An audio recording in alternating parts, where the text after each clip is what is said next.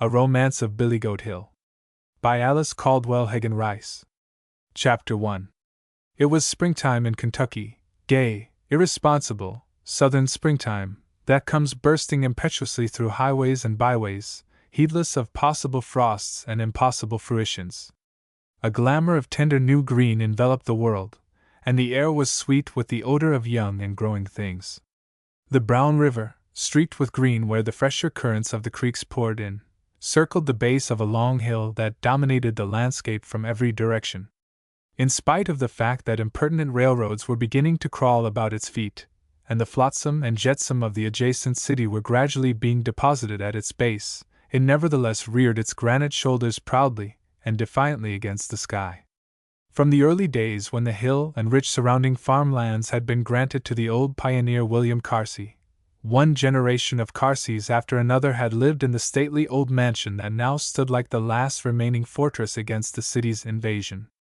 Sagging cornices and discolored walls had not dispelled the atmosphere of contentment that enveloped the place, an effect heightened by the wide front porch which ran straight across the face of it, like a broad, complacent smile. Some old houses, like old gallants, bear an unmistakable air of past prosperity, of past affairs. Romance has trailed her garments near them and the fragrance lingers. Thornwood, shabby and neglected, could still afford to drowse in the sunshine and smile over the past. It remembered the time when its hospitality was the boast of the countryside, when its stables held the best string of horses in the state, when its smokehouse, now groaning under a pile of lumber, sheltered shoulders of pork, and sides of bacon, and long lines of juicy, sugar-cured hams, when the cellar quartered battalions of cobwebby bottles that stood at attention on the low-hanging shelves. It was a house ripe with experience and mellow with memories, a wise, old, sophisticated house that had had its day, and enjoyed it, and now, through with ambitions, and through with striving, had settled down to a peaceful old age. On this particular Sunday afternoon Colonel Bob Carsey, the third of his name, sat on the porch in a weather-beaten mahogany rocker, making himself a mint julep. He was a stout, elderly gentleman, and, like the rocking chair, was weather-beaten, and of a slightly mahogany hue. His features, having long ago given up the struggle against encroaching flesh, were now merely slight indentures, and mild protuberances, with the exception of the eyes which still blazed away defiantly, like twinkling lights at the end of a passage. Across his feet with nose on paws lay a dog, and about him was scattered a profusion of fishing paraphernalia. The colonel, carefully crushing the mint between his stubby fingers, stirred it with the sugar at the bottom of his tall glass. Then, resting the concoction on the broad arm of the rocker, and without turning his head, lifted his voice in stentorian command. "Jimson!" No answer. He turned his head slightly to the left, in the general direction of the negro cabins whose roofs could be seen through the trees, and sent another summons hurtling through the bushes. "Jimson!" Again he waited, and again there was no response. The colonel sighed resignedly, and spreading a large bordered handkerchief over his obliterated features, clasped his fat hands with some difficulty about his ample girth, and slept. When he awoke he began exactly where he had left off, only this time turning his head slightly to the right, and sending his command toward the kitchen wing. A door slammed somewhere in the distance, and presently a shuffling of feet was heard in the hall, and a small, alert old negro presented himself to his master with an air of cheerful conciliation. The colonel did not turn his head. He gazed with an air of great injury at the tops of the locust trees, clasping his tumbler as it rested on the arm of the rocker. "Jimson," he began, after the culprit had suffered his silence some minutes. "Now, Colonel," began Jimson nervously. He had evidently rehearsed this scene in the past. "Just answer my questions," insisted the colonel. "Is this my house?" "Yas, sir, but Carline, she—" "And are you my nigger?" persisted the colonel plaintively. "Yas, sir, but you see, Carline—" "And haven't I for 20 years," persisted the colonel, "been taking a mint julep at 2:30 on Sunday afternoons?" "Yas, sir, I was a-comin'." "Then you don't regard it as an unreasonable request, that a gentleman should ask his own nigger, in his own house, to bring him a small piece of ice?" The Colonel's sense of injury was becoming so overpowering that the offender might have been crushed by contrition had not a laugh made them both look up. Standing in the doorway was a young girl in a short riding habit, and a small hat of red felt that was carelessly pinned to her bright, tumbled hair. Her eyes were dark, and round like those of a child, and they danced from object to object as if eager to miss none of the good things that the world had to offer. Joy of life and radiant youth seemed to flash from her face and figure. "What's the matter, Squire Daddy?" she asked, pausing on the threshold. "Mad again?" The Colonel's head twitched in her direction, but he held it stiff. "Well, please don't kill Uncle Jimson till he finds my gloves. I don't know where I took them off." "Yes, Miss Lady." Jimson welcomed the diversion. "I'll find 'em just as soon as I get your pa his ice." "Oh, Dad'll wait, won't you, Dad? I'm in a hurry." For a moment Jimson and the Colonel eyed each other, then the Colonel's gaze shifted. "I'll get the ice fare you on my way back," Jimson whispered reassuringly. "I 'spect dat Chilly is in a hurry." The young lady in question gave no appearance of haste as she perched herself on the arm of her father's chair, and presented a bootlace for him to tie. "Going fishing, Dad?" she asked. "Yes," said the Colonel, struggling to make a two-loop bow knot. "Noah Wicker and I are going down below the mill dam. Want to come along?" "I can't. I'm going riding." "That's good. Who with?" "With Don Morley."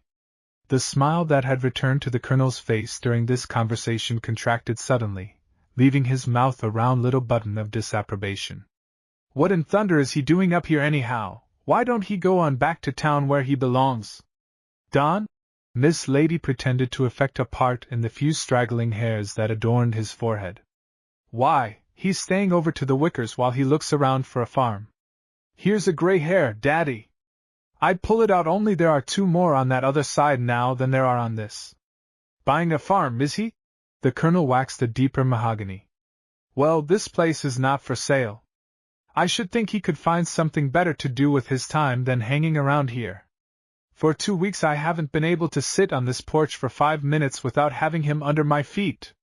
What's the sense of his coming so often?" Miss Lady caught him by the ears, and turned his irate face up to her own. "He comes to see me," she announced, emphasizing each word with a nod. "He likes horses and dogs and me, and I like horses and dogs and him. But I like you too, Daddy." The Colonel refused to be beguiled by such blandishments. "I'll speak to him when he comes. He needn't think just because he is a city fellow, he can take a daughter of mine racing all over the country on Sunday afternoon. Why, Dad, that's absurd. Don't you take me yourself almost every Sunday? And don't I go with Noah and the Brooks boys whenever I like?" "Well, you can't go today. But this is Donald's last day. He goes back to town tonight, and he may go abroad next week to stay ever and ever so long." The Colonel brought his fist down on his knees. "I don't care a hang where he goes. It's you we are talking about.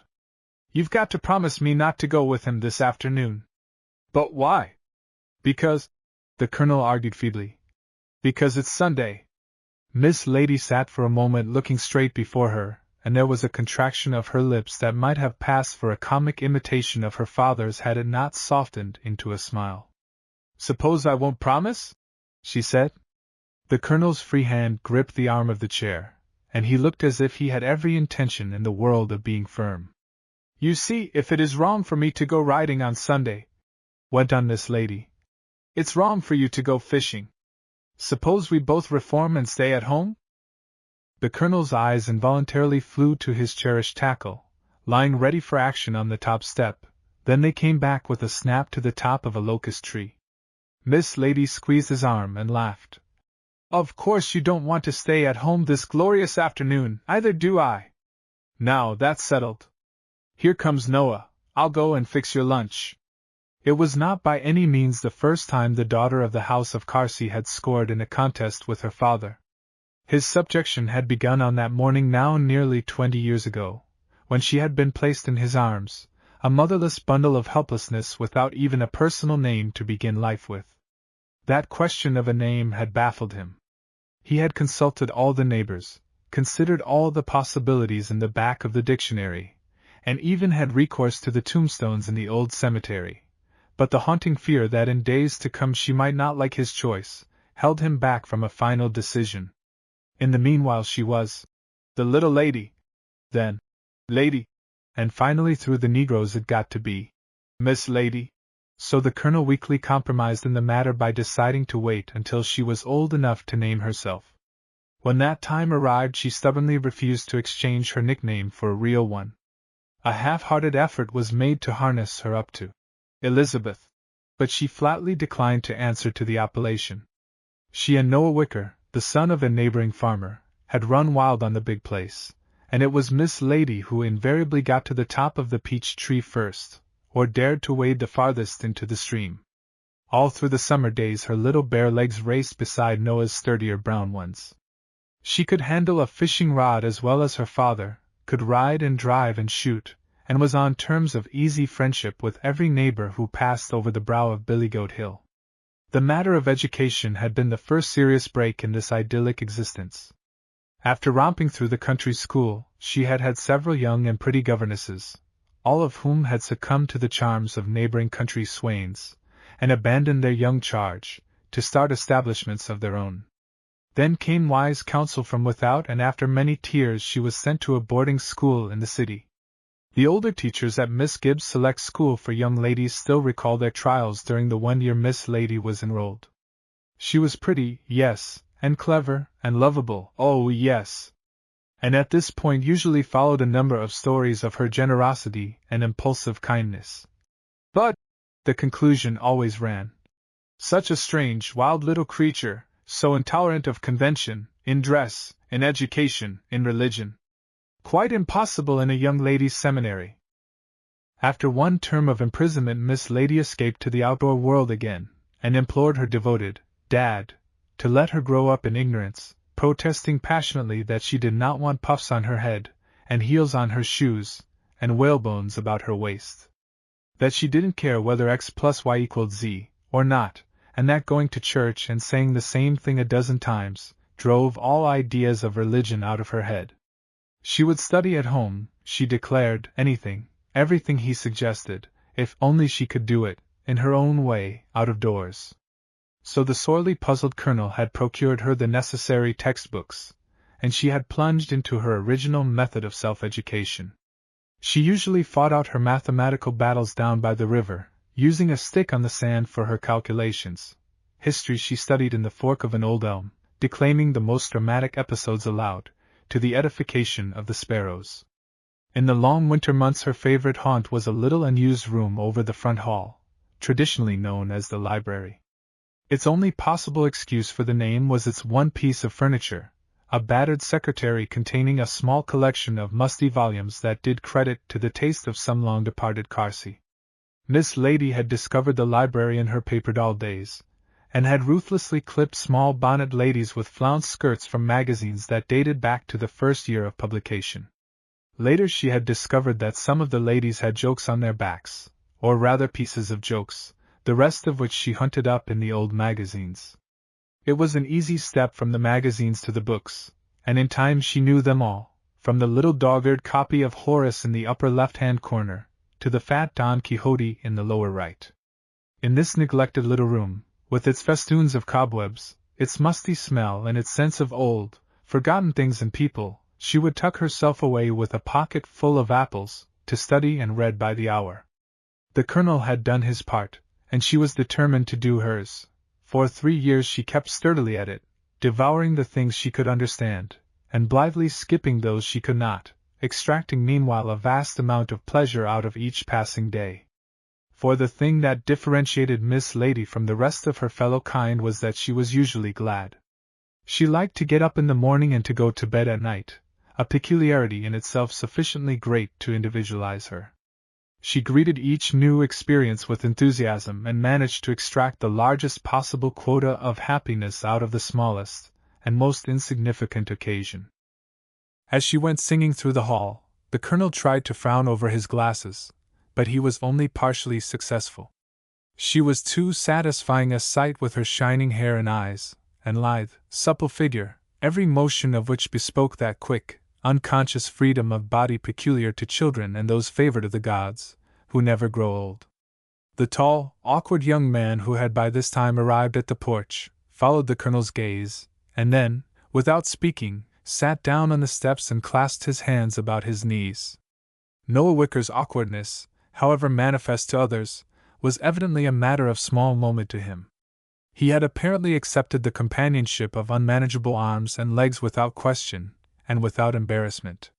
His stubby blond hair rose straight from a high, broad forehead, and grew down in square patches in front of his ears.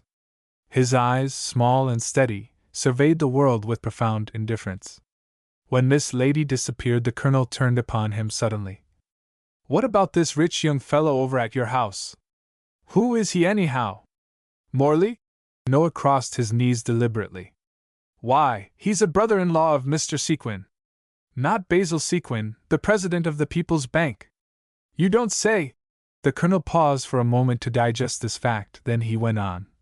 "Hell-bent on farming, I hear. Wants your father to look around for a place." This not being in the form of a question, Noah conserved his energies. "Don't amount to a hill of beans, I'll warrant," continued the colonel, with a watchful eye on Noah for denial or confirmation, but Noah was non-committal. "When a fellow gets to be 23 years old and can't find anything better to do than to run around the country spending his money, and playing with the girls, there's a screw loose somewhere. What does he know about stock farming? Says he's been reading up." "Fiddlesticks!" roared the colonel. "You can't learn farming out of a book. What does he know about horses?" "Oh, he's on to horses all right." Noah grinned ambiguously. "You and I couldn't teach him anything about horses. Can he shoot?" "Can't hit a barn door." The colonel heaved a deep sigh, drained the last drops from his tumbler, then leaned forward confidentially. "Noah Wicker, do you like that young chap? Like him?" Noah looked up in surprise. "Why, everybody likes Don Morley." "I don't," said the colonel fiercely. "Here he comes now. I wish you'd look at that." A headlong young man in model riding costume, astride a bobtailed sorrel, rashly took offense where gait there was none, and came cantering across the colonel's favorite stretch of blue grass. "Awfully sorry to have cut across, Colonel," he called out in tones that spoke little contrition. "Slipped my trolley as usual and got lost in the bulrushes. Hope I haven't kept Miss Lady waiting?" The colonel rose and extended a hand of welcome. A true Kentuckian may commit murder and still be a gentleman, but to fail in hospitality is to forfeit even his own self-respect. "My daughter, Mr. Morley, will be out presently," he announced with great formality. "And how are you, Mike?" went on young Morley, stooping to pat the dog. "Didn't mean to cut you, old fellow, 'pon my word I didn't." The dog, a shaggy beast, with small, plaintive eyes looking out from a fringe of wiry hair, expressed his appreciation of this attention with all the emotion a stump of tail would permit. "It's a bully day," continued the visitor with enthusiasm, wiping his wrists and forehead, and tossing his hair back. "If I weren't going to town tonight I'd ask you to take me fishing, Colonel." "Hello? What kind of a reel is that?" Now the article which had attracted attention happened to be an invention of the colonel's, something he had been working on for a long time, so he could not resist explaining its unique qualities. "Well, I'll be hanged," said Morley, turning it over and over admiringly, "if that isn't the cleverest thing I ever saw. This little screw regulates the slack, doesn't it? Does your legal mind get on to that, Wick? It was a great job to get that to fit," said the colonel, nattered in spite of himself. "Took me the best part of a week to puzzle out that one point." "A week?" exclaimed Morley. "It would have taken me months." "Oh, here she is!" And from the very ardent look that leapt into his face, and the alacrity with which he sprang up, it might have been doubted whether his mind had been wholly upon the matter under discussion. Miss Lady greeted him with almost boyish frankness, but there was an unmistakable flush under the smooth tan of her cheek that did not escape the vigilant eye of the colonel. "Here you are, Dad! Here you are, Noah!" she said, tossing a small package to each. "Sandwiches and hard-boiled eggs for two." "Put the salt in for the eggs?" asked the colonel, having had experience with her lunches. "I believe I did." Open yours and see, Noah. Say, Daddy darling. She swooped down upon him from the rear, slipping an arm about his neck as he knelt on the porch to collect his hooks and lines. You are going to let me ride, Prince, just this once, aren't you? Illustration. The Colonel leaned back upon his knees and glared at Morley. The Colonel gasped, partly from strangulation and partly from amazement. Prince! He cried. Well, I reckon not. That colt's hardly broke into the saddle. He threw Jimpson last week. Well, I'm not Jimpson. Please, Daddy, just this once. If that's the little beast Wick was telling me about, said Morley, we are certainly not going to trust you on him. The Colonel leaned back upon his knees where he knelt on the porch, and glared at Morley. Who do you mean by we? The Conservative Party of which I, for once, am a member. From all I can hear of that colt, no girl could handle him. You are absolutely mistaken, sir. I taught my daughter to straddle a horse before I taught her to handle him. Of course she can handle him. Jimpson, he roared in conclusion. Put the side saddle on, Prince. Chapter 2. The Cane Run road lay straight ahead, now white under the full light of the sun, now dappled with tiny dancing shadows from the interlaced twigs overhead, new clothed in their garb of green. White and purple violets peeped from the fence corners, and overhead the birds made busy in the branches. Two young people, flushed and smiling, drew rein and looked at each other. In the eyes of each was a challenge. I'll race you to the mill, cried Miss Lady, tugging at her bridle. Don't start till I give the word. Now go! Off through the smiling, sunlit fields they dashed, too impetuous and young, and gloriously free, to waste a thought on that inexorable wheel of life, upon which sooner or later the most irresponsible must break their wings. On and on they went, neck to neck, the gallop breaking into a run. Down past the blacksmith's, past the old mill which was to have been the goal, through the long covered bridge, over the hill and out again on the level road where they still kept abreast. And close upon them, with head up and mane flying, came another steed, free, irresponsible, unbridled, invisible. It was Romance, pounding in their wake, Romance, whose hoof beats made their pulses dance in unison, whose breath upon their cheeks made them laugh for joy in the face of the wind. They were almost to the city now, having reached that slovenly suburb that had given its plebeian name to the once aristocratic neighborhood. Clouds of dust whirled in their wake, and stones flew right and left under the horses' hoofs. Men in carts pulled their teams to the side of the road to let the mad pair pass. Dogs dashed from dark doorways, barking furiously. Suddenly, just as they neared the railroad junction, the sharp whistle of an engine sent Prince plunging into the air. Donald rose in his stirrups and made a frantic clutch at the horse's head, but even as he missed it, he heard the clanging signal for an approaching train and saw the gates immediately in front of them descending. Instantly he flung himself out of the saddle, and sprang for Prince's head. The horse, almost under the nose of the engine, reared frantically, swerved, then came to a trembling stand, as Miss Lady deftly loosened her skirt from the pommel, and swung herself to the ground. In a second Don was beside her. Are you hurt? He cried, catching her arm with his free hand and looking anxiously into her face. Not a bit. Who won? She asked with a little catch in her voice. Lord! You were plucky. If anything had happened to you. His hand tightened on her wrist, and he drew in his breath sharply. The afternoon freight came lumbering by, and they stood close together with the hot breath of the engine in their faces. Her hair blew across his face, and he could feel her body trembling against his shoulder. Neither of them seemed to be aware of the fact that he still held her hand, and that the horses were tugging at their respective bridles.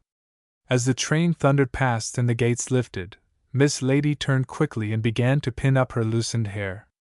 Pretty narrow shave, miss, commented a red-headed man with a flag, hurrying across the track, and joining an old apple woman and two small boys who constituted an interested audience. I seen you coming and woulda let you through, only I'm substitutin' on this job, and wasn't in fair taking no extry risks. Here, boy, cried Donald. Hold my horse. The girth's broken. I'll have to make another hole in the strap. The word boy, being a generic term, was promptly appropriated by each of the youngsters as applying to himself, and a fierce scramble ensued in which the larger was victorious. "Skeeter's it," announced the flagman, a self-constituted umpire. "Get out of the way there, Chick, and give the gent a chance to see what he's a-doin'. Chick, a large-headed, small-bodied goblin of a boy, made an unintelligible, guttural sound in his throat and remained where he was, evidently considering it of paramount importance that he should see what the gentleman was doing. It was with some difficulty that the new hole in the strap was made, and to secure the buckle more firmly Don gave it several sharp raps with the handle of his riding whip. At the last one the silver knob flew from the handle and rolled to the roadside. In an instant the small boys were after it, the older having deserted his post without compunction, when a question of booty was involved. They grappled together in the dust of the road, long before they reached the prize, and with arms and legs entwined rolled toward it. Chick was underneath when they arrived, but he loosened his clutch of Skeeter's throat, and darted forth a small, grimy hand that closed upon the treasure. In an instant Skeeter seized upon the clenched fist, and was wrenching it open, when a third party entered the fray. "The little one got it!" cried Miss Lady indignantly. "He got it first! Give it to him this minute!" "I'd be damned if I do!" shouted Skeeter, roused to fury by the combat. "I'll be damned if you don't," said Miss Lady, equally determined. The skirmish was fierce but short, and by the time Don got to them, Miss Lady had restored the spoils to the lawful victor, and was assisting the vanquished foe to wipe the dust from his eyes. "Well, partner," said Donald to Chick, "what have you got to say to the young lady for taking your part?" "He ain't got nothin' to say," said Skeeter glibly. "He's dumb. Nobody but me can't understand him. He says thank you, ma'am." Chick having uttered no sound, it was evident that Skeeter depended upon telepathy. "He's a ash-barrel baby," went on Skeeter, eager to impart information. "He ain't got no real folks, and he's been to the juvenile court twict, onct for hopping freights and onct fair me and him smashin' winders." All eyes were turned upon the hero, who immediately became absorbed in his whip handle. He was small, and exceedingly thin, and exceedingly dirty. The most conspicuous things about him were his large, wistful eyes, and his broad smile that showed where his teeth were going to be. Across his narrow chest a ragged, elbowless coat was hitched together by one button, while a pair of bare, spindling legs dwindled away respectively into a high black shoe and a low-cut tan one, both of which were well ventilated at the heels. "I don't believe he's very bad," smiled Miss Lady, catching his chin in her hand and turning his face up to hers. "Are you, Chick?" He made a queer guttural sound in his throat, but, his official interpreter being by this time absorbed in the horses, was unable to make himself understood. "It must be awful for a boy not to be able to ask questions," she went on, looking down at him, then seeing something in his face that other people missed, she suddenly drew him to her and gave him a little motherly squeeze. The ride home was somewhat leisurely, for the accident, slight as it was, had sobered the riders, and there was, moreover, a subject under discussion that called for considerable earnest expostulation on one side, and much tantalizing evasion on the other. "It all depends upon you," Donald was saying, as they climbed the last hill. "Cropsey Decker starts for the coast tomorrow, but the steamer doesn't sail for 10 days. Shall I go or stay? But you were so mad about it 2 weeks ago, you could scarcely wait to start. Lots of things can happen in 2 weeks. Shall I stay? What do your family think about it?" "My family? Oh, you mean my sister. She doesn't make a habit of losing sleep over my affairs. She'd probably say go. I am rather unpopular with her just now, because I don't approve of this affair between my niece Marjorie and Fred Dillingham. I fancy she'd be rather relieved to get me out of the way. In fact, everybody says go, except Dr. Queerington. He is a cousin of ours, used to be my English professor, up at the university.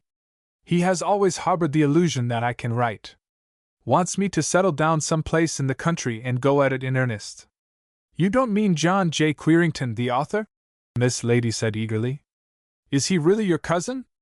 Daddy went to school to his father, and has told me so much about him, that without seeing him, I could write a book on the subject. Great old chap in his way, An authority on heaven knows how many subjects, yet he scarcely makes enough money to take care of his children. But think of the books he is giving to the world. He told Daddy he was on his 13th volume. Yes, he swims around most of the time in a sea of declensions, conjugations, and syntaxes, in Greek, Latin, and English. I think he's magnificent, cried Miss Lady, trying to hold Prince down to a walk. I adore people who do great things and amount to something. All of which I suppose is meant to reflect on a poor devil who doesn't do things and doesn't amount to anything? I never said so. See here, said Donald whimsically. For 2 weeks you have been getting me not to do things. When I think of all the things I have promised you, I can feel my hair turning white. Having polished me off on the don'ts, you aren't going to begin on the do's, are you? Indeed I am. Does Dr. Queerington really think you could be a writer? He has been after me about it ever since I was a youngster. I'm always scribbling at something, but there is nothing in it. Besides, he added with a smile, I'm going to be a farmer. Miss Lady threw back her head and laughed. Oh! Don Morley, 1 minute it's the Orient, the next it's literature, and the next a farm. You don't know what you want. Yes, I do, too.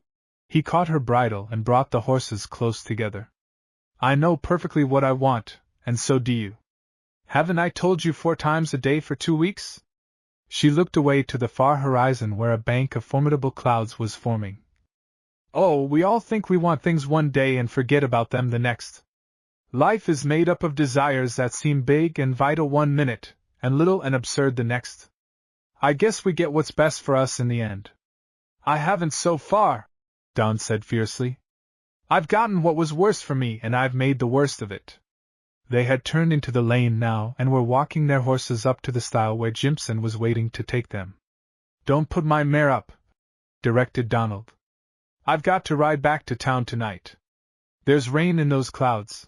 I ought to be starting this minute. But his haste was evidently not imperative, for he followed Miss Lady through the narrow winding paths, between a tangle of shrubs and vines, into the old-fashioned flower garden. The spirea was just putting out its long, feathery plumes of white, and the lilacs nodded white and purple in the breeze. Here's the first wild rose, cried Miss Lady, darting to a corner of the old stone wall. The idea of its daring to come out so soon! He took the frail little blossom and smiled at it half quizzically. It's funny, he said awkwardly. You're giving me this. You know, it's what you made me think of, the first time I saw you, a wild rose. Didn't she, Mike? Mike, who had been dreaming all afternoon on the porch, had gotten up reluctantly as they passed and followed them. He had a slow, lopsided gait, and his tongue dangled from the side of his mouth. It was evidently a sacrifice for him to accompany them, but duty was duty. You angel dog! Come here to your missus! Commanded Miss Lady, as she and Donald dropped down in the old barrel-stave hammock that had swung beneath the lilacs since the Colonel was a boy. But Mike ambled past her, and after snuggling up to Don with a great show of intimacy lay down at his feet. I'm glad somebody loves me, Donald said. It's your riding boots Mike likes. He never had a chance to taste tan shoe polish before. What do you like me for? Me? Who said I did? Don't you? Oh, yes, I like tan boots too. Why didn't you tell me my hair had tumbled down again? Because you are so beautiful, with it like that, Miss Lady. Now, Don, if you begin again I shall go straight in the house. What did you mean by saying you had gotten what was worse for you, and you had made the worst of it? Oh, the way I've been brought up. You see, my sister took me when I was a baby, and I guess I was an awful nuisance to her. She liked to travel, and kept it up a good while even after Marjorie was born. I grew up in hotels and on steamers and trains, going to school wherever we happened to be staying long enough, sometimes in France, sometimes in Switzerland, sometimes in America. I remember one Christmas when I was about 6, we were in a hotel in Paris. My nurse put me to bed early so she could go out with her sweetheart, and told me there wasn't any Santa Claus, so I wouldn't stay awake watching for him. I hate that woman to this day. I can remember the big, lonesome room, and the red curtains, and the crystal chandelier and the way I cried because there wasn't any Santa Claus, and because I didn't have a sweetheart. Poor little chap! It was a mother you wanted. Perhaps. Sister was good to me. But she didn't understand me, she never has. She has always given me too much of everything, advice included. But since you have been grown, you've had lots of time to take things into your own hands. Well, I did for a while. I managed to squeeze through the university, then I went into the shops and had a bully time for 5 months, but it made no end of a row. Sister felt that after all she had done for me, I oughtn't to go dead against her wishes, and I guess she was right. Then I went into the bank and was beginning to get the hang of things, when she had a nervous collapse and was ordered to Egypt for the winter. My brother-in-law couldn't take her, so he sent me. But you stayed longer than she did. Yes, I played around on the Riviera for a while. And you have been home, how long? 3 months. Honestly, I meant to buckle down to something right off, but Cropsey Decker got this offer to go to the Orient for the Herald Post, and asked me to go along. I was keen about it until I came down here. They were both silent for a while, watching a spider that was exploring Don's bootlace. It all seems so footless now. What I want is a house of my own, a home, I mean. I never had much of that sort of thing. I'm not quite sure I knew what a home was until I saw Thornwood. Isn't it dear? Asked Miss Lady with a loving look over her shoulder at the old house silhouetted against the sky. I could kiss every brick of it, I love it so. I wish I didn't have to go back to town tonight, burst out Donald inconsequentially. I wish I never had to go back to it. Why? Oh, for lots of reasons. I'm a different fellow down here in the country, with things to do, and the right sort of things to think about, and you see, he smiled without looking up. I'm not much good in town. How do you mean? Asked Miss Lady, with disconcerting frankness. Donald shrugged his broad shoulders. Oh, I don't know. I get into things before I know it. This Eastern trip, now, it sounded great when I said I'd go. Cropsey is a regular bird, the best fellow in the world to go on such a lark with, but Miss Lady shot a glance at the handsome, boyish, irresponsible face beside her. Don't go, Don, she whispered impulsively. Stay here and buy your farm. You mean it? He demanded, seizing her hands. You want me to stay? The blood surged into her cheeks, but she did not withdraw her hands. Into her eager, luminous eyes had leapt the response that had been held in abeyance all afternoon. If I stay, he pressed hotly. If I settle down and behave myself and make good, you'll promise me. Jimpson, thundered a familiar voice from the road. That good-for-nothing, lazy nigger, why don't he come help me with these things? Jimpson! I'll tell him, Dad! Called Miss Lady, springing from the hammock. But wait! Pleaded Donald. Just a minute. I've got to beat that storm to town, and tell Decker the trip is off. But I'll be back in the morning. Perhaps to breakfast. Oh, my darling, I am so happy! Say you love me! Say it! Old Mike stirred in his slumbers, then opened one eye. It was evidently time for him to take some action. When two young people are standing very close with clasped hands and love-lit eyes in the dim fragrance of an old garden, even a dog of a chaperone knows that it is time to interfere. With great presence of mind he discovered an imaginary squirrel in the hedge directly beside them, and set up such a furious barking that Miss Lady looked around and laughed. For a second she stood, her head thrown back, a teasing, half-shy, half-daring look on her face, then she dropped a swift kiss on the hand that clasped hers, and without a word went flying crimson-cheeked up the lilac-bordered path. Chapter 3. Donald Morley rode back to town through the coming storm, in that particular state of ecstasy that mortals are permitted to enjoy but once in a lifetime. Not that falling in love was a novel sensation. On the contrary, a varied experience had made him agreeably familiar with all the symptoms. But this, he assured himself with passionate vehemence, was something altogether and absolutely different. Between now and that morning when he had idly ridden out to Wickers in search of a farm, lay a sea as wide as destiny. There in the country he had unexpectedly come upon his fate, and with characteristic impetuosity had pursued and overtaken it. Other girls may have stirred his heart, but it had remained for a wild little pagan of the woods to stir his soul. He had laid bare to her the most secret places of his being, had confessed his sins, and received absolution. From this time on the frivolities of youth lay behind him, and ambition sat upon his brow. He would cut out the trip to the Orient, buy a farm and settle down to work as if he hadn't a penny in the world. Once the colonel was made to recognize his worth, the gates of paradise would be open. He thought of the home he would build for her, and the flowers that would encompass it, of the horses and dogs they would have, and perhaps the memory of her face as she clasped Chick in the road flashed over him, and he straightened his shoulders suddenly and smiled almost tremulously. Yes, he'd be worthy of her. From this time forward life should hold no higher privilege. It was after 7 o'clock by the time he reached the junction, and heavy mutterings of thunder could be heard in the west. "Does this street go through to the boulevard?" he asked of a man, pointing with his knobless whip. The lank person addressed removed his weight from the telegraph pole that had supported it, and sauntered forward. As he did so, Donald recognized the red-headed umpire of the afternoon. "No, sir, Captain," he said. "It do not. This here's Bean Alley. These city politicians has got their own way of running streets. They take a pencil, you see, and draw a line along the property of folks that can pay for streets. The balance of us sets in mud puddles." The man evidently found some difficulty in expressing himself without the assistance of profanity. There were blanks left between the words, which he supplied mentally with compressed lips and lifting of shaggy brows, that served as an effective substitute.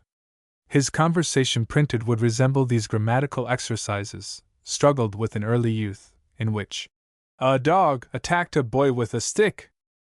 But his suppressed eloquence was lost upon his hearer, for Donald had become absorbed in a theatrical poster, which represented a preternaturally slim young lady, poised on a champagne bottle, coyly surveying an admiring world through the extended fingers of a small black-gloved hand. It was La Florine, whose charms he had heard recounted times without number by Mr. Cropsey Decker. This evening, the poster announced, La Florine would for the first time in any American city perform her incomparable dance, the Serpent of the Nile. Don had consulted his watch, and made a lightning calculation as to the time in which he could get a bite of supper and reach the Gaiety, before he remembered that he was a reformed character. Then he sternly withdrew his gaze from the lady who peeped through her fingers in the dusk, and brought it back to the red-headed person, who had continued his conversation with unbroken volubility. "And she says to me," he was concluding, "Mr.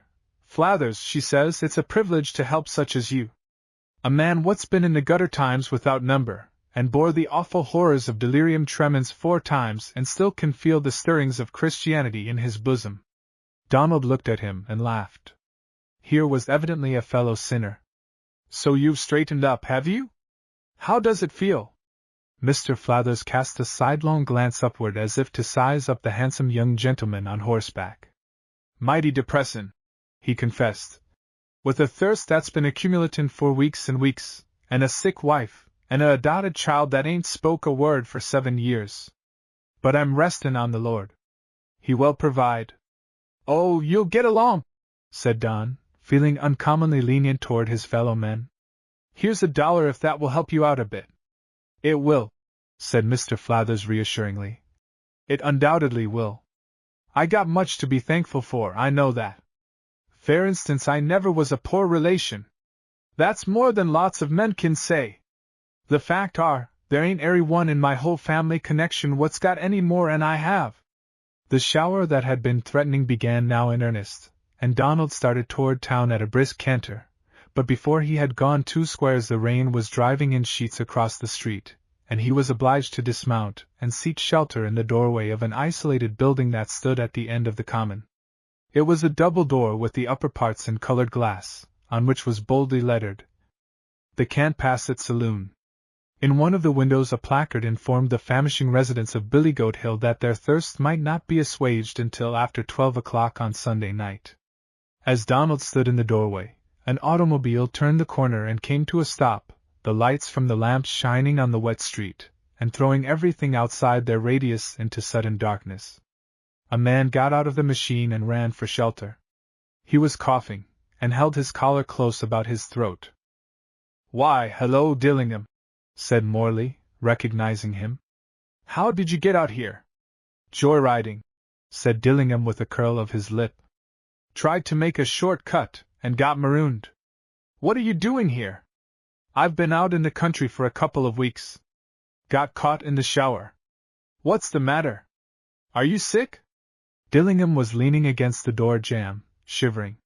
He was a short, sallow, delicate-looking young fellow with self-explanatory puffs under his somewhat prominent eyes. Chilled to the bone, he chattered. I've got to get something to warm me up. Is this a saloon? Yes, but it's closed. Won't be open until midnight.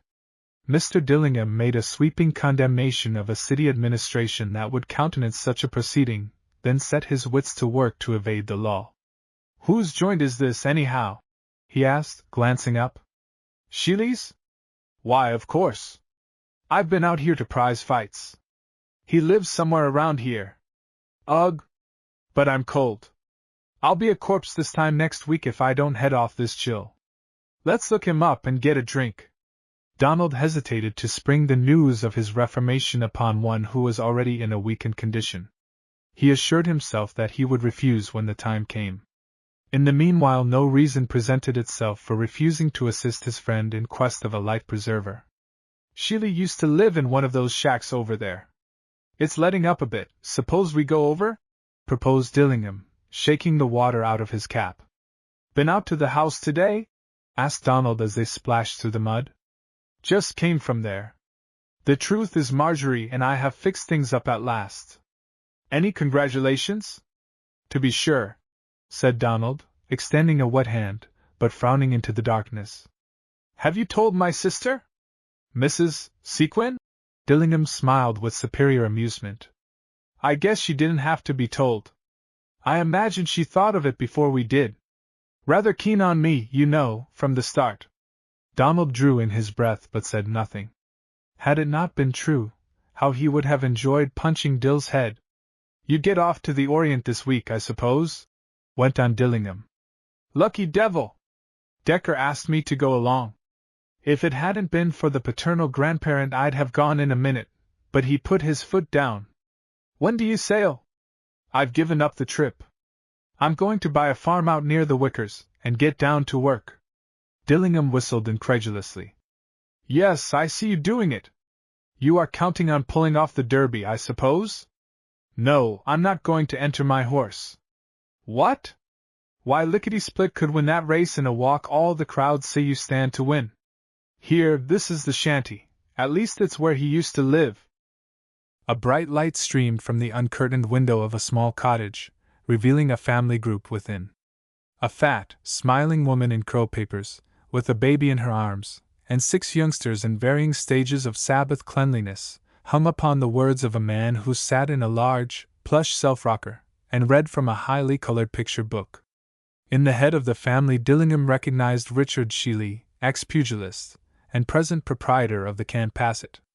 Well, if it ain't Mr. Dillingham! Exclaimed Sheely, throwing open the door in answer to their knock. Soaked through, ain't you? Little something to warm you up? Sure. Just come in and wait till I get on my shoes and find an umbrella and I'll go over with you. Don't keep a drop here, he added in a whisper, behind a hand so large that he evidently regarded it as soundproof. Missus won't stand ferret, count of the kids, That's him, Ma, the one I was telling you about. Richard Sheely, Jr., yclept Skeeter, tugged at his mother's sleeve, nodding his head at Donald, who was making love to the smallest and shyest of the daughters of the house. She ain't as meek as she looks, Mrs. Sheely was saying, as she tried to get the child from behind her skirts. She's got her popper's temper along with his smartness. They ain't either one of them got a grain of sense when they get mad. I never seen a child with such a temper, did you, Popper? But Sheely did not heed her. He was busy doing the honors to one he evidently considered an honored guest. Sit right down here, Mr. Dillingham, let me take the book out of the chair. I was just reading to the missus and the kids a book Skeeter brought home from Sunday school, all about Daniel and the lion's den. Tall tale that, Mr. Dillingham. About one of the raciest animal articles I ever come across. When they were ready to go, Mrs. Sheely followed them anxiously to the door. It's a awful stormy night, Popper. You ain't going to stay, are you? Not long. I'll be back to finish the story. So long, kids! He swung himself down the wooden steps, between his two well-groomed companions, looking back now and then at the bright, open doorway, where the smiling fat woman stood surrounded by half a dozen tow-headed children. Just as they reached the saloon, the storm, which had evidently only paused for breath, broke in all its fury. The thunder rolled nearer and flashes of lightning pierced the darkness. Here! The side door! Shouted Sheely. Wait till I strike a match. I'll take the umbrella. Go right upstairs if you don't mind. I want you to see the improvements I've been making. There ain't a saloon this side the city limits that's got the equipment for sparring matches mine has. Get busy with some whiskey in the meanwhile, reminded Dillingham sharply. And I say, can't you make a fire somewhere? I'm chattering like an idiot. Sure I can. There's a stove up there, and a bottle or two of extra fine liquor. Just step right up. Halfway up the ill-lighted stairs they paused. Above the wind and the rain, a curious sound had come from below as if someone had stumbled against something. Who is that? Sheely demanded sharply, leaning over the banister and peering down into the gloom. No answer came, but a draft of wind blew in from somewhere, swaying the gas jet. Oh! It's a window that's left open, said Sheely. That fool bartender! I'll just go down and fasten it. The lock proved stubborn, and it was with some difficulty that he forced it into place. Meanwhile, the two young men had lit the gas in the large upper room and were inspecting the elevated stage where boxers were wont to engage surreptitiously in the noble art of self-defense. Take yours straight, I believe, Mr. Dillingham? Said Sheely, rejoining them. And your gentleman friend? Nothing for me, said Morley with unnecessary firmness. I'll just wait a second until the storm lets up, then be off to town. Do any boxing these days, Dick? Asked Dillingham, pouring himself a second drink of whiskey, as he hovered over the newly kindled fire. Oh! I don the mitts occasionally to gratify me friends. My long suit these days is faro, more money in it. Donald, standing at the window, staring out at the wild night, drummed impatiently on the pane. Hurry up, Dill, he said. I don't want to keep my mare standing so long in the rain. Your mare be hanged, said Dillingham. Just wait 10 minutes until I get thawed out, and I'll go with you. Donald had waited 10 minutes for Dill before, but never with the present sense of responsibility, born of his new connection with the family. He knew that his only chance of getting him home was to humor him. How the wind whistled across the window! He wondered what Miss Lady was doing. Was she sitting by the table in the cozy living room at Thornwood, with the lamplight on her hair? Was she at the harpsichord, singing to the Colonel? Was she standing, as he was standing, at the window, peering out into the wild night, and thinking, and longing? What's the matter with a little game of poker? Asked Sheely, lightly running a deck of cards up the length of his arm and reversing them with a deftness that spoke of long familiarity. Great idea! Exclaimed Dillingham expansively. Just pass that bottle, will you? What's that, Morley? Haven't got time? What in thunder's the matter with you tonight? Donald retorted, with great dignity, that nothing in thunder was the matter with him, except that he wanted to get back to town. Better not start with it storming like this, urged Sheely, as a crash of thunder shook the windows. It'll let up soon. Tell you what I'll do, said Dillingham, putting an arm across Donald's shoulder affectionately, and speaking a trifle unsteadily. If you'll play a couple of games I'll go home with you. You ought to be willing to do that for a fellow that's going to be your uncle. I mean your nephew. And you'll go the minute the rain lets up? Yes, if you'll play with us. Donald stood irresolute, watching Dillingham's thin, unsteady fingers shuffle the cards. He must get him home somehow, for Marjorie's sake. Dill never knew when to stop. He was good for the night unless somebody intervened.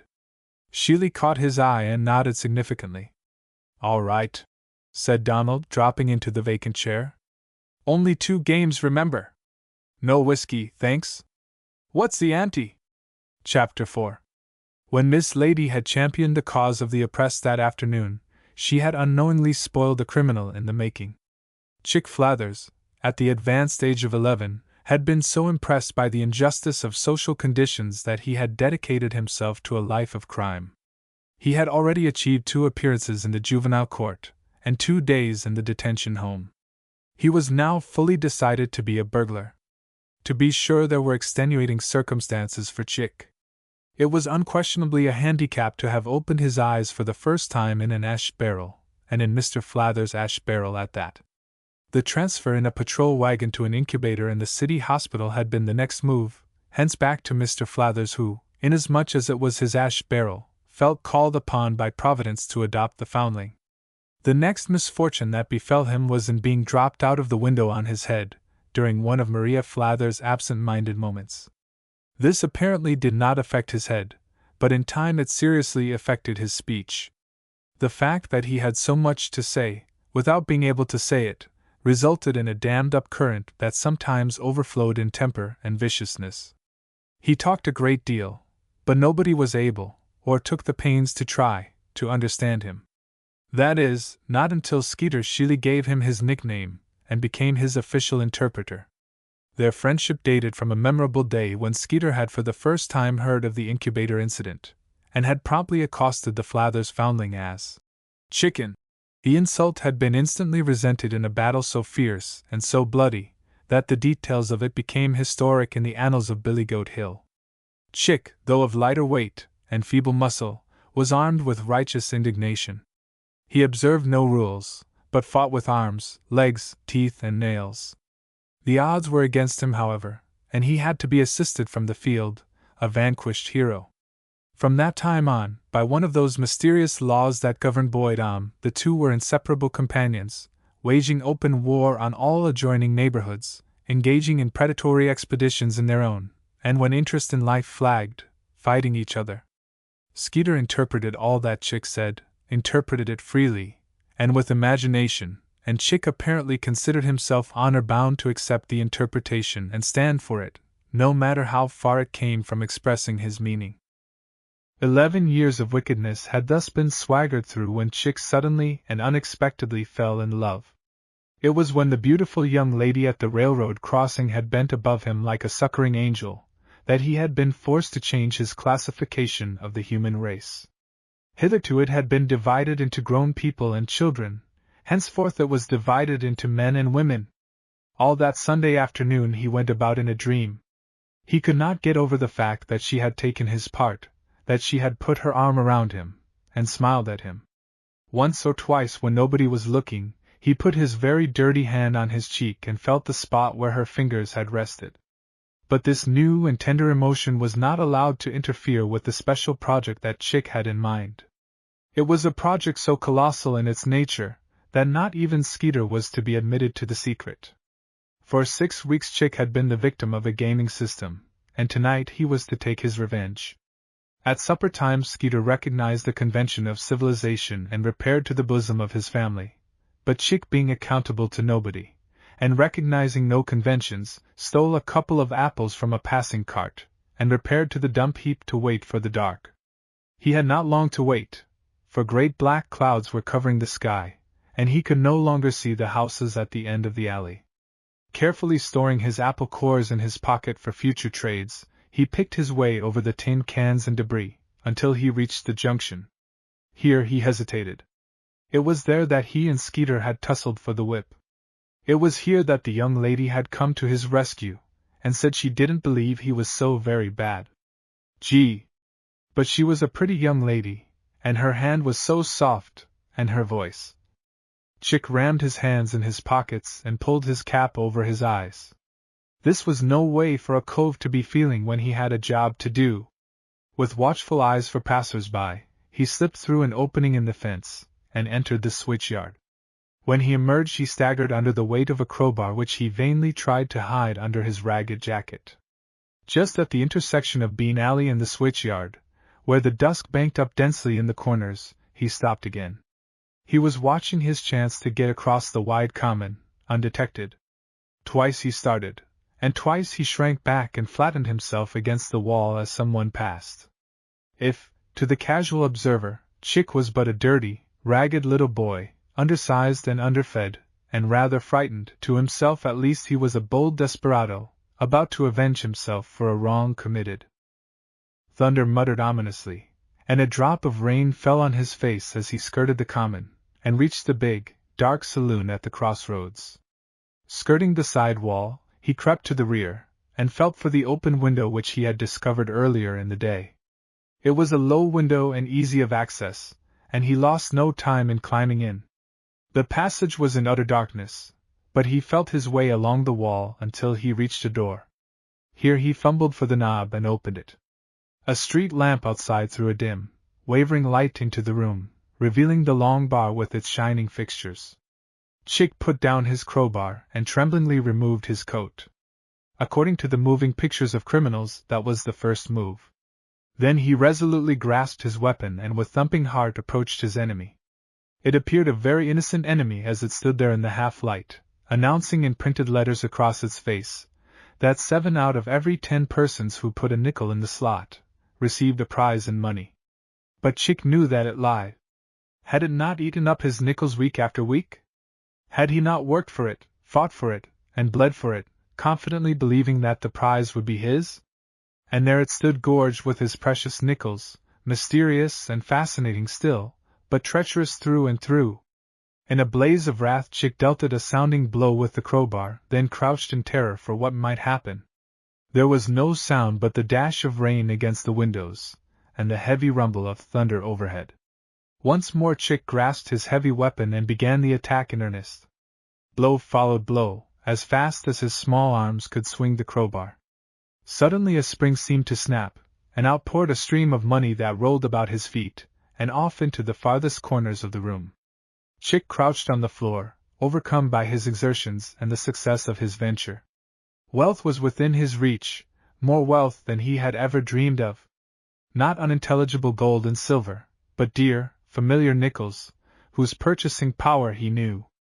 But no thought of appropriation crossed his mind as he knelt there, fingering the glittering pile. He was carefully counting out his rightful share, the 11 nickels that the slot machine had stolen from him, and his hesitation came from the fact that he was trying to select the shiniest ones. Having gotten what he came for, he once more shouldered his crowbar, and let himself out into the dark passage. Here he stopped in terror. Something was snorting and hissing without, something that sounded as if it might be the devil.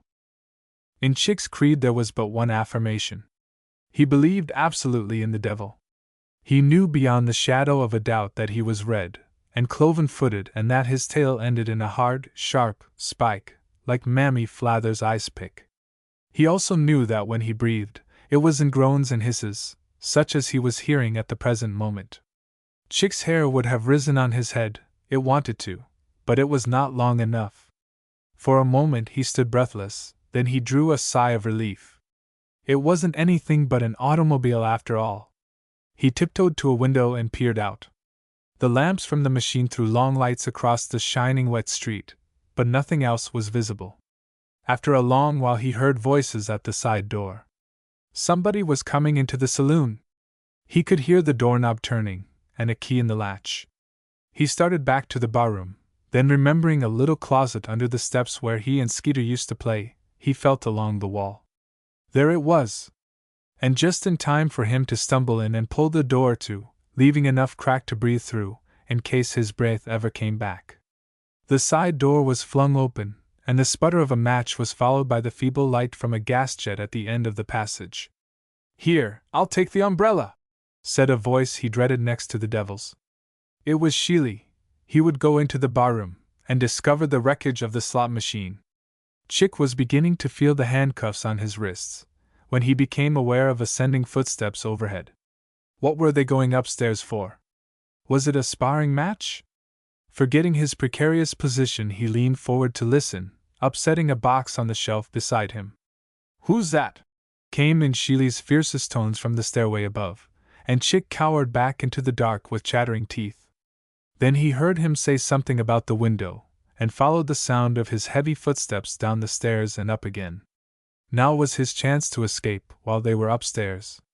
With utmost caution he pushed open the closet door, and on hands and knees began his perilous journey to the window. It was at that moment that he decided positively that he would not be a burglar. A plumber took fewer risks, and made more money. Once at the window, he was unable to budge the lock. Standing on the sill, whimpering with fear, he wrestled with it frantically, bruising his fingers, and tearing his nails, but he could not move it. Then he tried the door, but Sheely had evidently locked it and taken out the key. A blinding flash of lightning sent him scurrying back to his hiding place, where he sank on the floor, shivering and cringing. Nearer and nearer roared the thunder, and the wind seemed as anxious to get into the house as he was eager to get out of it. Gradually his arms and legs ceased jerking. His head relaxed against an empty box. He laid his hand against the cheek that had been patted and forgot his troubles in sleep. When he awoke, he heard loud voices overhead. At first he supposed he was at home, and that the voice was only Mr. Flathers enjoying one of his periodical backslidings. But Dick Sheely's voice recalled him. Dick was mad at somebody, and when Dick got mad he fought. Not a boy on Billygoat Hill but would have faced death to see the ex-prizefighter in a row. It was a distinction that placed one at a bound in the front ranks of juvenile aristocracy. Chick crept from his hiding place and listened. The voices grew louder and more excited. Drawn as by a magnet, he slipped up the stairs step by step. At the top was an offset in the hall, a corner in which he could hide, unseen from the open door beyond. There he lay on his stomach and wriggled forward until his eye was on a line with the crack in the half-open door. 3 men were sitting around a card table, 2 of them with their backs to him, and Dick facing them with his jaw set and his teeth showing. All 3 were talking at once, and Dick was the most excited of the 3. "You didn't have no ace of spades to show down. You discarded it. You know you did, you cheat!" He had risen and was shaking his fist in the face of the thin young man. "It's a lie, you common cur!" cried the other wildly, but before the words were well out of his mouth, Sheely's mighty right arm had shot out across the table and struck him in the face. "Sheely! For God's sake, don't you see Dillingham's drunk?" protested the other young man whom Chick recognized as his friend of the afternoon. "Drunk or no drunk, he can't call me a liar!" yelled Sheely, and the next instant Chick, with his heart pounding madly between him and the floor, was in his element. It was a fight. A real one, in which the hero of Billygoat Hill held his own against 2 opponents. The tumblers and the whiskey bottles went first, the liquor dripping from the table to floor. Then a chair was overturned, and a window pane shattered to the ground below. The thin young man hadn't sense to stop. Again and again he flung his insults at the infuriated Sheely, impatiently fighting off the efforts of his companion who sought to part them. Suddenly Chick saw him step back, while the others were grappling, and fumble in his rear pocket. He saw him steady himself against the door jamb, not 4 feet away, and raise a pistol. There was a sharp report, a smothered groan, then a heavy fall. The man with the pistol flung it through the broken window, then staggered to the table where he sank down with his head on his arms. What had happened in the corner, Chick could not tell, but in a few minutes his young man came swiftly into his line of vision, and shook the limp figure half lying on the table. "Get up, Dill! For God's sake! Are you too drunk to crank up your machine? As soon as I can get that blood stopped I must go for a doctor." The dazed eyes of the drunken man looked at him in helpless terror. "I can't stay here." Illustration: there was a sharp report, a smothered groan, then a heavy fall. "You've got to stay here. Can't you see you are in no fix to run a machine? Brace up, you idiot. We've got to do something and do it quick. Go down and try to crank up. Here's the door key. I'll be there as soon as I can get the blood stopped." The man at the table staggered to the door, passed through the hall, so close to Chick that he almost trod upon him, then went swaying down the stairs, steadying himself by wall and banister. Chick heard the side door slam, and the chug of the machine, then realized that it was turning the corner. The young man in the room rushed frantically to the window and leaned out, then he said something savage under his breath, and plunged out into the passage and headlong down the steps.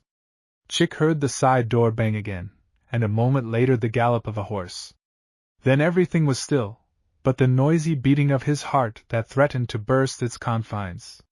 Through the crack he saw the table with its broken tumblers, and the whiskey drip, dripping on the floor. He saw the chairs overturned, and the gas jet flickering in the wind from the broken window.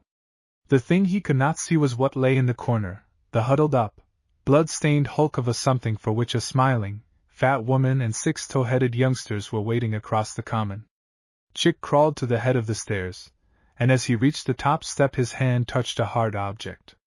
He picked it up and held it to the light, and as he did so, the joy that often blossoms on the brink of tragedy was his for a moment. It was the riding whip whose handle he had fallen heir to that afternoon. Down the steps, through the door and out into the rain-soaked night he sped, across the common, through the switchyard, and down the narrow, noisome darkness of Bean Alley. Over a ramshackled fence, and up a dilapidated porch he clambered like a cat, until he reached the small loft in the Flathers' 2-roomed mansion which he called home. Here the hardened criminal, the breaker of laws, and of slot machines, the would-be burglar, threw himself upon an old mattress, and with 2 grimy fists in his eyes sobbed out his heart to the rafters above. It was not repentance for his sins, either was it terror of the secret that was locked behind his inarticulate lips, although both of them had a part. It was because a beautiful young lady had taken his part, and put her arms about him, and refused to believe that he was as bad as Skeeter Sheely said he was. Chapter 5. During the rest of the week the rainstorm, that had started all the trouble, continued to hover ominously, breaking forth day after day in fierce, petulant showers. Out at Thornwood the aspect was most dreary. The low-lying ground in front of the house was under water for 1/4 of a mile. Trees, limp and draggled, stood disconsolate in an unfamiliar lake. The bridge below the dam was washed away, and horses going to the creek for water were constantly being caught by the current, and having to be rescued by ropes. In the flower garden dirty-faced little blossoms lay in the mud, vines trailed across the paths. All the fragrance and color seemed to be soaked out of everything by those continuous, pelting showers. Within the house it was not much gayer. The front hall, with its steep, narrow stairway, and floor covering of highly ornate landscape oilcloth, was in a perpetual twilight. An occasional glint from white woodwork, or the gold molding of a picture, strove in vain to dispel the gloom. The parlor, at the right of the hall, was sepulchral with its window cracks stuffed with paper, and the shutters securely closed. To be sure, the living room on the other side of the hall did its best to look cheerful, but even that comfortable spot with its low ceiling and battered mahogany furniture, its high cupboards flanking the wide, stone fireplace, and its friendly litter of everyday necessities, was not equal to the occasion. One afternoon when the Colonel came in from the chicken yard where he and Uncle Jimson had constituted themselves a salvage corps, he surprised Miss Lady sitting in the dusk on the floor before the empty fireplace, with suspicious traces of tears upon her face. "Make a light!" blustered the Colonel. "You mustn't sit around in the dark like this, you know. Where's my pipe?" She sprang up and found the missing article, and with a great show of cheerfulness lit the lamp and held the match out for him to light his pipe. "What's the matter?" asked the Colonel. "Sort of trembly, ain't you?" "Me? Watch me." She held the match very straight and very tight, then as it wavered, blew it out and dropped it down his sleeve. "There's some mail over there on the table for you, Daddy dear. Noah brought it down from town in his buggy." She said it very carelessly, and even enumerated the contents as she handed it to him. 2 circulars, a letter from the Seed Man, the Confederate veteran, and the newspapers. "Nothing for you?" "Nothing." Under his scrutiny Miss Lady's eyes fell, and she turned abruptly to the window, while the Colonel, mouth open, pipe in hand, watched her. He had never seen his girl like this in her life. What business had her lip to tremble in the middle of a sentence, or her eyes to brim with sudden tears, making her turn her back on her adoring dad, and busy herself with the window curtain? "Of course it is upsetting to have a friend, whom you have been seeing daily for a couple of weeks, get into trouble such as young Donald Morley had fallen into." It made even the Colonel feel bad, he didn't deny it. But what business had the kitten to be taking it all so to heart? Why was she called upon to champion this young stranger's cause so hotly, to resent every insinuation, and to contend passionately that he would be able to explain everything? Morley had not explained. 3 days had dragged past and nothing had been heard from him. nothing probably would be heard from him. The Colonel wanted to feel victorious, but he did not. Instead, he cast anxious and sympathetic glances at the back of his daughter's head, and surreptitiously wiped his small snub nose on the corner of his red-bordered handkerchief. He had a good mind to give up his trip to Virginia. To be sure, he had looked forward for months to celebrating Founders' Day at the old college. If it weren't for seeing all the old boys, he would stay at home. By George! The little girl came first. He would stay at home anyhow. Those gloves! He burst out by way of breaking the news.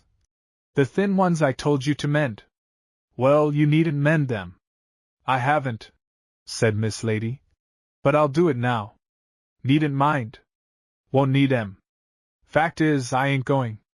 Yes, you are, said Miss Lady, adding inconsequently. Why not? Needed here at home. Roads washed out, everything out of fix. Decided to stay at home. Miss Lady wheeled from the window where she had been tracing the raindrops on the pane, and made a rush for him, establishing herself on his lap, as far as one could establish oneself on such a perpendicular surface. You are not going to do anything of the kind. Uncle Jimson is going to drive you into town to catch the first train in the morning. I ain't going, insisted the Colonel, shaking his head doggedly. Yes, you are. Where's your traveling bag? On the top shelf of the cupboard. But I'm not going. He said it firmly, but the next instant he asked, Did Jimson press my gray suit? Oh, Squire Daddy, I'm so sorry I forgot to tell him. I'll tell him now. Too late. The Colonel sighed in resignation. No use talking any more about it. Yes, there is. Your enthusiasm's just gotten damp like everything else.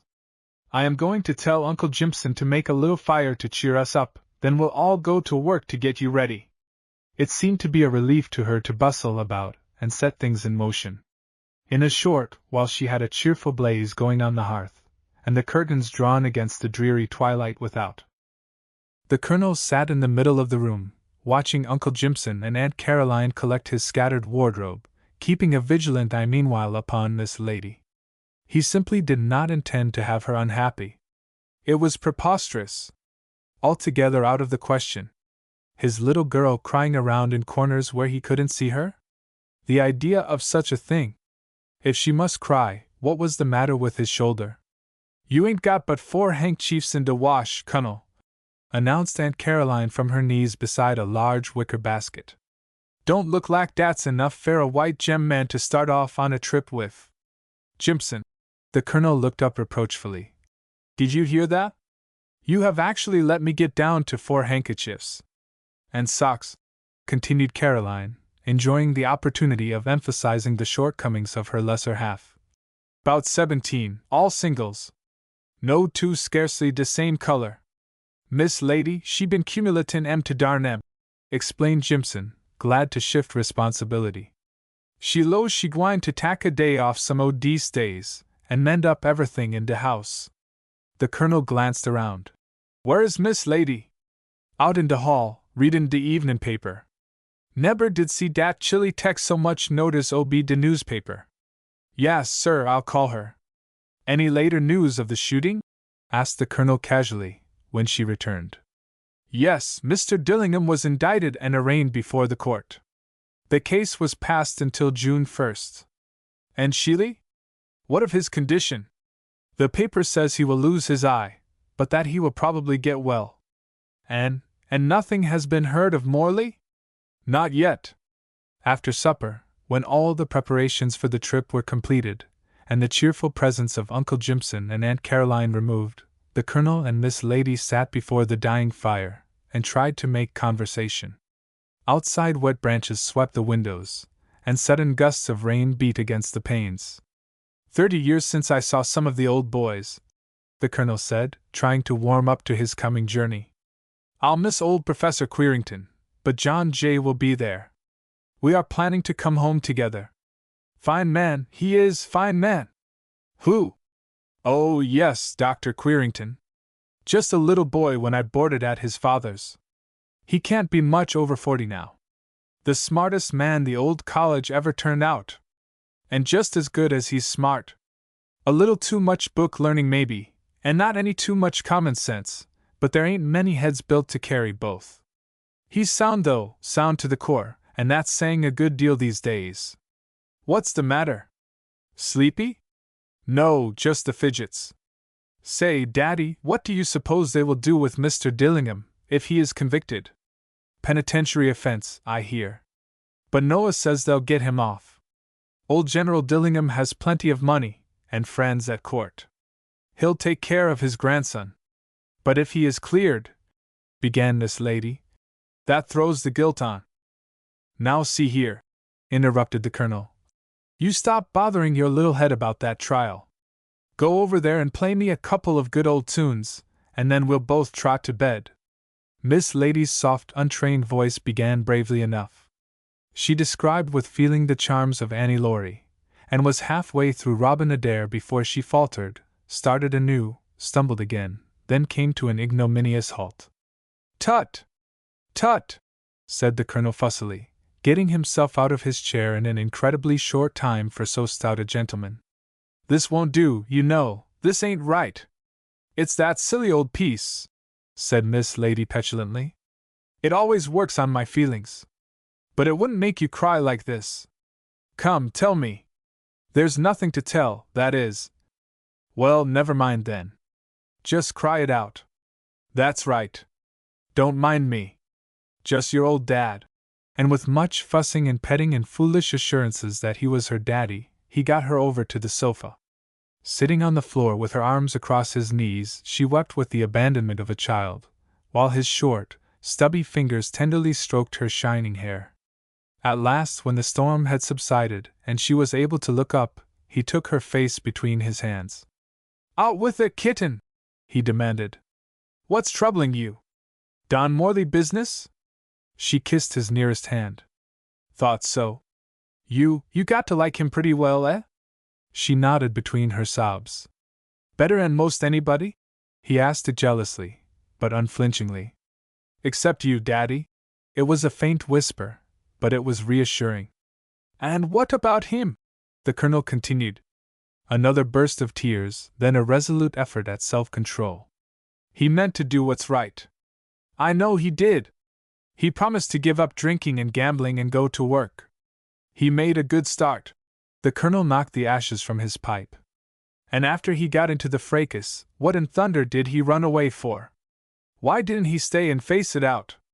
Any fool would know that if Dillingham is cleared, the suspicion would all be on him. But, Daddy, we haven't heard his side yet. If I could just hear from him, or see him. See him?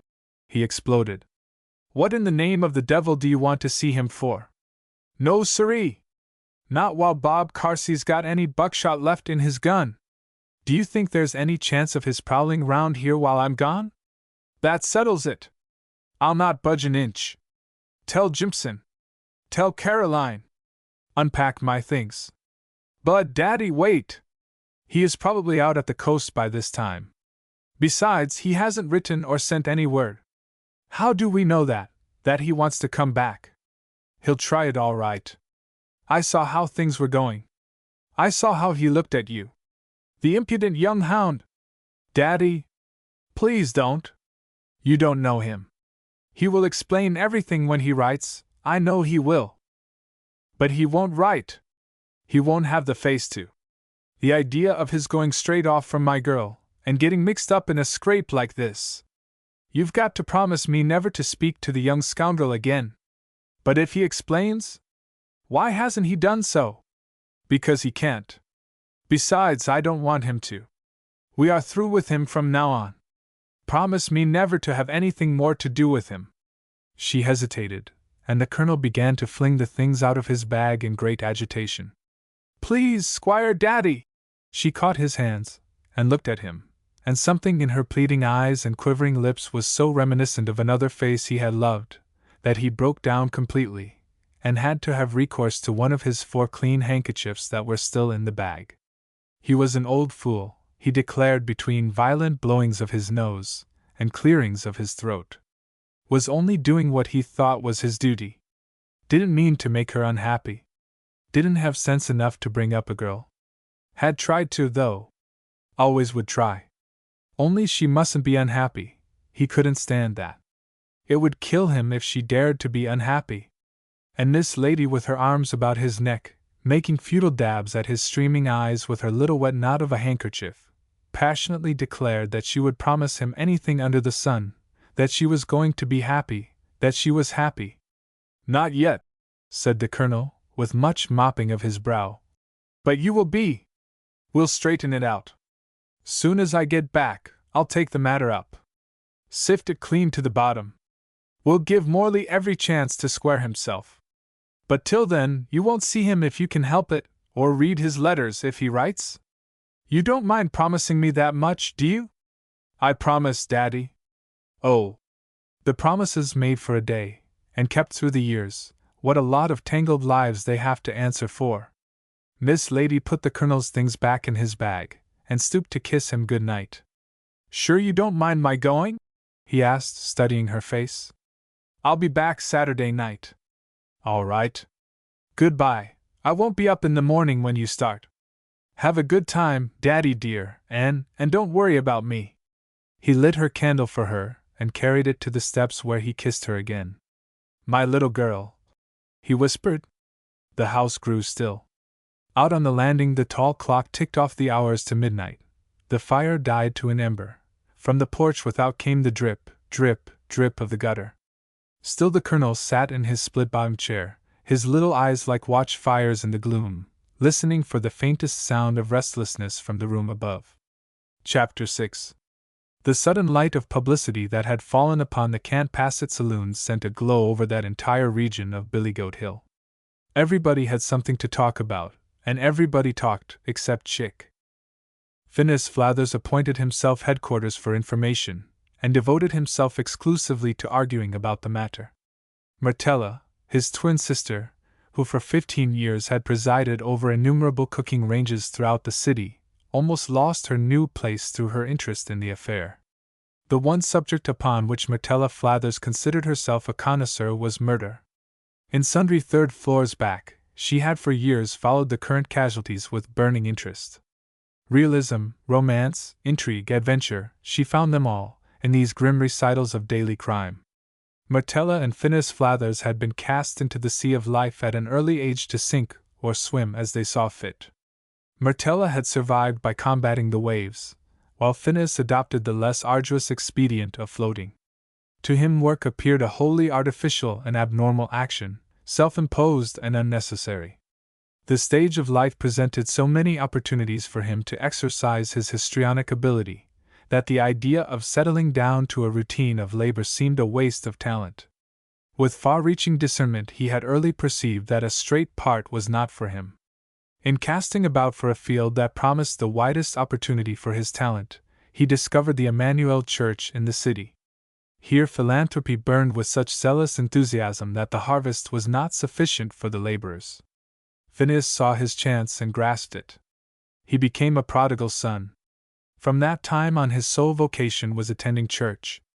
3 times a week, regardless of the inclemency of the weather, he unwound his long legs from the chair rungs in the Can't Pass It, carefully smoothed his red hair, and made his way to a front pew in the Emmanuel Church. At intervals, calculated to a nicety, he fell from grace, and was reclaimed, passing from periods of grave backsliding into periods of great religious fervor. Meanwhile he followed the Scriptures literally, and took no thought of the morrow. His reliance in Providence, and the lady's aid became, in time, absolute. Nor did Phineas Flathers' self-respect suffer in the least by this mode of living. In no sense did he consider himself an incumbent. Did he not 3 times a week give a masterly presentation of Our Needy Poor, Our Brother in Misfortune? Did he not freely offer up his family for each new church society to cut its wisdom teeth upon? Had Maria, his wife, not labored wearily through unintelligible tracts, and Chick, his adopted son, done penance in Sunday school, as often as 3 Sundays in succession? Considering all things, Phineas felt that the church got a great deal for its money. Myrtella Flathers, following another method, had for 15 years fought every obstacle that crossed her path. She had left in her wake traditions of unexcelled cooking and unparalleled cleanliness, together with a vanquished army of mistresses, housemaids, laundresses, and butlers. She belonged to the order of cooks militant, and she had long since won her spurs. Among the things which Myrtella in her sweeping condemnation of life in general disapproved, none loomed larger than her brother and his family. But the bond of blood, stronger than likes or dislikes, favor or prejudice, brought her back to him again and again, to share with him her substance, and to criticize his conduct. On this particular afternoon she had started out for Billygoat Hill to hear about the shooting, and to break the news to the family that she had gotten a new place. This happened with such regularity that it would not have deserved attention, had not the astounding fact to be added that Myrtella was pleased. In her 15 years of rebellious services she had never before approximated a place that gave satisfaction.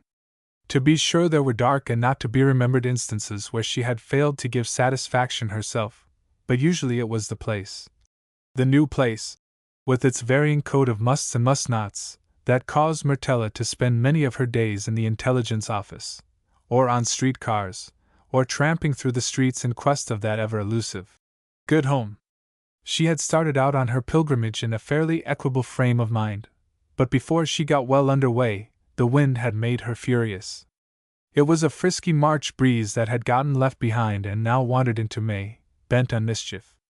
Myrtella tacked into it, like a sailing sloop, full-rigged and all sails set, an angular, heavy-set person with a belligerent expression strangely at variance with the embarrassed, almost timid movements of her hands and feet. Short locks of straight black hair whipped across her face, her skirts, blown tightly back against her knees, bellied in the wind, while her wide-brimmed hat caught the full force of the blast, like a veritable topsail. By the time she had taken 3 tacks to cross the common, and was ready to come about at the corner, there was a balloon jibe that sent the sails all flapping against the mast, and left her in such a flurry of indignation that she failed to see a string that stretched its insidious length 2 inches above the pavement, from fence to curb. After her fall, instead of expiring of apoplexy, as might have been expected from her countenance, Myrtella picked herself up from the pavement, and peeping through a crack in the fence, smiled.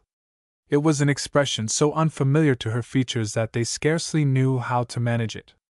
"I see you, Chick," she said in a voice that strove to be gentle. "Why don't you come on out here and speak to me?" Chick and Skeeter recognized the significant bulge to the string bag which she carried, scrambled forth, the former skillfully evading her outstretched arm of welcome. "He says," interposed the ever-ready Skeeter, as his companion made queer noises in his throat, "that he never knowed it was you. He never went to trip you up. Honest to goodness. You ain't mad, are you?" "No, I ain't mad." Myrtella still smiled as she brushed the dust from her skirt. "Here's a orange I brought you, Chick. You ain't been sick, have you?" "Nah. He ain't been sick, but he took that bath you asked him to, and where's his nickel at?" Myrtella stood and watched the boys until the corner grocery swallowed them and their new nickel, then she sighed and turned into Bean Alley. There were no streets here, and an occasional rock or tin can were the only islands in a sea of mud. The Flathers cottage, consisting of 2 rooms and a half-attic, rested its weight against the cottage next it, with something of the blind reliance that Phineas Flathers rested upon the church. On its other side it commanded an uninterrupted view of the dump heap, which was the background for all the juvenile social life of that section of Billygoat Hill. Here ships were launched in mud puddles, flower gardens attempted in tin cans, and fierce wars waged between rival gangs. Here embryo mothers played with stick and rag dolls, and aspirants for the circus performed acrobatic feats on the one bit of fence that had not tumbled down. And all this activity went on almost under the wheels of the dump carts that passed to and fro all day. Myrtella, picking her way through the mud, was just turning the corner of the Flathers house when her eyes fell upon a broken window pane stuffed with a woolen skirt which she had given to Maria to make over into trousers for Chick. She promptly jerked it out with a force that brought the glass with it, and by the time she reached the back door, her jaw was set and her brows knit. Considering the fact that the rear room was a composite kitchen, laundry, dining room, pantry, coal house and cellar, the glances with which Myrtella swept the chamber and its one occupant might have been a trifle less severe. It was a glance in which her individual abhorrence of dirt combined with her racial disapproval of In-laws. In the one space in the room that was not preempted, Maria Flathers bent above a wash-tub, feebly persuading black garments to become gray. That was all she asked of them. She was not ambitious. Ambition, like everything else, had been soaked out of her long ago by those hot, steaming suds that enveloped her the greater part of her waking hours, and left her physically, mentally, and morally limp. Her one strong instinct was motherhood. But 5 little Flathers, opening feeble eyes on their future environment, had become so discouraged that they promptly closed them again. It was as if they really could not stand the prospect of life in that home with Mr. and Mrs. Flathers for parents. Only Chick survived, the ash-barrel baby, who really was not theirs at all, but who, having begun life in their backyard, continued as everything else continued when once established at the Flathers, for the simple reason that no one ever took the trouble to change the existing disorder of things. As Myrtella sailed wrathfully into port and docked at the doorstep, Maria looked up with a gasp. "Law! Myrtella, you gimme a turn. I forgot this here was your afternoon off. I thought sure you was Sheely's rent man." "Sheely's?" repeated Myrtella, her curiosity getting the better of her temper, as she removed an old shoe and a flour sifter from the nearest chair and sat down. "Yes, he's our landlord, but he gets another man to collect. Guess you heard about his gettin' shot? Read every word that's been printed. Is he goin' to die?" "Not him. Ain't nothin' the matter with him 'ceptin' his eyes blowed out. My uncle, back home, got both his eyes, you Chick!" This to an invisible presence that manifested itself only through a shower of pebbles that followed in the wake of a fleeing cat. "Go up to the saloon, Chick, and tell your pappy he'll have to come on home. Your Aunt-Ella's here.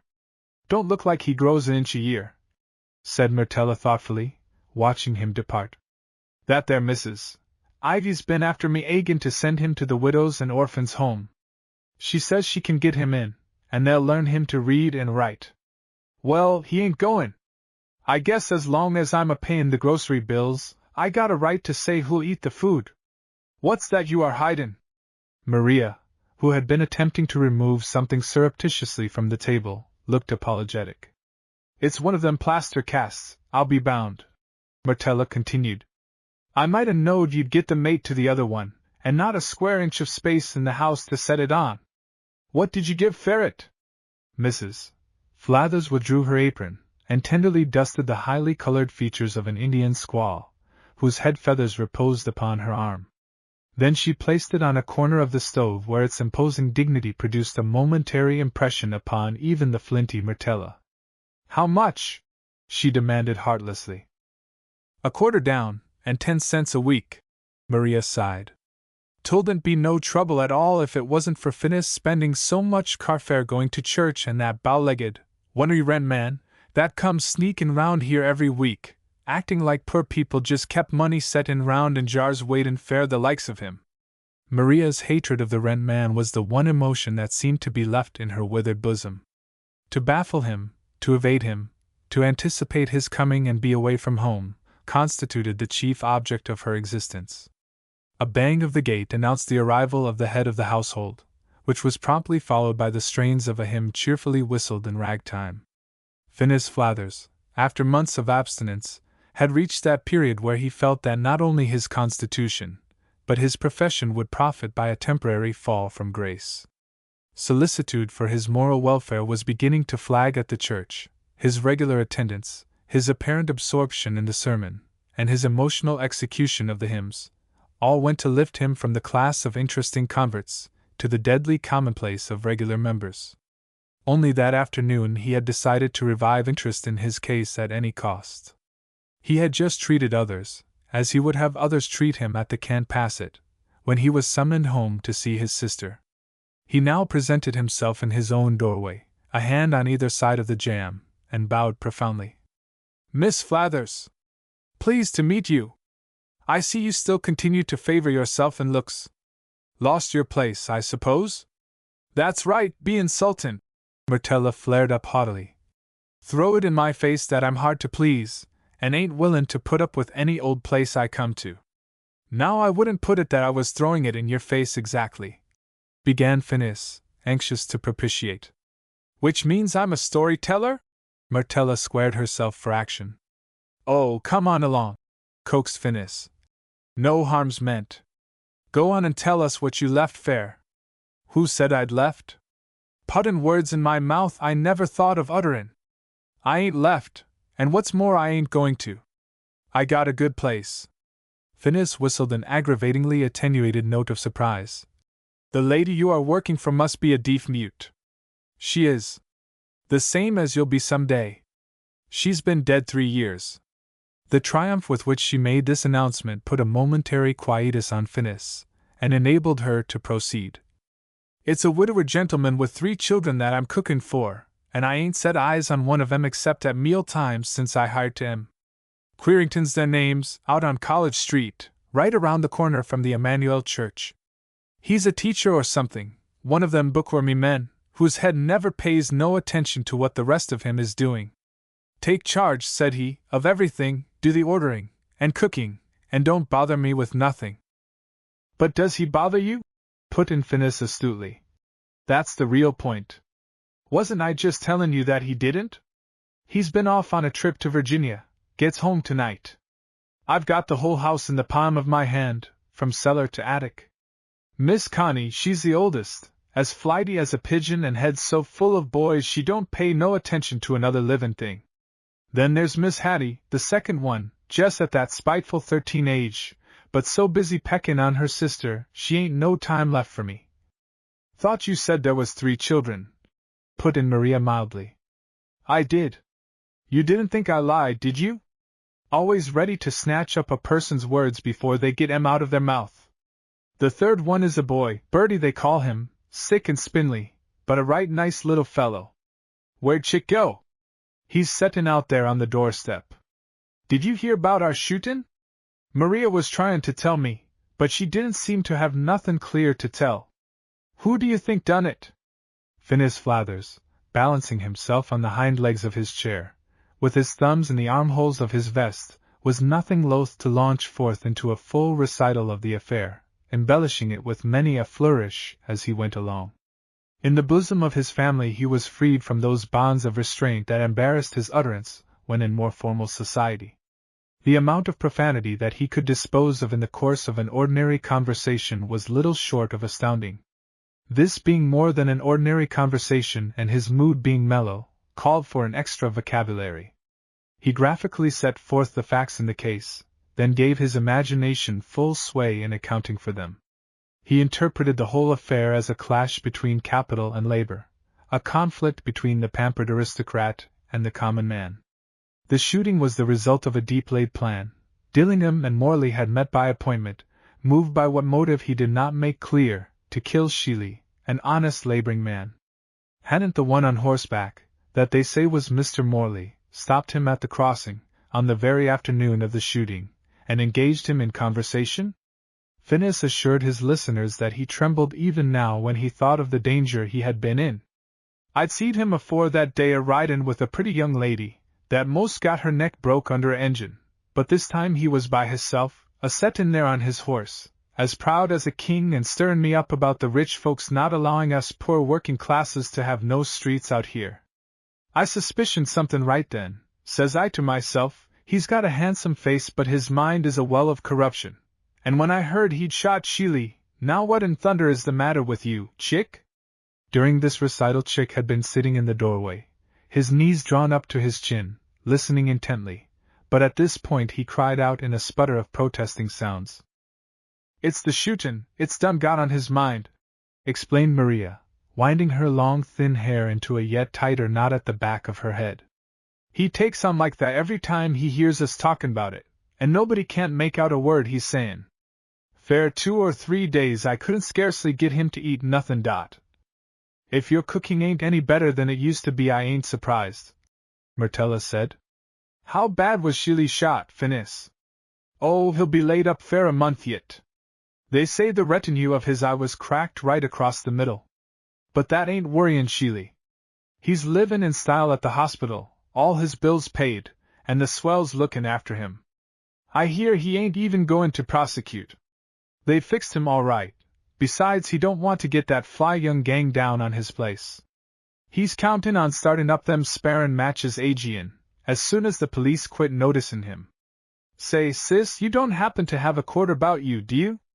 The peculiar persuasiveness of Finn's voice when he threw out these financial suggestions was very insidious. In some subtle way he made the favor all on the side of the recipient. He gave the donor, as it were, a chance to acquire merit. But Myrtella wore the armor of experience. "No, I ain't," she said, taking a firmer grasp on her bag. "I'm payin' the grocery man now, and buyin' clothes for Chick. What good does it do? I no more than get his hide covered than you go and sell the clothes offen his back. When are you goin' to get a job?" "Well, you might say I had one now. Leastwise I'm a-followin' scriptures and bearin' one another's burdens. Gyres, the flagman, over to the junction has been laid up with rheumatism and he don't want the boss to know it. He sets in his box and hires me to go out and flag the trains like he tells me to. How many trains a day? 2 ups, 3 downs and a couple of freights. Should think you'd die of the exertion. How much do you get?" "Oh, it ain't so much. But I ain't a ambitious man. What's the use of me a-slavin' and a-hoardin' when I ain't got a child to leave it to? If Claude had a-lived, or McKinley, I might 'a' had somethin' to work for." "You mean you'd 'a' had somethin' to work for you? The Lord certainly done a good job when he changed his mind about letting them babies live." "They're having onions next door fair supper," said Maria feebly, by way of diverting an old discussion. "I ain't been able to get 'em off my mind all afternoon." Chick, who had been sent to the grocery to see what time it was, came back holding up 5 fingers. "Gee, I got to be hiking," said Finis. "The passenger train from Virginia's due at 5:16. It won't get here before 5:15, but I'm always there on the minute. That's what Gyres pays me fair bein' regular and reliable. Just let me get a regular habit and a clock ain't in it with me. Why, if I was to come in late at church, they'd stop the service." "Well, don't you be gettin' a regular habit of comin' round to the Queringtons," was Myrtella's parting shot as he rose unsteadily. "When I got anything to say to you, I'll come here." "That's right," assented Finis cordially. "You just make yourself at home. My home is your home. Maria'll tell you that I says to her only last night, I says, 'Maria, you needn't feel so cut up 'bout a skin Myrtella fair the rent this month, because this is her home, too. There ain't a board in it but I'd share with her, she knows that. You tell her all I said, Maria, don't you keep back nothin'. Farewell!" And with an affectionate glance and a wave of the hand Finis departed. Now if he had followed the straight and narrow path, indicated by the rocks and tin cans, that led to the junction, instead of the broad highway indicated by the plank walk that led to the Can't Pass It, the tragedy that hovered over Billygoat Hill might have been averted. But he had left the saloon in the midst of a heated controversy with 2 Italians, concerning the supremacy of America over all other nations.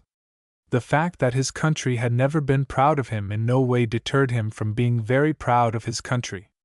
Until the dispute was properly ended, he felt that the honor of the nation was at stake. His patriotic fervor ran so high that by the time he reached the crossing, the passenger train was already in sight. Gyres, helpless and terrified at his post, was distractedly shouting directions from his little sentinel box. "Flathers! There's a washout down the road! We've got to hold up the passenger train. Get out the red flag! Quick, man! Be ready to signal the engineer. 3 times crossways! The red flag, you fool! The red flag! Oh my God!"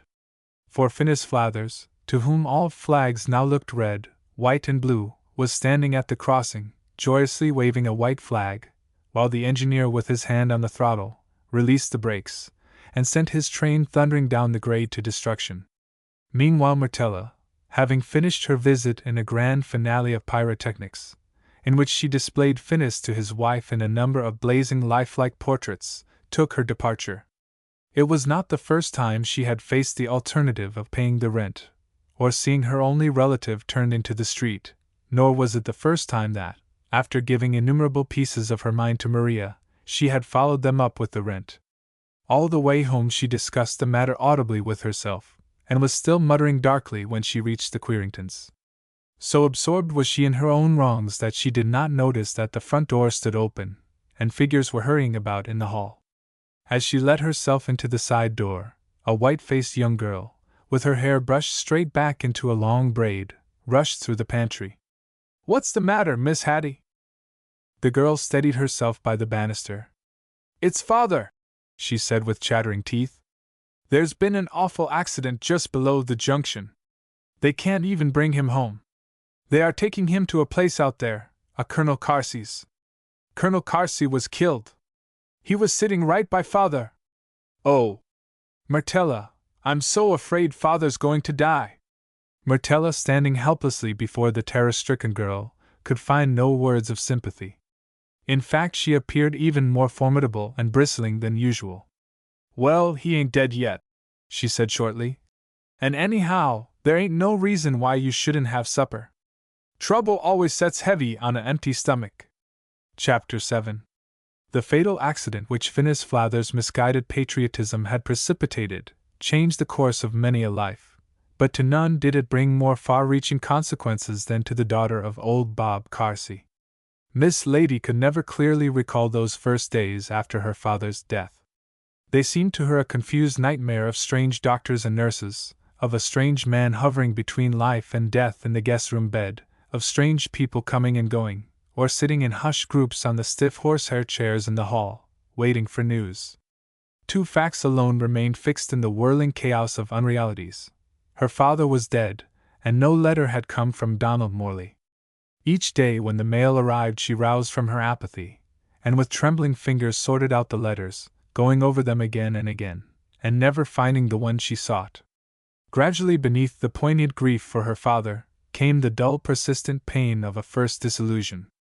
The belief and loyalty with which she had started out to defend Donald began to weaken before his silence. In his trouble she had been ready to rush to him, to succor and forgive, but he had not called upon her. Now in her great need, she was calling to him, and he did not come. Suspicion began to crowd on the heels of doubt. Had he not acknowledged his instability? Had her father not seen it from the first? Was his desire to settle down in the country but one of the whims of which his life seemed made up? Perhaps she herself had only been a passing fancy, something wanted for the moment, but soon forgotten. At the end of a week her pride rushed to arms. Whatever reason he might offer now would come too late. The sudden plunge from irresponsible girlhood into this mysterious region of grief and doubt, where one must tread the thorny path alone, terrified and bewildered her. She did all the last sad, futile things one can do for the dead, then when all was over, fled from the confusion at Thornwood, and sought the silence of the woods. Here fierce outbursts of rebellious grief were followed by hours of apathy when she tramped for miles, seeing and hearing nothing, but urged on by an insistent desire to be in motion. It was at the end of one of these tramps that Noah Wicker found her late one evening, on the grass by the river, sobbing out her heart at the spot where the Colonel used to fish.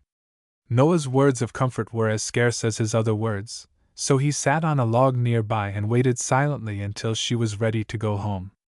At the stile, where he left her, he handed her a letter. "I got it at the station this noon," he said. "Thought I'd be over earlier, but didn't know if you wanted me." She did not hear him. The letter had come. Her fingers thrilled at its touch, and the warm blood surged to her heart. Without another thought for Noah, she sped up the walk to the house, where she locked herself into the living room. Match after match sputtered and went out in her nervous fingers before the lamp was lighted. He had written! He cared! He was coming!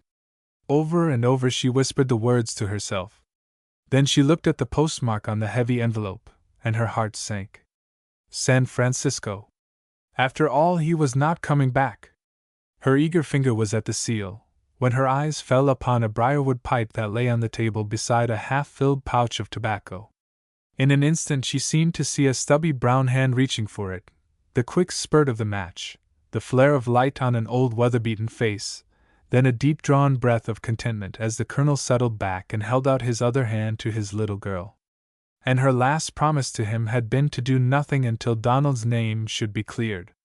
She could keep her promise now, but could she after she had read Donald's letter?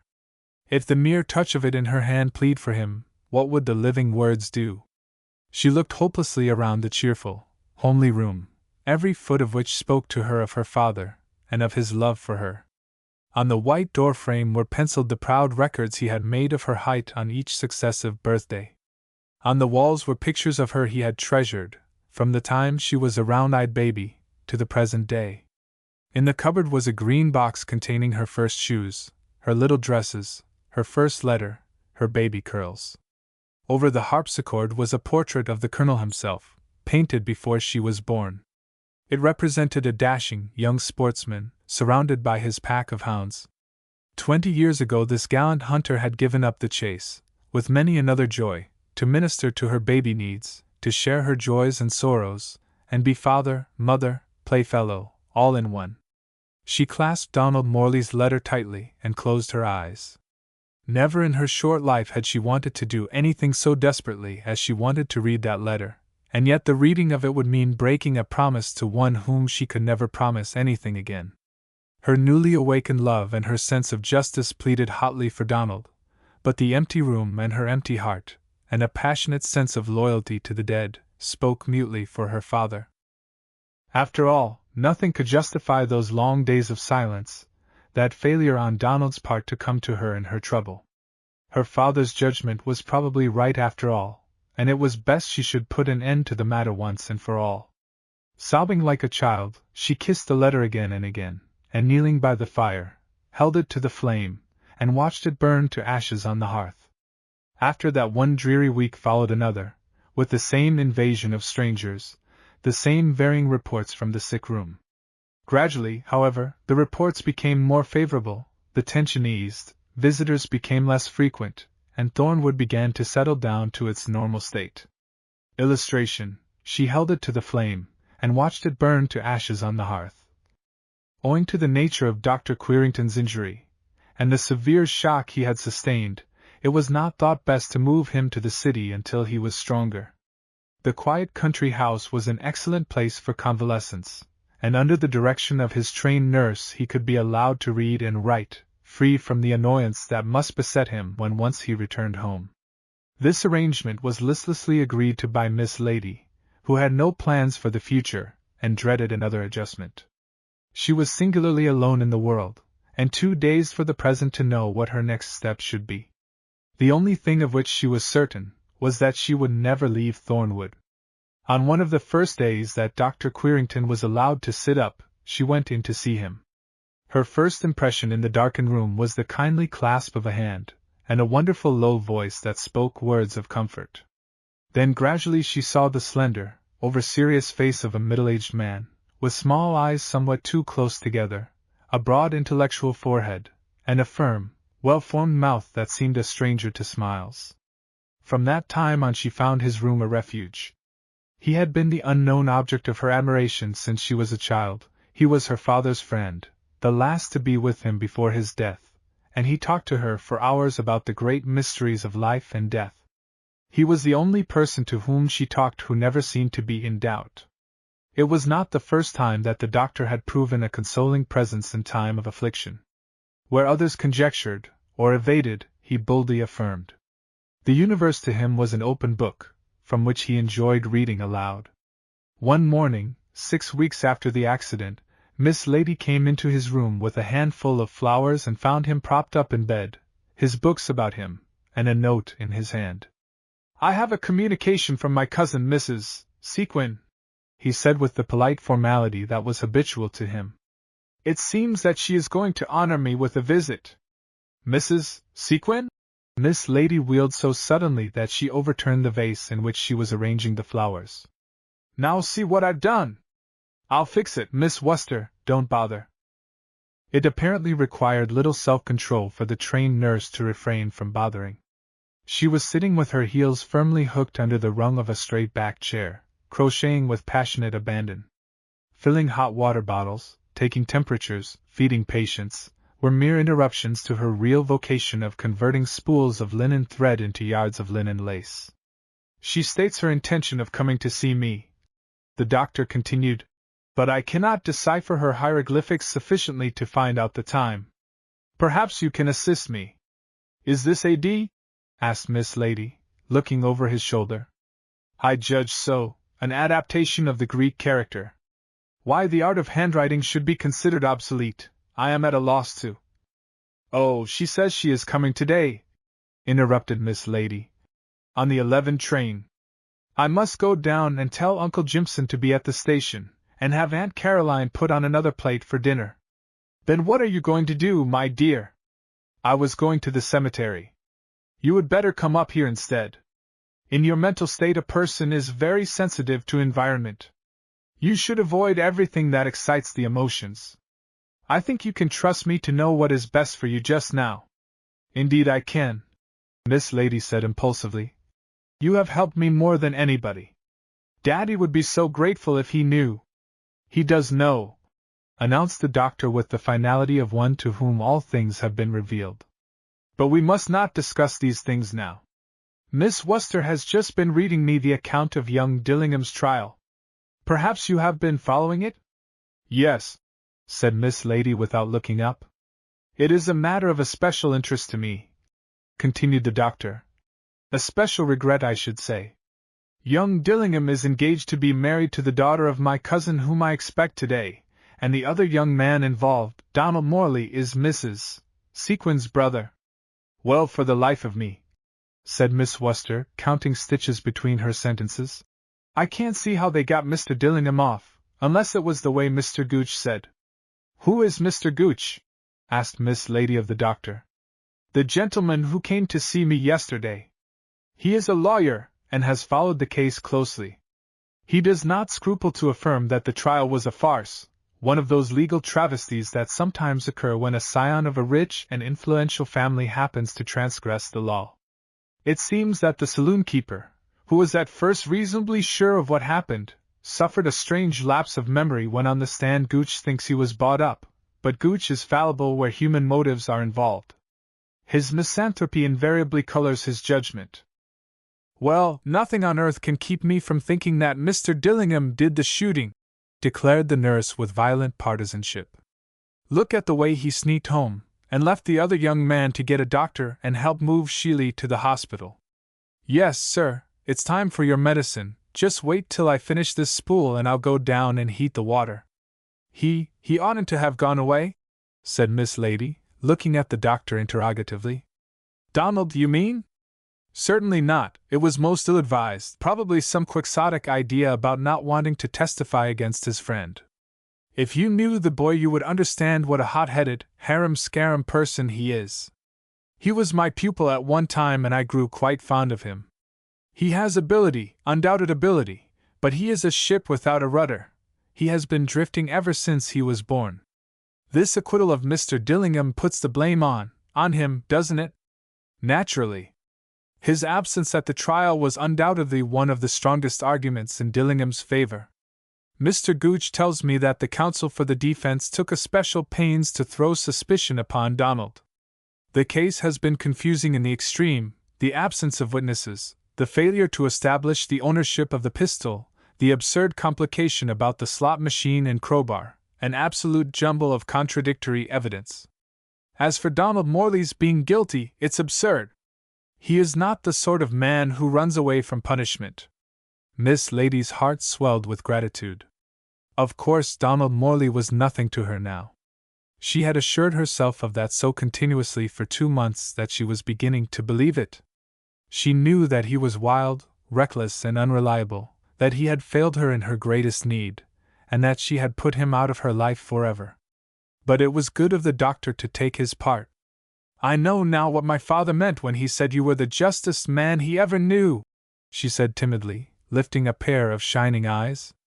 Unfortunately for Donald, the court does not share my opinion. It is not known even by the family as yet, but Mr. Gooch tells me that Donald has been indicted by the grand jury. Indicted? Yes, he can never return to Kentucky without standing his trial.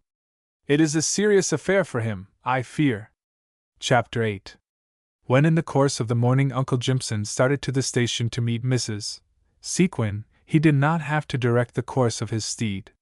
Had old John not known the way from experience, the inherited memory of his ancestors would have prompted him to turn twice to the right, once to the left, and pull up at a certain corner of the station platform. For the honor of being the Carsey's station horse had descended to him from his father Luke, whose father Mark had in the days of prosperity traveled in harness with Matthew, fulfilling that same important office. Thus John was, in a way, enjoying the distinction of apostolic succession. Arrived at the station, Uncle Jimson stepped jauntily around the post office box and ostentatiously took out the Carsey's mail. It was a small act to take pride in, but in lieu of more important duties it had to serve. For the past 6 weeks the advent of city people at Thornwood had stirred up old ambitions in him. A new sprightliness was observable in his gait, a briskness in his speech, which Aunt Caroline did not hesitate to characterize as taking on airs. The blood of a butler coursed through Uncle Jimson's veins, a stately, ebony butler who had been wont to stand at the Thornwood door during the old days and hold a silver tray covered with boutonnieres for the arriving guests. Uncle Jimson had inherited this tray along with an ambition that was not above buttons. Year after year he had descended with the descending Carsey fortunes, passing from the house to the horses, then to the field, and finally becoming the man of all work, but never relinquishing that dream of his youth, to stand in livery in the halls of the rich, and exercise those talents with which Providence had blessed him. As he passed the compliments of the day with 2 farm hands, who were loading a wagon near by, his eye fell upon a strange object that stood in the door of the dining room. It looked to Uncle Jimson like pictures he had seen of lions, only it was small and white and barked remarkably like a dog. "Dat sure am a curious-lookin' animal," he observed. "Hit must belong to a show." One of the farm hands laughed, and pointed with his thumb to the waiting room. Uncle Jimson tiptoed to the window and peered in. All that he could see was the back of a very imposing lady, and the top of a large plumed hat. Is she a waitin' fair anybody?" he whispered, motioning anxiously with his soft hat. "Oh, no," said the nearest man. "She ain't waitin', she's just enjoyin' the scenery on them railroad posters.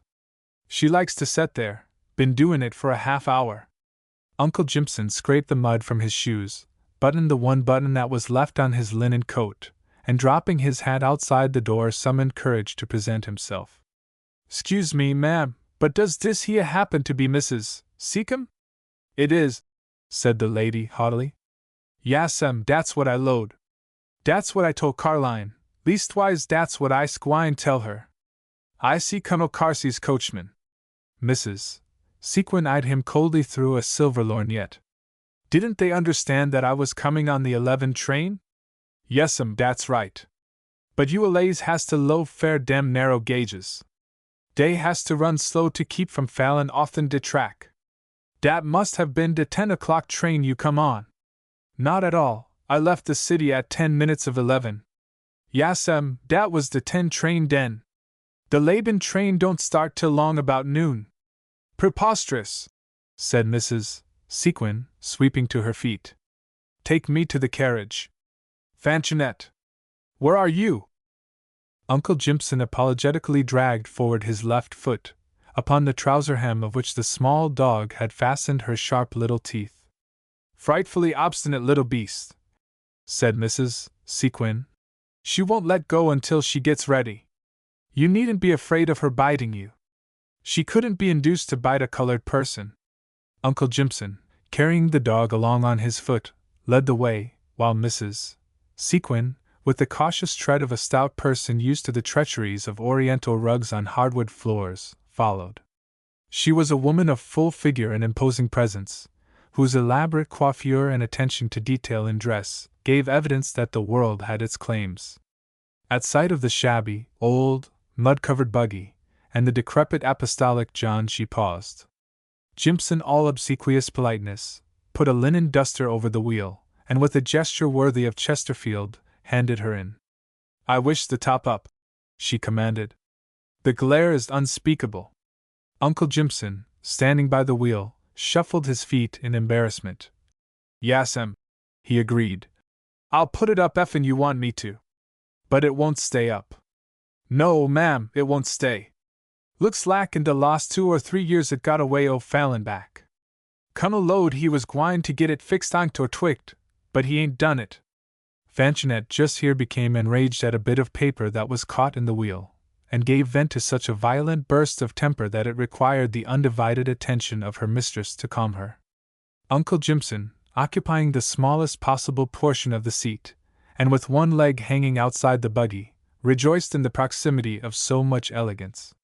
It gave him a feeling of prosperity and importance, and made him straighten his back, crook his elbow, and even adopt a more formal manner with old John. He deeply regretted that he had not put on a clean coat, and as for the buggy, he was already planning a thorough cleaning of it before driving the stylish guests back in the afternoon. "Stop a moment!" commanded Mrs. Sequin peremptorily. "What a view! I had no idea there was such scenery anywhere around here." "Yas'm, hit's about de fine sceneries in de world. You can see from dem heights clean down to de bridge. All dis hill used to be our all's.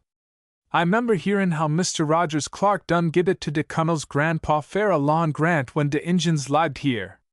Who owns it now? Who owns the hilltop?" "I don't know, ma'am. We been sellin' off considerable." "Well, I must find out about that at once. I'll send an agent out tomorrow to look into the matter. Colonel Carsey left only one daughter, I believe, and she never married?" Uncle Jimson jerked the reins and looked a bit nettled. "Not yit," he said. "But she ain't no old maid, Miss Lady ain't. There never was a Carsey lady yit dat withered on de stalk. De trouble wif dem is dey get picked too soon. Easy fair Miss Lady's ma, she wasn't but jest turned 17 when me and de Cunnel went down to Alabama to marry her." "Who are Miss Carsey's relatives, her advisers?" "She ain't got none. She didn't have a livin', breathin' soul but her paw, 'ceptin' me and Carline, and Carline's liable to drop off Mose any time. But who is going to live with her?" "I 'spect she gwine get married some day," Jimson said hopefully. "All the boys been plumb 'stracted 'bout dat Chile since she was a little girl. But she was so crazy 'bout her paw, she just laugh at him. Now de Cunnel's gone, she'll have to get somebody else to make ober." "Well, I must find out about that hill," said Mrs. Sequin, turning for a last glimpse. "Whose old place is this we are coming to?" "Dis is our place, dis is Thornwood," said Uncle Jimson, half in pride, half in apology, as he skirted the holes in the road. "It don't look like itself. It's a terrible pretty place when it's fixed up. Dreadfully run down," said Mrs. Sequin to herself, making a sweeping survey of the premises. "All this front lawn ought to be terraced and have granitoid walks and formal approaches. The house could be made quite imposing." They had turned in the long winding avenue, and were following the old gray wall that swept in a wide circle past the negro cabins, then toward the house. Suddenly Mrs. Sequin pointed dramatically to the little porch of one of the cabins. "A Sheraton! Great heavens! Where did it come from? What is it doing there?" Uncle Jimson, following the direction of her finger, looked surprised. "Dat ain't no Sheraton, dat's a sideboard. Leastwise it was one 'fore I fixed it into a chicken coop. I took out de drawers and put on dem cross pieces. Got 40 de prettiest little chickens you eber seen. And the legs are curved and have knobs, haven't they? No, ma'am, dey ain't no more bow-legged dan most chickens. Do you raise chickens on your place?" "No, but we may when we get to the country. By the way, you don't happen to know of a good colored man around here, do you? One who understands horses, and would look well in livery?" Uncle Jimson's eyes set in their sockets. Old John and the rattling buggy faded from his consciousness. In their place he saw himself on the box seat of a Grand Victoria, in a double-breasted coat and high hat, lightly shaking the reins across the backs of two sleek thoroughbreds. It was even more alluring than his cherished dream of butlerhood. Already he felt his swelling chest strain against the gold buttons. But what about Miss Lady? Who was going to stay at Thornwood and take care of her? Domestic infelicities had rendered him callous to Aunt Caroline's claims, but Miss Lady, his little missus? "No, ma'am," he said dejectedly as he assisted Mrs. Sequin to alight. "I can't say easy I do, not jes' at present. Sometime I might hear O be a good man, say 'bout my size and build." "You, Mike!" Mike had rushed at the small poodle with the apparent intention of swallowing her at a mouthful, but at Uncle Jimson's stern reproof he snapped at a fly instead, and tried to give the impression that that was what he was after all along. "Ain't you shamed ober yourself?" Uncle Jimson muttered. "Fussin' round here and stickin' out your lip at white folks? Come on round back where you belongs.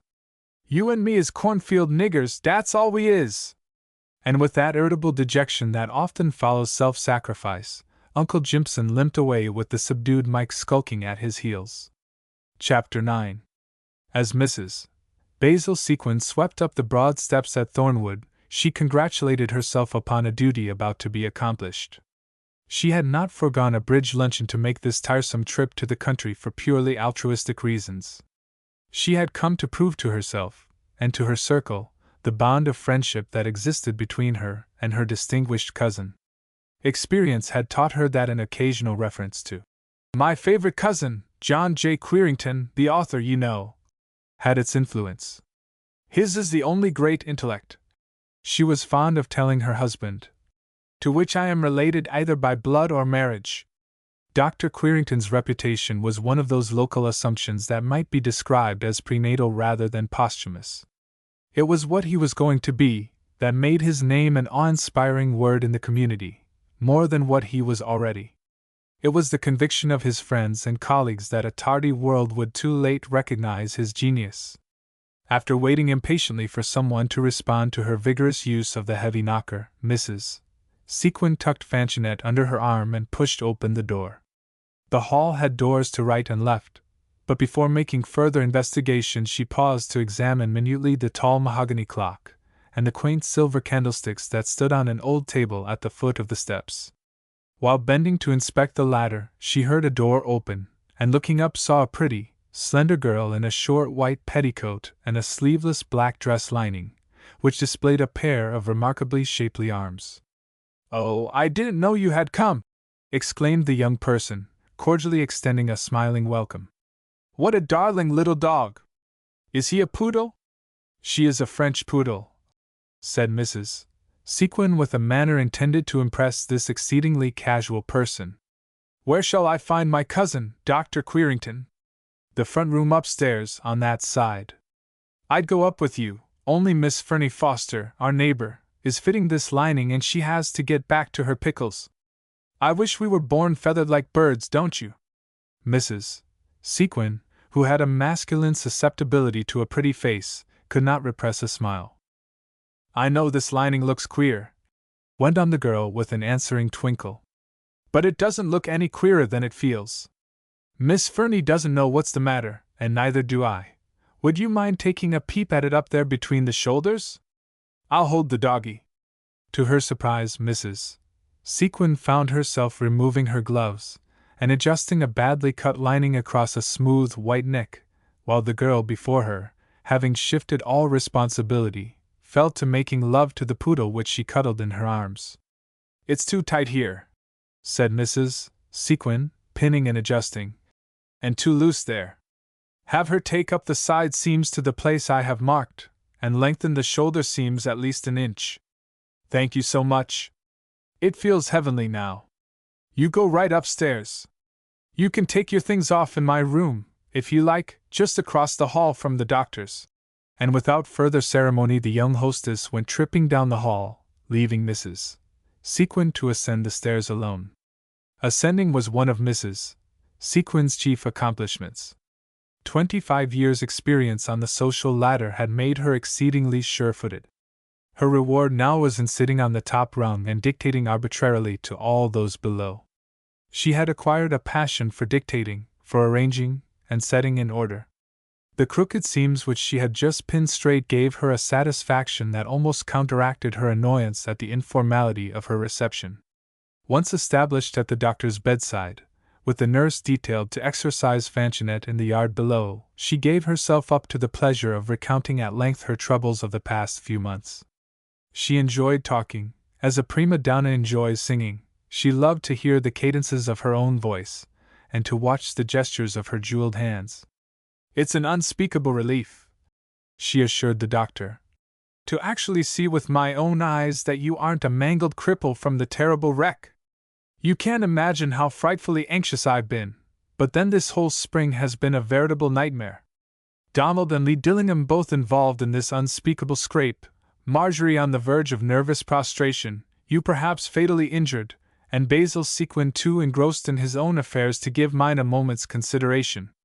Basil has grave responsibilities as president of the People's Bank, Catherine, said the doctor, keeping his fingers between the leaves of the massive volume which he had regretfully closed at her entrance. I, for one, owe him a debt of gratitude for relieving me of all financial anxiety. Besides, you are always thoroughly capable of taking the reins in a family crisis. Yes, but it's telling on me. I notice it in bridge. I am not the player I was a year ago. This trial of Lee Dillingham's has been a hideous strain. Of course, if he had been convicted, I should have compelled Marjorie to break her engagement, and that would have complicated things frightfully. You know his grandfather, the old general, is the largest stockholder in the People's Bank, and Basil insists that he must not be offended. That was one reason why I was so anxious to keep Don out of the way. Even if Lee was guilty, Don couldn't appear against him when he was engaged to Marjorie. The only possible course was to hush up the entire affair with as little publicity as possible. Thank heaven, General Dillingham has gotten Lee off, and I am beginning to breathe again. And you have heard nothing from Donald? No, indeed, and I hope I won't for the present. I wrote immediately after the shooting to every place I could possibly think of his going, and implored him, if he had a grain of gratitude for me, or affection for Marjorie, that he would keep away, and not even let his whereabouts be known until this wretched affair had blown over.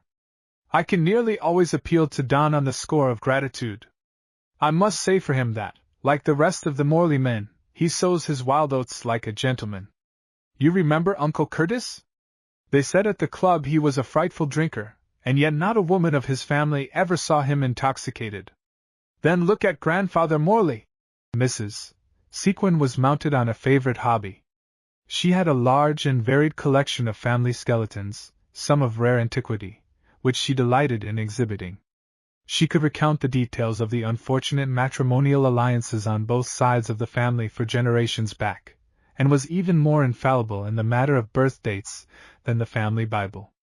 If a relative by any chance got a trifle confused, and acknowledged to 39 next June instead of last June, Mrs. Sequin pounced upon the error like a cat on a mouse.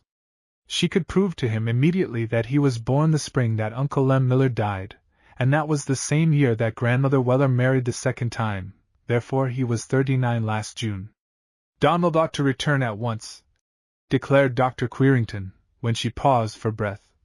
If he is guilty, he ought to take his punishment. If innocent, as I believe, he ought to be vindicated. Well, we can't find him, said Mrs. Sequin with resigned cheerfulness. He is probably in the Orient with Cropsey Decker. What a magnificent bed this is! Do you suppose I could buy it? Country people nearly always prefer new furniture. The suggestion of a smile hovered over the doctor's thin lips. Thornwood's possessions, I imagine, are not for sale. I suppose the extraordinary young person I met in the front hall was Miss Carcy. What sort of a girl is she, anyhow? Miss Lady? The doctor shifted his pillow. An extremely nice girl, I believe. Exceedingly sympathetic and attentive to all my wants, and receptive to a remarkable degree. She has been reading to me daily, and I find rather an unusual mind, undisciplined of course, but original and interesting. But what amazing manners the child has! She greeted me in her bare arms, and asked me to fit a dress for her when she had never seen me before in her life. But she certainly is pretty. I haven't seen as pretty a creature for years. Indeed, said the doctor, adjusting his eyeglasses. I had not observed it, especially. A fine, frank countenance, with dark eyes. Yes, I believe I did notice that she had chestnut eyes of unusual clearness. I remember I did notice that. What is she going to do? Who is going to stay with her? Asked Mrs. Sequin. Fancy a girl like that buried here in the country. Properly dressed, and toned down a bit, she'd make a sensation. I shouldn't at all mind asking her in to spend a few days with me sometime. You know I adore young people, and poor Marjorie, like all the other last-year debutantes, is simply done for. Hasn't a spark of enthusiasm for anything. I hope you have not forgotten the fact that your Constance ought to come out this winter? My dear Catherine, said the doctor with an air of enforced patience, you do not seem to realize that my time and mind are engrossed in far greater things than society. I hope in the next year to complete the 5th and last volume of my History of the Norman Influence on English Literature and Language. If I have been able to give my children very little of my time and attention, it is only because of my desire to leave them something of far greater worth, a name that I trust will stand among those of the foremost English scholars of my day. Mrs. Sequin soothed her irritation by studying her highly polished nails. Of course, that will be an advantage to them. But what on earth's to become of them in the meanwhile? Heaven knows what Hattie will develop into if she isn't taken in hand. She refuses to have trimming on her underclothes now, and wears boys' shoes. As for Constance, I've quite despaired of getting hold of her. She's simply running wild, making no social connections whatever. What they really need, Cousin John, is a mother.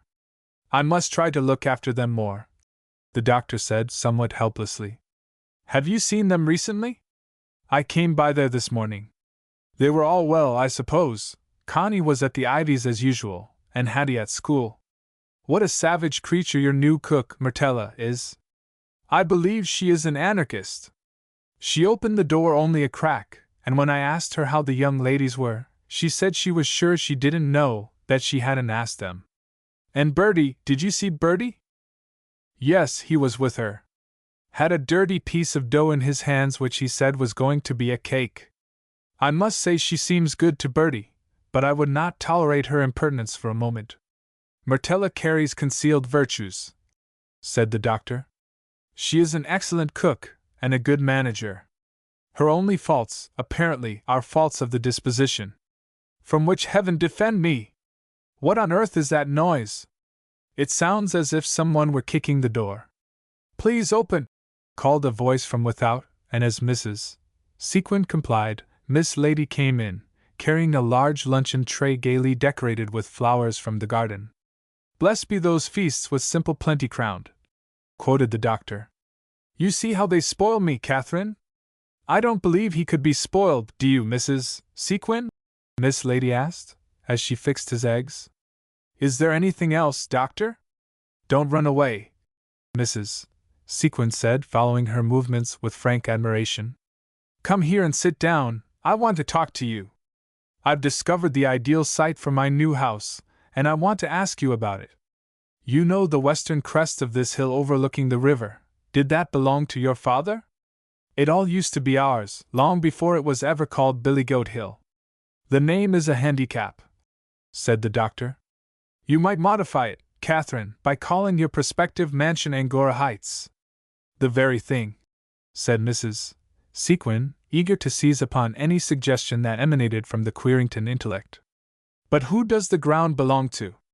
It belongs to Mr. Wicker now. Wicker? Repeated Mrs. Sequin. Where have I heard that name? Why, Cousin John, wasn't that the man Don stayed with, when he was looking for a farm?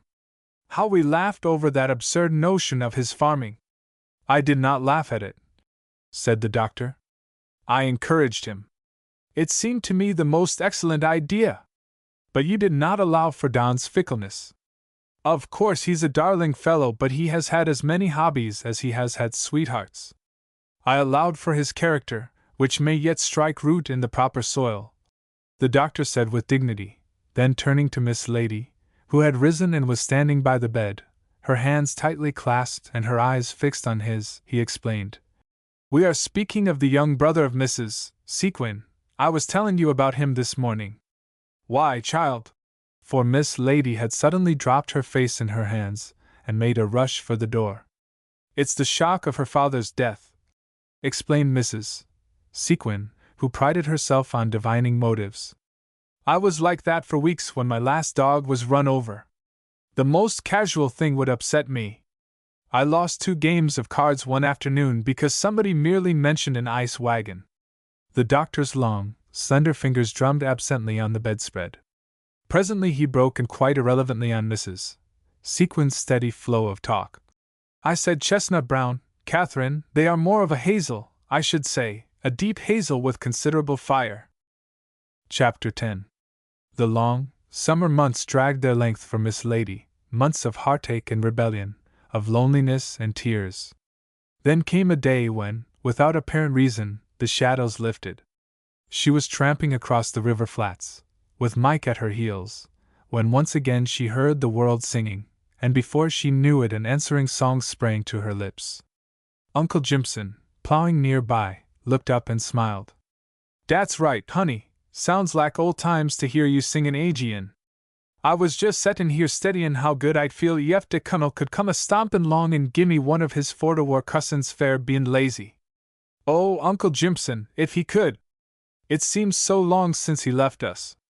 I have just been over to Miss Fernie's, but she wasn't there. I want to get her to come and stay with me until I know what I am going to do. They expect to take the doctor home tomorrow. Yas'm, Carline was tellin' me. Looks to me like he's been well enough to go fair some time." Uncle Jimson scratched his head wisely. "I don't know what's to become of us," said Miss Lady ruefully, twisting Mike's ears. "They say unless I sell the rest of Thornwood, we won't have money enough to live on. But I won't sell another acre. I'll teach school first." Uncle Jimson was scandalized. "Now, Miss Lady Chilly, don't you get dem notions in your head. Dem's old maid notions, you ain't no old maid yit. Why don't you get married, and get a carriage, and I'll drive and Carline'll cook and tak care de chillun." "I'm never going to marry Uncle Jimson," Miss Lady declared, with the passionate assurance of youth. "And I am never going to leave Thornwood. If you see Miss Fernie going down the road, ask her to stop by a minute. Come on, Mike, we are late now." And they were late 5 minutes by the open-faced watch that lay in the doctor's hand as they entered the garden. He was sitting in his wheelchair with his books and manuscripts on a table at his elbow, and he lifted an expectant face toward the gate as she entered. It was strange what 2 months at Thornwood had done for the doctor. He had been brought there unconscious, a serious, middle-aged professor, who had run in the same groove for 20 years. The same surroundings, the same people, the same monotonous, daily routine had rendered him as rusty and faded as the textbooks he lived with.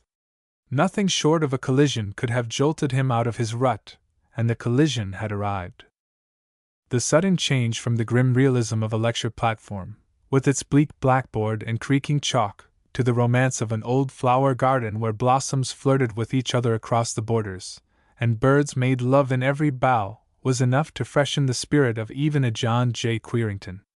His cosmic conscience, which usually worked overtime, striving to solve problems which nature had given up, seemed to be asleep. His fine, serious face relaxed somewhat from its austerity, and as the days passed he read less and observed more. His observations, before long, resulted in a discovery. He, who was so weary of the cultivated hothouse species of femininity, had chanced quite by accident upon a rare, unclassified wildflower that piqued his curiosity and enlisted his interest. For 2 months he had depended almost entirely upon his young hostess for companionship, and the fact that the large box of books he had ordered from the city remained unopened gave evidence that the doctor had not been bored. During the hours when he was not engrossed in verifying statistics, and appending references to those voluminous and still accumulating notes, for the 5th volume of his great work, he devoted himself to sorting and arranging the odds and ends of facts and fancies that he found stored away in Miss Lady's brain. Under ordinary circumstances he would have dismissed a pupil to whom clearness and accuracy were strangers, and whose attention wandered with every passing butterfly. In the classroom he not only demanded but practiced order and system. He arrived at his conclusions by as methodical a series of mental actions as he arrived at his desk every morning at 29 minutes to 9. But these were not ordinary circumstances. The impetuous young person who listened to him with such rapt admiration and respect, when she listened at all, had no method or system whatever. She simply waited for the hint, the flash that revealed the vision, then she joyously and fearlessly leaped to her conclusion. The fact that amazed him was not that she frequently landed before he did, but that she landed at all. As for Miss Lady herself, she was finding the doctor's interest and companionship a welcome solace in her loneliness. The well of his knowledge seemed to her fathomless, and she never tired of hanging over the brink and looking down, often seeing stars in the darkness that she never saw in the day. When this last lesson was finished, the doctor closed the book reluctantly. "I have given you the merest outline for future work," he said. "The rest remains with you. Have you decided yet what you are going to do?" "No, I'll do whatever you tell me, doctor. Only I do hope it won't be to teach school. The very thought of teaching makes me shrivel. It is not altogether beyond the range of possibility that you will marry," said the doctor, tracing parallelograms on the arm of the chair. "Such things do happen, you know." Miss Lady, sitting with her elbows on the table and her chin on her palms, flashed a strange, questioning glance at him. "Do you believe in love, doctor?" "Why, of course, you foolish girl, in all its manifestations, filial, paternal, marital. Assuredly I do.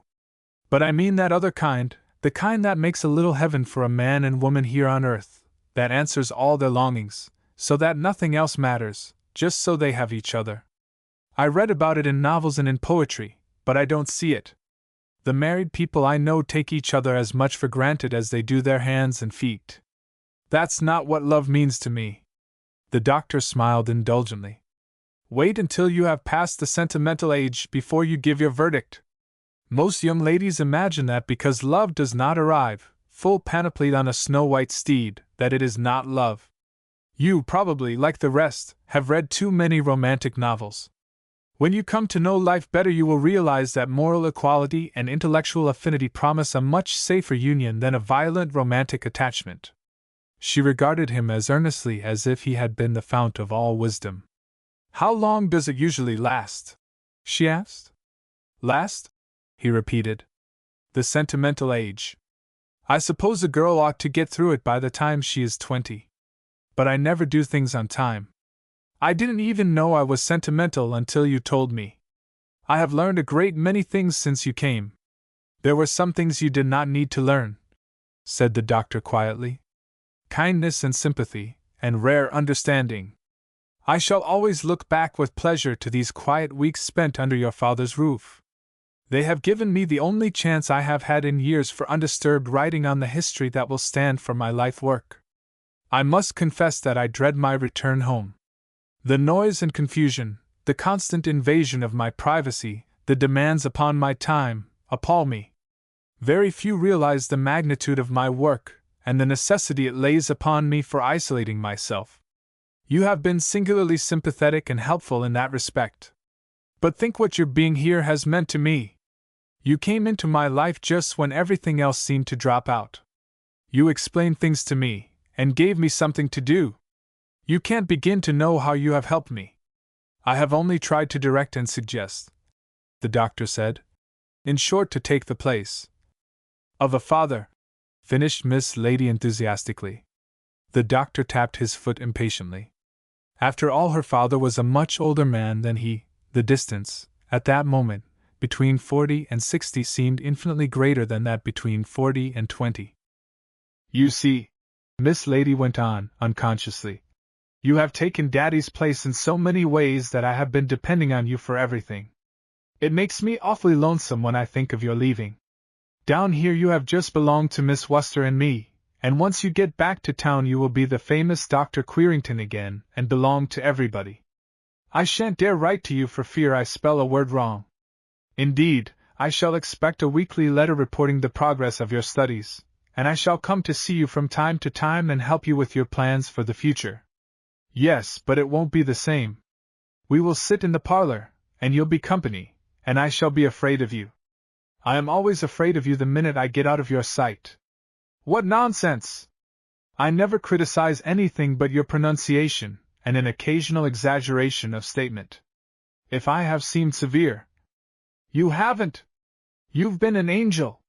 When I think of all the time you have taken from your writing to help me, I am ashamed for letting you do it. You must not think," said the doctor slowly, "that I have been wholly disinterested. I have found you singularly helpful to me. I think I may say that you stimulate me and refresh me more than anyone I know." "I do? Oh, doctor! That's about the nicest thing I ever had said to me."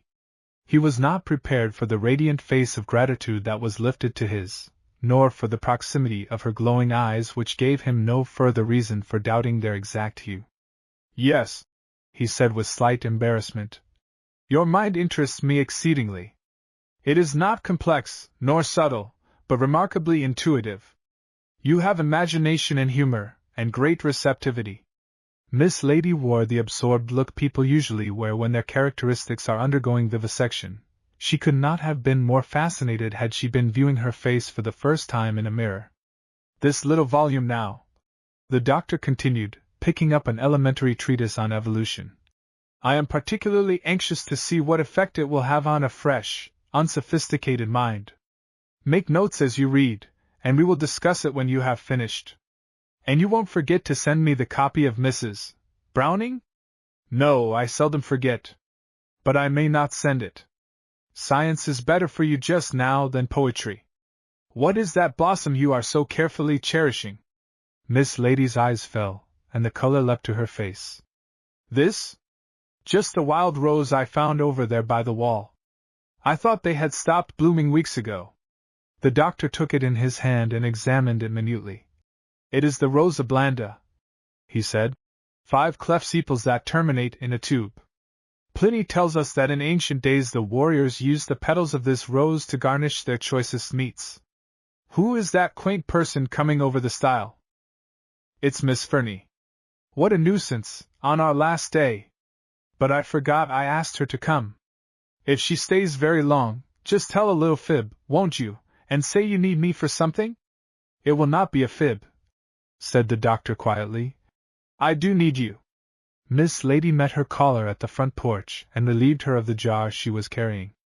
"It's Pickles," said Miss Fernie, a withered little woman whose small, nibbling face suggested a squirrel's. "I thought having company you might need 'em. Don't know though. City people may be too aristocratic to eat country pickles. The idea, Miss Fernie! Don't you sell them in the city all the time?" "Yes, under labels. City people lay stress on labels. When I was a child, I wasn't allowed to eat things that was labeled." "I hear he's going?" "Who?" "Your doctor.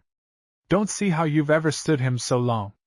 "Oh, you don't know Dr. Queerington?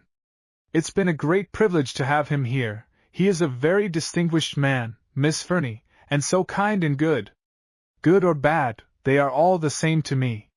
Just as soon have a fly under my mosquito bar as a man buzzing around in my house. When's he going?" "Tomorrow." "Will that be too soon for you to come over?" "No, I'm ready to come.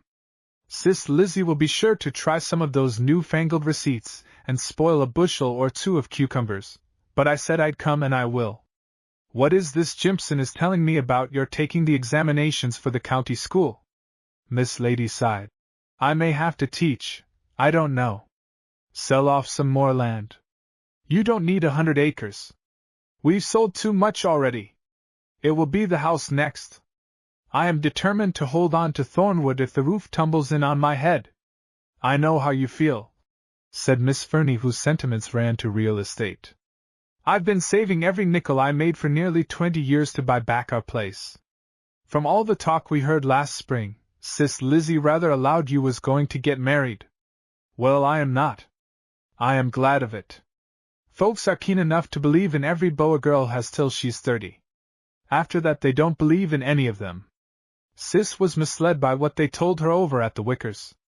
"What did they tell her?" asked Miss Lady, training a rebellious moon vine up the trellis.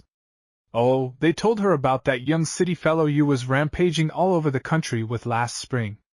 Mrs. Wicker said he hadn't a thought in his head but you. That he wore her plumb out telling her about you, just as if she hadn't helped raise you on a bottle." Miss Lady still found the vine absorbing, but she took time to say over her shoulder, "Tell your sister and Mrs. Wicker that that young man has gone to China. Well, nobody could wish him further. I hope he will stay. You are too nice a girl to get married. What do women want to marry for anyway? Look at me. 40 years single and not 1 minute of it spent in wishing I was married. I glory in my independence. I glory in my freedom." Miss Fernie was allowed to glory undisturbed, for Miss Lady, leaning against the railing of the porch, had apparently forgotten her existence.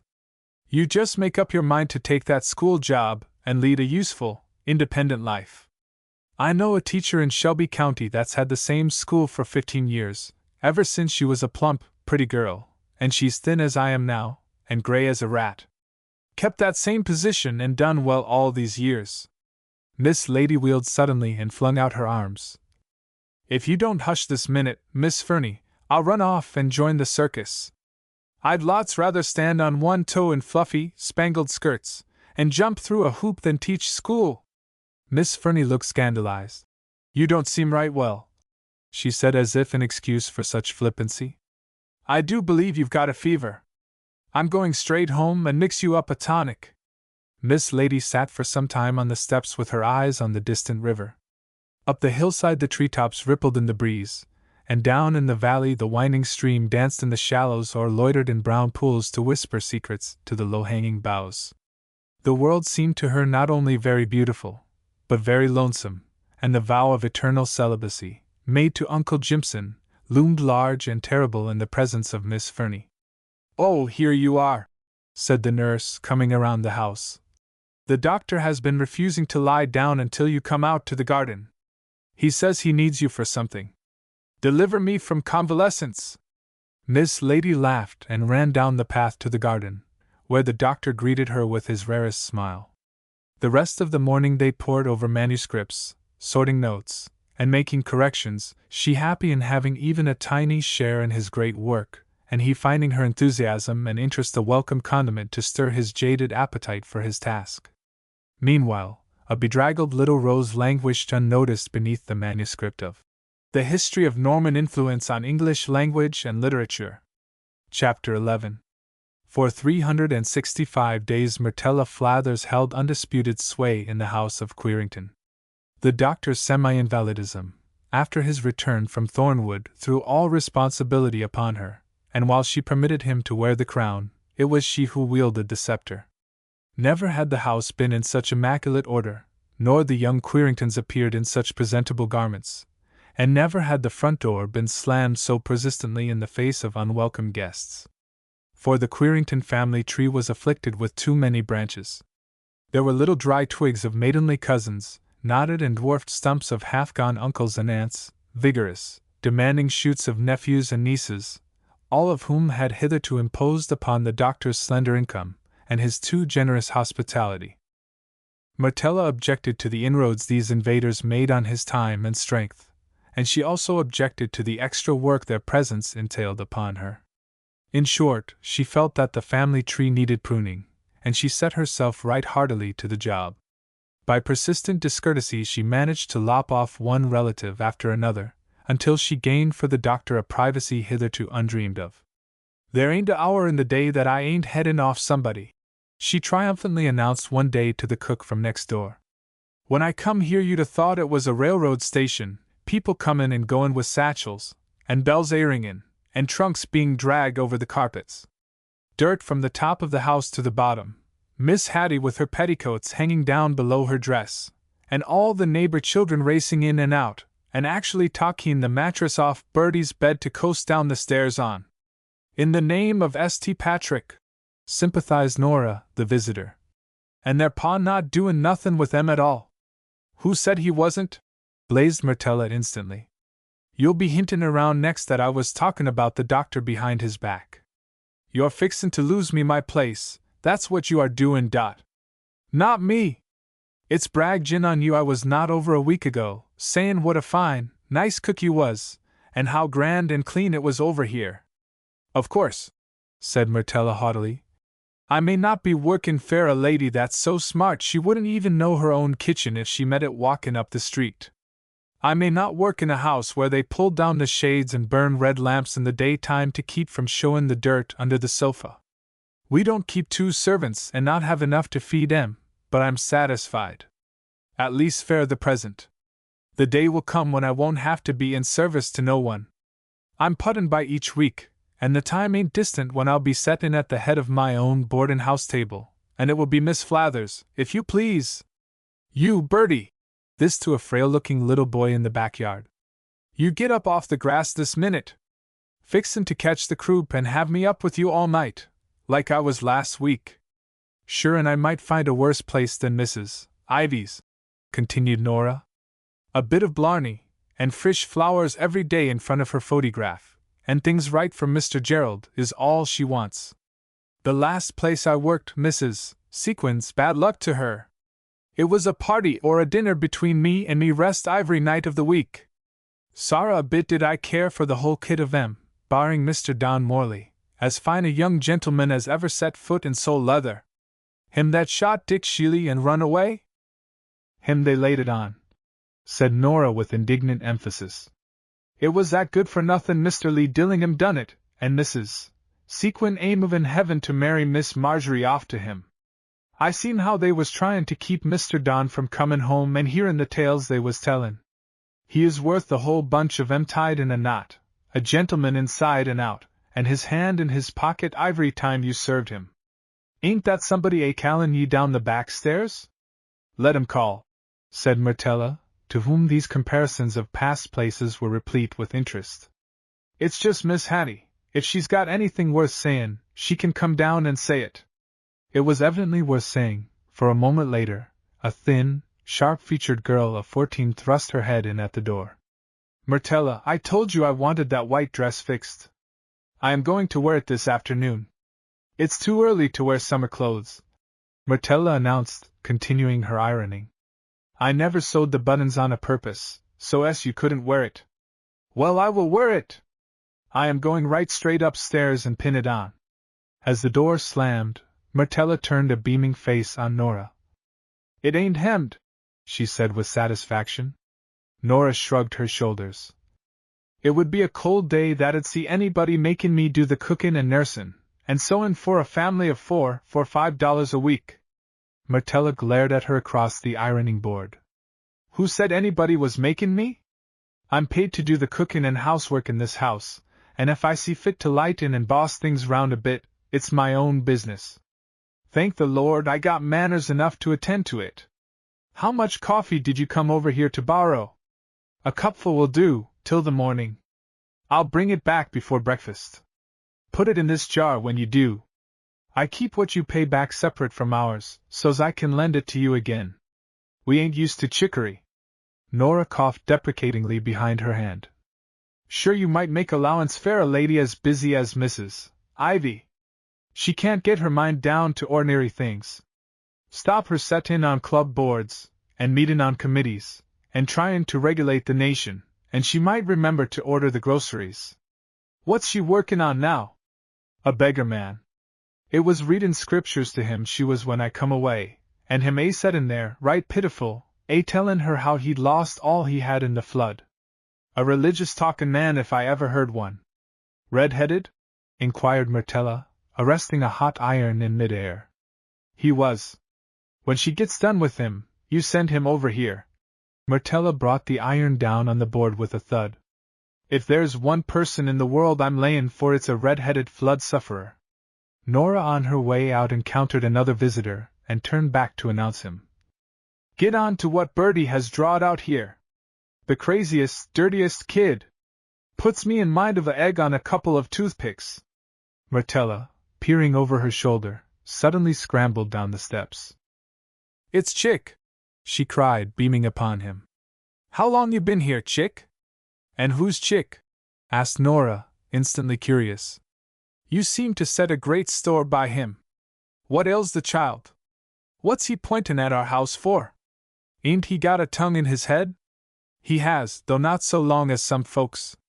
"Chick! Bertie! Come in here!" And without ceremony Myrtella swept them into the kitchen and slammed the door in Nora's face.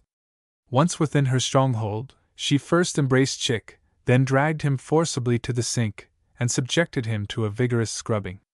Both actions apparently bored him acutely, for he turned his soap-dimmed eyes enviously upon the smaller boy who pranced about in transports of joy. "We'll skate on the pavement," Bertie was crying excitedly. "You can have one skate, and I'll have the other, and we'll see who can beat." "You won't do nothin' of the kind," quoth Fate at the faucet. "I ain't goin' to have you racin' round and gettin' het up and talkin' cold. Besides, you ain't big enough to keep up with Chick," Then, seeing the disappointment her ultimatum had caused, she added, "If it wasn't for you sticking everything up, I might make you some candy." "Oh, Tella! Will you? Lass's candy?" "Ask him if he likes Lass's candy." Violent nods of affirmation from the steam-enveloped victim. Myrtella had started with the simple ambition to wash Chick's face, but the boundary line had proved troublesome. Whether she sharply defined it, or attempted artistic effects in chiaroscuro, the result was equally unsatisfactory. Myrtella was nothing if not thorough. Before she finished with Chick, he was standing with his feet in a bucket, as clean and wet and naked as a fish. All this consumed time, and both boys were growing impatient, when a peculiar noise from outside attracted their attention. To Chick, only, the sound seemed to be familiar, for he laughed and wagged his head and pointed to the yard. "It sounds like hiccups," said Bertie, his head on one side. Myrtella's mouth closed like a trap. "I'll hiccup him," she breathed mysteriously, and leaving the children to watch the candy, she went out on the porch and closed the door behind her. Bertie, in his short kilts, with his feet curled up in a chair, watched Chick with absorbed interest as he donned his ragged, dirty trousers. A pair of purple suspenders that had once belonged to Mr. Flathers excited his special admiration. "Say, Chick, have you got a partner?" Chick nodded. "You couldn't be partners with me, too, could you?" A violent shake of the head. "I didn't think you could with two fellows at once." Bertie contemplated the boiling candy thoughtfully. "I could get lots of partners if I wasn't always sick. If you ever don't have the one you have got, could you take me, Chick?" Chick looked him over critically, stood him up and measured heights, and even felt his arm for muscle. Then he made a remark that, while lacking lucidity, was nevertheless conclusive. "But I'm going to get bigger," urged Bertie. "And I've got a music box, and a water pistol, and some marbles." At this, Chick promptly produced a handful of marbles from his own pocket, and signified, by many whispers and hisses, that he was engaged in a wholesale and retail trade along that line, and open to negotiations. Bertie made a hurried trip to the nursery and returned with a neat blue bag from which he poured treasures of agate and crystal. Chick lost all interest in the candy. His professional reputation was at stake. Never could he face the gang on Billygoat Hill, if he failed to fleece this lamb that Providence had so clearly thrust in his way. Meanwhile, Myrtella was exercising an elder sister's prerogative on the back steps, and bestowing upon her brother what she modestly called a piece of her mind. For Phineas, in one of his periodical backslidings, had slid too far. His ambition to excel as a regenerate had carried him out of the quiet pastures of the Emmanuel flock, into the more exhilarating battlefield of the Salvation Army. Lured by the prospect of recounting his experiences on a street corner to the accompaniment of an accordion, he had forsaken the safe shelter of the Ladies' Aid, and sought new worlds to conquer. The experiment had not been a success. He was now, at the end of a year, going from door to door, ragged and unkempt, playing the small and uninteresting role of flood sufferer. But Phineas' spirit soared blithely above his circumstances. He even encouraged Myrtella in her tirade against him, spurring her on to fresh effort, as the monks of old courted flagellation. "That's right, sis," he urged. "You get it all out of your system. I says to the lady next door, I says, what I need is a dressing down from my good sister. She'll give me Gussie, says I, then she'll light in and help me. That's her way, I says, there ain't a more generous person on this terrestrial globe. I lowed maybe she'd be moved to follow your example, but she wasn't. She handed me out a line of Sunday school talk fair more 'n a hour, then she didn't give me nothin' but this here Bible, and me a starvin' man. I've ate a little of everything in my day, but I'm skeered to risk my digestion on Deuteronomies and PSA mess."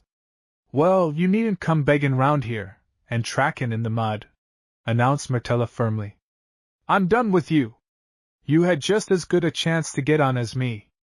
I never asked favors of nobody. I went to work and hustled. What's more, I ain't goin' to stop till I get to be a boardin' house keeper. And what'll you be? A lazy, drunken, good-for-nothin' sponge." Phineas, toying with his hat, suddenly sniffed the air and smiled. "Molasses candy!" he exclaimed joyfully.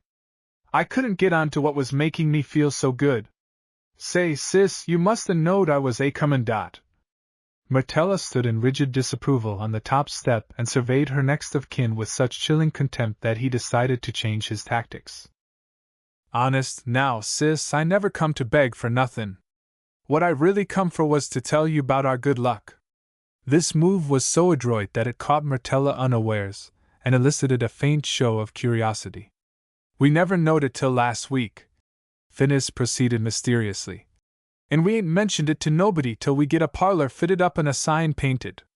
What for? Fair seances. There's been a dago doctor, calls himself Professor King, hangin' round the hill, and the minute he lays eyes on Maria Flathers he seen she was a medium. He give her 4 lessons fair $1, and she begin to hear raps and bells ringin' the 5th set in. Last night she begin to move the furniture. She must have been in a trance, exclaimed Myrtella. I'd been knowin' Maria about 14 years and I never heard of her movin' the furniture. She can go to more pains to scrub around a table leg than any one I ever knowed. But in spite of her scoffing, Myrtella was impressed. For many years she had considered a visit to a spiritualist, or clairvoyant, one of her wildest and most extravagant dissipations. The possibility of having a medium in the family was a luxury not to be lightly dismissed. Where'd you get the money for the lessons? She demanded suddenly. Phineas hesitated and was lost. You spent Chick's. He's as ragged as a scarecrow. Looks like he don't get enough food to push his ribs out.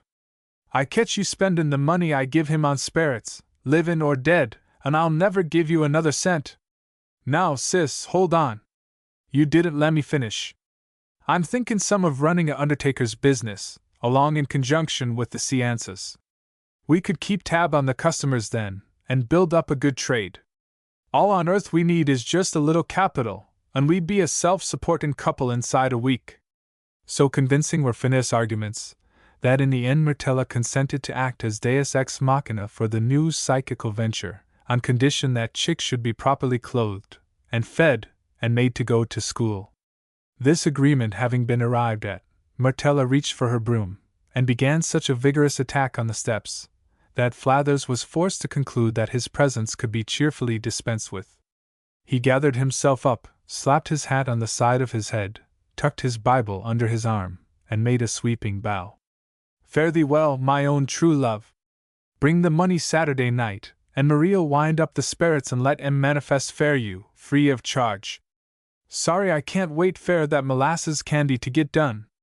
You might send me some by Chick. Adieu. Myrtella stood, broom in hand, and watched the loose-jointed figure slouch down the pavement and out the back gate. He was cheerfully whistling the doxology, and his face wore the rapt expression of one whose thoughts are not on earthly things. She sighed and shook her head. Front door bell's ringing, called Bertie. So's the telephone, and Father's gone out and says you can clean his study. There's the bell again. I expect it's Mr. Gooch inviting himself to supper. I ain't going to let him in. Give me that there plate to pour the candy in. Look, Telia, what Chick traded me. Myrtella cast a side glance at Bertie's extended palm, and promptly rescinded the deal. Ain't you ashamed of yourself, Chick Flathers? Tradin' a little fellow's fine marbles fair them call man allies? It's cheatin', that's what it is, it's stealin'. Ain't you ashamed? Chick was ashamed and had the grace to show it. His contrition would probably not have developed except through exposure, but standing before Myrtella's accusing glance, and the surprised, hurt look in Bertie's eyes, his hardened conscience was pricked, and his lip began to tremble. With a fierce gesture of protection Myrtella pulled him to her. Don't, Chick! Don't cry! I wasn't mayin' to scold you. You ain't had a chance like other boys. You never had no playthings, you never had nothin'. You was a poor little abandoned child ever since you was born. Oh! God, I'm a wicked woman! I ain't fit to live on the earth. This amazing outburst so stunned the 2 small boys, that they stood looking at her in open-eyed astonishment. For some moments she swayed to and fro with her apron over her head, then savagely dried her eyes, and bidding them follow her, stalked up the back stairs with broom and dustpan. Dr. Queerington's study was at the top of the house, where by means of closing the doors and windows, and stuffing his ears with cotton, he was able to shut out that material world to which he preferred to remain a stranger. The room was filled from floor to ceiling with books, and it was one of the crosses of Myrtella's life that behind the visible rows of volumes stood other rows, forming a sort of submerged library beyond the reach of her cloth and duster. In no room in the house did she feel her importance more fully than in this inner shrine. She had calculated with mathematical precision the exact position of each of the doctor's desk utensils. She knew the divinity that hedged about a manuscript, and the inviolable nature of bookmarks. When Bertie began fingering the inkstand, she pounced upon him. "Don't you dare touch a thing, either one of you! When the doctor told me to take charge of his things, I took it. There ain't ever been a word of complaint since I come here, and I ain't goin' to have one at this here late date. There's the doctor now comin' up the steps. I'll finish up here later. Get away from there, Chick!" But Chick had made a discovery. On the doctor's desk, smiling out from a porcelain frame, he had found his divinity. It was the beautiful young lady who had once taken his part in a fight with Skeeter Sheely over a whip handle. It was the young lady who always smiled at him when she rode by Billy Goat Hill.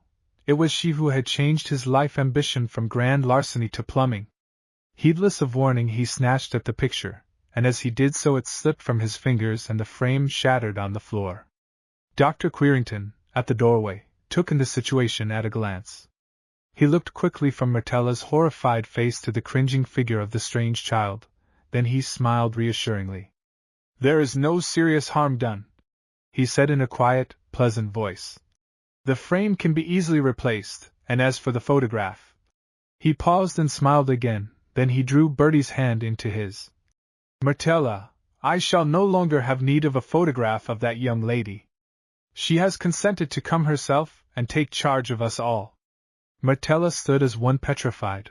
Her massive figure with its upraised duster was silhouetted against the light, like a statue of the goddess of war. At last she found voice. "To take charge?" she gasped. "Do you mean she's comin' to be Miss Squeerington?" "I do." "Well, I give notice," announced Myrtella with all the dignity of offended majesty, and shoving Chick before her, she slammed the door upon the astonished doctor and stalked haughtily down the stairs. Chapter 12.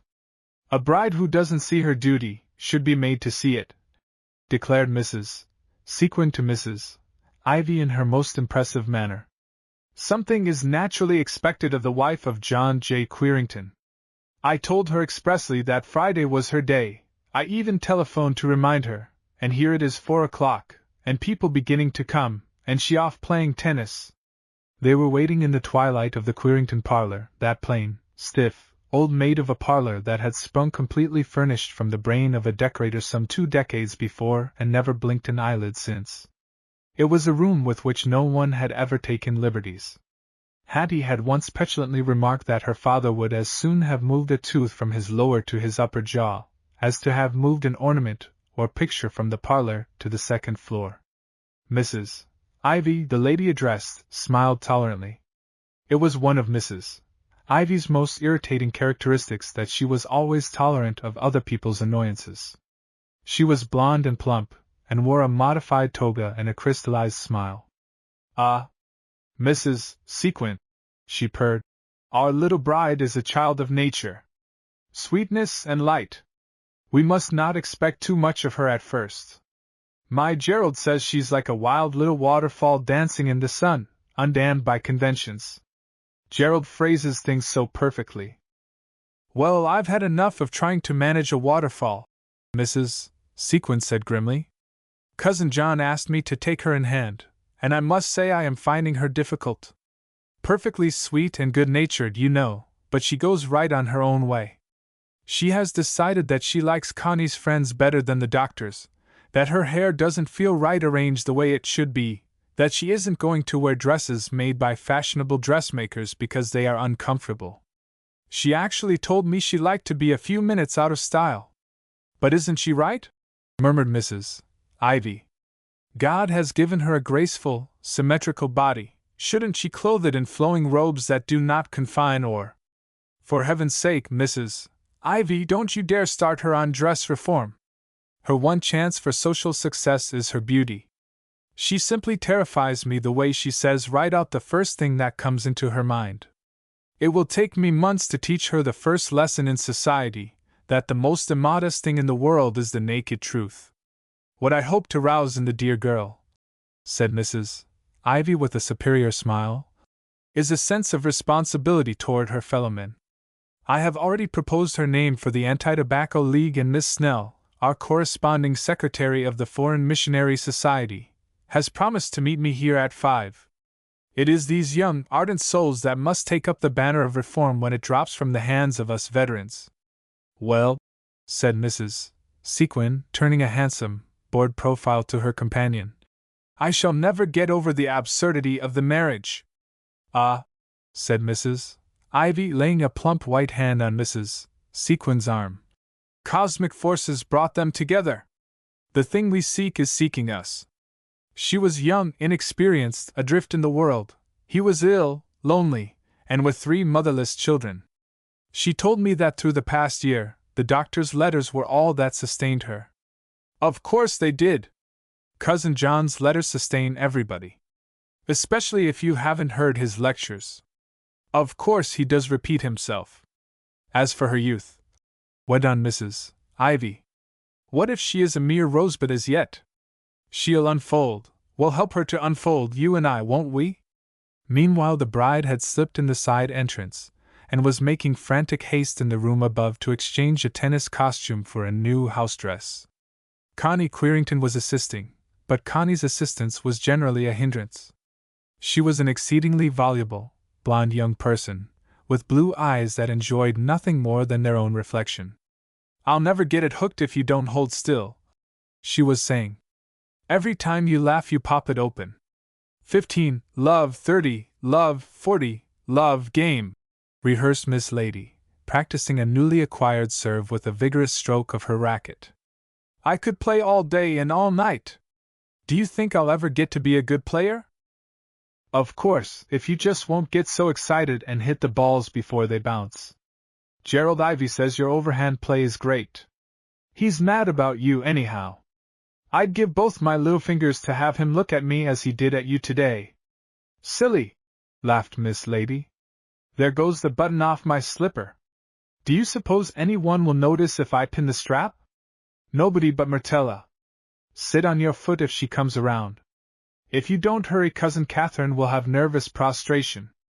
I don't see why you have to treat reception day like Judgment Day," complained Miss Lady.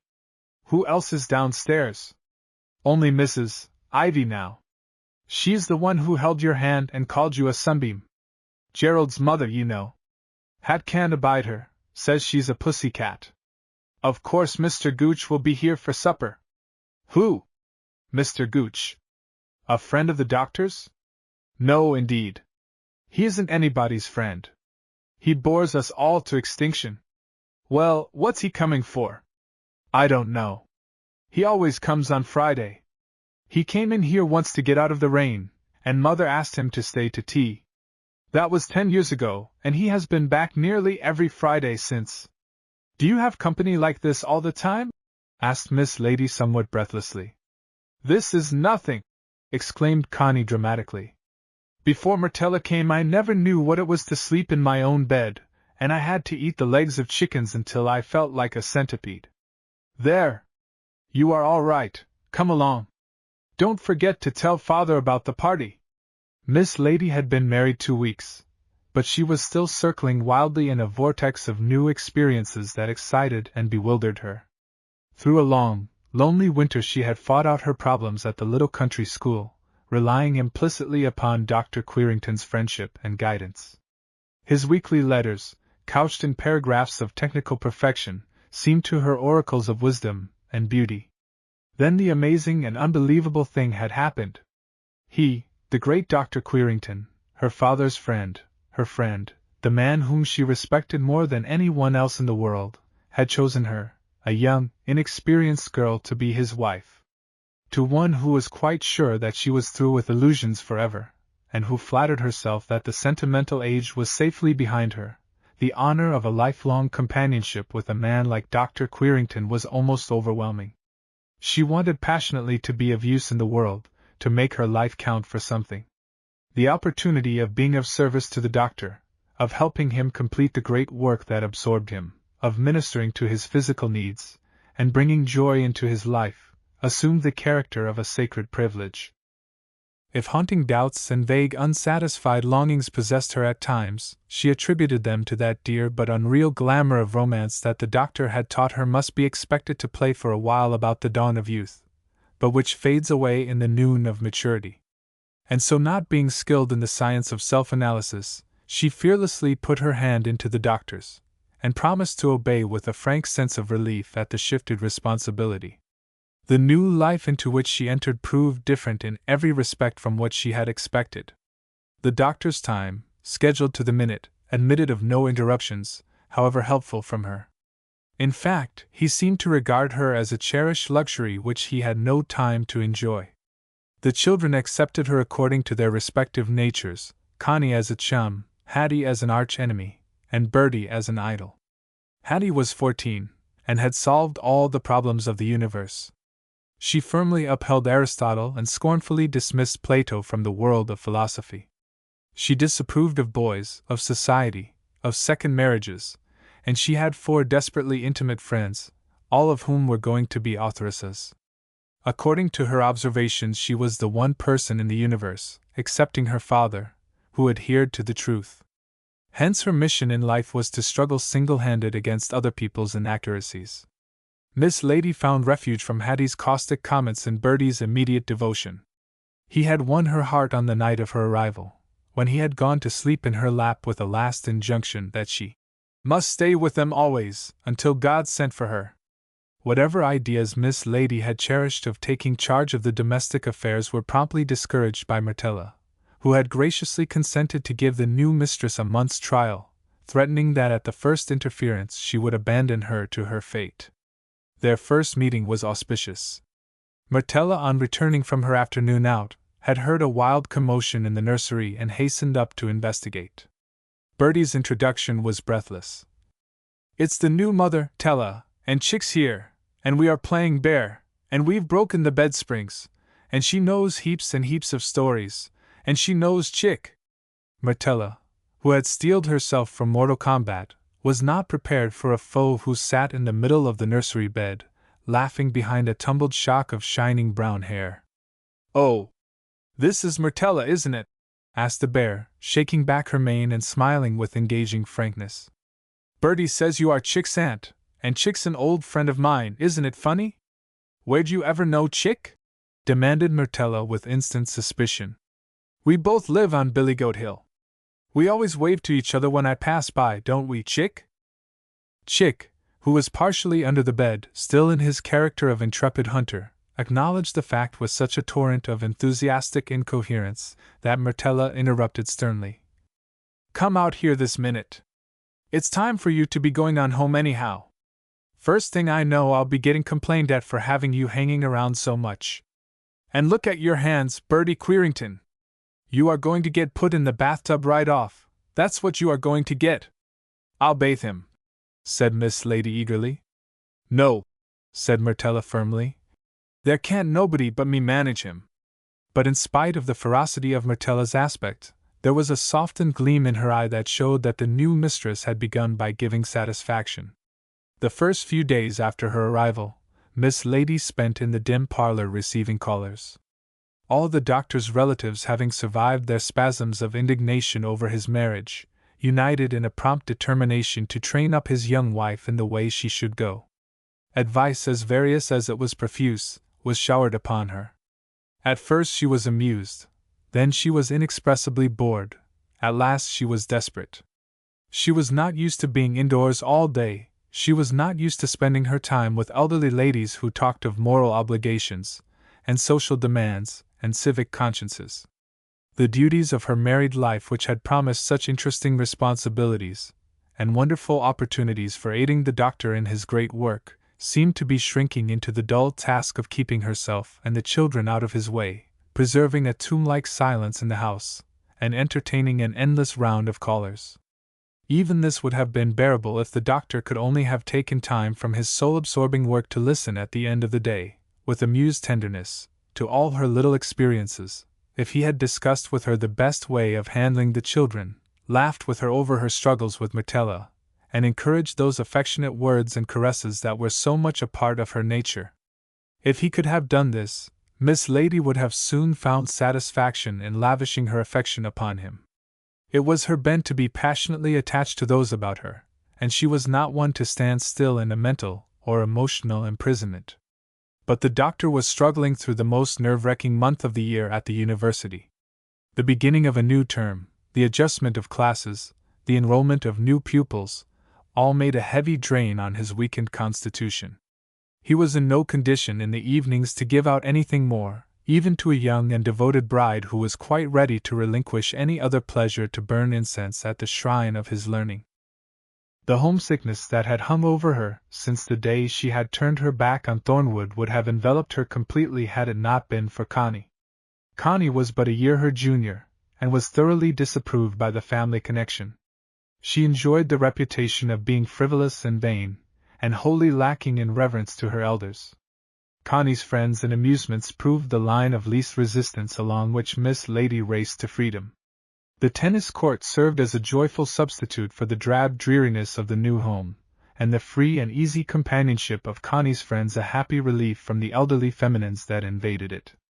The doctor was still the majestic pivot round which her thoughts swung, but the circle was growing wider and wider. The difference in their ages, which at first to her inexperience had seemed such a trifling consideration, proved more serious as time went on. She was eager for life, keen for pleasure, plastic, susceptible.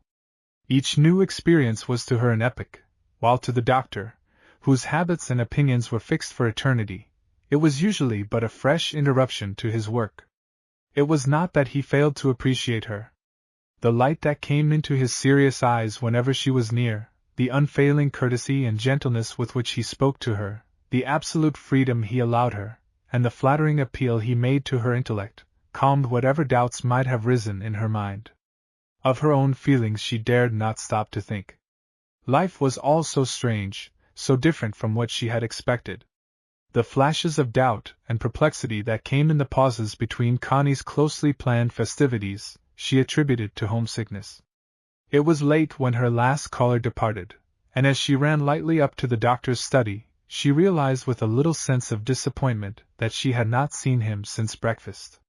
Even now she paused at the door, for fear she would interrupt some flight of the muse.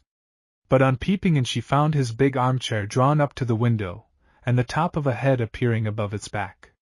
Tiptoeing cautiously forward she clapped her hands over his eyes and dropped a kiss on his upturned forehead. In an instant a strange, belligerent little gentleman had sprung to his feet and was confronting her with features that resembled those of a magnified and outraged bumblebee. "I am so sorry," stammered Miss Lady in laughing chagrin. I thought you were the doctor." "Even so," admitted the stranger rather firmly, standing with chin lifted and nostrils dilated. "Even so. You seem to have forgotten the fact that Dr. Querington is now a Benedict." "Yes, but you don't understand. I am a friend of Constance, no doubt. But under the circumstances you will permit me to say that such conduct is ill-advised. I should not mention it were I not a friend of the family." "Oh, you are Mr. Gooch?" "I am.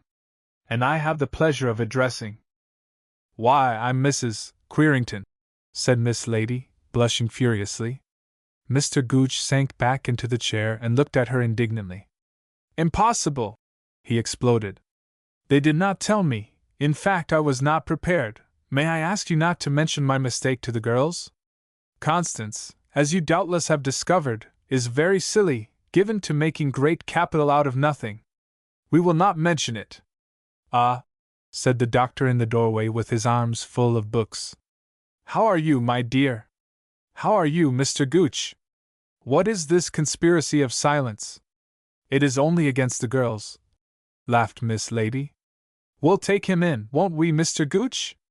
The doctor listened with tolerant amusement as Miss Lady gave a dramatic account of the double mistake, but Mr. Gooch failed to smile. All through supper that evening Miss Lady tried in vain to propitiate the guest. His manner showed only too plainly that he regarded her as an intrusion in the family which he had seen fit to adopt. It was not until the pudding arrived that his mood mellowed. Martella's cooking was so eminently to his taste that he was willing to put up with a great deal for the privilege of enjoying it. Moreover, laughter always improved his digestion, and the young person at the head of the table was proving amusing. "Mr. Gooch is waiting for more coffee," announced Hattie, interrupting an animated account Miss Lady was giving of her first day at the country school. "Let her finish the story," said the doctor, to whom food was immaterial. He was indulging in the unusual luxury of loitering at the table after the meal was finished, a habit seldom tolerated in the Queerington household. "But there isn't time," insisted Hattie. "Connie is having a party tonight." "A party?" The doctor's brows lifted. "Yes," broke in Connie. "Miss Lady said she didn't think you'd mind, and she persuaded Martella to let us dance in here. You won't mind the noise just this one night, will you, Father?" The doctor considered the matter gravely. After all, his reading would be interrupted by Mr. Gooch, so he might as well assent.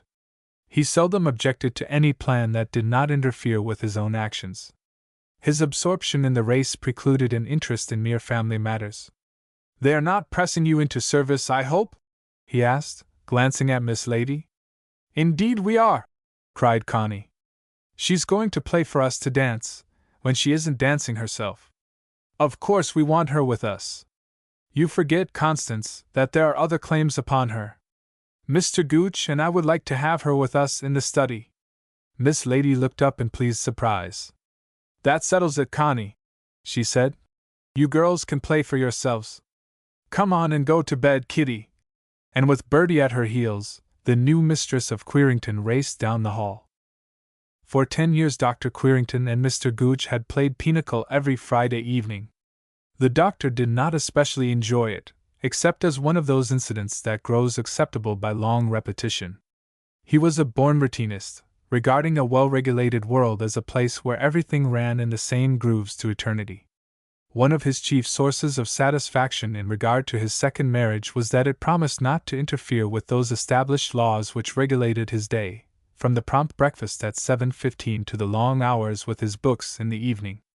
In short, Dr. Queerington was a sort of well-regulated human clock, announcing his opinions as irrevocably as the striker announces the hours, and ticking along so monotonously between times that one almost forgot he was there. If the Friday evening game was to him merely a habit, to Mr. Gooch it was an occasion. Having once seated himself, and glanced around to make sure his hand was not reflected in a mirror, he spread his cards gingerly in his palm with only the corners visible, squared his jaw and proceeded with solemnity to observe the full rigor of the game. There was no trifling with points, or replaying of tricks. The marriage of kings and queens was solemnized without rejoicing, and even the parade of a royal sequence brought no flush of triumph to his cheek, but moved him only to chronicle it in small, precise figures in a red morocco notebook which he always brought with him for the purpose. When Miss Lady came up to the study, after giving Bertie 2 encores to Jack the Giant Killer, she found the men silently absorbed in their game. Sitting on a hassock at the doctor's side, she tried to follow the detailed explanation that he gave during each deal. But the jargon of declarations, and sequences, and common marriages soon grew wearisome, and she found herself idly studying the doctor's fine, serious face, and listening for his low, flexible voice which unconsciously softened when he spoke to her. In spite of the fact that the study was very warm these sultry September evenings, and the doctor's mental strides much too long for her to keep pace, she nevertheless looked eagerly forward to the hours spent there. If at times she failed to follow his elucidations, or grew sleepy reading aloud from some well-thumbed classic, it was not because her admiration and respect for her husband were lessening. In fact, he was always at his best at this time, surrounded by the books he knew and loved, and expanding under the approbation of his one appreciative listener. Here he reigned, a feudal lord, safeguarded in his castle of books against that strange and formidable enemy, the world. "For aces and pinochle," announced Mr. Gooch with grim satisfaction. Miss Lady rose restlessly and went to the window in the alcove. From the parlor below came the strains of a waltz and snatches of laughter. Overhead the stars loomed big and white in the summer night. She thought how strange and lonesome it must be out at Thornwood with the lights all out and the windows nailed up. The little night things were singing in the garden by this time, and the cool breezes were beginning to stir the treetops. She wondered how Mike was getting along without her, and a lump rose in her throat. She swallowed resolutely, and smiled confidently up at the stars. Her married life was not in the least what she had expected, but it would all work out for the best. To be sure, nobody seemed to need her, nothing was required of her, but she would make a place for herself, she must make a place for herself. Perhaps if she had something to do besides playing with Connie and her friends all day, she would get over this feeling of uselessness, and this haunting homesickness for the hills and valleys, for her horses and dogs, and the old brick house among the trees. Suddenly she caught her breath and listened. "He's coming home," Mr. Gooch was saying in the room behind her. "At least, they've sent for him. Young Decker, who has just gotten back, says Morley will come on a stretcher rather than have people believe that he shot a man, then ran away." They had never heard a word of the indictment. "As I expected," the doctor said, shuffling the cards. "When does he return?" "When he's able to travel, I suppose. Decker left him down with a fever in a hospital in Singapore. He's done for himself, I am afraid." "Very probably," said the doctor. "Poor Donald! It's your lead." Miss Lady slipped behind the curtain, and steadied herself by the window sill. Why had her heart almost stopped beating? Why was it beating now as if it would strangle her? Why did the thought of Donald Morley lying ill and friendless in a foreign hospital rouse every desire in her to go to him at once at any cost? Waves of surprise and shame surged over her. She heard nothing, saw nothing, save the fact that something she thought was dead had come to life. She was wakening from a long numb sleep, and the wakening was terrifying. What irremediable catastrophe had happened between now and that supreme moment when she had stood under the lilacs in the twilight with Donald Morley's arms about her, his breath on her cheek, and his passionate plea, "Oh, if you only knew how I need you! I'll be anything under heaven for your sake if you'll only stand by me." "My game," said the doctor. "Fortune has favored me. What became of Miss Lady?" "The call of the young people downstairs grew too strong, I presume." Mr. Gooch, in a very bad humor over the loss of the last game, sullenly packed his deck of cards in the case with the red morocco notebook, and made ready to take his departure. The doctor automatically placed the card table against the wall, arranged the chairs at their preferred angles, straightened a book on his desk, and turned out the lights, leaving a slim white figure with trembling hands and terror-stricken eyes, cowering in the starlight behind the swaying curtains. Chapter 13. It was always an occasion of significance when Mr. and Mrs. Basil Sequin found time in their busy lives to discuss a family matter. There was no particular lack of interest on either side, it was simply that their hours did not happen to fit. When he was not at his club, she was at hers. When she was dining at home, he was detained at a directors' meeting. When he went north to a bankers' convention, she went south to attend a bridge tournament. So it was small wonder the butler, removing the breakfast things, should have looked puzzled when Mr. and Mrs. Sequin remained at table in earnest conversation. Mr. Sequin was a thin, stooped man, prematurely old at 50. The harassed, driven expression that was so habitual to his face had plowed furrows that no lighter mood could now erase. His present mood, however, was not a light one. He sat with his hand shading his eyes, and scowled gloomily at the tablecloth. "I told you a month ago," he was saying, "that you'd have to cut some of the expenses on the new house. We've already gone 20,000 over the original estimate. There isn't a month now that our accounts are not overdrawn. Nothing has been said directly, but it is known on the street. Nothing will be said, as long as it is understood that I am to have the management of the Dillingham estate at the General's death, but if this estrangement should continue between Marjorie and Lee Dillingham—" "Now, Basil!" Mrs. Sequin cried dramatically. "Don't for mercy's sake take a nervous prostration patient seriously.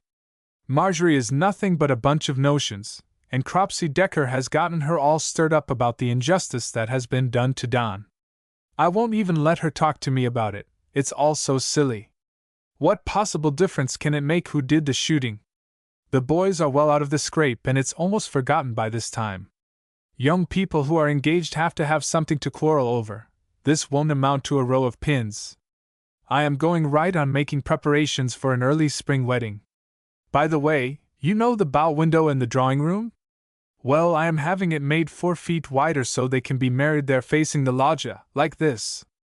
Mrs. Sequin's 2 plump fingers did duty for the bride and groom, but Mr. Sequin was not interested. I should not be surprised if Decker cabled Donald to come home.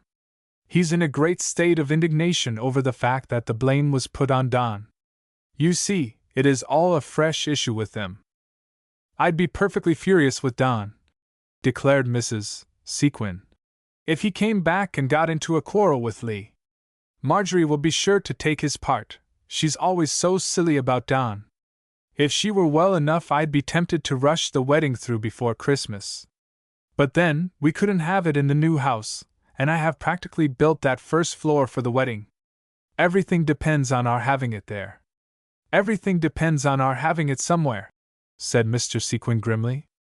Mrs. Querington's cook, madam, wishes to speak to you, announced the butler at the pantry door. Tell her to wait, said Mrs. Sequin without turning her head. What did you decide about the decorator's estimates, Basil? Decide? What time have I to be considering decorations? Why can't you attend to it? Why, indeed?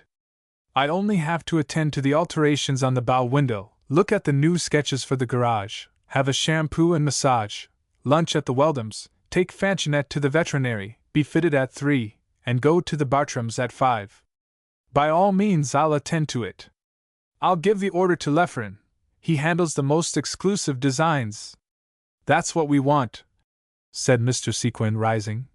The most exclusive and the most expensive. Our credit is good for a few months yet. Have the small car at the bank at 6:30. I will not be home for dinner. Mrs. Sequin sighed as he slammed the front door. There was no use denying the fact that men were trying, even the best of them. Hadn't Cousin John Querington, that paragon of perfection, toppled on his pedestal at the smile of an unsophisticated little country girl? And there was Basil, recognized as a veritable wizard of finance, waiting until the new house was almost completed, then getting panicky about the cost. And now Donald, whom she thought safely anchored on the other side of the world, threatening to come home at the most inopportune time, and create no end of trouble. Excuse me, madam, said the butler, but she says she ain't going to wait another minute. Jenkins! Mrs. Sequin raised her brows disapprovingly. Send that odious woman up to Miss Marjorie's room. I will see her there.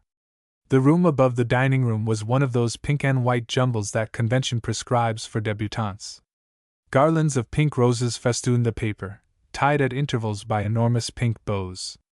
Pink bows and ruffles smothered the dresser and sewing table, and pink and white cushions filled the window seat. Cotillion favors, old dance cards, theater programs, were pinned to the heavy pink and white curtains that shut out the sunlight. Among the lace pillows of the brass bed lay a languid, pale-faced girl, who stared up at the rose-entwined ceiling, as a prisoner might stare at her bars. Close the door, Myrtella, Mrs. Sequin said as they entered. I am mortally afraid of draughts. Good morning, Marjorie. Where is your blue hat? I told Miss Lady to send up for it, because I am going to take her to the Bartrams this afternoon, and I simply could not have her appear in that ridiculous little hat she wears all the time. The girl in the bed turned a fretful face toward her mother. Why, Miss Lady promised to spend the afternoon with me. I've been looking forward to it for days. Yes, I know, dear, but I told her you weren't quite so well, and that she could come tomorrow. You see, she really can't afford to miss the Bartrams' tea. It's the first entertainment this fall and everybody will be there. I know you think Mrs. Bartram a little gay, but you can't deny she runs that younger set. Marjorie Sequin clasped her thin white hands tensely, and resumed her study of the vine-covered ceiling. Here's the hat, said Mrs. Sequin, handing a large hat box to Myrtella, then noting her offended expression she added by way of propitiation. I don't know how they would get along without you at the doctor's. I hear that the new mistress doesn't know a saucepan from a skillet. She ain't no fool, returned Myrtella instantly on the defensive. Of course not, just young and careless. I dare say she doesn't even order the groceries, does she? No, ma'am.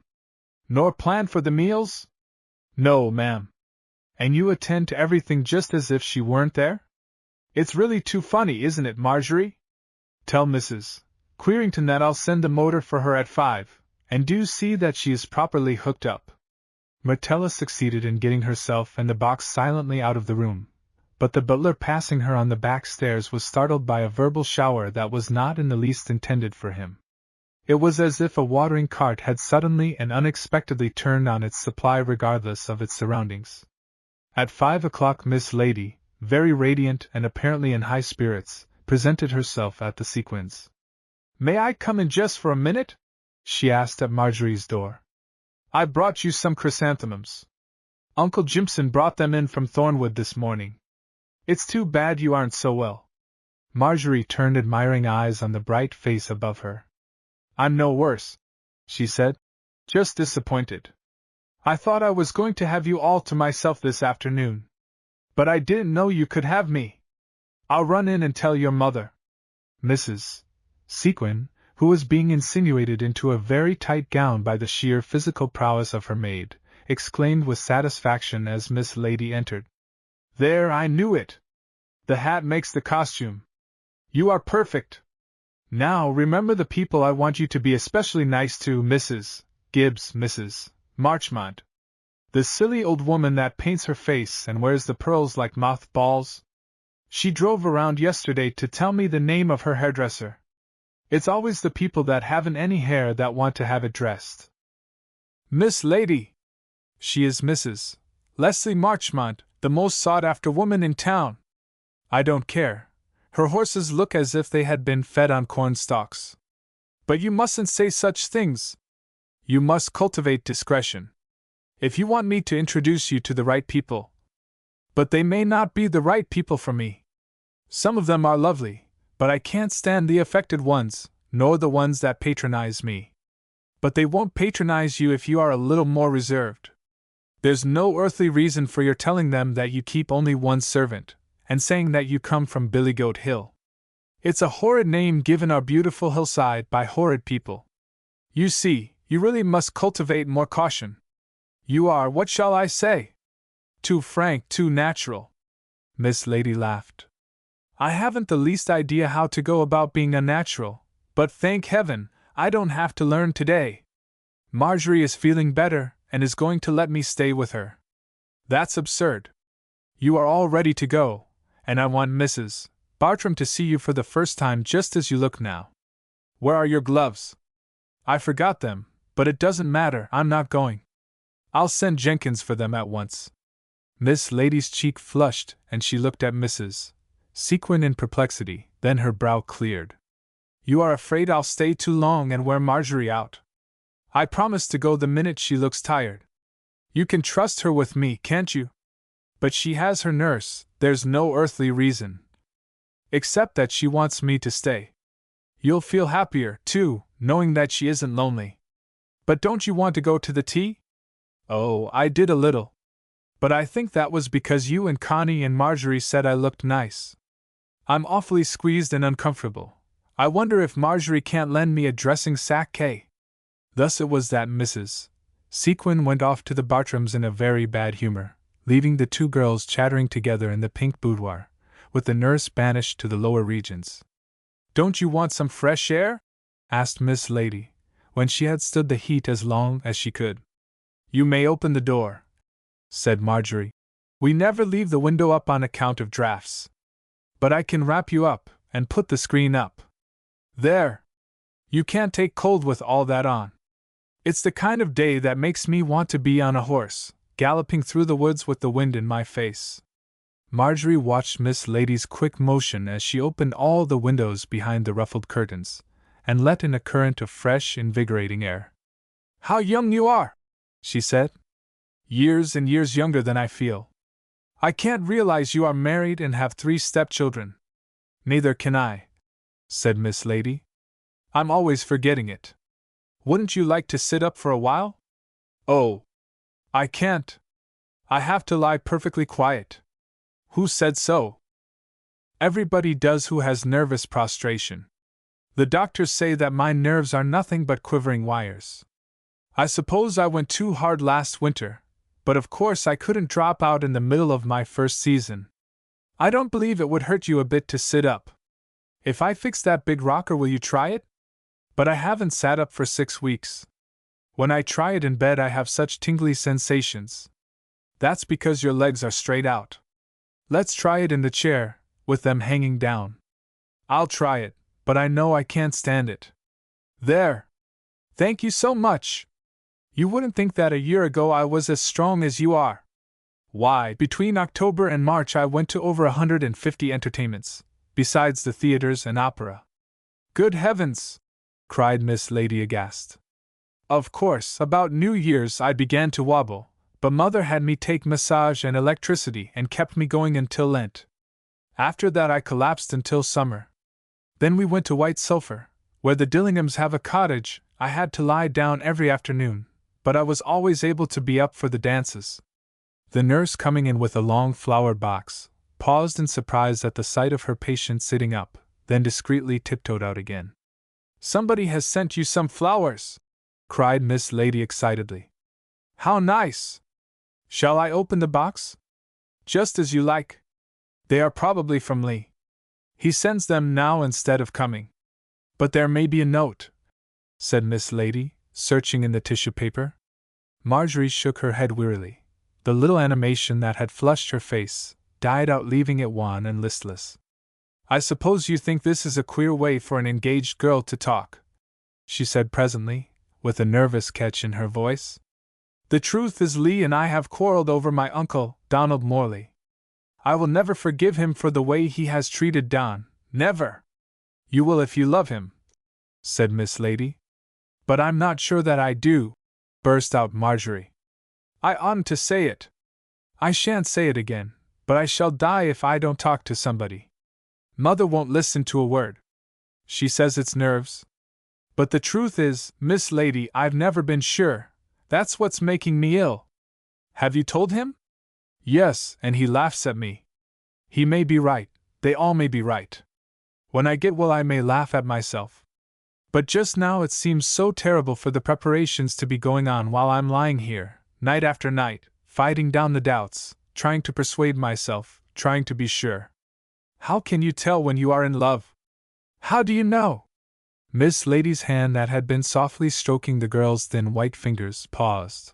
Her eyes sought the open window, and she drew a short breath. No, she repeated as if to herself. How do you know when you are cold, when you are hungry, when you're tired, when you're lonesome? How do you know that you want air when you are smothering? Everything about you tells you, your heart, your mind, your body, your soul. You can't help knowing. But suppose I don't feel like that. And suppose I should, some day, for someone else. Oh, Miss Lady, tell me what to do. Everybody else is rushing me on, telling me not to worry, not to be afraid. But you are not like the others, you consider something more than the outside advantages to be gained. Tell me, what would you do in my place? I'd wait for the real one to come, cried Miss Lady, turning upon her almost fiercely. I'd wait, if it was forever. They have no right to persuade you. You either love or you don't love, and no power on earth can make it different. You can laugh at sentiment and pretend you don't believe in it. You can tell yourself 1,000 times that you are doing the sensible thing. You can blind yourself utterly to the truth for a time. But someday you've got to realize that the only real thing in life is love, and that you are powerless to make it live or die. After that they sat a long time in silence, until Miss Lady rose abruptly, and making some excuse, took a hurried departure. She was frightened at what she had said, at what she had thought. She was terrified at this strange, new self, that spoke out of a strange, new experience, and set at naught all her carefully acquired opinions. It was not until she reached home after a brisk walk through the crisp air, that the turmoil in her brain subsided. On the hall table, beside a well-worn copy of Shelley, lay the doctor's gloves and soft gray hat. She seized the gloves impulsively and laid them against her cheek. "Dear, dear doctor," she whispered almost fiercely.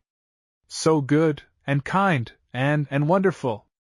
Suddenly she was aware of someone watching her covertly through the crack of the dining-room door. "Myrtella!" she cried. "Is that you?" "Yes'm, if you please," came in strange, meek accents. "I'd like to speak with you." It was so entirely out of the course of human events for Myrtella to assume humility, that Miss Lady looked at her in amazement. "I can't say," began Myrtella, still half behind the door, "that I like the way things is run in this house. I'm thinking some have given notice." "Why, Myrtella!" cried Miss Lady in dismay. "I'm afraid the work is too heavy. We might get—" "Needn't mind finishing, Miss Squeerington, you was going to say a house girl. If you think I'd share my room with any Dutch or Irish biddy, I must say you're mighty mistaken. Besides, ain't I givin' satisfaction? Ain't I doin' the work to suit you? Of course you are, but I thought you was gettin' old, I suppose, and couldn't do as much work as I used to. I look feeble, don't I?" Miss Lady glanced at the massive figure with brawny arms akimbo, and smiled. "Well, what's the trouble then?" she asked kindly. "Why do you want to leave?" Myrtella's eyes shifted as she rubbed some imaginary dust from the door. "I ain't used to working for a lady that don't take no holt. It don't seem natural, and it leaves folks room to talk." "But I thought you wanted to have full charge and run things just as you have done in the past." "Well, it don't look right fair you not to be givin' me no orders, nor rowin' the grocery man, nor lightin' into nobody. If folks didn't know better they'd think you wasn't used to bein' a lady." Miss Lady bit her lip to keep from laughing. "I'll be only too glad to keep house, only I don't know much about it. Aunt Caroline and Uncle Jimpson did everything out home, and you've done everything here." "Well, I ain't going to no longer," said Myrtella firmly. "If you want to lighten and learn, I'll learn you. But I ain't going to stay except on one condition: you got to take a holt of everything. You got to lock things up and give me out what I need. You got to order all the meals and tell me what you want done every mornin'. I ain't going to have people throwin' it in my face that I work for a lady that don't know a skillet from a saucepan." "You're right, Myrtella," said Miss Lady, her face grown suddenly grave. "I don't wonder you are ashamed of me. Perhaps some good hard work will brush the cobwebs out of my brain. When shall I take charge of things, tomorrow?" "As you say," said Myrtella meekly, then with a sudden flare. "Though it does look like I might be trusted one more day to finish up the general cleaning and get after the ashmen for not emptyin' them barrels." "Friday, then?" "Friday," said Myrtella as one who signed her own death warrant, and the young mistress gazing absently out of the window little guessed that a powerful usurper was voluntarily abdicating a throne in order that the rightful owner might come into her own. Chapter 14. The red lamps were all lighted in Mrs. Ivy's small parlor, and the disordered tea-table and general confusion of the overcrowded room gave evidence that one of her frequent at-homes had been brought to an end. It might have been inferred that the hostess had also been brought to an end, to judge from her closed eyes and clasped hands, and the effort with which she inhaled her breath and the violence with which she exhaled it. The maid, clearing away the tea things, viewed her with apprehension. "Excuse me, ma'am, but will you be havin' the hot water bag?" she asked when she could endure the strain no longer. Mrs. Ivy opened one reluctant eye and condescended to recall her spirit to the material world. "Nora, how could you?" she asked plaintively. "Haven't I begged you never to disturb my meditation? Ma'am, but this, you might say, was worse than usual. Me mother's twin sister died of the asthmy. Never speak to me when you see me entering into the silence. I was denying fatigue, now I shall have to begin all over." It was evidently difficult for Mrs. Ivy to again tranquilize her spirit. Her eyes roved fondly about the room, resting first upon one cherished object, then upon another. Autographed photographs lined the walls, autographed volumes littered the tables. Above her head 2 small bronze censers sent wreaths of incense curling about a vast testimonial, acknowledging her valiant service in behalf of the anti-tobacco crusade. Flanking this were badges of divers shape and size, representing societies to which she belonged. In the cabinet at her left were still more disturbing treasures such as Gerald's first pair of shoes, and the gavel that the last president of the Federated Sisterhood had used before she had, as Mrs. Ivy was fond of saying, been called upon to hand in her resignation by the Board of Death. Before the error of fatigue had been entirely erased from her mental state, her eyes fell upon a pamphlet, and she immediately became absorbed in its contents. It set forth the need for a home for crippled animals, and by the time she reached the second page she was framing a motion to be presented to her club on the morrow. Mrs. Ivy was greatly addicted to motions. In fact, it was one of her missions in life continually to move that things should be other than they were, without in any way supplying the motive power to change them. While thus engaged she was interrupted by a belated caller. He was a short, heavy-set young man, with a square prominent jaw, and a twinkle in his eye. "Mr. Decker!" exclaimed Mrs. Ivy, swimming toward him. "After all these months in those wonderful eastern lands, I can almost catch the odor of sandalwood about you." "It's dope," said Decker, with an easy laugh. "Chinese dope. I've had these clothes cleaned twice, and I can't get rid of it. Had them on one night in an opium den in Hankow. Funny how that smell stays with you."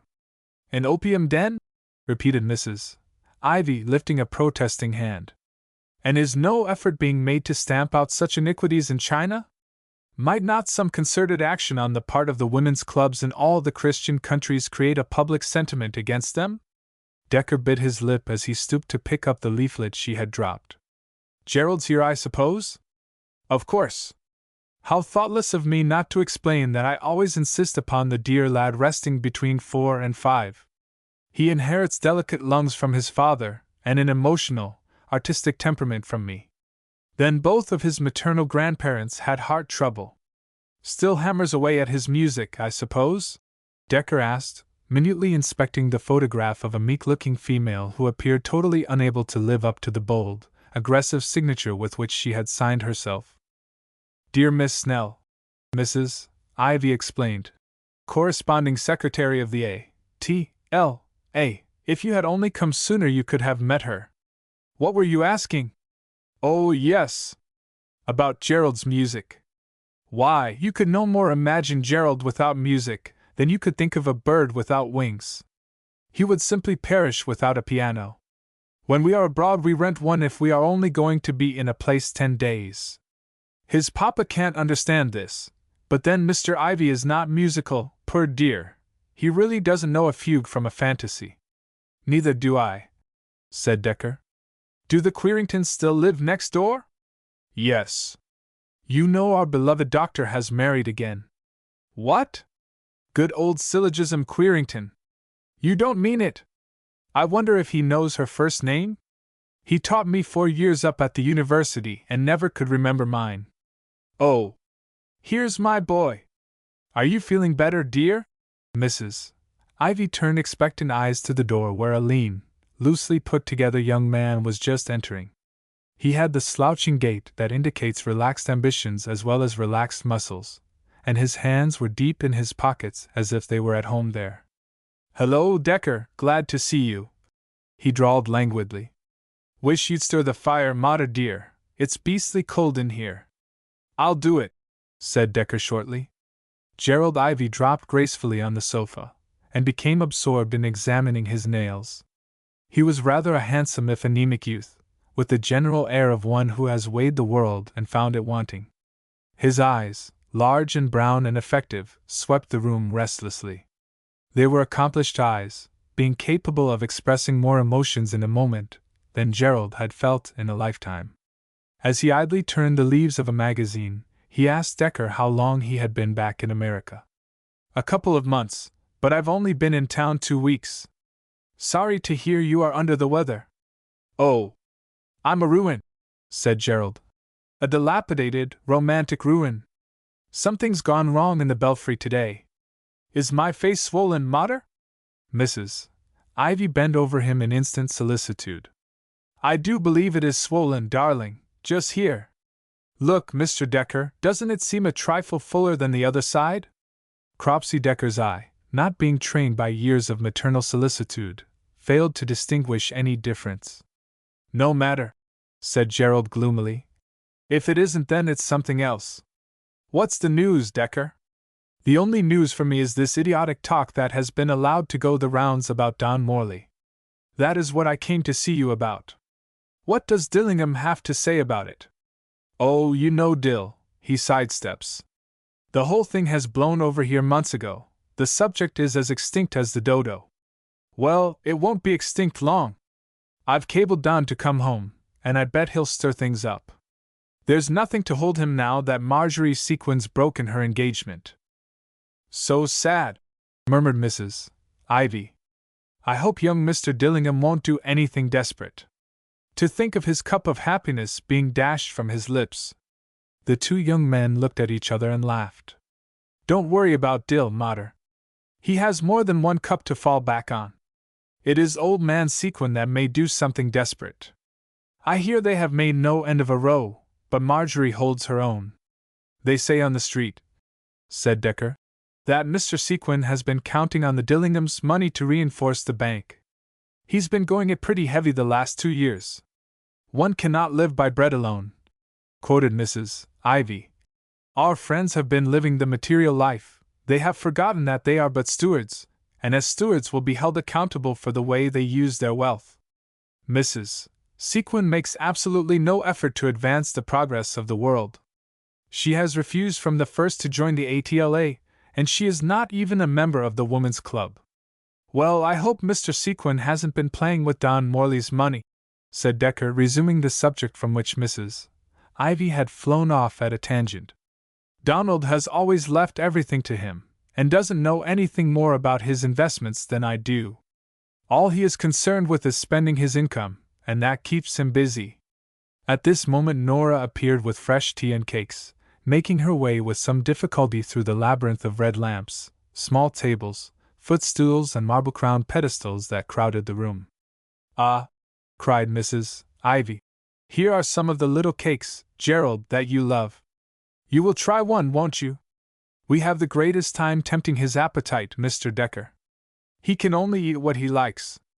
I have always contended with his father that there was some physical cause for his craving sweets. I never refused them to him when he was a child. But from the time he was born he has never really lived on food, he has lived on music." Gerald, at the moment regaling himself with his second cake, gave evidence that he did not rely solely on the sustaining power of music. "And now, will you excuse me, dear Mr. Decker?" asked Mrs. Ivy, gathering her lavender skirts about her. "I am a very, very busy woman, and my desk claims much of my time. You will come to us again, won't you? Gerald's friends, you know, are my friends. Goodbye." And with a tender pressure of the hand, and a lingering look, she was gone. Gerald waited until the door was closed, then produced cigarettes which he proffered to Decker. "Mater's last hobby is tobacco." He smiled indulgently. "She is going to abolish it from the universe. Do you remember how Dr. Querington used to hold forth on the subject at the university? By the way, your mother tells me he has married again. I don't know why, but that tickles me. Was she a widow?" Gerald, with his elbows on the arms of his chair and holding his teacup with both hands just below the level of his eyes, looked suddenly gloomy. "No," he said. "I wish to heaven she was one. What's the matter with old Syllogism? I always thought he was a rather good sort." "I'm not thinking about him," Gerald said impatiently. "I am thinking of the girl. She can't be much older than I am, and the most exquisite thing you ever beheld. Her coloring is absolutely luminous. She ought to be painted by Besnard or Latouche or some of those French chaps that make a specialty of light. She positively radiates. How did she ever happen to marry the doctor? Heaven knows! He captured her in the woods somewhere. I don't suppose she had ever seen a man before. Jove! You ought to see her play tennis, and to hear her laugh. She's a perfect wonder, as free and easy as one of the boys, but straight as a die. Doesn't give a flip for money or clothes, or society. Did you ever hear of a really pretty girl being like that? I hope Dr. Querington likes her as well as you do. Heavens, man! Everybody likes her, you can't help it. But nobody understands her. You see, they look on her as a child, they haven't the faintest conception of what she is going through. And you think you have? I know it. She's trying to adjust herself, and she can't. She's finding out her mistake and making a game fight to hide it. When she first came, she went in for everything. She had never played tennis or golf, and she got more fun out of learning than anybody I ever saw. Then suddenly she stopped. Some old desiccated relative told the doctor it didn't look well for his wife to be running around with the young people, and that settled it. She gave up like an angel, and she's not the kind that likes to give up either. Now her days are devoted to the heavy domestic, and her evenings to improving her mind in the doctor's stuffy old study.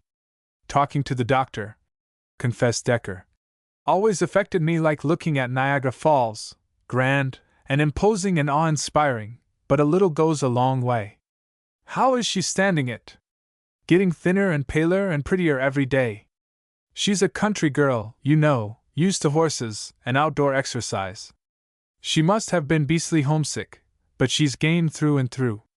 It was awfully hard for her to bluff at first. That's because she is so honest. But she has had to learn. No woman, good or bad, can get through life without learning to bluff, only it comes harder for the good ones. What's that confounded racket in the street?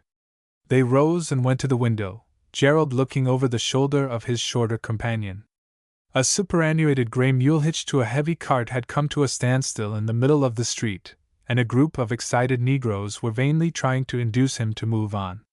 With one ear cocked forward, and his 4 feet firmly planted, the decrepit animal dumbly made his declaration of independence, taking the blows that rained upon his back with the dogged heroism of one who has resolved to die rather than surrender.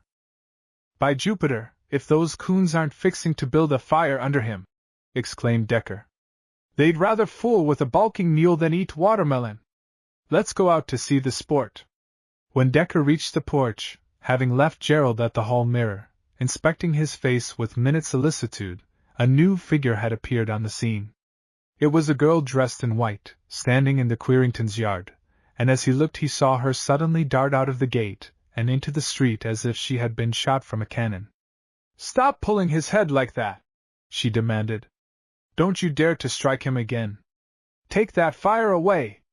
The Negroes fell back somewhat astonished, and the driver arrested his whip in the air. "I'll show you how to make him go," she went on. "Put mud in his mouth." "Yes, mud, a big lump of mud. There, that'll do, make it into a ball, and put it in." "Yes, you can." "Oh dear! Give it to me." She seized the mule's lower jaw with her thumb and forefinger, and with a deft movement succeeded in getting the unwelcome substance between the animal's teeth. The mule evinced surprise, then curiosity. His 4 feet relaxed, his eye lost its fire, and when a gentle pressure fell upon his halter, he was too engrossed in the new sensation to resist it. "Bravo, Miss Lady!" called Gerald, sauntering forward to meet her. "I told you were irresistible. What did you whisper in his ear?" "Lots of things," she said, accepting his immaculate handkerchief to wipe the mud from her hands. "But of course the mud helped. Uncle Jimson taught me that trick. He says a mule has room in his head for only one thought at a time, and all you have to do is to change his balking thought for some other and he'll go." "I hope you will never have to put mud in my mouth," said Gerald, looking at her with no attempt to conceal his admiration. "Can't you come over and see Mother for a bit? She'd love to give you a cup of tea." "I don't like tea in the afternoon, it spoils my supper." "Well, then, come over to see me. There's a friend of mine I want you to meet. I've been telling him about you." "I can't. I'm drawing pictures for Bertie. He'll be disappointed." "So will I, so will Decker." "Decker?" Miss Lady flashed a glance at him. "You don't mean Cropsey Decker?" "Yes, I do, the special correspondent for the Herald Post." "Is that sufficient inducement?" Miss Lady looked at him rather strangely. "I'll come," she said after a moment's hesitation. They did not return to the parlor but to the music room, a large room on the opposite side of the hall, which Mrs. Ivy, a firm believer in the psychological effect of color, had fitted out in blue to induce a contemplative mood in the occupants. On the mantel and tables were the same miscellaneous collection of bric-a-brac that characterized the parlor. Several pictures of Gerald adorned the walls, the most imposing of which presented him seated at the piano, with his mother standing beside him, a rapt expression on her elevated profile. Miss Lady flitted about from object to object, asking questions, not waiting for answers, seeing everything, commenting on everything while the two young men stood side by side on the hearth rug and watched her. She was like a humming-bird afraid to light. "Please, Mrs. Queerington," Gerald begged at last. "You know you don't care for those old Kodaks. I'll show them to you another time. I want you to talk to Decker. Sit down here in this big chair and I'll sit at your feet, where I belong, and Cropsey'll sit anywhere he likes and tell us about his adventures. But where's your mother? I thought you said she was serving tea? She'll be down directly. Now tell us a story, Decker. A man can't wander around the Orient for a year without having something exciting happen to him. I'm afraid I haven't an experiencing nature," said Decker, smiling. "You ought to have Morley here. He's the fellow that went over with me, Mrs. Queerington. I'll back him against the field for having adventures. You remember that big fire last year in Tokyo? Don was the first Johnny on the spot, doing the noble hero act, dragging out women and children and gallantly fighting the flames, while I lay up in bed at the Imperial Hotel and fought mosquitoes. He was in a collision at sea, just off the coast of Korea, got mixed up in a Chinese uprising in Nanking and was arrested for a spy while taking pictures of the fortifications at Maijima. If I had half his luck, I'd be the highest-priced man in the syndicate. I don't know that I particularly envy him his luck in the incident that happened here just before he left," said Gerald, lighting a fresh cigarette. "It was nothing to his discredit," said Decker hotly. "He happened to be a witness when that fool Dillingham got into a shooting scrape, and he left town because he did not want to testify against the man his niece was going to marry. He didn't consider the consequences, he never does. It was a toss-up when I met him in Frisco whether he would come home, or go on." "Didn't he know he was indicted?" asked Gerald. "Certainly not. Neither of us knew it until I got home and found people talking about poor Donald Morley, and acting as if he were a refugee from justice.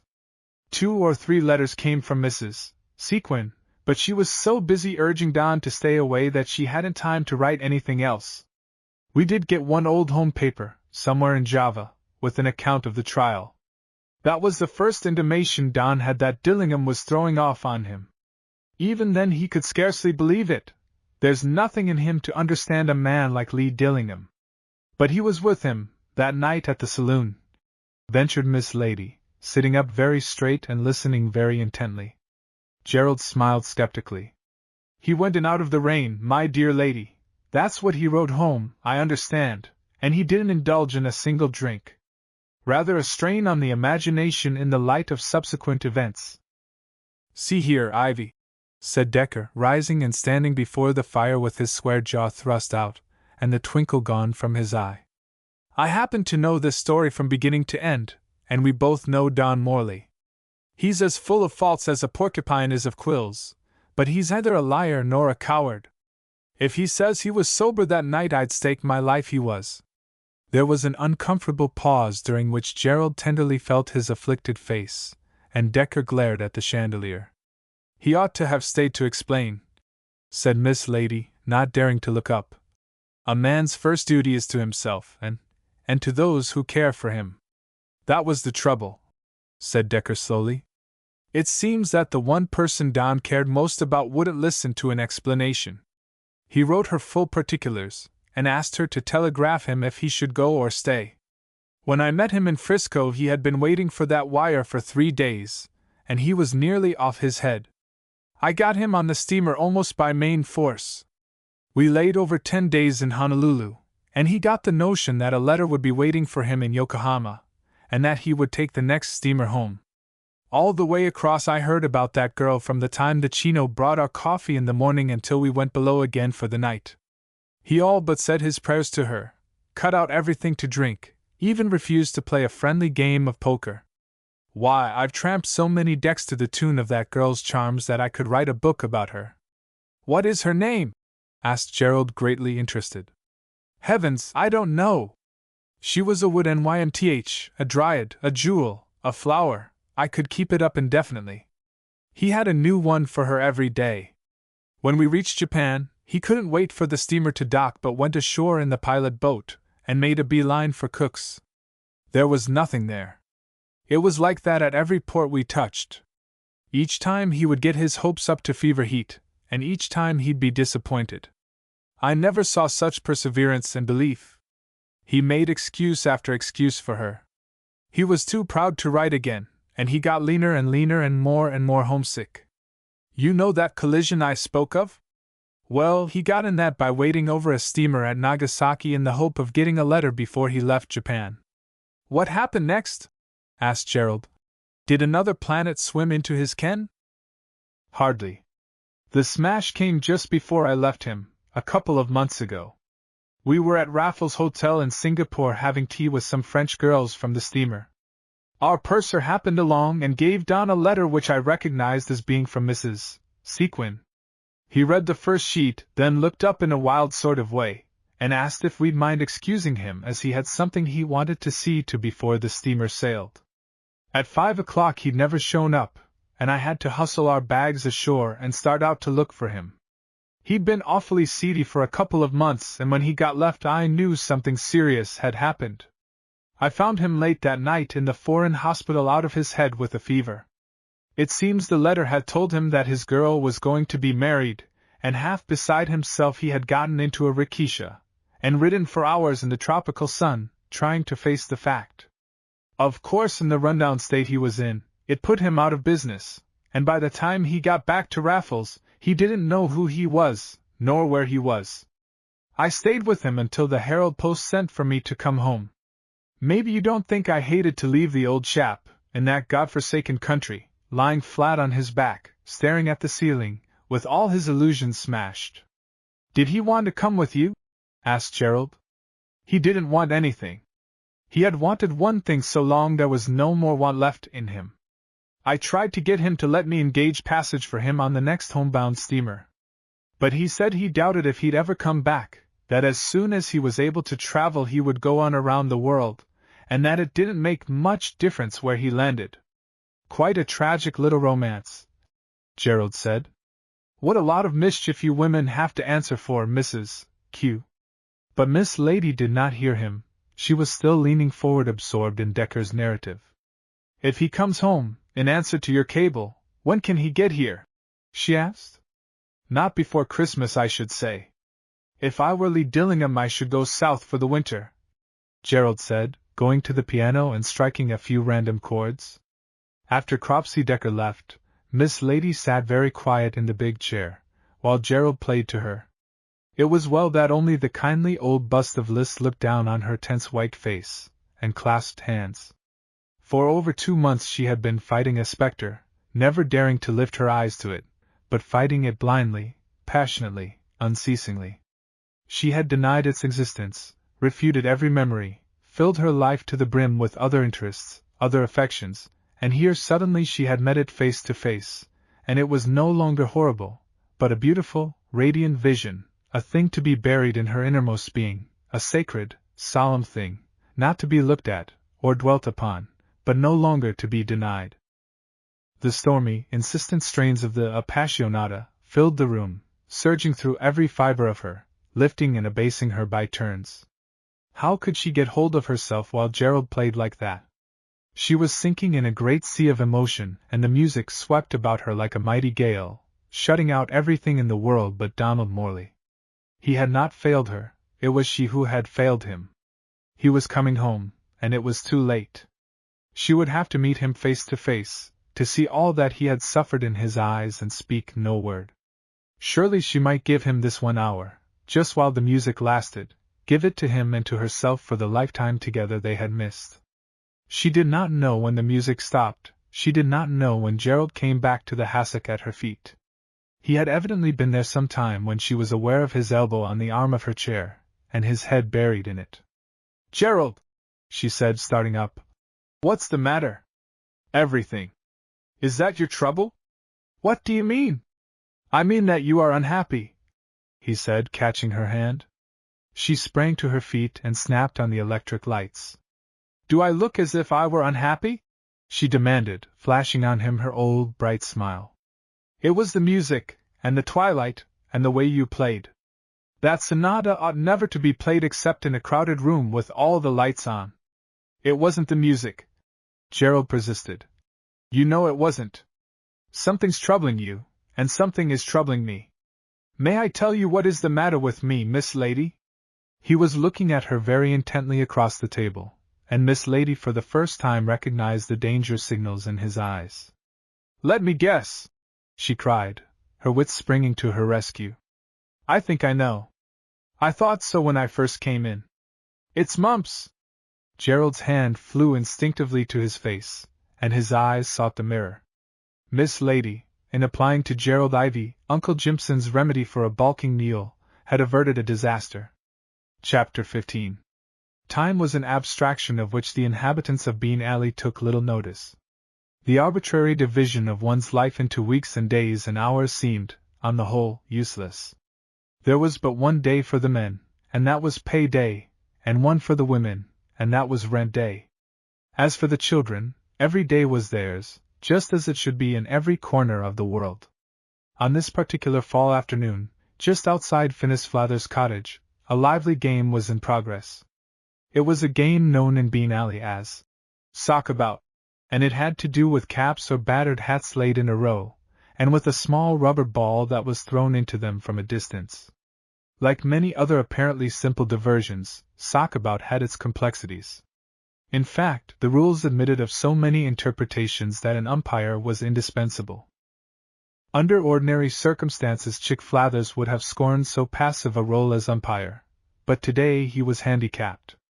In the first place he had no cap to contribute to the row on the ground, and in the second he was burdened with a very large and wriggly bundle, which gave evidence of marked disfavor the moment he ceased to jolt it violently on his knees. In the midst of an unusually fierce altercation, in which four boys contended for the same cap, Skeeter Sheely's voice rose above the clamor. It's our turn! Umpire says so, didn't you, Chick? Ah, you did, too. I can understand you better and you can understand yourself. Course it's ours. Stop shoving me, Gussie McGlory, I'll swat you in the jaw in a minute. Look out, Chick! Look out, Fair the Kid! The youngest resident of Bean Alley was probably saved from premature death by the timely appearance of two ladies at the far end of the street. Chick, recognizing the younger one, started joyfully to meet her, but at sight of her companion he stopped short. For 2 years he had regarded that plump, smiling, elderly lady as his arch-enemy. She was after him. She wanted to put him in something that sounded like the Willow's Awful Home. Once she had almost gotten him, but Aunt Tella interposed. He was not afraid of the truant officer, nor of the cop, although they were generally after him, too, but he had horrible nightmares in which he saw himself being dragged into captivity by this bland lady in the purple dress, who always smiled. Just as he was seeking a hiding place sufficiently large to accommodate himself and his charge, he was summoned home. Considerable commotion was apparent in the crowded kitchen and Mr. Flathers was moving about with an alacrity unusual to him. Get off your shoes and stockings, Chick, and turn your coat inside out. Here, I'll hold the baby. Your mammy's nursing the other one. Shove that beer can under the stove, and hide that there cuckoo clock. Chick followed instructions with the air of one who understood the situation. It was not the first time he had prepared hurriedly for visitors. They're stopping at Gyrese's, reported Mr. Flathers from the window. Here, take this kid and set out there on the doorstep. Don't you dare budge till they've saw you and spoke to you. Chick resumed his position on the doorstep with a heavy heart. The line of battle had been pushed south, and he was completely out of the firing line. His bare feet and legs were cold in the biting November air, and he had jolted the baby until he felt there were no more jolts left in him. It was, moreover, a terrifying business to sit there and calmly wait his fate. Them's them, announced Skeeter Sheely, racing down the alley. They give Mr. Gyres some oranges. If they give you one, you going to gimme half? Chick was too miserable to answer. The bars of an institution seemed to be already closing upon him. Mrs. Ivy, holding her skirts very high and picking her way gingerly around the frozen puddles, was the first to reach him. "Ah! Here's our good little friend Rick, or Dick, is it? And this is the sweet little baby sister that God sent you." "Nah, it ain't," said Skeeter. "That there's a boy, and it ain't no kin to him. It's pa's in the pen, and it's ma's up fair 90 days, and it's just boardin' at his house." "The case that was reported for the home," said Mrs. Ivy, turning with a significant nod to her companion who had just come up. At the word home, Chick shuddered. It was the most terrible word in the English language to him. "What's the matter with your thumb, old fellow?" Miss Lady asked, seeing his frightened look. "Come here, Skeeter, and tell me what he says." She relieved Chick of the young person whose parents were not in a position to minister to his wants, and sat on the doorstep between the two boys, listening with flattering attention to a detailed description of each hero's wounds and scars and how they had been received. Mrs. Ivy, meanwhile, a veritable spider in the midst of a web of institutions, was warily planning to ensnare every helpless, poverty-stricken fly that came her way. To her, the web was not made for the fly, but the fly for the web. Supplying flies was her chief occupation. Standing just inside the kitchen door with her skirts still gathered carefully about her, she viewed her surroundings with mournful sympathy. "The fact are," Phineas was saying as he held his coat together at the collar, in a pretended effort to conceal his lack of a shirt, "that we ain't been prosperin' since you was last here. Looks like the hand of the Lord." "Ah, Mr. Flathers," remonstrated Mrs. Ivy, with a finger on her lip. "Never forget that whom he loveth he chasteneth." "I don't, Mrs. Ivy, I don't. I keep that in mind. If it wasn't fair that, Mrs. Ivy, I declare I don't know what I would do.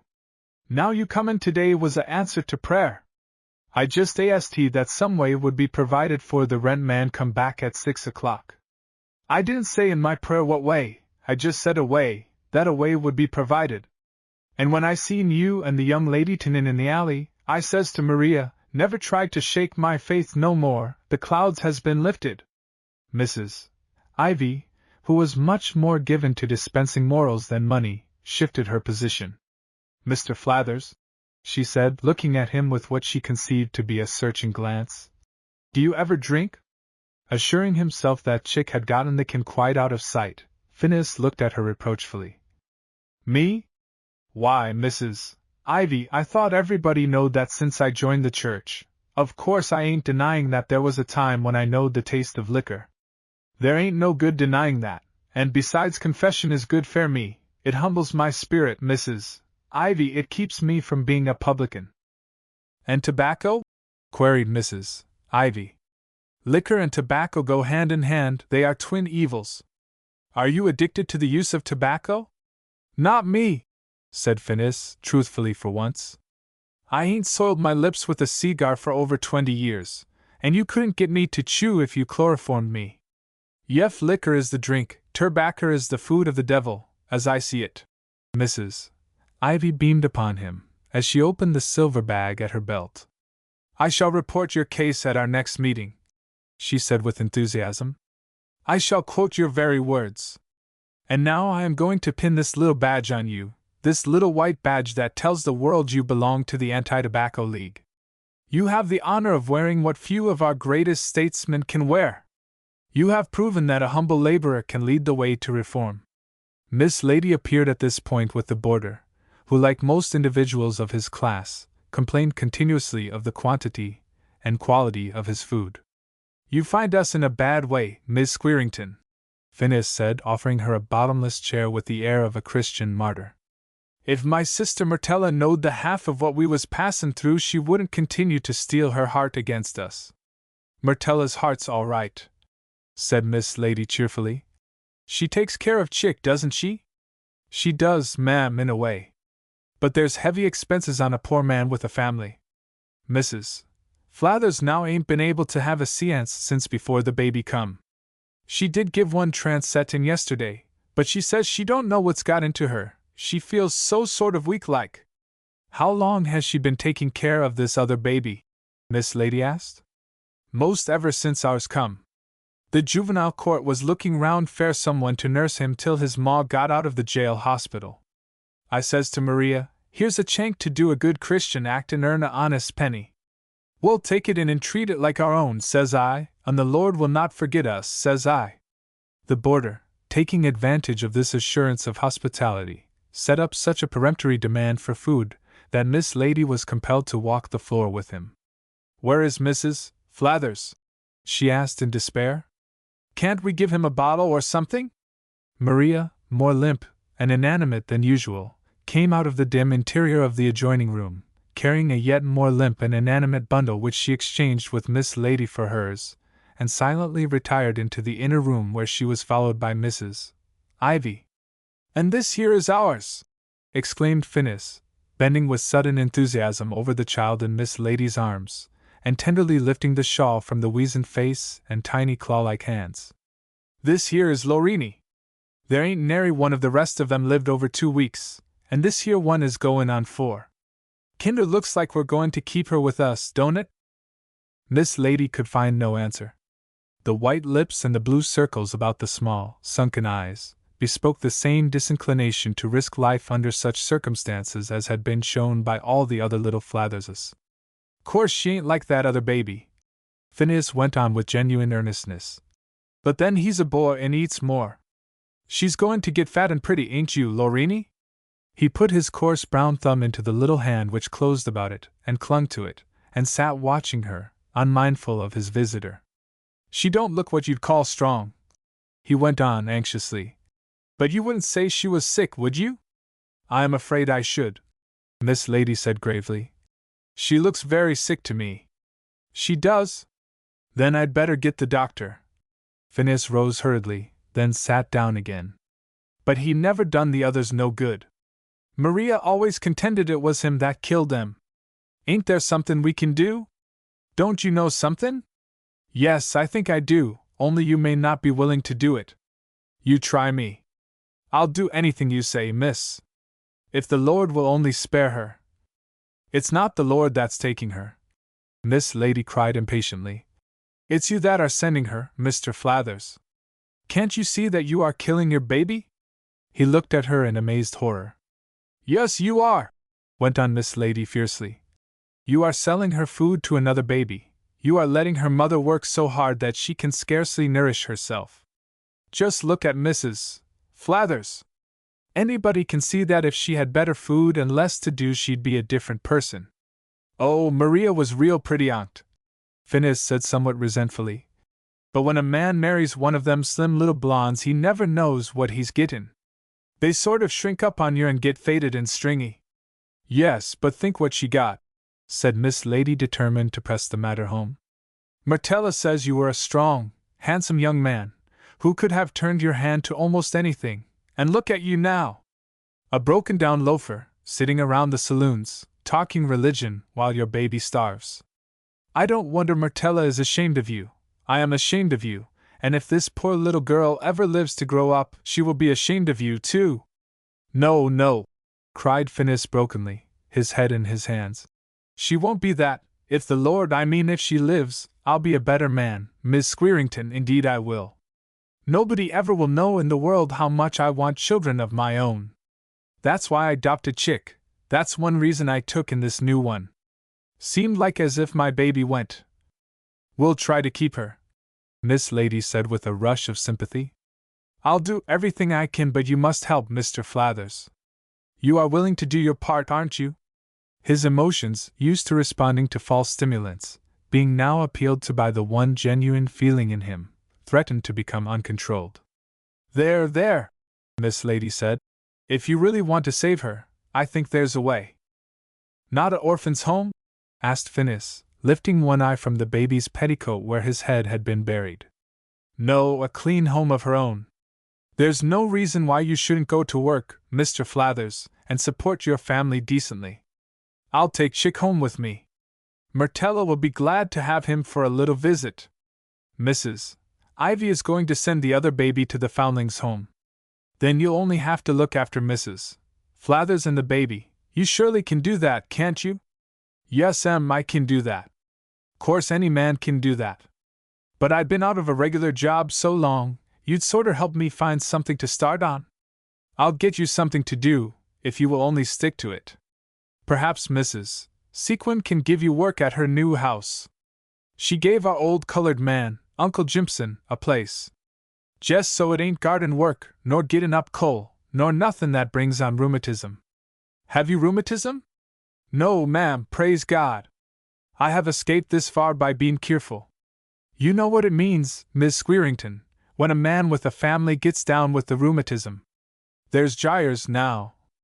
Yes, and Mr. Gyres does more for his family lying flat on his back than you do for yours, up and walking around.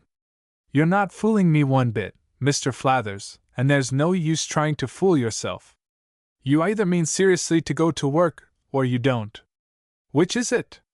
Phineas Flathers' strong impulse was to flee the scene. He saw his liberty vanishing before the awful prospect held out by this pretty young lady who could be so sympathetic one moment, and so stern the next. But the tiny claw-like fingers of Lorini held him fast. He looked at his imprisoned thumb, and smiled tenderly. Then he faced Miss Lady squarely for the first time. You helped me get a job, miss, and I'll promise to take care of this here baby. What you need? Came the murmur of Mrs. Ivy's voice from the next room, where she was taking leave of Maria Flathers. Is more beauty in your home, something to uplift you and inspire you. I am going to send you one of our traveling art galleries. You may keep the pictures a whole week, long enough to learn the titles and the names of the painters. Just think what it will mean to lift your tired eyes to a beautiful, serene Madonna. And couldn't you have more color in your home? We find color so stimulating. Scarlet geraniums, for instance. Wouldn't you like some scarlet geraniums? I dunno where we'd put 'em at, Maria said wearily, shifting the weight of the border to her other arm. Then her face hardened suddenly, and she wheeled into the kitchen. Flathers, she said. It's him coming round the house now. He said he'd be back before 6, and wouldn't stand no foolin'. What you going to do, Flathers? Before Miss Lady and Mrs. Ivy could make their exit, the way was blocked by a heavy-set, muscular, one-eyed man who placed a hand on either side of the door jamb and unnecessarily announced that there he was. Frantic efforts on the part of Phineas to signify to the newcomer by winks and gestures that the presence of guests would prevent his talking business were without effect. You ladies have to excuse me, said the intruder cheerfully, but I can't fool with this bunch no longer. It's pay, or get out, this time and no mistake. Maria began to cry, and forgot to jolt the boarder, and the boarder, who insisted upon being jolted every instant he was not sleeping or eating, began to cry also. Whereupon Lorini, who had been laid upon the kitchen table, heard the noise and felt called upon to add her voice to the chorus.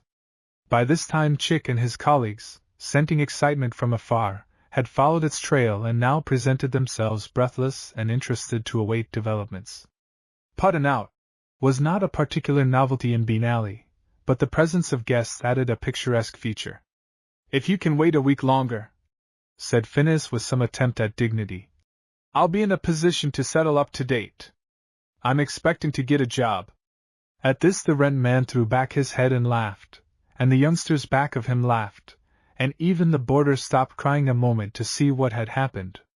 But he really is, insisted Miss Lady, coming to Phineas' assistance.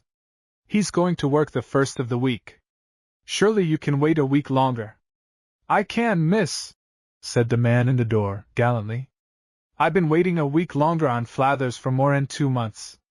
There ain't absolutely no use in arguing the matter further. It's pay up or get out today. Well, if this ain't the limit, said Phineas, with the air of one who had reached it many times before, but never such a limitless limit as this. But if we pay this month's rent for him, can't you let him make up the back rent later? Argued Miss Lady, trying to comfort Maria, who threatened to become hysterical. When you've known Flathers as long as I have, you won't talk about him paying up.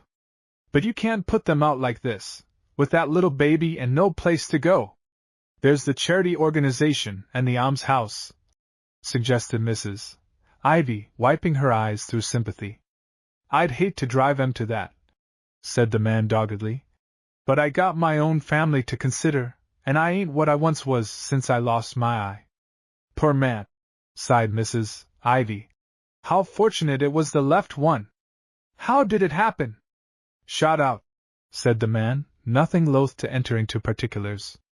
"In a scrap between a pair of young swells that was hangin' round my place. Shot out in cold blood when I wasn't looking. But my good man, didn't you prosecute?" asked Mrs. Ivy.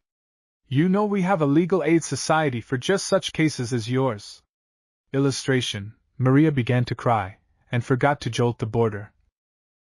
"Yes'm, but one of the young gentlemen skipped the country, lit out fair foreign parts, took to the tall timber, as you might say."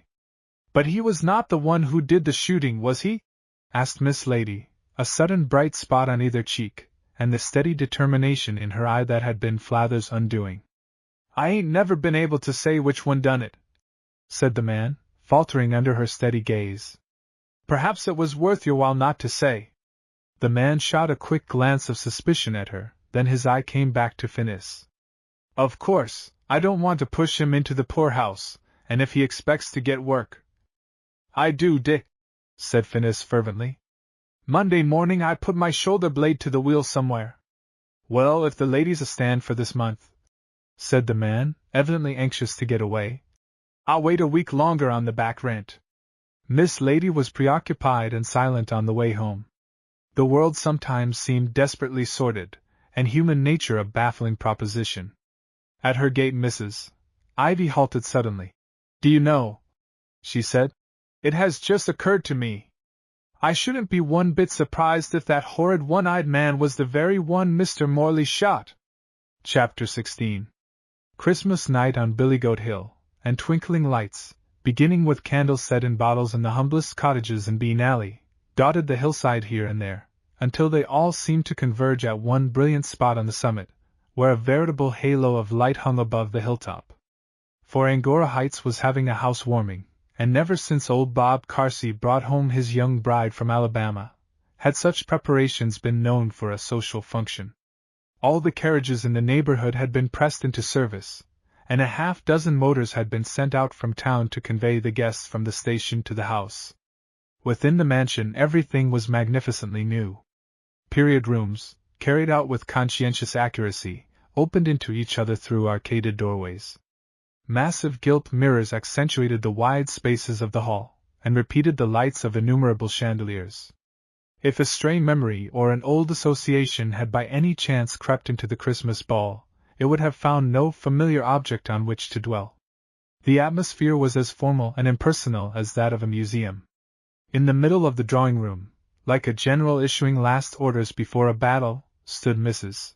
Sequin, her ample figure encased in an armor of glistening black spangles, and her elaborately puffed coiffure surmounted by an incipient helmet of blazing gems. "Pull those portieres back a trifle," she commanded, "and lower that window from the top. Has Jimpson gone to the station for the Queeringtons?" "Yes, madam, half an hour ago," answered the maid. "The moment he returns tell him that he is to take the small wagon and go back to the station at 10 o'clock. The caterer has just phoned that he is sending the extra ices out on the last train, but that he cannot send another waiter. Jenkins, leaving the way he did, has upset everything. I suppose it is too late to get anybody now. The special car gets here at 9. What is that noise? It sounds like someone singing in the dining room. It's the new furnace man, madam, that Mrs. Queerington sent. It looks like he can't keep himself quiet." "I'll quiet him," said Mrs. Sequin, who was as near irritation as full dress would permit. Finis Flathers, having replenished the fire, was pausing a moment to admire himself in the Dutch mirror above the mantel when Mrs. Sequin startled him by inquiring peremptorily if he was the new man. "I am," said Finis with pronounced deference. "The new man and a new man. Regenerated, born again, ma'am, the spirit of evil having departed from me." Mrs. Sequin gasped. "What is your name?" "Flathers, ma'am." "Dreadful! I will call you Benson." "Benson it is. Better men than me have changed their names. There was Saul now, Saul of Tarsus. Turn the drafts off in the furnace, and don't come upstairs again on any account." But no, wait a moment. Mrs. Sequin's keen eye swept him from head to foot. Have you ever had any experience in serving? Phineas, whose only claim to serving was that they also serve who only stand and wait, dropped his eyes. Only the communion, ma'am, and the collection. But I ain't above lending a hand, ma'am. You'd do as much for me. I was just saying to the lady in the kitchen that anybody was fortunate to work for a person with as generous a face as yours. Clean yourself up, and put on Jenkins' coat, and if another waiter is absolutely necessary, they can call on you, directed Mrs. Sequin hurriedly, then calling to the maid. Has Miss Marjorie come down yet?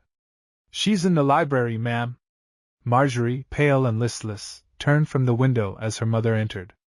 I was just watching for Miss Lady, she said. It will be rather amusing to see her and Connie at their first big party. I hope she won't wear that childish dress she was married in.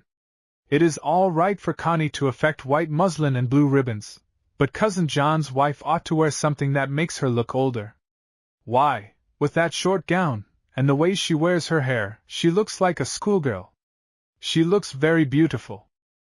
Of course she does, but what good does it do her? Here at the end of 4 months she has made practically no headway. Not that she didn't have every opportunity. People were quite ready to take her up, but she simply wouldn't let them. What can you expect of a person who says that bridge and bone gowns make her back ache? She hasn't an idea in her head beyond the doctor, the children, and a lot of paupers. I must say I am terribly disappointed in her. But then I ought to be used to disappointments by this time. What will she be when she's middle-aged? She'll never be middle-aged. Marjorie smiled. She'll go on being young and making people around her feel young. Father says she is the only person he knows who makes him forget his age. By the way, where is Father? Delayed in town as usual. He'll probably motor out when the evening is half over and be too tired to be polite. I've never seen him so upset. Of course it's your broken engagement. He says we may have to close the house, now that we've gotten into it, and go abroad to reduce expenses, but of course that's ridiculous. That reminds me, did the Hortons send regrets? She did, said Marjorie absently. Oh dear, that means he'll be here. He's so horribly fastidious, he's sure to make remarks about my putting an Italian loggia on a Louis XVI drawing room. It does seem that with all the time and money we've spent on this place, isn't that the carriage? Yes, I hear Miss Lady laughing. As the front door swung open, 2 bundled-up figures hurried into the hall, bringing a gust of youth and merriment along with the keen night air. I hope we are the first guests, cried Miss Lady, shaking a scarf from her head. Because we have had an accident. We both fell down. Connie slipped on the step and I sat down on top of her. There was an awful rip and we don't know whose it is. I'm afraid to take my coat off. But where is the doctor? Cried Mrs. Sequin in dismay. Father would love to have come, began Connie glibly, but Miss Lady broke in. I don't think he really wanted to come, Mrs. Sequin. He said he would be ever so much happier up in his study, playing pinochle, than sitting out here in a straight-back gilt chair eating ice cream. Perhaps you think I oughtn't to have come without him? Nonsense! Exclaimed Mrs. Sequin.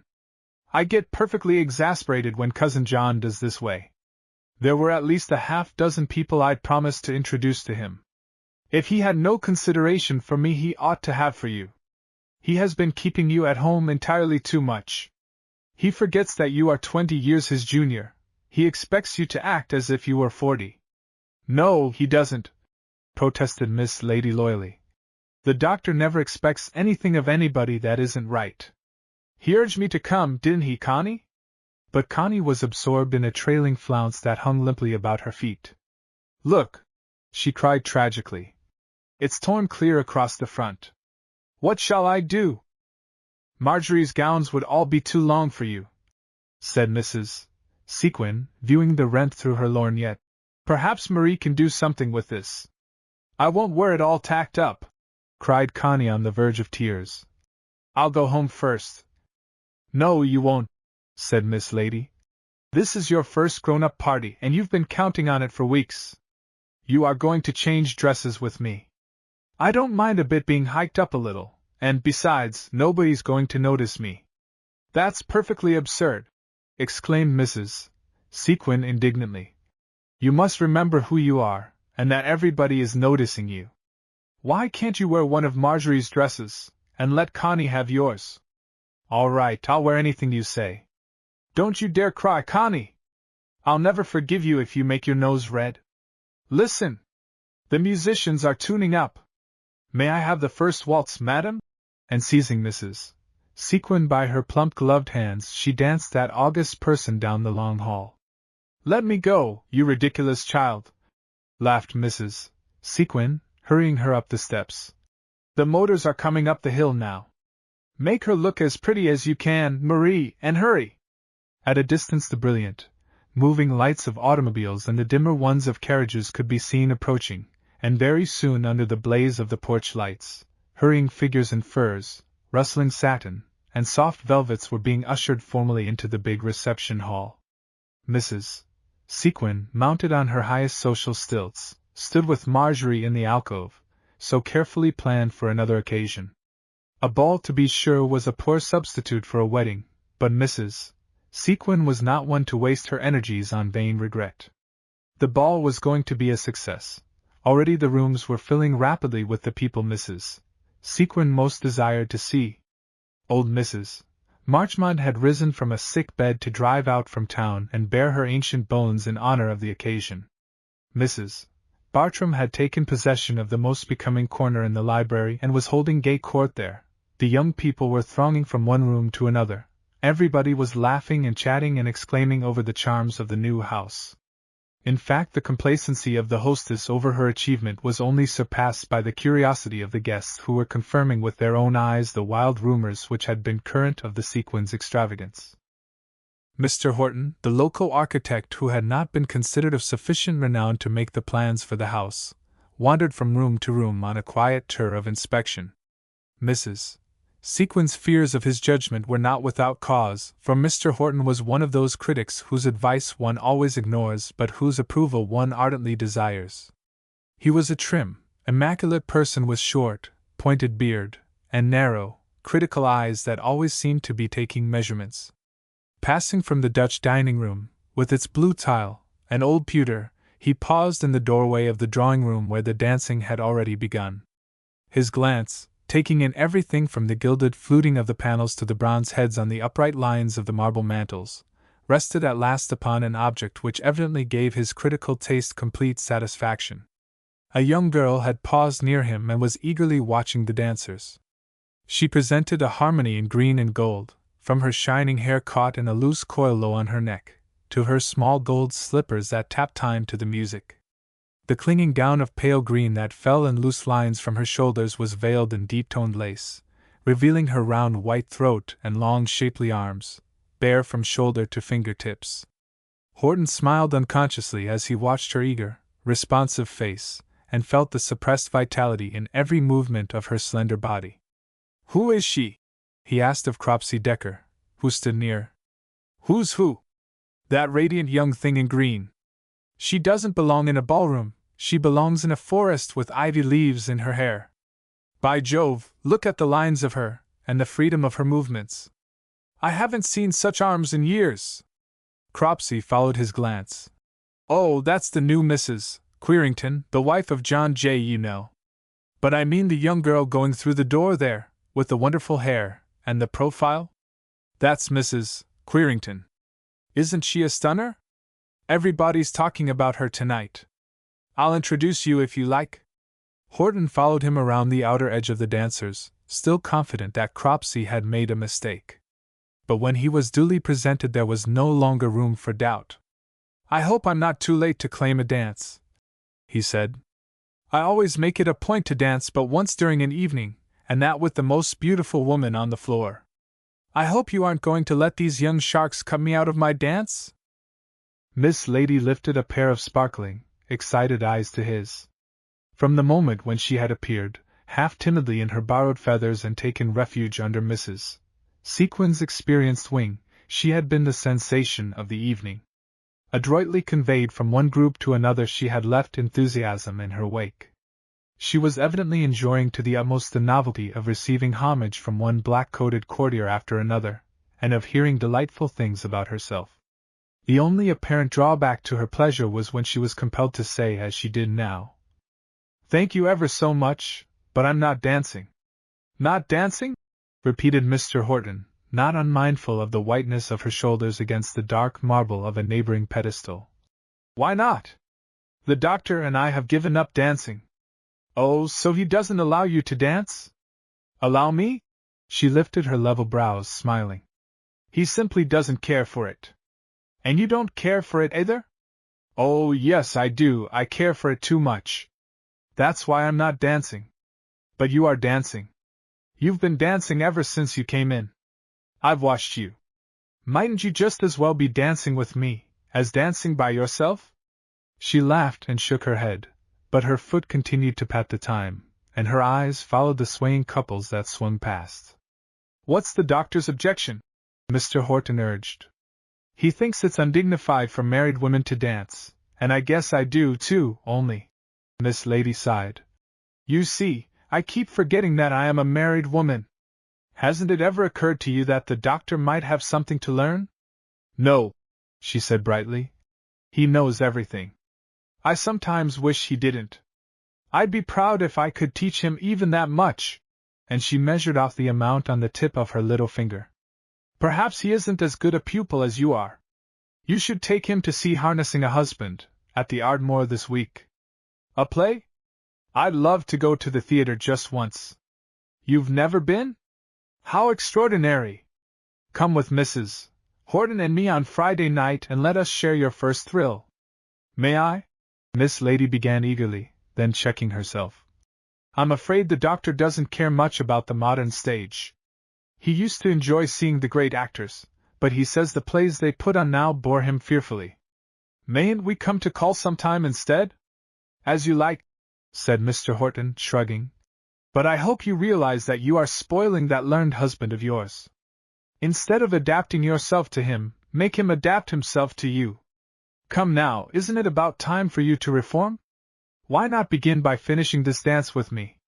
Still she laughed, and shook her head. "It isn't that I don't want to. I'd rather dance than do anything in the world, except ride horseback. I might have known you were a horsewoman. Do you ride much?" "Not now. The doctor doesn't care for it, I suppose?" She flashed a questioning glance at him, then she looked away. "No," she said. "He doesn't care for it." Cropsey Decker, who had been hovering in her vicinity, now came up and claimed the next number. "There's a bully little corner in the conservatory where we can sit out this waltz. You won't mind if I carry her off, Mr. Horton?" "Not if she takes to heart some of the wise things I've been telling her," said Horton, looking at her through his narrow eyes and pulling at his small, fair mustache. "Au revoir, Madame Beausieux." Miss Lady did not move from the spot where he left her. Out under the palms in the hall, the orchestra was beginning one of Strauss' most distracting waltzes. Her fingers tapped the time. Suddenly she held out her hand to Cropsey. "I can't stand it another minute. I've got to dance once if I never dance again." Every eye in the ballroom followed the slender figure, as it circled in and out among the throng. Miss Lady danced with the grace and abandonment of a child. She had given herself utterly to the joy of the moment. She was letting herself go for the first time since her marriage, following the glad impulse of her heart, and dancing as a bacchante might have danced alone on a moonlight night in some forest glade. When at last the music stopped, Cropsey drew her into the conservatory. "Here, come around this palm, quick! They'll all be after you for the next dance. Gerald Ivy is charging around now looking for you, and so is Mr. Horton. Sit there in the window and cool off." She sank laughing and breathless on the window-sill. All the exhilaration of the dance was in her eyes, her lips were parted, her cheeks flushed, and a strand of loosened hair fell across her shoulder. It was at this moment that wheels sounded on the driveway below, caused her to lean idly out to see who was coming. A wagon stopped at the side entrance, and a man alighted. Uncle Jimson's voice was heard asking a question, then came the other man's voice, in quick, incisive answer. Miss Lady, sitting motionless, looking down, turned suddenly from the window. The color had left her face and her hand trembled visibly against the curtain. "What's the matter?" cried Cropsey. "Are you ill? Did you dance too long?" "It's nothing, I'm all right. That is, I will be. Can I get you some water or an ice, or call Mrs. Sequin?" No, please. It's nothing. I'll slip off to the dressing room until I feel better. I can go through here up the side stairs. Wait, I'll go with you. You are as white as if you'd seen a ghost." But before he could join her, she had disappeared into mysterious regions where he dared not follow. Chapter 17. During the course of that Christmas night, there was one member of the Sequin household who failed to thrill with the holiday spirit, and whose depression steadily increased as the evening wore on. The great occasion of which Uncle Jimson had dreamed all his life had at last arisen, and instead of being allowed to rise with it, and prove his indisputable right to butlerhood, he had been detailed to drive back and forth to the station over that same humdrum Cane Run road that he and old John had helped to wear away for the past quarter of a century. To be sure, a neat depot wagon and a spirited young sorrel had replaced the ancient buggy and the apostolic nag, but these fell far short of Uncle Jimson's dreams.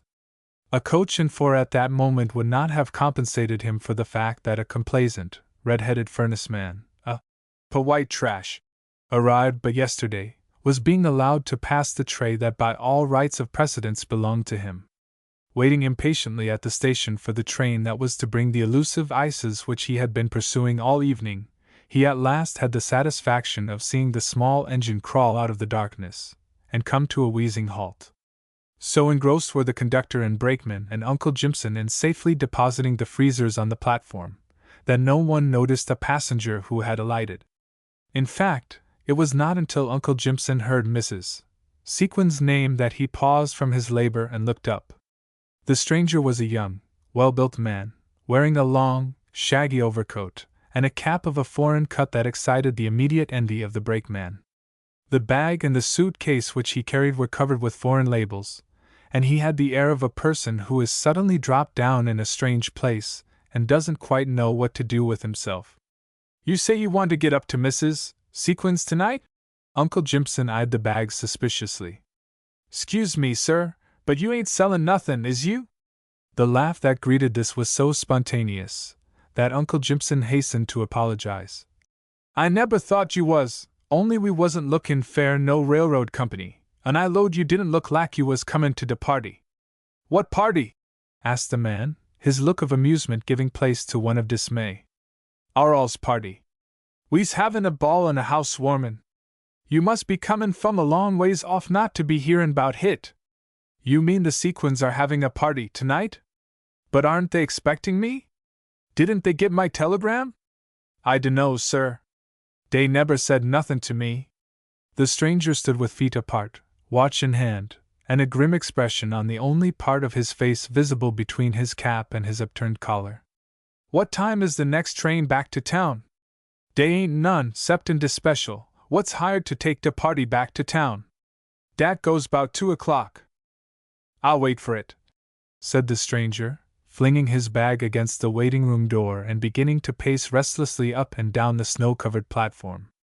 But this did not meet with Uncle Jimson's ideas of hospitality. "Dey neber knowed you was comin'," he argued. "I just knowed dey didn't. But dat won't hinder 'em fum bein' powerful glad to see you. Better get in, boss, and let me drive you up dere." "No, there is evidently more room for me in town." "Room? Why, mister, we could take care of all the presidents of the United States at one time. 'Sides, hit don't look right to leave you a-stompin' round here in de cold fair 3 or 4 hours by yourself. You'd get powerful lonesome." "I'm used to being lonesome. Haven't been anything else for a year." "But dis here is different," urged the old darky, scratching his head. "Dis here is Christmas night. 'Tain't natural fair folks not to get together and laugh and be happy and forget dear quarrels and dear troubles and jollify deyselves. You know you ain't gwine be happy stompin' round here in de dark by your lone self. You know dat ain't no way to spend Christmas, boss." The stranger continued to stare into the darkness for a moment, then he laughed, that same sudden, infectious, boyish laugh that had greeted Uncle Jimson's suggestion that he was an agent. "You're right," he exclaimed. "This is no time to nurse a grouch. Perhaps they didn't get the telegram. I'll risk it. Is there a side door you could slip me in?" "Yes, sir. We got 4 side doors, sides the back one. Ain't nothin' we ain't got. You get right in the wagon, and I'll hiss the bags in. 'Tain't the way I'd like to carry you up to the mansion, straddlin' a ice cream freezer with the snow in your face, but I'll get you dear." Uncle Jimson, sure of an audience for at least 20 minutes, forgot his wrongs and laid himself out to make the most of his opportunity. It was very cold, and the horses' hoofs beat hard on the frozen ground. Beyond the wavering circle of light from the swaying lantern, all was dark and mysterious. "I certainly is glad dem freezers come," said Uncle Jimson, tucking in the lap robe. "I sure would hate to go back without 'em. De Colonel used to say dat was what niggers was born fair, to get what you sent 'em after." "Who is the Colonel?" asked the stranger with a quick glance of recognition at the old Negro. "Colonel Bob Carsey. My old marster. He's dead now, and Mrs. Sequin she's done borrowed me fair a while." "When did he die?" "A year ago last May." The man in the foreign cap pulled it further over his eyes and resumed his scrutiny of the road. "Al dis here hill used to belong to us," Uncle Jimson continued, "long before de Sequinses ever was born. I spec you've heard tell of Thornwood?" "Yes." "Who lives there now?" "Nobody. When de Colonel died, my young miss didn't have nobody to take care o' be her, nor no money to run de place, no nothin' ceptin' just me and Carline. Dey wasn't nothin' left for her to do but get married." A long pause followed, during which the traveler watched the distorted shadow of the trotting horse as it shambled along the road. "Course," the old darky broke out presently, "Dr. Queerington is a powerful smart gem man, and he takes care o' be her jest lak she was one o' be his own chillun. And she's gittin' broke into de shafts, but hit's gwine hard wid her. 'Tain't natchal to hitch a young filly up to a old carriage horse and spec her to keep step. She's sorter holdin' back all the time, kinder 'fraid to let loose and carry on same as she used to." They were going through the covered bridge now, and the rattle of the wheels on the loose boards made conversation difficult. "Was you ever homesick, boss?" asked Uncle Jimson inconsequently. "Rather," said the stranger emphatically. "I was born homesick." "Well, dat's what ails my young miss, and dat's what's the matter wid me and Carline and Mike. Ain't none o' us used to leaving in other folks' houses and mixin' up wid other folks' families. Course hit's mighty fine to be rich and put on airs, but hit's lonesome. For hit got so cold, me and Carline go down home most every night and set round de quarters, listenin' to de frogs and de crickets, and I'd say, 'Carline, don't you mind de time dat Miss Lady fell head fust into de barrel o' be sorghum? And de time she made de chickens drunk off an eggnog? Neber was nobody in de world lak dat chilly, up to ever mischievousness dat ever was concocted, but just so sweet and coaxin' dat de Colonel neber knowed how to punish her.'" The stranger took out a meerschaum pipe, started to light a match, evidently forgot his intention, and looked absently ahead into the darkness. "Dis is Thornwood," said Uncle Jimson eagerly, pointing with his whip up a long avenue of trees. "You can't see de house 'cause dey ain't no lights in de winders. De Colonel's pa set dem trees out de same year he bought Carline. Lord, I certainly was gone on dat yaller gal. But I didn't know nothin' 'bout courtin'. Carline she was better qualified though, and she made me ast old Miss ef I couldn't have her fair my wife. We didn't need no Bible nor preacher, nor sec foolishness in dem days. But when old Miss was willin' we just dress up and walk ober de place and tell all de niggers we was married. Umph. But I was proud dat day. I had on a brand new pair obi pants dat cost $260 in Confederate money. When Mr. Abe Lincoln set us niggers free, dey made us get married all ober again wid a preacher and a Bible, but I never seed no defunts. Does Mrs. Queerington ever come back to Thornwood?" asked the stranger, stumbling over the name as if it were very hard for him to say. "Yas, sir, she comes just lak me and Carline, and wanders round de house and de garden, and sets in de old barrel hammock, studyin' to herself." "And Mike, what became of him?" Uncle Jimson looked at him in surprise. "How'd you know about Mike, mister? Didn't you speak of him a while ago? Wasn't he the dog?" "Yes, sir. He's our dog. He's staying with Miss Fernie Foster what libes down beyond the blacksmith's on the other side the pike. He don't lack it no better'n we do. He's homesick, too." They had reached a pretentious white gateway, and Uncle Jimson, recalled to a sense of his duties, drew himself up from his slouching posture, crooked his elbow, and rounded the curve as if he had been driving a tally-ho. Through the bare trees above them blazed the magnificent proportions of Angora Heights, with its pretentious assembly of stables, garage, and servants' quarters in the rear. "Ye gods!" exclaimed the stranger under his breath. "Is this all of it?" "Naw, sir," Uncle Jimson denied emphatically. "If hit was daytime you could see de ramparts and de estinade. Over dere is de lagoon. 'Tain't nothin' sure 'nuff but our ol' pond where we uster ketch bullfrogs, but Mrs. Sequin she tole me to call hit de lagoon. You see dem carvin's ober de door? Dat figure goin' up dat Egyptian stairway is John Dark. Didn't ye nebber hear about John Dark? He was a woman what fit a battle on't. Cut around to the side there, out of the way of the motors," directed the stranger, who seemed much more concerned in making a quiet entrance into the mansion than in studying its architectural features. "Here's something to put in the toe of your Christmas stocking, and another for Caroline. Hurry up!" He vaulted lightly over the wheel and turned to take his bag. As he did so, the light from the conservatory window above fell full upon his upturned face. "For de Lord!" cried Uncle Jimson, a broad grin splitting his face almost in two. "I might 'a' knowed dat de only gem man in de world what tipped lak dat was Mr. Don Morley." Chapter 18. It is really a very difficult thing to snub Christmas.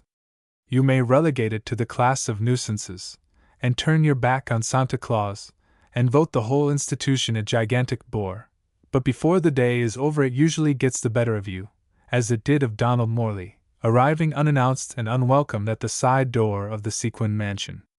It had gotten the better of him the year before when he had risen in the grey dawn of an Indian day, and stoically made his way to the banks of the Ganges. It had proclaimed itself above the Vedic hymns of the twice-born Brahmins, standing knee-deep in the sacred river. It had dogged his footsteps among the ash-smeared fakirs and jewel-hung cows. It had even haunted the burning ghat where he had stood and watched human bodies burning on their pyres. 18 months of wandering had made him sick of the casual, of the steamer acquaintances formed at one port and dropped at the next, of the unfamiliar sights and incomprehensible languages and the horde of alien yellow faces. He was weary unto death of the freedom of the high seas, and longed fervently for a strong anchor and a quiet harbor. When Cropsey Decker's explosive epistle had arrived telling him of his indictment, of Marjorie's broken engagement, of Lee Dillingham's treachery, his first thought was not of his wrongs, but of the fact that they would necessitate his going home. He did not stop to realize that going home meant but one thing to him.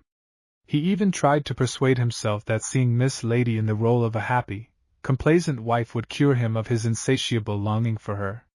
From the time he heard of her marriage he had striven desperately to put her out of his mind, using every means but one to accomplish his purpose.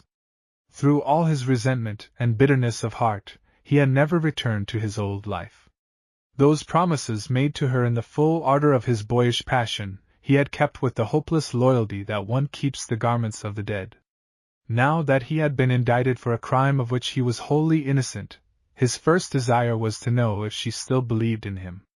To be sure, there were strong reasons why she should not: his own confession of his shortcomings, the unfortunate complication in the Dillingham affair, his subsequent disappearance.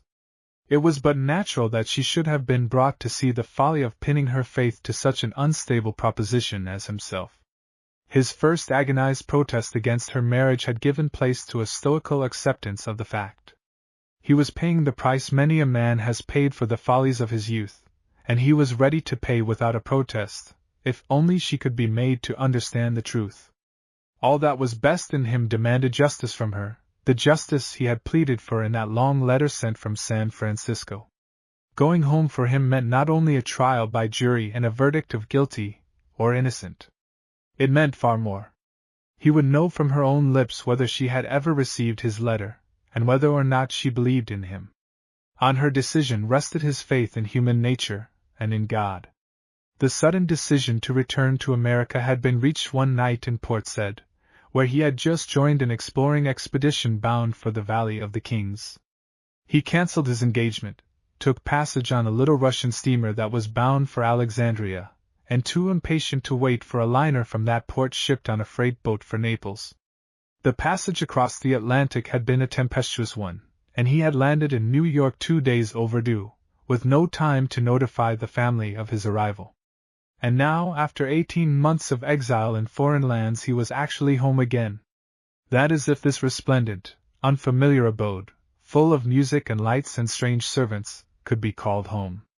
However, it was the nearest approach to one he could claim, and the fact that the fatted calf had not been killed for him, and that the law waited for him around the corner, did not prevent his pulse quickening and his lips smiling as he took the side steps 2 at a time, and entered the rear hall. An officious, red-headed man stood in the pantry door with a napkin over his arm, issuing peremptory orders and regulating the outcoming and ingoing waiters. "Are you the butler?" asked Donald. "Not yet," said the man, dropping one eyelid and assuming a confidential air. "I can see she's after me, though. She got onto my style the minute she seen me handle a tray of glasses. 'Flathers,' she says, 'you keep things moving back there in the pantry, and do keep an eye on John.' John's the butler. He's a drinking man, God be praised, and I'm laying fair his job. Are you a chauffeur?" "No," said Donald good-humoredly. "I'm a prodigal brother." "Where have I seen you before?" "Can't say. If a person sees me once they never forget me. It's me golden glow. Come, boys. Hurry up. Hurry up with them cakes there. Get them extra freezers unpacked. Get a move on yer. Take this card into Mrs. Sequin," said Donald, "and ask her if she can spare a moment to see a caller in the rear entry." Phineas glanced suspiciously from the card to the stranger, then he decided that he would not question the matter. A moment later Mrs. Sequin, with her glittering draperies gathered about her, and an expression of great perturbation on her features, made her high-heeled way through the pantry. "Donald! My dear boy!"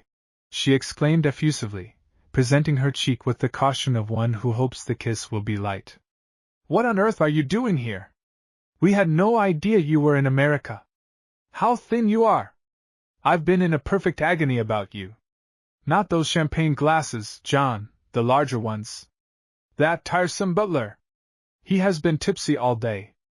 Now, what about yourself, Donald? It is dreadfully unwise for you to be here. You know, of course, of the indictment. That's why I'm here. But how is everybody? How are Brother Basil and little old Marjorie? Where's my saddle mare? I'll tell you everything tomorrow, Don. You must want to go to your room now. Flathers, take this gentleman's bags up to the east guest room. No, that's occupied. You won't mind going up another flight, just for tonight, dear? Oh, tuck me in anywhere, just so there's a bath handy. All the bedrooms have baths," said Mrs. Sequin absently, with her eye on the befuddled butler who was trying to uncork a bottle with a screwdriver. "Let Flathers, I mean Benson, do that, John, and you take these bags. So sorry I can't go up with you myself, Don, but the cotillion is just beginning, and I have to see to the favors." "That's right, don't bother about me, I'll get into some decent togs and be down again in a little while." Mrs. Sequin paused with her hand on the banister, then she leaned forward solicitously. "I wouldn't take the trouble to dress and come down again, Don. It's late and you must be dead tired. You go to bed. I'll understand." Donald, standing a few steps above her, shot a questioning glance at her, then he, too, understood. "Oh, all right," he said, biting his lip. "I believe I won't come down.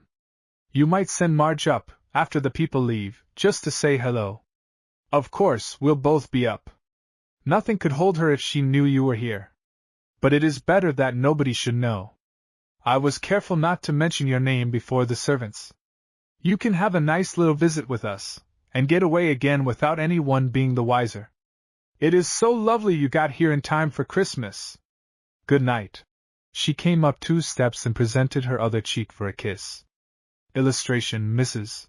Sequin paused with her hand on the banister. The delinquent John, meanwhile, was performing acrobatic feats with the bags, getting them so mixed up with his own legs and the stair steps that Donald snatched them from him, and eliciting a vague direction concerning the room he was to occupy, went up to find it alone. He felt something of the hot rebellion and resentment that he had experienced on another Christmas night in the long ago, when the cross-eyed French nurse had put him to bed at 5 o'clock and left him alone in the big hotel in Paris. Then he had cried himself to sleep because there wasn't any Santa Claus and because he didn't have a sweetheart. But the consolations of 6 are denied to 25. On the second floor he followed directions and turned to the right. The dressing rooms were deserted, the maids having taken their seats on the steps to peep at the dancers below. He, too, paused, and looked down at the gaily whirling throng. There was his old familiar world, the fellows he had been through college with, the girls he had flirted with, the very music he had danced to, times without numbers. And he was as much out of it all as if he had died of the fever in that grey old hospital in Singapore? Ah, if he only had! He turned abruptly and started up the second flight of stairs, and as he did so something rose precipitately from the steps, and fluttered ahead of him. He looked up, and as he did so chaos broke loose within him. There at the top, in the subdued light from the upper hall, startled, uncertain, off her guard stood Miss Lady, not the pretty, harum-scarum girl of his dreams, but a beautiful, wistful woman with trembling lips and startled eyes, who held out her hands to him in involuntary welcome. He lost his head completely. All the blood in his body rushed to his throat. Something sang through every fiber of him. "Miss Lady!" he cried, catching the hands she extended in both of his. Then as she drew back from his too ardent look, he remembered. "I beg your pardon, of course it's Mrs. Querington now. Not to you, Don. When did you come? Are you well again? Didn't anyone know you were coming? Have the others seen you?" She poured forth her questions eagerly, as if she feared another pause. She was making a desperate effort to appear easy, but her eagerness betrayed her. She repeated that she had no idea he was in America, and took refuge in a general assurance that everybody would be so glad to have him home again. Donald, lean and tanned, stood silent, watching her searchingly. His deep-set eyes were clearer and steadier than of old, but they were no longer the eyes of a boy. He was like a mariner whose ship has been wrecked. He had nothing worse to dread and nothing to hope for. He simply desired to see the rock on which his life craft had smashed. Miss Lady continued to ask questions, but she evidently did not always heed the answers as she asked some of them twice over. It was not until Donald's trouble was touched upon that her mood steadied, and she lost her self-consciousness.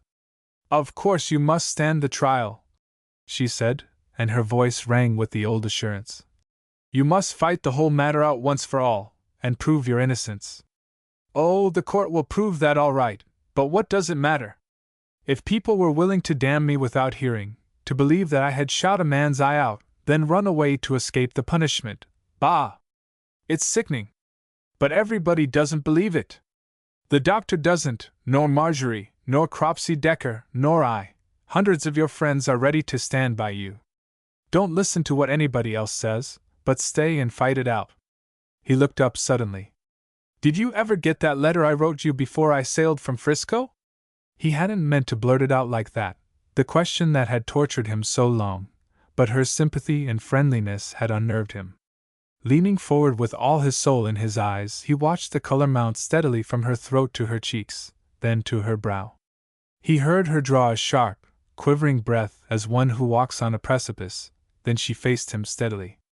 "Yes, Donald," she said, meeting his gaze unflinchingly.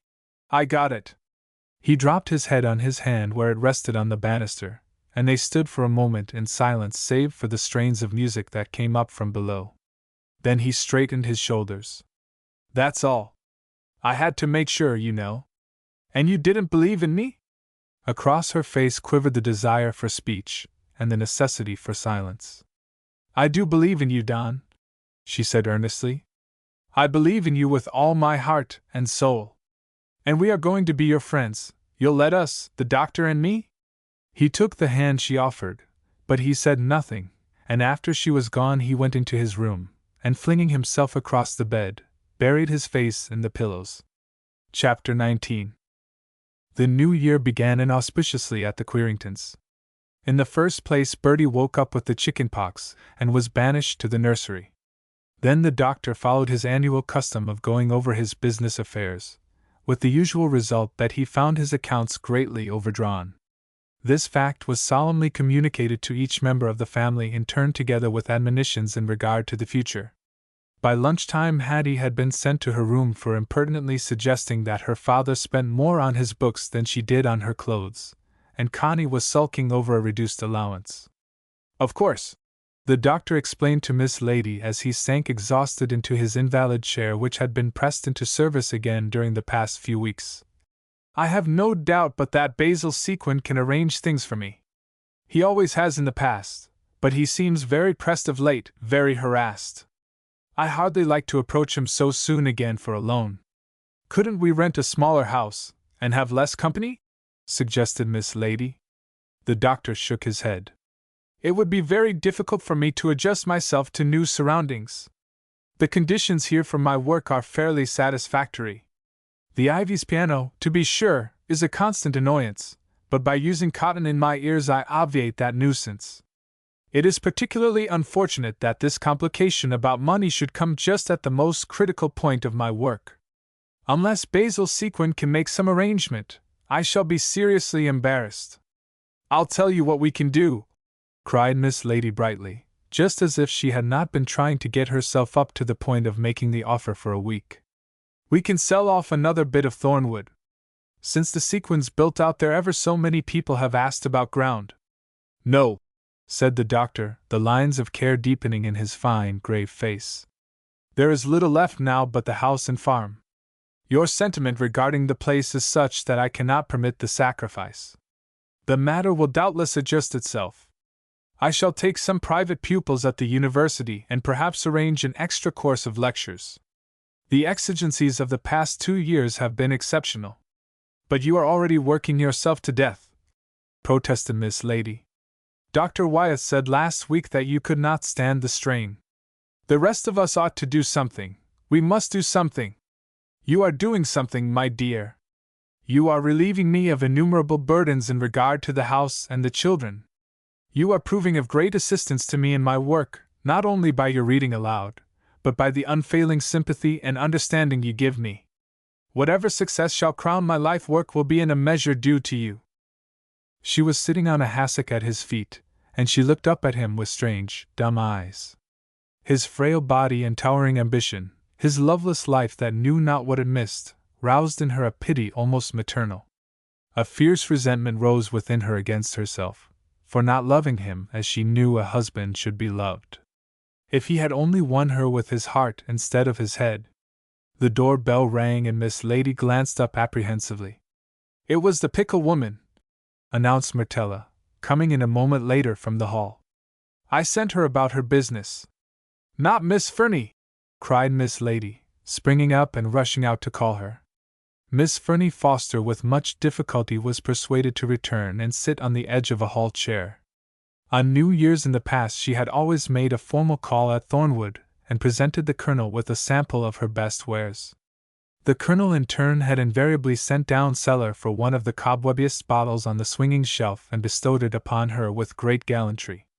The indignity of having been refused admittance at the house of the Colonel's daughter was almost more than she could bear. Now tell me about everybody out home, demanded Miss Lady eagerly. Begin at the bottom of the hill and go right straight up. I don't know much news, Miss Fernie said, plucking at the fingers of her cotton gloves. I've been sewing up to the sequins all week. Mercy!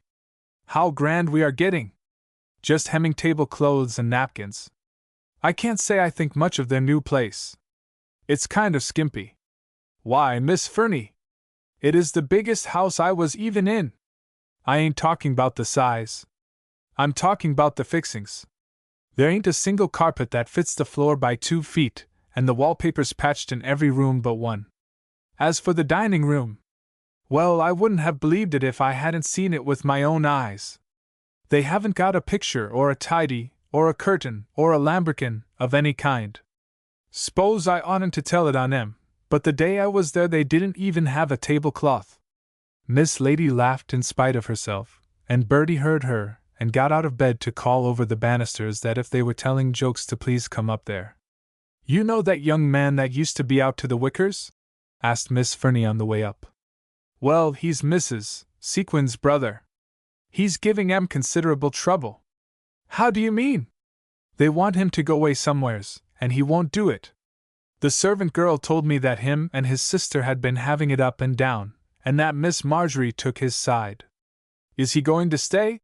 Miss Lady paused and her fingers gripped the banister. I dunno. I guess if he gets mad enough he'll run off to China like he did before. Ain't that somebody calling you? It was Connie who had run up to say that a young man was at the front door who looked like a tombstone with a blonde pompadour. Noah Wicker! Exclaimed Miss Lady. I forgot that I told him I would try to get him into Mr. Gooch's law office the first of the year. Wasn't it like him to arrive the first day? You go down, Connie, that's a darling, and entertain him till I come. I'll be there directly. But directly proved an elastic term, for after Miss Fernie had left, and 4 different persons had been assured over the telephone that all invitations were being declined on account of the doctor's indisposition, Miss Lady found Hattie still sulking in her room, and spent a half-hour in restoring peace to that troubled bosom.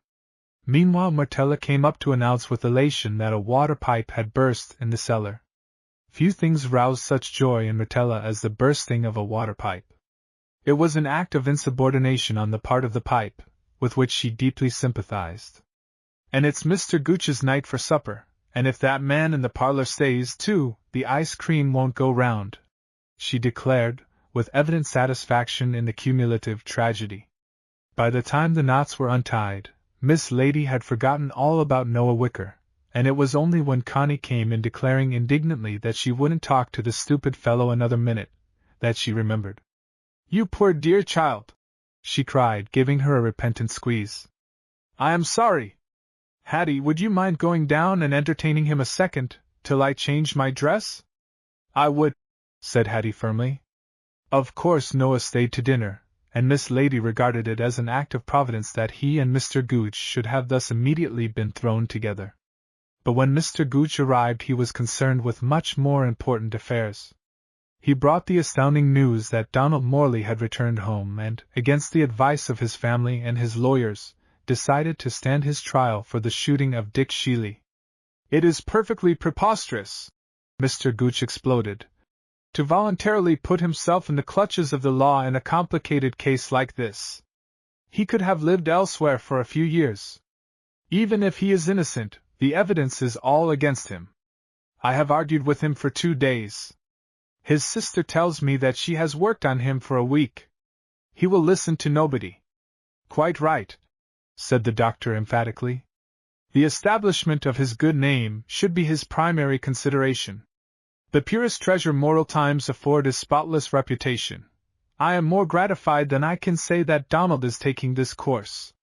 He is justifying my persistent belief in his integrity. Once cleared by a jury, the ghost of that unfortunate affair will, I trust, be laid forever. It is not so certain that he will be cleared, Mr. Gooch said, taking his accustomed seat at the table, with a solicitous eye on the door where Martella would appear with the soup. I shall do my best for him, but I have my doubts. You say he has been here a week? The doctor asked. Strange he has not been in to see us. He was always fond of the children, and professed a certain regard, I believe, for me. I want him to meet Mrs. Querington. There was a pause, during which Noah Wicker turned a surprised glance upon the hostess. I know Mr. Morley, she said steadily, while the color mounted to her cheeks. I knew him when he was with Noah at the farm. Indeed, said the doctor. I must have forgotten your mentioning it. I am afraid, Mr. Wicker, we've been neglecting you tonight in our concern over Donald's problems. But it is a subject in which you are doubtless equally interested? Noah started to reply, but realizing that the company was looking at him, forgot what he was going to say and bowed instead. At this juncture the thing of all others that Miss Lady dreaded occurred. Donald Morley was announced by Martella in tones whose accents implied that nothing could now prevent the ice cream from giving out. Well, well, cried the doctor, rising and greeting him with outstretched hand. A hearty welcome home. You know everybody here, I believe? Even Mrs. Querington tells me she has met you. And this is Hattie. I am quite sure you were not prepared to see her so tall. Donald, retaining Hattie's hand, made the round of greetings. Where are Connie and Bert? Connie is dressing for a party, and poor old Bert is struggling with the chicken pox, Miss Lady managed to say as she busied herself with the coffee cups. And now tell us about yourself, said the doctor, drawing a chair for Donald beside his own. You will pardon my cushions, but I am still something of an invalid, and the little lady at the end of the table insists upon spoiling me. You knew, of course, of my accident some 2 years ago? Not until I got home, Donald said without looking up.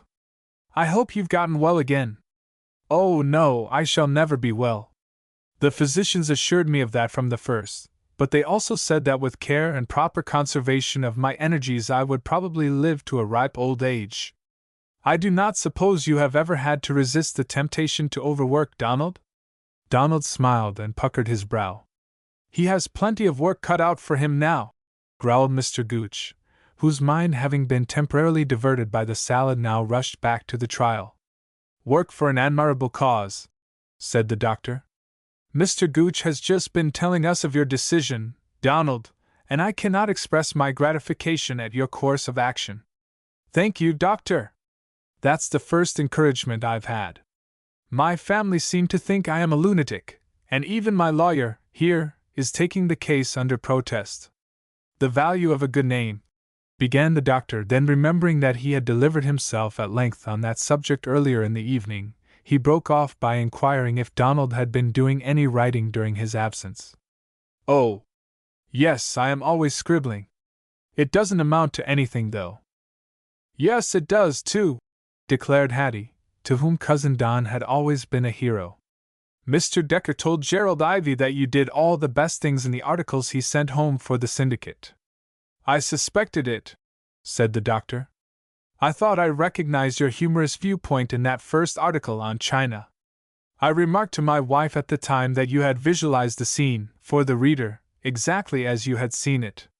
But I didn't, said Donald. I wrote that story a month before we reached China. Decker hit on the idea of getting all the articles written while we were crossing the Pacific, so we wouldn't have to bother about them after we landed. We used to get up on the boat deck and turn them off like hot cakes. That's all foolishness about my doing the best parts. Why, Decker is a wonder. He is reducing the thing to a science. He doesn't even need a pen or a pencil, just plenty of guidebooks, a paper of pins, and a pair of scissors. Lapboard literature, he calls it. He spent most of his time trimming my effusions down to measurements. That is because you indulged your imagination. It is a drug in the journalistic market, but it is invaluable elsewhere. Why not try something for the magazines? Choose a congenial theme and give your fancy full rein. It will be interesting to see what comes of it. Connie's entrance here interrupted further conversation.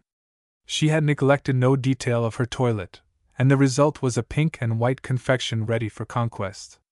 We thought you were never coming to see us, Cousin Don, she said, half pouting, and giving a side glance at Noah Wicker. You've been home a whole week. Heavens, Connie! I didn't expect to find you so grown up. How long have you been out? I've never been in, she said, releasing her hand and smiling consciously. Aren't you coming to the Bartrams' party tonight? No, I'm not in a mood for parties these days. But I've never had a chance to dance with you since you taught me to waltz. Horrible deprivation! Can you still do the cakewalk I taught you? Yes, and so can Miss Lady. Isn't it funny? She says it as the one the darkies dance at the picnics up at Thornwood. Come on, Miss Lady, let us show them. Constance, Constance, remonstrated the doctor gently, as the girl seized Miss Lady's hands and tried to draw her to her feet. You see, Donald, the children forget that Mrs. Querington is anything but a playfellow, and sometimes. He rose and laid a hand on her shoulder. Sometimes she forgets, too. Donald pushed back his chair abruptly. I think I'll come to the party, Connie, after all. I'll run up to Decker's room at the hotel and change my togs. You will save me a waltz or two? All of them, if you like. It's going to be the jolliest dance of the season, everybody says so. Change your mind, Miss Lady, and come. I don't see how you can hesitate when you remember the time you had at the Sequins. Gerald is coming for me. We can all go down together. Miss Lady needed only the spark of Connie's enthusiasm to start all the forbidden fires in her. Her eyes flew to the doctor's face. He smiled as he caught her eager look. Go with them, my dear, if you like. It is quite a natural instinct, I believe, to celebrate the first night of the new year. But will you take me?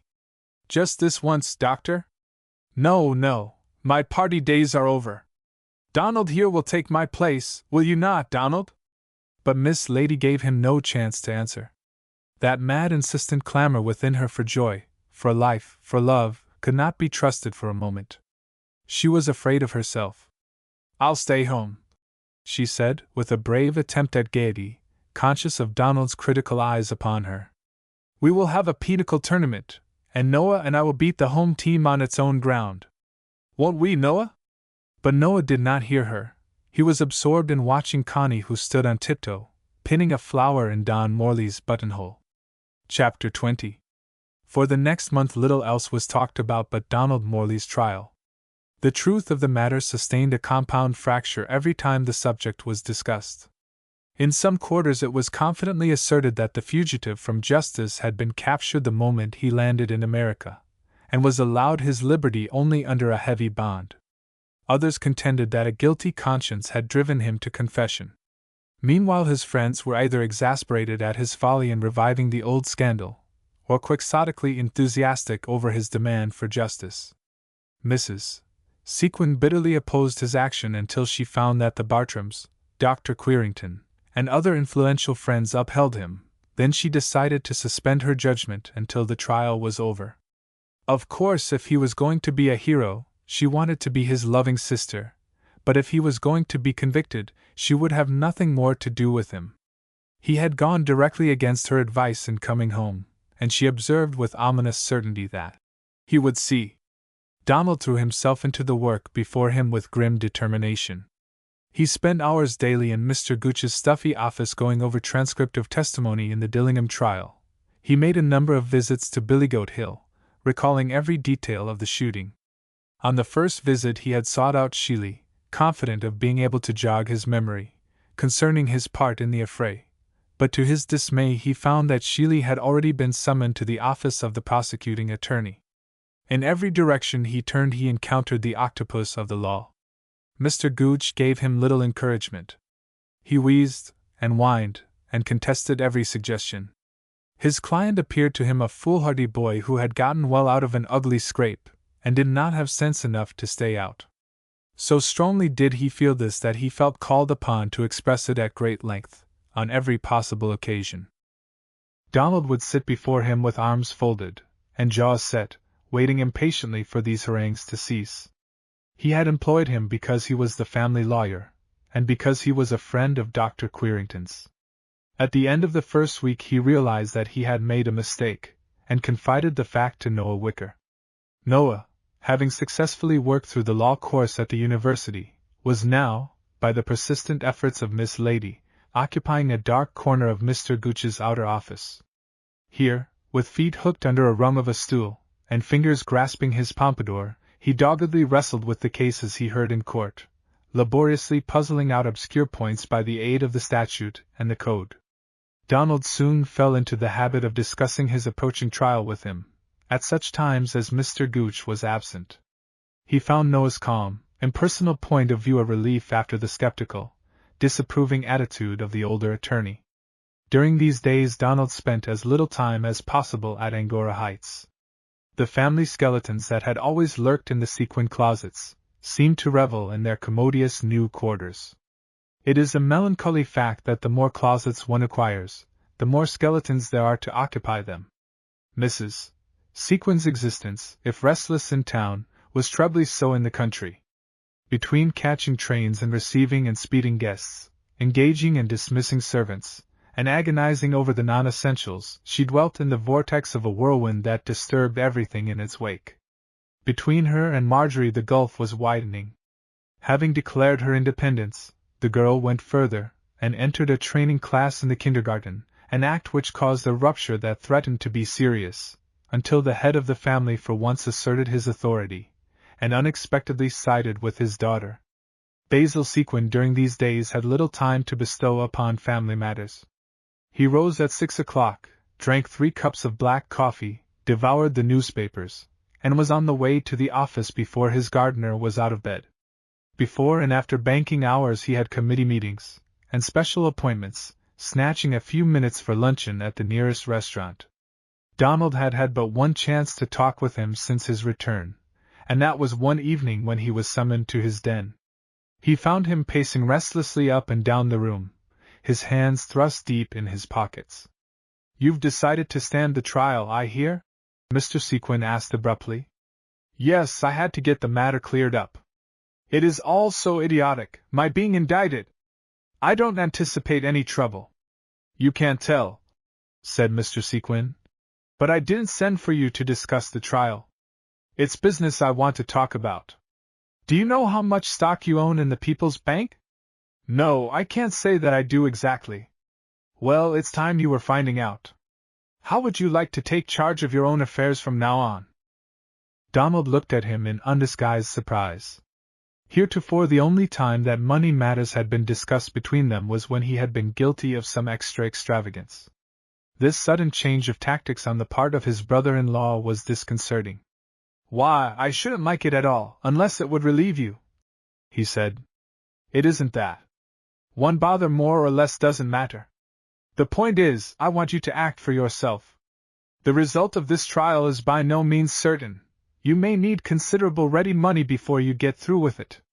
Why don't you sell your bank stock, and make some better-paying investments on your own hook?" "Why, I thought the bank stock—" began Donald, but Mr. Sequin wheeled upon him impatiently. "Do you want my advice or not?"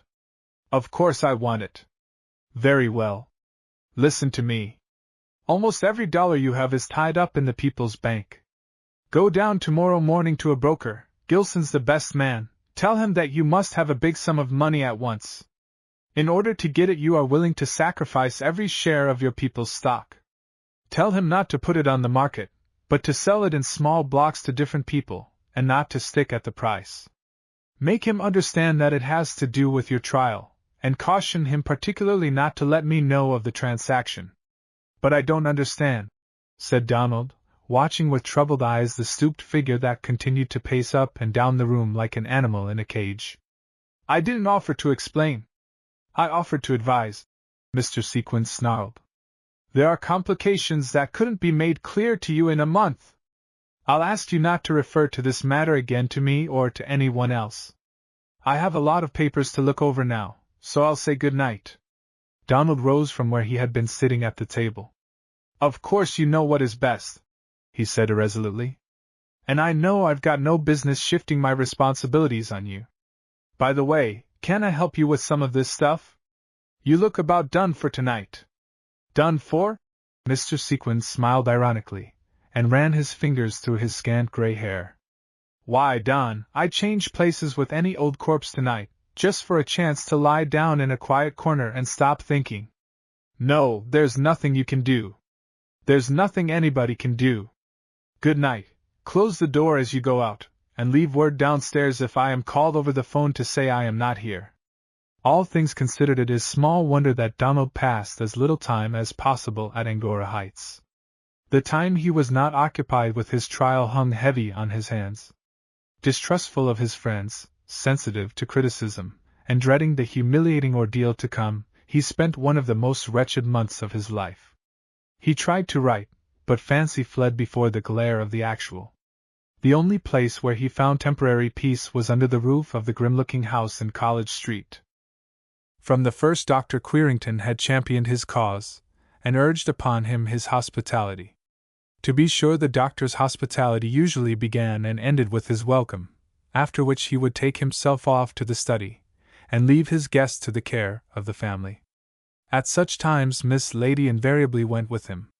In fact, Donald had never seen her alone since the night of his arrival, and the very fact that she seldom remained downstairs in the evenings made his conscience lighter about lingering in her vicinity. Mrs. Ivy was the first to comment on his frequent visits. She confided to Mrs. Sequin that she was afraid he was getting interested in Connie Querington, and that somebody ought to tell him that Connie had been in love with dear Gerald for years and years. An impartial observer might have expressed a less confident opinion concerning the object of Miss Connie's affections. Noah Wicker, for instance, while not exactly an impartial observer, had arrived at quite a different conclusion. "You watch the way she looks at Don," he said darkly to Miss Lady on one occasion. Miss Lady laughed. "Oh, Connie's like the last Duchess, she likes whatever she looks on, and her looks go everywhere." "Yes, but this is different. Has she ever said anything to you about him?" "Mercy, yes, Connie talks to me about all the boys." "Does she talk about me?" Noah's eyes were as wistful as a dog's. For a second Miss Lady hesitated, then she compromised with truth and said, "Yes." She did not add that Connie was particularly voluble on the subject of his hair, and the creak of his boots and his apparent genius for ubiquity. "Do you know what I'd do if I were you, Noah?" she said. "I'd have me a new suit of clothes made." "Why, these are new!" "Yes, I know, but they don't fit." "And get some shoes that don't creak, and you won't mind my telling you, Noah? Pompadours went out of style 6 years ago." Noah gloomily shook his head. "It's not my clothes. It's not clothes that make Don Morley. By the way, aren't you two friends any more?" Miss Lady faced the question unflinchingly. "Yes, we are friends." "Is he going to win out? With Miss Connie?" "No, you foolish boy." "In his trial?" "I don't know." "What will happen if he loses?" "The case will be appealed." "And if he loses in the Court of Appeals?" "It's up to Gooch to see that he doesn't lose." "I only wish I was as certain of a few other things as I am of Donald Morley's innocence." One afternoon, a few days before the trial, Donald, after oscillating between the hotel and his club and finding each equally intolerable, jumped on the car and went out to the Queringtons. It was a cold, raw day, with a fine mist filling the air, and even the dull formality of the drab parlor seemed a relief from the gloom without. Miss Lady started up from the piano as he entered, but Connie pulled her back. "You shan't run off and leave us, shall she, Cousin Don? She was just going to play for Mr. Wicker to sing. Did you know he could sing?" "Oh, yes. Wick's the original warbler. Do you remember our serenades on the Cane Run Road, Wick?" "Yes," said Noah glumly. "I forgot that you and Mr. Wicker used to know each other," Connie said curiously. "Why, the Cane Run Road runs by Thornwood, doesn't it?" "Yes," said Don calmly, seizing the conversation and shoving it out of shoal water. "Go ahead, Wick, and sing something. We'll join in the chorus." But when the time for the chorus came, Donald had forgotten his promise. He was leaning back in a corner of the sofa, his hand shading his eyes, watching Miss Lady, and wondering what trick of fate had driven her to marry John J. Querington. There was no man in the world whose moral worth he admired more, but Miss Lady seemed as out of place in his life as a darting, quivering hummingbird in a museum of natural history. He noticed the faint shadows about her eyes, and the wistful droop of her lips. If he could only set her free! A mad desire seized him to see her once more joyously on the wing with all her old buoyancy and daring. And yet she had walked open-eyed into her cage, and he had yet to see the tiniest flutter of her wings against the bars. On that first night of his homecoming surely he had read a welcome in her eyes. But never since by word or gesture had he reason to think that she remembered. She was gracious and elusive, and she talked to him as she talked to Decker and Gerald Ivy, only she looked at them when she talked, and she never even looked at him. Yet she had cared. He had only to recall the flashing revelation of her eyes that night in the garden to know for one transcendent moment, at least, she was his. It was the look that had sustained his faith in her through all those weary months of silence, making him cling to the belief, until he heard the truth from her own lips, that she had failed to get his letter. It was the remembrance of that look, and what it had promised, that rushed upon him now as he watched her. All the reckless impulse of his boyhood, the long years of unrestraint, surged over him, urging him on to wake in her some answer to his fierce, insistent demand. She should remember the way he had loved her, she should know the way he loved her now. If there was any heart left in her, she must respond in some way to his imperative need. But her eyes kept steadily on the keyboard, and her fingers unfalteringly followed the notes. Could he have known how the tears burned under her lashes, and how cold her fingers were on the keys? Could he have guessed how she sat there under his steady gaze, with tense muscles and quivering nerves, calculating the minutes that must elapse before Noah's interminable verses would end, and she could escape, he might have had compassion on her. "Sing, Cousin Don!" demanded Connie. "You are leaving it all to Mr. Wicker and me, while you sit there looking exactly as if you had lost your last friend." "No, only my illusions, Connie." "Where did you lose them?" "In Singapore. All but one. I hung on to it clear around the world, only to lose it on Christmas night when I got home. Don't you feel sorry for me?" "Not a bit," said Connie saucily. "I couldn't feel sorry for anybody as good-looking as you are, could you, Mr. Wicker?" "Where did Miss Lady go?" "She said she was going to lie down, that her head ached," said Noah. "I know what's the matter," said Connie. "She tries to keep us from seeing it, but she's all broken up over selling Thornwood." "Thornwood!" cried Donald. "She hasn't sold it?" "No, but it's been put up for sale. She'd die at the stake for Father. He doesn't even know about it." "But surely there is some other way." Connie shrugged her shoulders. "I am sure I don't know. Hattie's given up music and French, and we've put Bertie in the public school, and I haven't had but one party dress this winter. But a girl doesn't have to depend on clothes to have a good time, does she, Mr. Wicker?" That night Donald sat up late, turning things over in his mind. Once the trial was over he must go away, where he could not see Miss Lady or hear of her. He must plunge into some business that would absorb his time and attention. But before he went he must make an investment, and make it at once. In order to do so, he would follow Basil Sequin's advice, and offer his bank stock for sale in the morning. Chapter 21. There was anxiety in the drab house in College Street. The second day of Donald Morley's trial had come, and no decision had been reached. Every ring of the telephone, every opening of the front door brought a hurrying of feet through the hall, and an eager demand to know if there was any news. "I'll never get my lessons!" exclaimed Hattie petulantly, collecting her scattered belongings after one of these rushes to the door. "I wish to heaven one of my fingers was a lead pencil." "Why don't you wish your tongue was one, Hat, then you wouldn't have to sharpen it?" suggested Connie. "I bet Miss Lady had my pencil," went on Hattie, ignoring Connie's comment. "She's never owned a pair of scissors, or a pencil, or a shoe-boutonniere since she's been here. And look at those letters on the mantel. She'll never think about mailing them. What are they doing with black borders? She bought a job lot of paper the other day, all colors and sizes, trying to be economical. She uses the morning ones to pay the bills. Yes, and I'll have to be putting little pink love letters in big blue envelopes all winter. Say, Hat, do you suppose it would be all right if I called up Mr. Wicker to ask him how the trial is going?" "Of course not. We'll hear as soon as there is anything to hear. I wish you'd hush talking and let me study." Connie heroically refrained from speech for 5 minutes, then she announced, "Do you know, I don't believe Miss Lady likes him." "Who? Mr. Wicker?" "No, you silly Don. When did you stop saying Cousin Don, pray?" "Oh, ages ago. She's always so quiet when he comes, and she goes upstairs the first chance she gets. I think she's changed a lot since she first came, don't you?"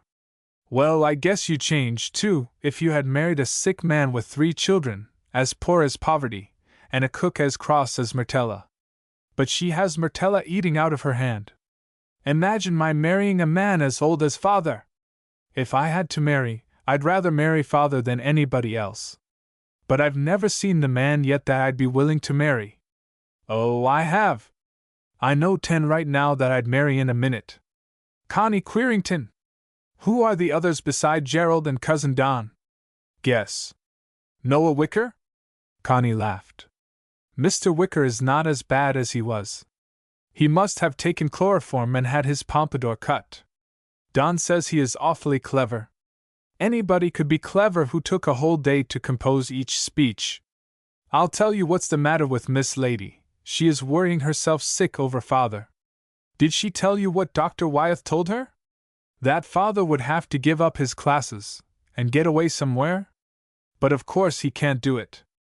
But he can. Miss Lady has rented Thornwood from the man who bought it, and we are all to go out there this spring. Heavens! That means frogs and crickets and whippoorwills, and a lonesome time for me. But think of Father, said Hattie with her most virtuous air. If it's perfectly quiet, perhaps he can finish his book. No, he won't, said Connie petulantly. He may finish himself, but he'll never finish that book. He keeps on thinking of more to say, just like Mr. Melcher does when he prays. If it weren't for that stupid old book he might get well. Was that the telephone? It proved to be the side door bell, which was rung by an old woman who had lost her husband and her front teeth, and was engaged in the precarious occupation of selling shoestrings. She was one of the numerous protégées, who began to call on Miss Lady soon after breakfast, and kept up their visits through the day, to the exasperation of Myrtella Flathers, who spent her time devising means to rid the back hall of these encumbrances. In this instance strategy was not required, for she was bidden to send the woman away. Such an unusual proceeding aroused her curiosity, and she returned to the dining room to peep through the door at her young mistress, who had been sitting motionless since breakfast with her elbows on the table, and her hands locked under her chin. It was evident that something was wrong, and Myrtella became so concerned that she at last decided to take action. The panacea she applied to all ailments, moral or physical, was a counter-irritant. "Miss Squeerington," she ventured finally, "I hope you ain't forget that it's Saturday mornin' and you'd orter row the grocery man. He's a court ion, that's what he is, sendin' us Miss Ivy's ribs and Miss Logan's liver. It ain't a decent way to treat a old customer, and he orter be told so. There never was a grocery man that was born into the world that didn't have to be rowed. They expect it, they look for it, and when they don't get it they feel it. I can't row people, Myrtella, I don't know how," said Miss Lady listlessly. "I'll learn you. You've picked up a lot more already than anybody would 'a' supposed you would when you first come. But one thing you ain't learned. When a lady goes to smilin' over the telephone, and tellin' the butcher that she don't know one cut from another but she'll trust him to send her a nice piece, you can count on it she's goin' to get a gristle.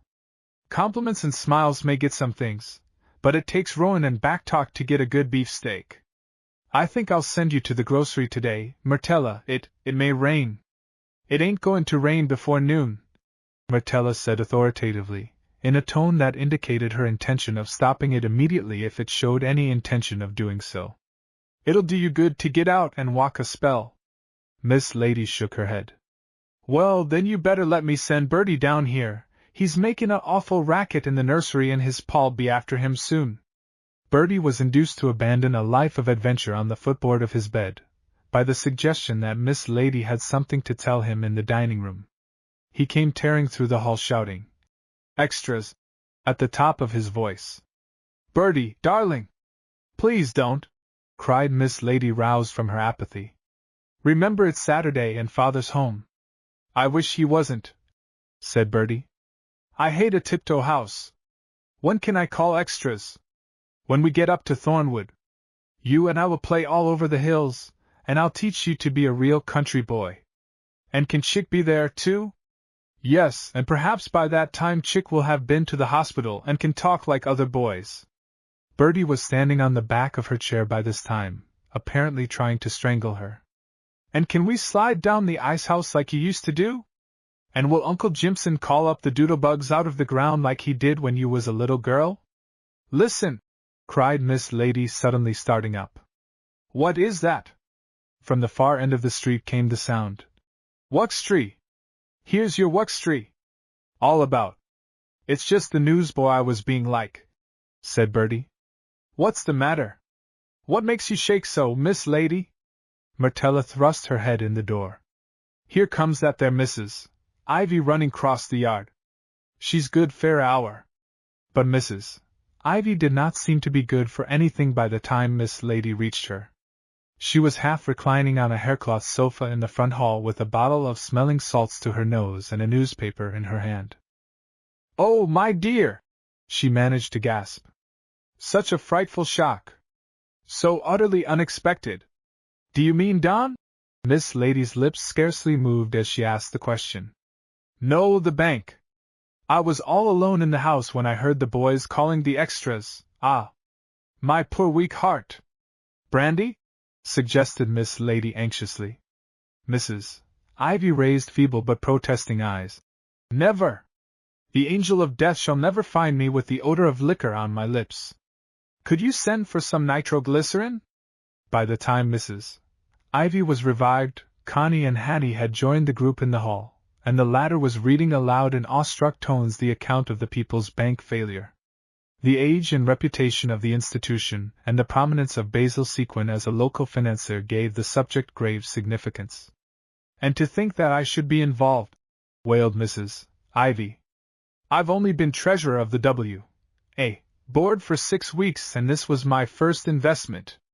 They told me to use my judgment, and I did the best I could. Only last Thursday I went to see Mr. Gilson, the broker, you know, about investing the money we're collecting for building the parish house. He said I had come at the right moment, as he had just gotten hold of some of the People's Bank stock, gilt-edged, he called it, and I remember just what I said to him. I said, 'Mr. Gilson, I simply let Providence lead me, and it led me to your door, and I bought it,'" sobbed Mrs. Ivy. "40 shares. I suppose Father's lost awfully," said Hattie, sitting round-eyed and anxious on the steps. "And all the Sequins and Don," added Connie. "It says that all the stockholders and most of the depositors stand to lose heavily," said Miss Lady, scanning the paper. "I must tell the doctor at once." She sped up the steps and knocked breathlessly at his study door. It was only at the second knock that she was bidden to enter. The doctor sat at his desk in a long, grey dressing gown, with a rug across his knees. Around him were ranged several straight-backed chairs on which were spread hundreds of pages of closely written manuscript. At his elbow on a stand was an immense dictionary, from which he lifted a pair of absorbed and preoccupied eyes. "Doctor!" Miss Lady burst out impetuously. "The bank has failed, the paper says." "If you please!" The doctor raised an imploring hand. "Don't tell me now. The news will keep, and I am in a most critical stage of my summary. Today's work is important, very important. Kindly close the door." Miss Lady stood in the hall without and stared at the drab-colored wallpaper. A fierce anger rose in her, not against the doctor, but against that vampire work which was sucking all the vitality and sympathy and understanding out of him. She was eager to bear his burdens, she was willing to fight his battles, but it was hard to take his side single-handed against herself. She wanted love, and affection and sympathy, and she wanted a manly shoulder to weep on when the way became too hard. But the doctor's slanting, scholarly shoulder afforded no resting place for a world-weary head. "Miss Squeerington!" called Myrtella from the lower floor. "The grocery man didn't have no beets, and his new potatoes as hard as rocks, and if I was you I'd go over to Smithers just to spite him out fair a spell. And I forget to tell you that there Mr. Wicker called you up a hour ago, and says the case was lost. I don't know what he meant. I hope he ain't lost it round here. Next thing I hear they'll be sayin' I took it." Chapter 22. It is a depressing law of life that worries invariably hunt in packs. If it were just a matter of one yelping little annoyance that barked at your heels, you could frighten it away with a laugh. But when a ravenous horde gets on your trail with the grim determination of running you to earth, it is quite a different matter. Donald Morley, pacing the terrace at Angora Heights on a certain dark night in March, felt the breath of the pursuing pack close upon him. The failure to win his case had been a serious blow not only to his pride, but to his faith in his fellow man. He had gone into the trial with the assured confidence of an innocent man who is still young enough to rely absolutely upon the justice of the law.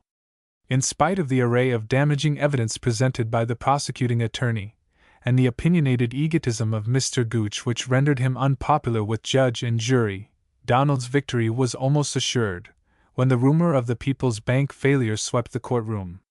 In the instant wave of suspicion that rose against Basil Sequin, Donald's cause was lost. Half the men on the jury were directly, or indirectly, involved. The case was summarily disposed of and the smaller matter swallowed up in the larger.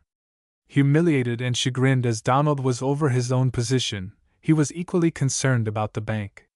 The papers were full of disturbing innuendos. People avoided speaking of it in his presence. Distrust and suspicion lurked around the corners. Donald paused at the end of the terrace and looked up at the dark, massive pile of masonry above him. In every leering gargoyle and carved coping, he read the ruin of some humble home. At the first hint of impending trouble, Mrs. Sequin had taken Marjorie and fled to Europe, leaving Mr. Sequin fighting with his back to the wall to meet the difficulties into which her extravagance had plunged him. "I have no fear for Basil," she assured her friends on leaving. "He'll straighten things out. Of course he'll be talked about, clever people always are, and the directors have been rather nasty. But he'll control the situation yet, you'll see." And Mrs. Sequin's confidence was being justified. Basil Sequin was controlling the situation. He had emerged from the ruin with his finances less affected than his reputation.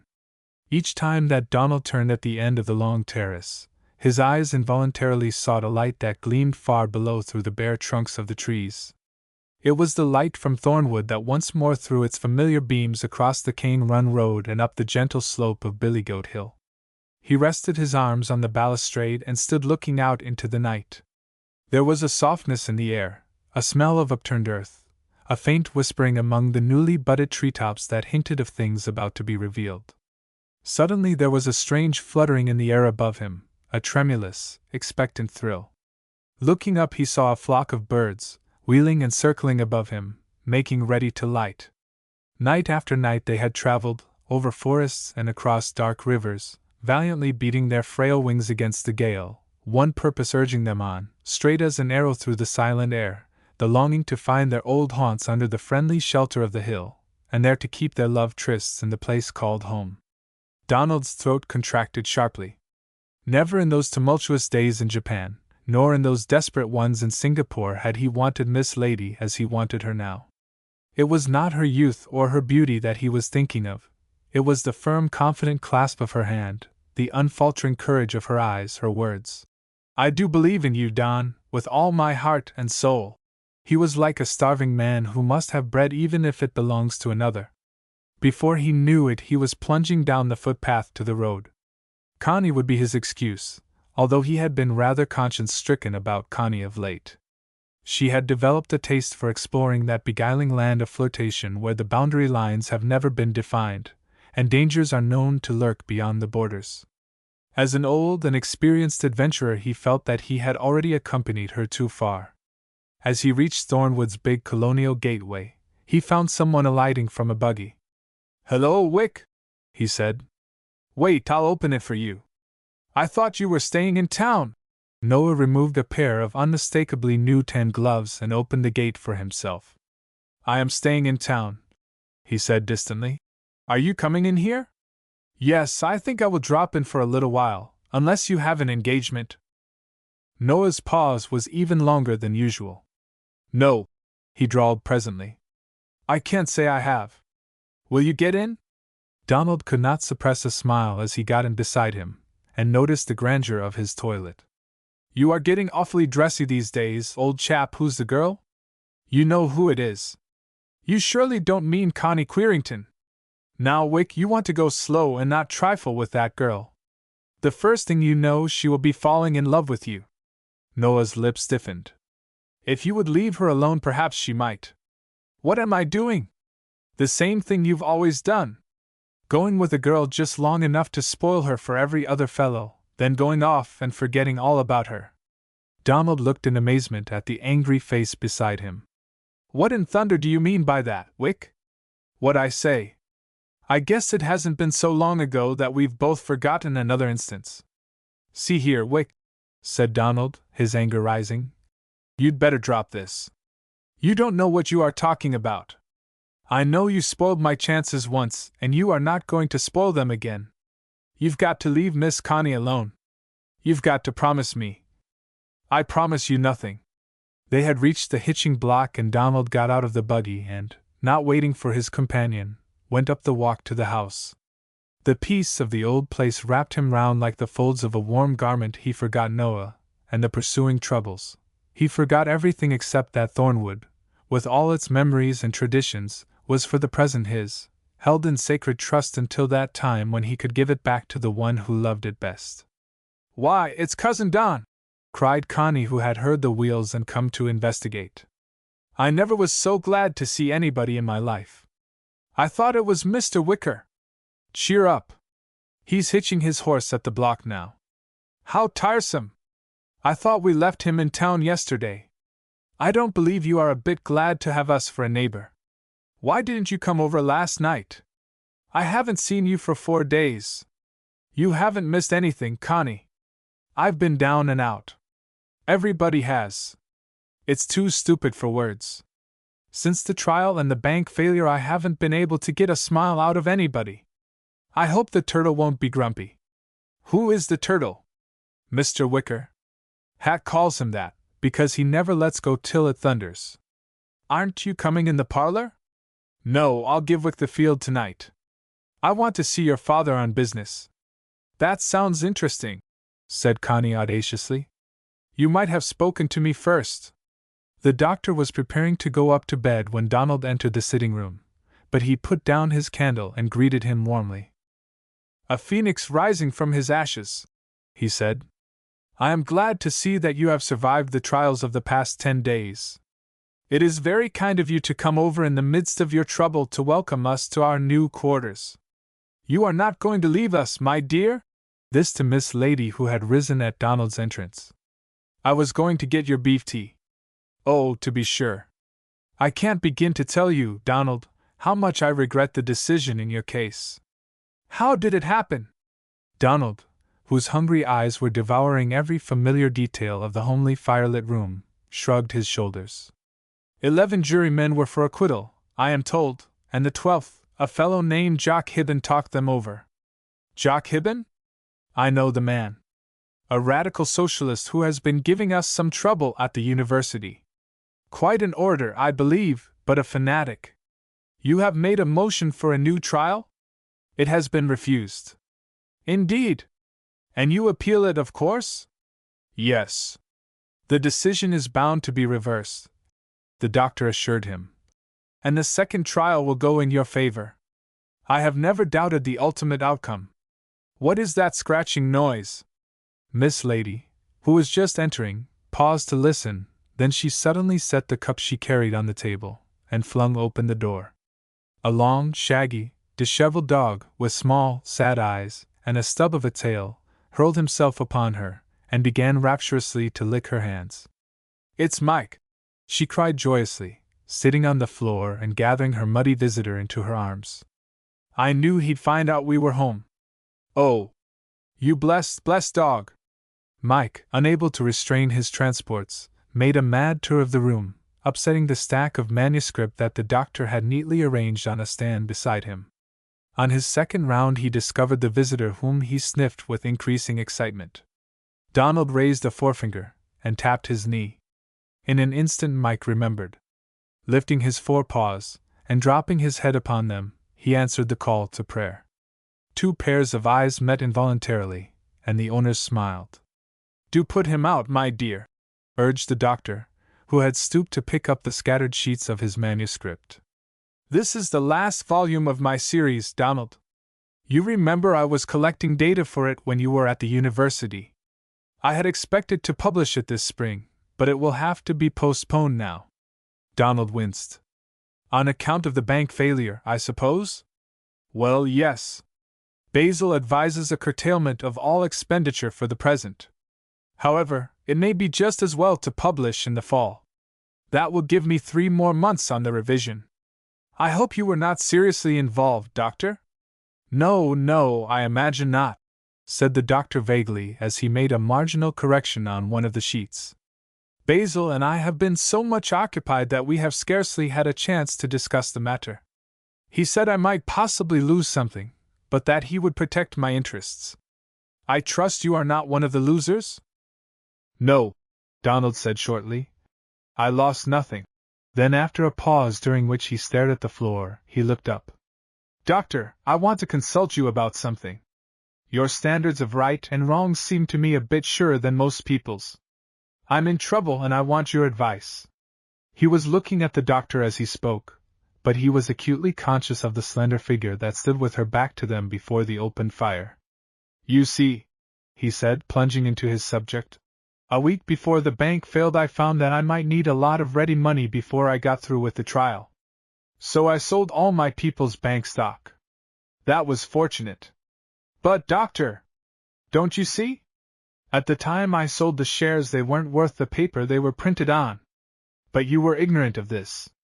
Of course, but does that alter the fact that I took money for stock that was worthless? The doctor rubbed his hands together thoughtfully. For once he was not prepared to give an immediate answer to a question concerning a moral issue.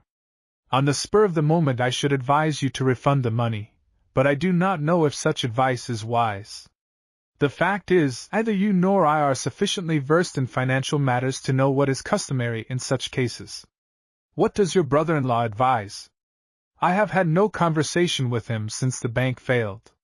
He stays in town nearly every night, and you can imagine what his days are. Well, I should put the matter before him, explain my scruples, and then act unquestioningly on his advice. It has been my rule in life, when my own judgment did not suffice, to consult the highest available authority upon that given subject and abide by it. Basil Sequin, in spite of this unfortunate failure, is undoubtedly our ablest financier. I can only bid you do as I have done, leave everything entirely to him. I shouldn't, cried Miss Lady, wheeling about with a return of her old, childlike, impetuous manner. I shouldn't leave it to anybody. I'd buy back the stock, every share of it. I wouldn't keep money for which I'd given nothing. You ought to see Miss Fernie Foster. She bought bank stock only last week, gave all the money she'd made on her pickles for 10 years, and when she found the bank had failed, she went out of her head. I've been there today, and she didn't know me. Who sold her the stock? A broker named Gilson. It was my stock, Donald cried. Of course she's got to be paid back. And all the rest of them. I'll buy back every share of it, if it takes my last dollar. Will it take all you have? Miss Lady scanned his face anxiously. Yes, and more.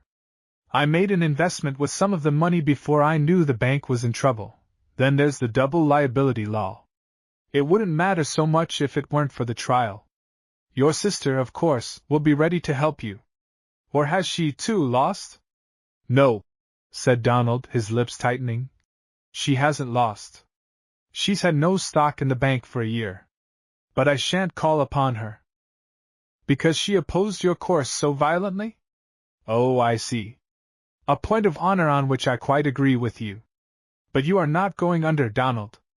We will see to that. I am not a wealthy man, as you know. There have been times recently when the future looked very dark. But this little lady has steered us into calmer waters. If you should, in the course of the next few months, be in need of a reasonable sum, I am happy to say we will be in a position to accommodate you. Donald gripped his hand. I shan't call on you, Doctor. But once I'm through with this accursed trial, I'll try to justify your belief in me. The tall clock in the hall gave a preliminary wheeze, then hiccuped 9 times violently. The doctor carefully arranged his voluminous papers in a shabby, brown portfolio, and rose with an effort. You will excuse me now if I bid you good night? My physician has become rather arbitrary in regulating my hours. Keep up your courage, my boy, that courage that scorns to bend to mean devices for a sordid end. I admire the course you have taken, I admire you. Good night to you both. They watched him go, with his tall, stooped figure, and his fine, serious eyes that saw life only through the stultifying medium of books. Then they looked at each other. I'll call Connie, Miss Lady said, moving to the door. Just a minute, please. She came back reluctantly, and stood with her hands clasped on the back of a chair, breathing quickly. Do you remember? Donald asked, standing in front of her and speaking in a low, tense voice. The last time we stood in this room, and the promises I made you? Well, I've kept them. I've fought like the devil, you don't know what it means, you can't know. But I've kept them.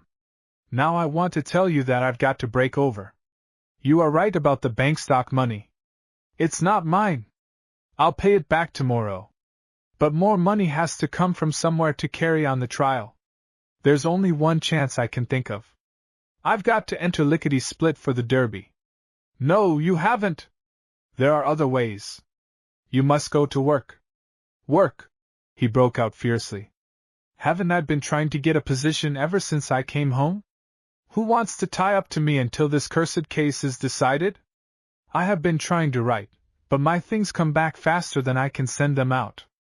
What am I good for? A game at billiards, 60 miles an hour in a motor car, a lark with any idler that happens in the club. Bah! I'm sick of having people patronize me because I am not in the game, because I've never earned a penny except by gambling, in my life. But that's all behind you, Don. You've got the rest of your life to live differently. When the case is decided. Yes, and suppose it goes against me? It did before, it may again. Talk about justice and truth. I've failed to find them. I've had enough of this glorious thing called life. I'm ready to quit. You can't quit, Don.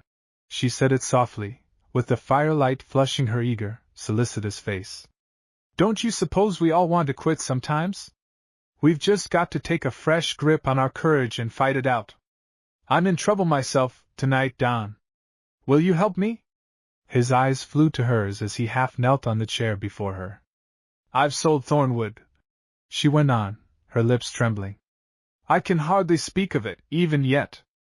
I feel like a traitor to Daddy, to all the Carseys who ever lived here, to myself. You know what the place means to me. I believe I should die if I ever saw anyone else living here. I don't know who bought it, I don't want to know. All I know is that I've been perfectly wretched every hour since I signed the paper, until just now when the doctor offered to lend you the money. Oh, Don, if I thought selling Thornwood meant that we could help clear your name, there'd never be another instant of regret. You'll let us help you? He put up his hand as if to ward off a blow. Don't, he said harshly. I can't take your help. I can't even take your friendship, or the doctor's. Don't you see that I'm going through hell? Don't you know that I love you? The color left her face, and her eyes wavered a moment, then steadied. You must never say that again, Don. You must try not to think of it. I'll forgive you because I want you to forgive me for something. You know the letter you sent me from San Francisco? I burned it unopened, right there where you are standing now.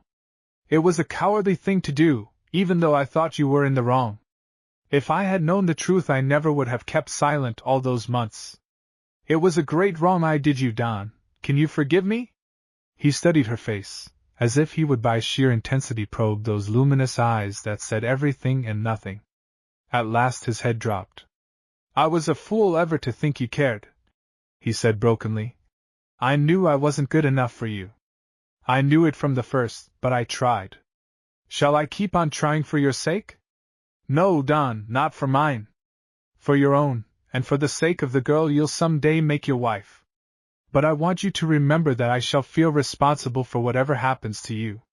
If you give up the fight and go back to the old life, I shall know it was because I failed you. If you succeed, as I believe you will, I shall be happy always in knowing that I had a little part in it. Shall we say good night? Illustration. It was a great wrong I did you, Don. Can you forgive me?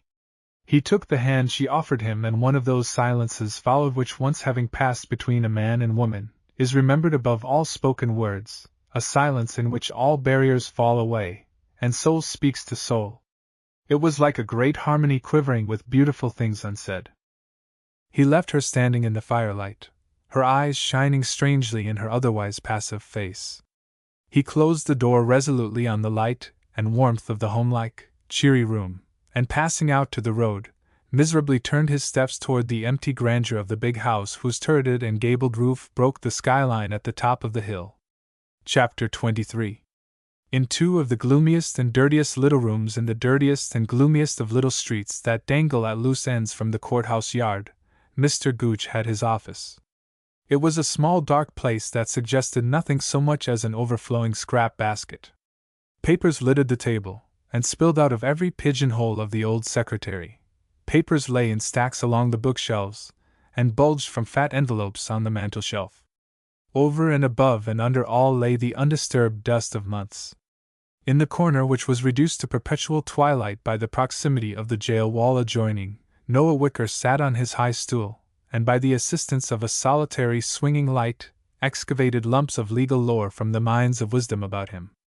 To one who had not seen Noah since his first days of attorneyship, he presented an unfamiliar appearance. His feet, still hooked awkwardly under the rung of the stool, were shod in patent leather shoes of a style so pronounced that they rendered him slightly pigeon-toed. His clothes were of the most approved cut, and his hosiery reflected the hue of his tie. His hair, only, was reminiscent of the country youth who had emerged from the law school a short time before, in store clothes and creaking boots. A front lock that has been assiduously urged to stand up for many years is not inclined to sit down at the first whim of its owner. It has reached an age of independence, and is inclined to insist upon its rights. Noah, alone in the office one spring day, surreptitiously took from his desk a small object, which he held in the palm of his broad hand, and studied minutely.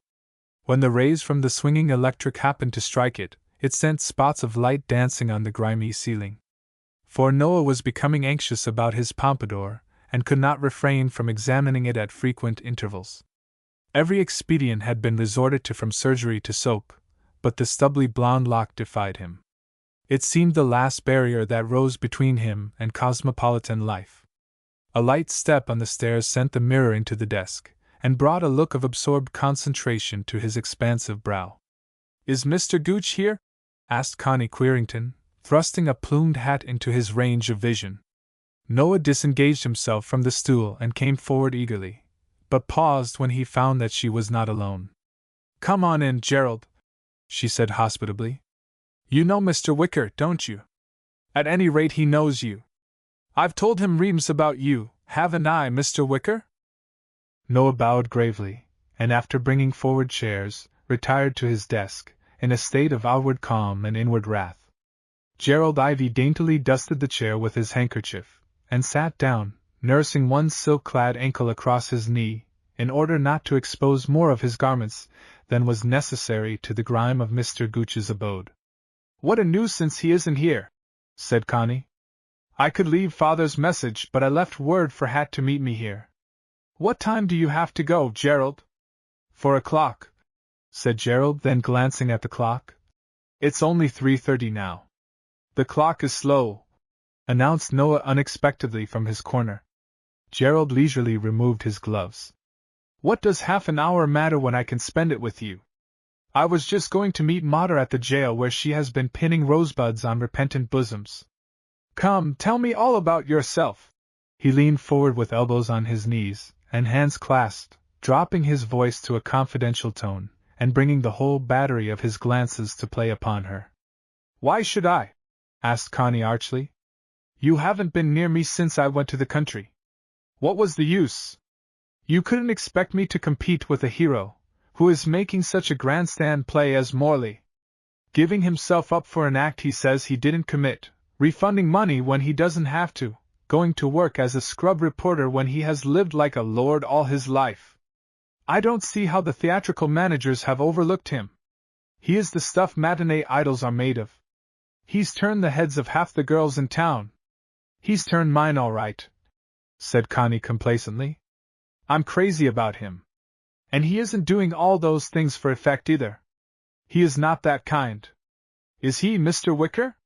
Noah, thus suddenly appealed to, was compelled to answer truthfully that he was not. But he did so with a protesting jerk of the elbow that sent an ink bottle flying to the floor. Gerald took advantage of the mishap to get Connie over to the window. "It's beastly lonesome without you," he whispered. "When are you coming home?" "Heaven knows," said Connie, putting her hands behind her for safekeeping. "Now that somebody else has rented the College Street house, and Miss Lady has sold Thornwood, I don't know what's to become of us." "Don't you miss me a little bit?" asked Gerald, playing with the silver purse on her wrist. "Of course I do, silly. Is my hat on straight? I wish I had a mirror." Noah, kneeling on the floor, mopping up the ink, reached toward the desk, and then paused. I'll be your mirror, said Gerald, presenting his eyes in a way that only a very near-sighted person could have taken advantage of. City Hall clock striking 4, said Noah grimly. But Noah's desire to have Connie to himself was not to be gratified. No sooner had Gerald gone than Hattie arrived, very slim and angular, and carrying a prodigious stack of schoolbooks. What was the sense of my meeting you here? She demanded of Connie, wasting no time on amenities. You've made me miss the 4:2 train, and come out of my way. What did you want with me? I wanted to use your mileage book, dear, said Connie sweetly. How long do you suppose it will be, Mr. Wicker, before Mr. Gooch comes in? Any minute now, said Noah, smoothing down his hair with an inky finger. I think the clock is a little fast. Then, as Connie laughed, he jerked up the top of his desk and disappeared behind it. Stuffy old place, said Connie, wandering about the room. If Mr. Gooch wasn't so stingy, he'd have it cleaned up. I wouldn't call a man stingy who had given a library to the law school, Hattie objected. Yes, and he's spent the rest of his life saving every penny to pay himself back for it. He has eaten 52 suppers a year at our house for 10 years. That's 520 suppers, and he's never even treated us to a chocolate sundae. I don't think it's stingy to be economical, Hattie said with her most superior air. Noah, who was facing the open door, suddenly began making strange gestures and violent appeals for silence, but the girls were off on an old argument and did not see him. Besides, Connie was saying conclusively, he cheats at cards, you know he does. Only at solitaire. I don't see any reason why he shouldn't cheat himself if he wants to. He's all right, even if he is queer, and I think you ought to be ashamed of yourself to talk about him the way you do. How do you do, Harriet? Said Mr. Gooch dryly, entering from the outer room and not glancing at Connie. A message from your father? Connie slipped the note into Hattie's hand and took refuge with Noah behind the desktop. Did he hear? She whispered hysterically. Then, not waiting for a reply, she pounced upon an object in the desk. Is that a mirror? Noah shamefacedly produced it. Hold it for me, she commanded. Not so far off. Like that. Standing there behind the desk holding his little mirror for her to powder her nose seemed to Noah the apotheosis of romance. Too much? She asked, tilting her face for inspection. And is my hat right? I want to look my best, because you know I may meet Donald Morley on the steps. She was evidently not disappointed, for Noah, standing at the window waiting to catch the last flutter of her feather as she passed up the street, had to wait 5 agonizing minutes, at the end of which Don spoke to him from the door. Hello, Wick. Is Mr. Gooch here? He was a minute ago. Is he coming back? I don't know, I'm sure. Noah made the answers in a tone that discouraged further conversation, and Donald, after a sharp glance at him, shrugged his shoulders and picked up a book. He had not long to wait before Mr. Gooch returned. I've been telephoning all over town for you, said the lawyer testily. Is this rumor true that you have bought back your bank stock? It is.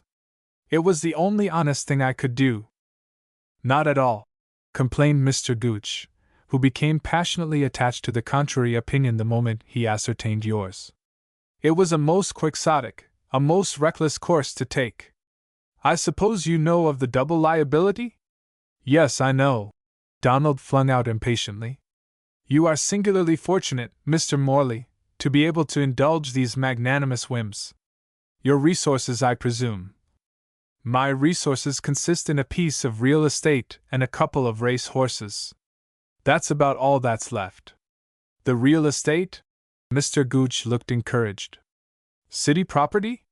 No, it's a farm. Where? On the Cane Run Road.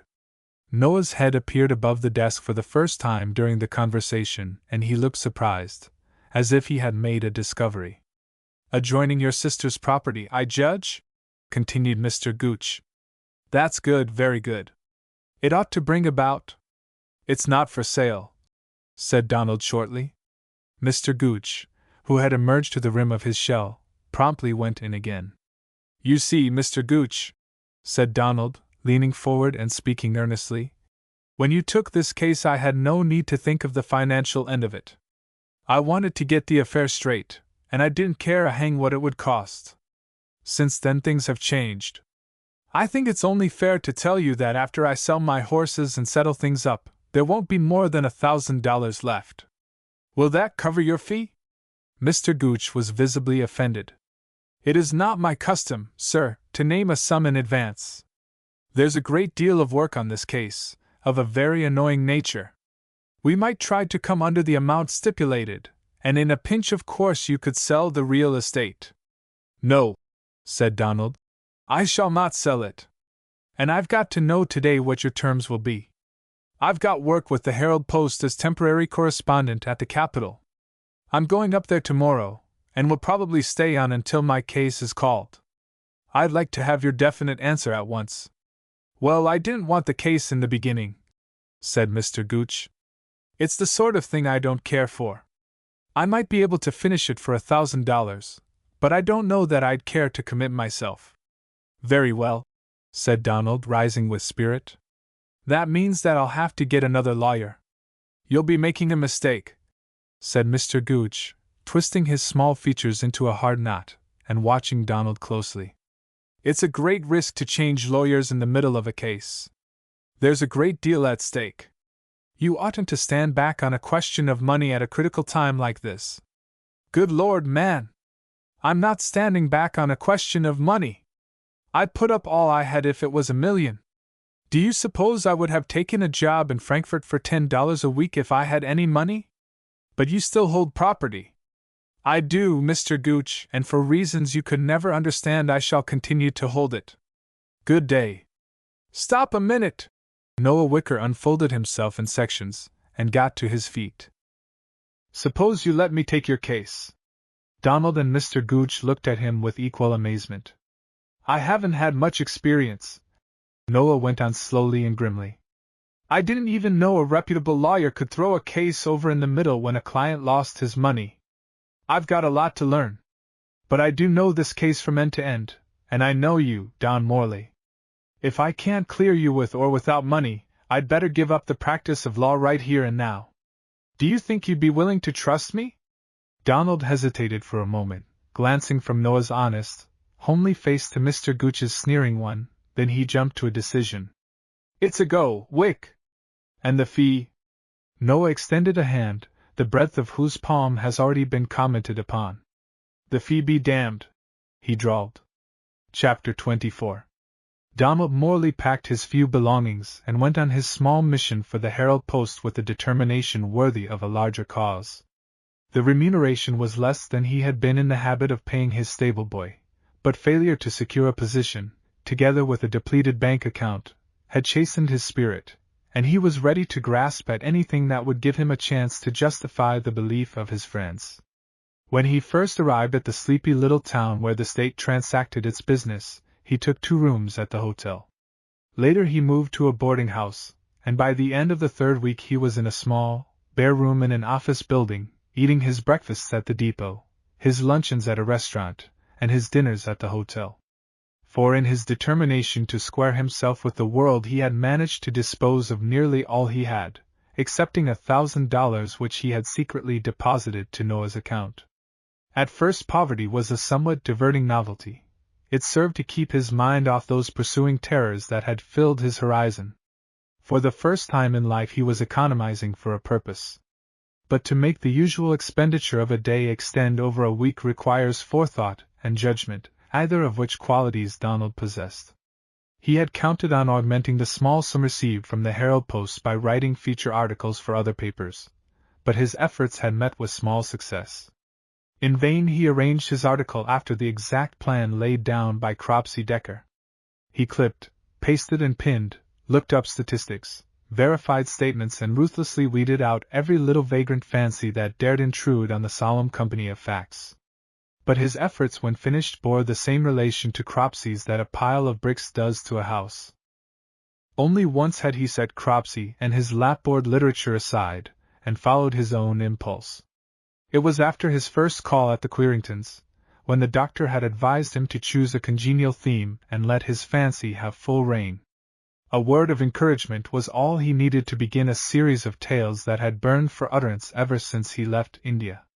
They were the adventures related to him by his Mohammedan bearer, Khalil Samad, who had sat on his heels many a night before the young Sahib's fire, and spun yarns of marvelous variety. Donald had only to close his eyes to see the keen, subtle face surmounted by its huge white turban, and to hear the torrent of picturesque broken English that poured from the lips of one of the few Mohammedans in India who could curse the various natives in their own vernacular from the Khyber Pass to Trichinopoly. But the story of Khalil's adventures having been launched into unknown waters, had not yet been heard from, and Donald patiently returned to his feature articles, holding himself down to the actual and being bored as only a person with a creative imagination can be bored by the naked, unadorned truth. His one consolation these days was in the fact that Miss Lady would not have to give up Thornwood. Through an agent he had leased the place to the Queringtons for the next 2 years at an absurdly low sum, and the thought of her in the midst of her beloved surroundings went far to reconcile him to the meagerness of his own. His dingy little room boasted only an iron bed and washstand, the rest of the floor space being principally occupied by his imposing brass-bound steamer trunk covered with foreign labels. On the dusty shelf over the washstand stood an incongruous array of silver-mounted, monogrammed toilet articles. Around the wall ran a dado of shoes, while from the gas pipe depended a heavy bunch of neckties. The chief inconvenience in being poor, Donald had decided, was in not knowing what to do with one's things. It was not only his things, however, that he found difficulty in disposing of. For a given number of hours a day a man can hold himself down to the task of sitting at a small deal table, covering yellow tablets with words that will probably never be read, but after too long a stretch nature is apt to rebel. At such times Donald raged like a pent lion. His mind involuntarily flew to the possibility of this confinement being but a foretaste of the other that waited for him should the rehearing not be granted. From the beginning he had refused to consider the possibility of conviction. He was innocent, he would be cleared. But as the days dragged on, a shadow began to dog his steps and to sit on the foot of his bed by night, grinning at him through bars of iron. Had there been a friend to whom he could turn during these days he might have been spared some of the hours of anguish he endured, but his pride was cut to the quick, and he shrank from seeing any one who knew him or his family. Cropsey Decker could have helped him, but Cropsey was in Mexico. To Noah Wicker he had ceased to be an individual, he had become a client, a first client, and personalities were swamped in abstractions. The only place where he could have found sympathy and understanding was at Thornwood, the hospitable door of which he had resolutely closed with his own hand. If he thought the depths of loneliness had been sounded out there in the Orient, he had now to learn that it is only in one's own country, among one's own people, that the plummet strikes bottom. The day before the case was to be presented Noah came up from the city, and once again they went over every tiresome, familiar detail. By the time evening arrived Donald was in a state of black dejection. Half a dozen sleepless nights, and the return of several articles did not tend to brighten the situation, and when Noah accepted an invitation from the judge to dine with him, Donald felt that he had been abandoned to his fate. Twilight was closing in, the kind that has no beginning and no end, a damp, gray saturating twilight that smothers the soul in a fog of gloom and relaxes all the moral fibers. Donald went to his small window and looked out. The street below was deserted, save for an occasional shabby surrey, splashing through the mud on its way to the station. At long intervals an umbrella bobbed past, and once a drove of cattle lumbered by, driven by a boy astride a mule. Donald jerked down the shades savagely, and lit the single gas jet. In a magazine which he picked up was a graphic article on child labor in the mines, giving pictures of ragged, emaciated children who spent their lives underground, breathing foul air and becoming dwarfed in body and soul. He flung the book from him, and dropped his head upon his arms. Life seemed a great, inexorable machine, setting at naught human aspiration, human endeavor. What was the good of fighting it? What was the sense in believing in a divine order, in such infernal chaos? Unable to stand his own company any longer, he seized his hat and started for the hotel. He was in a reckless, hopeless mood, ready to take diversion wherever he found it, and as is usual in such cases, diversion met him halfway. The little hotel office was in a spasm of activity, Bells were ringing, doors slamming, and guests arriving.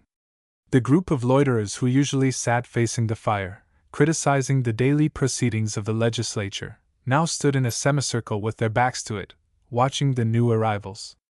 "It's a theatrical company," explained one of the voluble crowd to Donald. "The liveliest layout we've had for moons.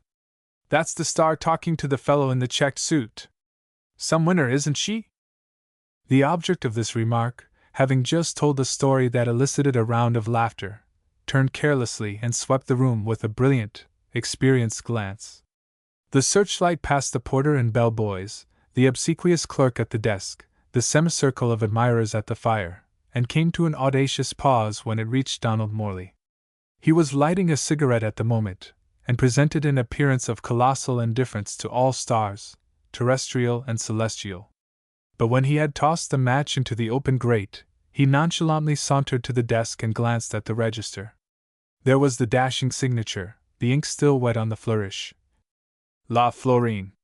It was Cropsey Decker's old flame, the Serpent of the Nile, whom he had last seen poised on the cork of a champagne bottle on a poster on Billygoat Hill. Without looking up, he was aware that the same mischievous eyes which had peeped through the black gloved fingers on the poster were watching him now with the liveliest interest.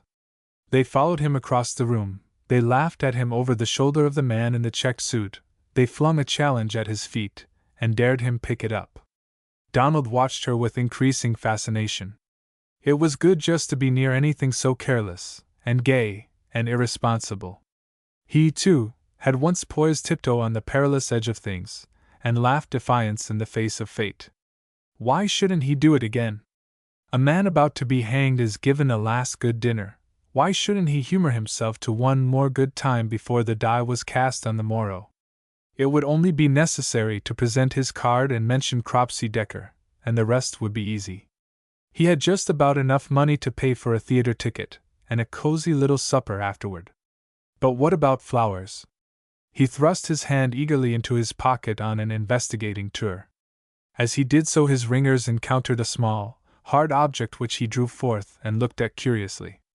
It was the dried hip of a wild rose, that had been transferred from pocket to pocket since the day it dared to bloom before its time, in a cranny of the stone wall that circled the garden at Thornwood.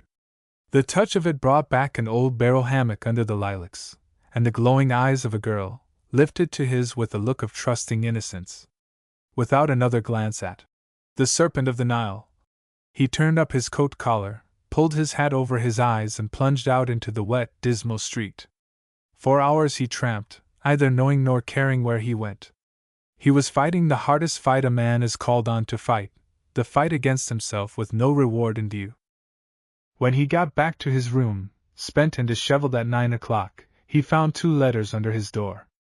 One, a black-bordered envelope addressed in Connie's familiar scrawl, he thrust into his pocket, smiling in spite of himself at the memory of Miss Lady's bargain stationery.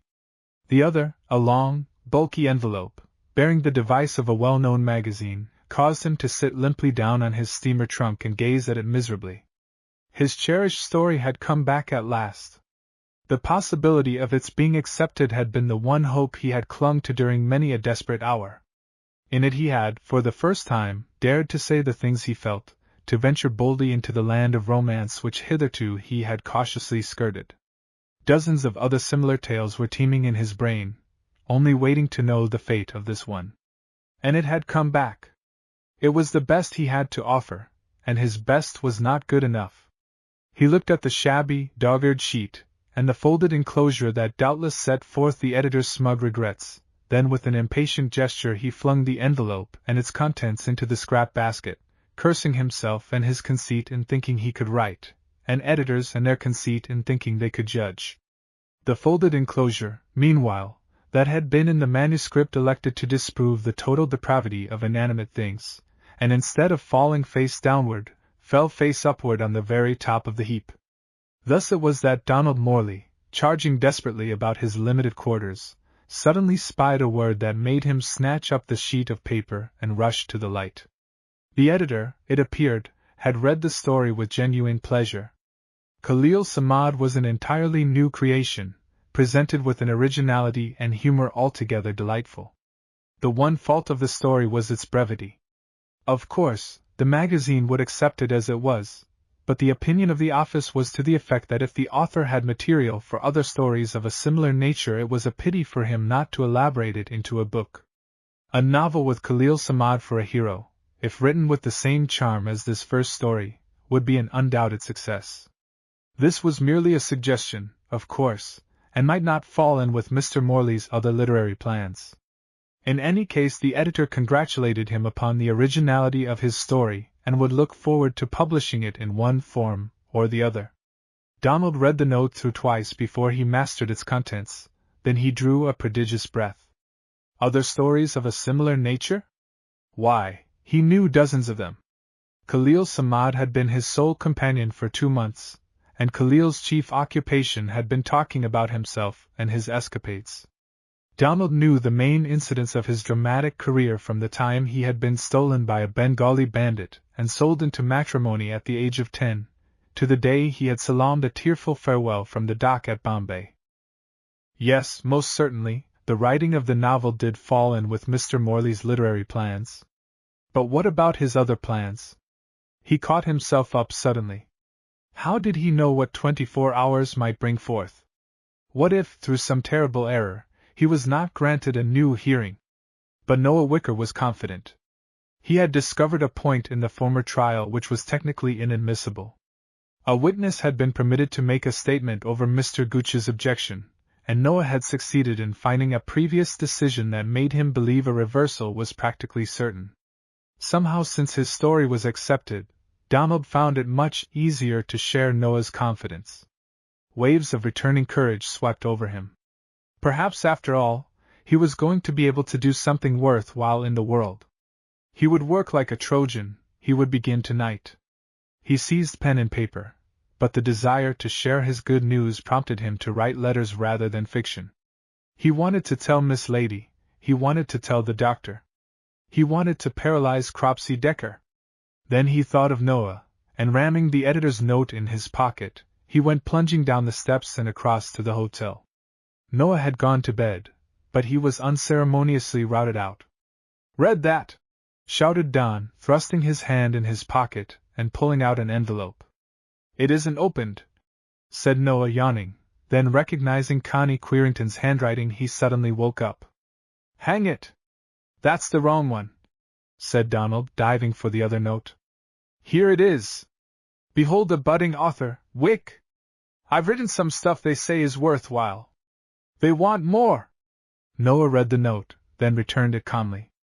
"It's encouraging, I congratulate you," he observed laconically. Donald's face clouded, then cleared, and he stepped forward impulsively. "See here, Wick," he said. "You think I'm poaching on your preserves. I'm not. That's the first letter I have had from Connie for weeks. I haven't written her a line since I left home, but she likes to keep me on the string. She just plays with Ivy and me to keep her hand in. Don't you mind either one of us. Stick to it and win." "Oh, I'm sticking to it all right," said Noah doggedly. "But I don't seem to stand much chance with the rest of you." "Nonsense, man! Think of your headpiece. The Lord started you out with more brains than most of us end with. The judge said this morning that you knew more common law than any young lawyer he could think of. Yes, but knowledge of common law won't win this suit. She'll never look at me, Donald, except as a last resort. She thinks I am a heavy, awkward hayseed, and I reckon she's about right." He towered there in his blue pajamas 2 sizes too small for him, his hair on end, and his large hands grasping the chair back. "I don't know the game," he went on helplessly. "You fellows take the trick while I am making up my mind what to play. She's too much for me. You are all too much for me, but I shan't throw down my hand, not yet." Donald got up from the foot of the bed where he had been sitting, and took Noah by the shoulders. "You've been working like a dog on my case, old fellow. Suppose you let me take charge of yours?" "How do you mean?" "You say you don't know the rules of the game. I know them backwards and forwards and upside down. You let me play this hand for you with Connie Querington, and you stand to win. But you? Heavens, man! Do you suppose if it were anything to me I'd have forgotten to read her letter all this time?" No, I am through with that sort of thing. He turned his head abruptly and his face darkened. There never was but one race for me, that was worth the running, and I got left at the post. Perhaps Miss Connie likes me? Of course she does. And I like her tremendously. That's how I am going to help you. Leave it to me, Wick. Let me write her all the letters I want to. Let me tell her about the stir you are making up here, about the judge kowtowing to you, and the governor asking you to dinner. In short, let me dramatize you, Wick. I'll write her a play in 5 acts with you for the hero. All you have to do is to ease up on your letters and keep out of her sight for a month or so. Tell her that as long as you can't be anything more to her, you will be a good friend. Connie hates a man to be a friend. She wants him to be either an acquaintance or a lover. You have gotten out of the first class, and she will never let you alone until she gets you back into the third. Noah rubbed his massive and bewildered brow. It's too complicated for me, he said. I guess I'll have to accept your services. That night Donald worked until the small hours, eagerly blocking out the chapters of his new book. So absorbed was he that it was not until he straightened his tired back and started to make ready for bed that he remembered that he had not yet read Connie's letter. It was a blotted and incoherent scrawl. Dear Cousin Don, he read, I don't see how I am ever going to write, for my eyes are almost out from crying, but Miss Lady simply can't do everything, and somebody has to tell the relatives. Hattie ought to help me, but she thinks she has to write to her intimate friends first, and she's got about a dozen. You know how hateful she is. Well, he was taken worse last week, Father, I mean. I can't go into the details, for I have told them over to so many people now that I'm about crazy, and every time I go over them I almost cry myself to death. He didn't know any of us all last night or this morning, except once he called for Miss Lady and patted her cheek. At the end he seemed to get stronger, and opened his eyes and asked for his manuscript. It was the most pitiful thing you ever saw at the last, to see him trying to turn over the sheets, with his poor eyes staring out at the wall, not knowing any of us. You'll see about the funeral in the morning's paper. I don't see how we are ever going through with it. Your loving cousin, Constance Querington. P.S. Please tell Mr. Wicker, I'd rather die than write another letter. Chapter 25. The summer that followed the People's Bank failure was one of those uncompromising summers that arrive in May and depart only with the last leaf in October. The river dwindling to a feeble stream staggered between distant banks, and the countryside lay parched and panting beneath an unrelenting sun. In the city Noah Wicker toiled laboriously over his first case, which had been granted a rehearing, and set for November the 6th. At the capital, Donald Morley sat day after day, coatless, collarless, in the torrid confines of his small bedroom, furiously covering reams of paper with compact handwriting. At Thornwood Miss Lady, who had been left in command of a sinking ship, struggled heroically to bring it into port. One day early in July, Martella Flathers sat just inside the screen door of the summer kitchen, armed with a fly spanker and a countenance of impending gloom. She was evidently rehearsing a speech, for her lips moved in scornful curves, and her bristling black locks were tossed in defiance. Mike, venturing out of a shady corner and catching a glimpse of her face, thought her inaudible remarks were addressed to him and retired with guilty eyelid and drooping tail to the woodshed. Martella's bitter reflections were interrupted by the appearance of Miss Lady on the vine-covered porch. She looked absurdly young in her widow's weeds, in spite of the fact that her color was gone, and her eyes beginning to look too big for her face. "They've come to stay a week," she announced, sinking wearily on the top step and casting a desperate glance at the closed shutters of the guest room above. "And it's Friday, and Mr. Gooch will be here to supper. Do you see how we are ever going to hold out?" "I ain't," declared Martella, spanking a fly into eternity with deadly precision. "I'm sick and tired of company. There ain't been a day in the 3 months since the doctor died that we ain't had his kin folks on our hands. It beats my time how half the world gets a prowlin' fit every summer, and goes pestering them that stays at home. As to these old maids that come today, if they had a eye in their heads they'd see you was plumb wore out. I wouldn't ask 'em to stay, but I had to. They are the doctor's cousins. They said they'd been coming to see him every summer for years, and they don't want to lose sight of the children.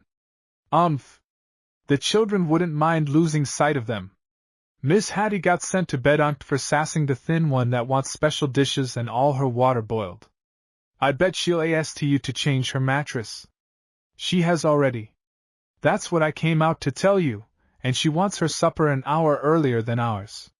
But that isn't what's troubling me, Myrtella. I have something much more serious than Cousin Emily to worry over. You ain't no exception, said Myrtella, somewhat defensively. Trouble is about the only thing that rich people ain't got a monopoly on. I've had my share. It's a wonder I got a black hair left in my head. Has your brother lost his good place? Miss Lady asked. Phineas? No, ma'am. He's been at Easeline's ever since he left Mrs. Sequins, and to hear him tell it, he's runnin' the whole establishment. I must say he's doin' better'n he ever done before, but he's as full of airs as a music box, and that there Maria, patronizing me like I hadn't been payin' her rent all these years. But I can get along without them. It's little Chick I'm a-worryin' about. What's the matter with Chick? Matter with him? Myrtella turned on her fiercely. Everything is the matter with him. What chanct has he got in the world? Picked out of a ash barrel, livin' in dirt and ignorance, drinkin' the beer that leaks out in the kegs on the freight cars, hangin' round the saloons and gettin' runter and dumber and more pitifler every day he lives. My lord! Ain't that enough the matter with him? Miss Lady's quick, eager sympathy leapt into her face. We must do something for Chick. Dr. Wyeth believes he can cure him if they can ever get him into the children's hospital. Why can't we? She checked herself, and sat looking off to the hills across the river. Myrtella, I've got to tell you something, she began again desperately. I've been trying to tell you all day, but I didn't know how. You have been so good to us, all through the doctor's illness, and before. But I'm afraid after this month we'll have to let you go. Myrtella had been threatening to give notice for a month, but at this announcement she looked as if she had been the victim of an unsuccessful electrocution. It's a question of money, went on Miss Lady hurriedly. You see, we simply haven't any. I've kept account of every cent that comes in and goes out, just as Mr. Gooch told me to, but it doesn't balance. We'll just have to keep on cutting down expenses until it does. And you are going to begin on me, said Myrtella furiously, and get in some wonny nigger that'll carry home more in a basket than my wages would come to. No, Myrtella, we are going to try to do the work ourselves. You mean you are? And Miss Connie'll primp herself up and go hiking into town after beaus, and Miss Hattie'll set around with her nose in a book, and you'll go on workin' and slavin' and wearin' yourself to the bone fair them, and their tribe of prowlin' kin. Where's the money you got for this farm? It went to pay the debts and to carry out the doctor's wishes.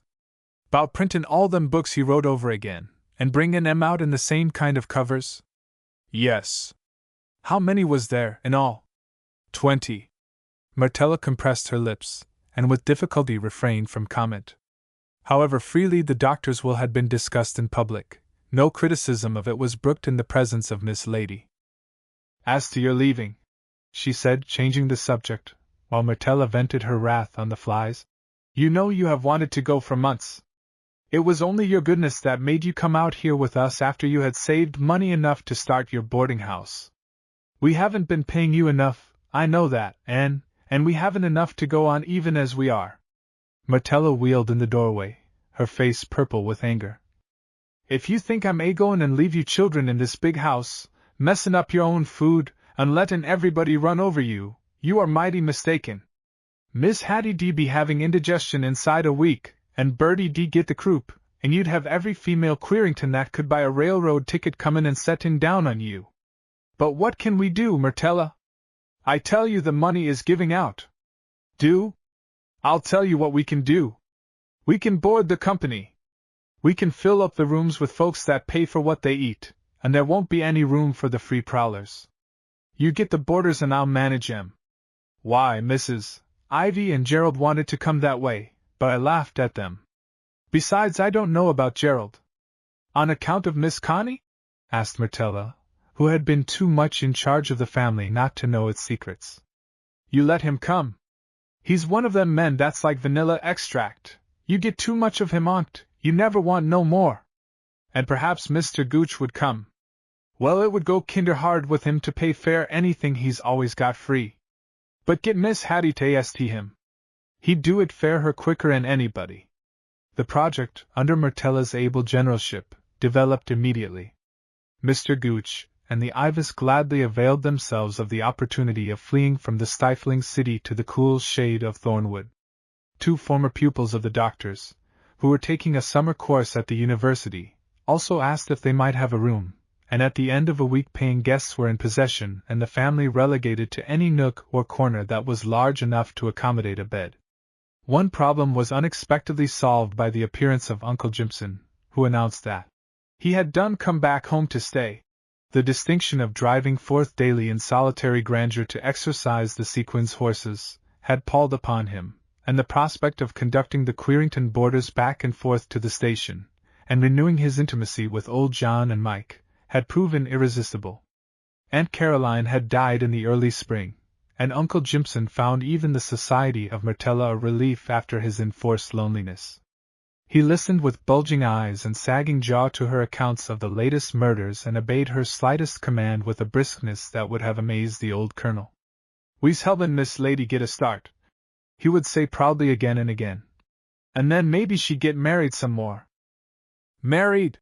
Myrtella would flare. "Yes, she orter get married to another widower with 3 children, and 1,000 kinfolks. Besides, who's she going to marry? Ain't no trouble 'bout dat," Uncle Jimson said wisely. "You jest let her peek over de blinds on't, and you see what gwine happen." "Well, she ain't going to peek," Myrtella said firmly. "She ain't got a thought in her head, but gettin' Miss Hattie and Bertie educated, and keepin' Miss Connie straight, and carryin' out that fool will of the doctor's. Jest wait," Uncle Jimson smilingly insisted. "Dat chilly can't no more help cumulatin' bows dan a flower kin bees. And hit's the king bee dat's comin' dis time, sure." Chapter 26. "Where's Connie? Where's Hat?" cried Miss Lady breathlessly, bringing her foam-flecked horse to a halt in front of the porch where Mrs. Ivy was sitting in the twilight. "Don Morley has written a book and it's going to be published this month." "A book?" echoed Mrs. Ivy incredulously, then. "Ah, my dear, do get off that vicious beast. I haven't had a moment's peace since Mr. Wicker sent him over." Miss Lady slipped to the ground and stood with her arm around Prince's neck, laughing.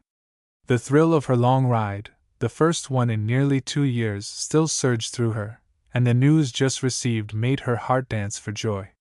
Happiness, in spite of her efforts not to expect it, was beginning to shine across the troubled waters, a dim and wavering light as yet, but drawing her toward it with irresistible fascination.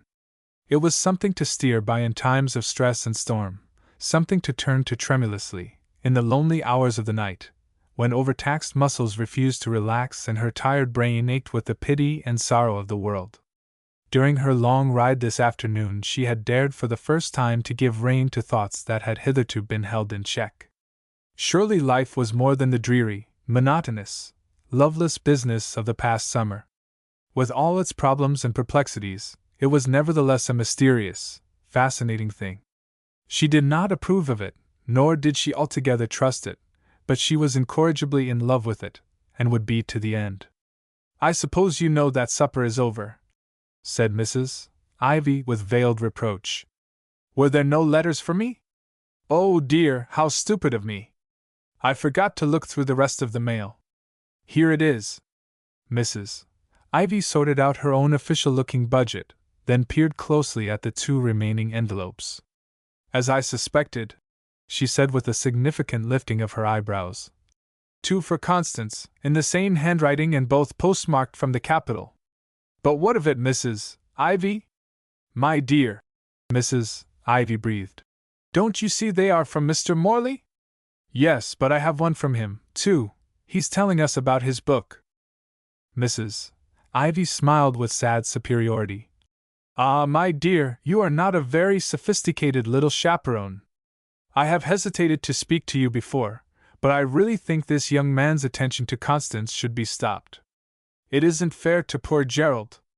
You know how she has always adored my boy, ever since she was in pinafores, and I don't mind confessing to you that I've encouraged her.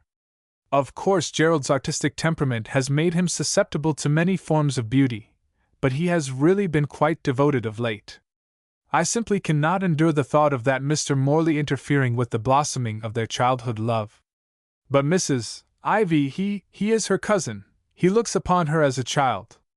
She is only a year younger than you are, my dear, and much more worldly wise. I've had my eyes open and I've seen a great deal. She is getting quite secretive, and she isn't always gracious to Gerald. Mr. Morley's back of it all, you two see. I don't think there is any danger, said Miss Lady critically examining the tip of Prince's nose. Ah, my dear girl, you have been too engrossed for the past 6 months to notice. Ask Mr. Wicker, he spoke to Gerald about it last spring. Ask Gerald himself, he's wretchedly unhappy. And now you are helping her to get ready to go up to the capital to visit, and he's sure to see her every day. I must say that I think it's wretched taste for him to pay attentions to any girl under the circumstances. In an instant Miss Lady had wheeled with flashing eyes. Donald's friends know that he hasn't done anything to be ashamed of. I don't believe he thinks of Connie in the way you mean, but if he does she has every reason to be proud of it. And without waiting for an answer she drew the bridle over her arm and tramped indignantly off to the stable. Mrs. Ivy sighed, then turned to join Mr. Gooch, who had just come out on the porch. Has it ever occurred to you, she said as if enunciating a hitherto unuttered truth, how reluctant youth is to learn of age? This dear little widow that the good doctor left to our care is making some grave mistakes. I think she does fairly well, said Mr. Gooch, settling himself comfortably. The beef is not always good, but the fowls and the vegetables are excellent. Mr. Gooch spoke with unusual warmth. Martella's cooking, together with Miss Lady's graciousness, and the sharp proprietorship that Hattie had assumed over him, were working a miracle. Even now, as the sounds of music and laughter came forth from the living room, he paused to listen. He was surprised to find that Molly Darling's, and Nellie Gray's, and other musical girls he'd left behind him, still haunted the dim corridors of his argumentative mind, and gave him little thrills of pleasure. Ah, purred Mrs. Ivy, continuing the conversation. Far be it from me to criticize her. It is against my principles to entertain a critical attitude toward any one. Besides, I quite adore the dear child. I consider her a precious gift to a grateful world. But you must acknowledge, Mr. Gooch, that with all her sweetness, she doesn't always allow herself to be guided. Good Lord, no, said Mr. Gooch testily. She'll look you straight in the eye and smile. While you are advising her, then go straight off and do as she pleases. This matter of the doctor's will, for instance. I spent 2 days arguing with her about the futility of publishing 24 volumes that nobody will ever read. But that was his dying request, Mr. Gooch. Only one who has loved and lost can know the nature of that obligation. Mr. Gooch sniffed impatiently. Conjugal felicity was a subject that irritated him in every fiber. Then her charities, he went on crustily. She's got no money to be throwing away, yet every family on Billygoat Hill comes to her when it gets into trouble. Yes, and she doesn't hesitate to sit down in those dreadful hovels, and take those unclean babies in her arms. It has made me frightfully nervous since we came here. Gerald is so sensitive to germs. What is this latest tomfoolery about a kindergarten? Why, she has actually gotten Mrs. Bartram and Mrs. Horton, and some of those other society women, to rent the hall over the grocery where the Can't Pass It saloon used to be. They are going to open a kindergarten, and Marjorie Sequin is coming home from Europe to take charge of it. I am afraid the project is built upon the sands. There is not a church member on the board. Well, they needn't come to me for a contribution, said Mr. Gooch. I don't believe in kindergartens. While this conversation was taking place, quite a different one was in progress, on the upstairs side porch, which had been converted into a summer bedroom for Miss Lady and Bertie. Do you suppose, Bert was saying sleepily, that God you'd give me a horn 'stead of a harp when I get to heaven if I asked him to? I know he will, Bert. Take off your other shoe. Why didn't he give Chick something to say? He did, but Chick's throat won't let the words come through. Step out of your clothes now, hurry up, Bootkin. But Bert's feet were firmly planted, and his sleepy eyes fixed in philosophic musings. If he had all kinds of throats, I don't see why he didn't give Chick a good one. This required elucidation, and Miss Lady attempted to make the matter clear while extricating the small boy from his clothes. Ain't you going to tell me a story? Not tonight, Bert. I'm so tired, all the stories have run out. Bert crawled into his bed silently, and lay watching the shadows in the big tree outside. I wish Cousin Don was here, he sighed. He never does run out of stories. When is he coming back? I don't know, dear. Shut your eyes now, and go to sleep. He shut his eyes obediently, but continued the conversation drowsily. He knows all about whales and tigers, and big ships and elephants. He's been clear around the earth.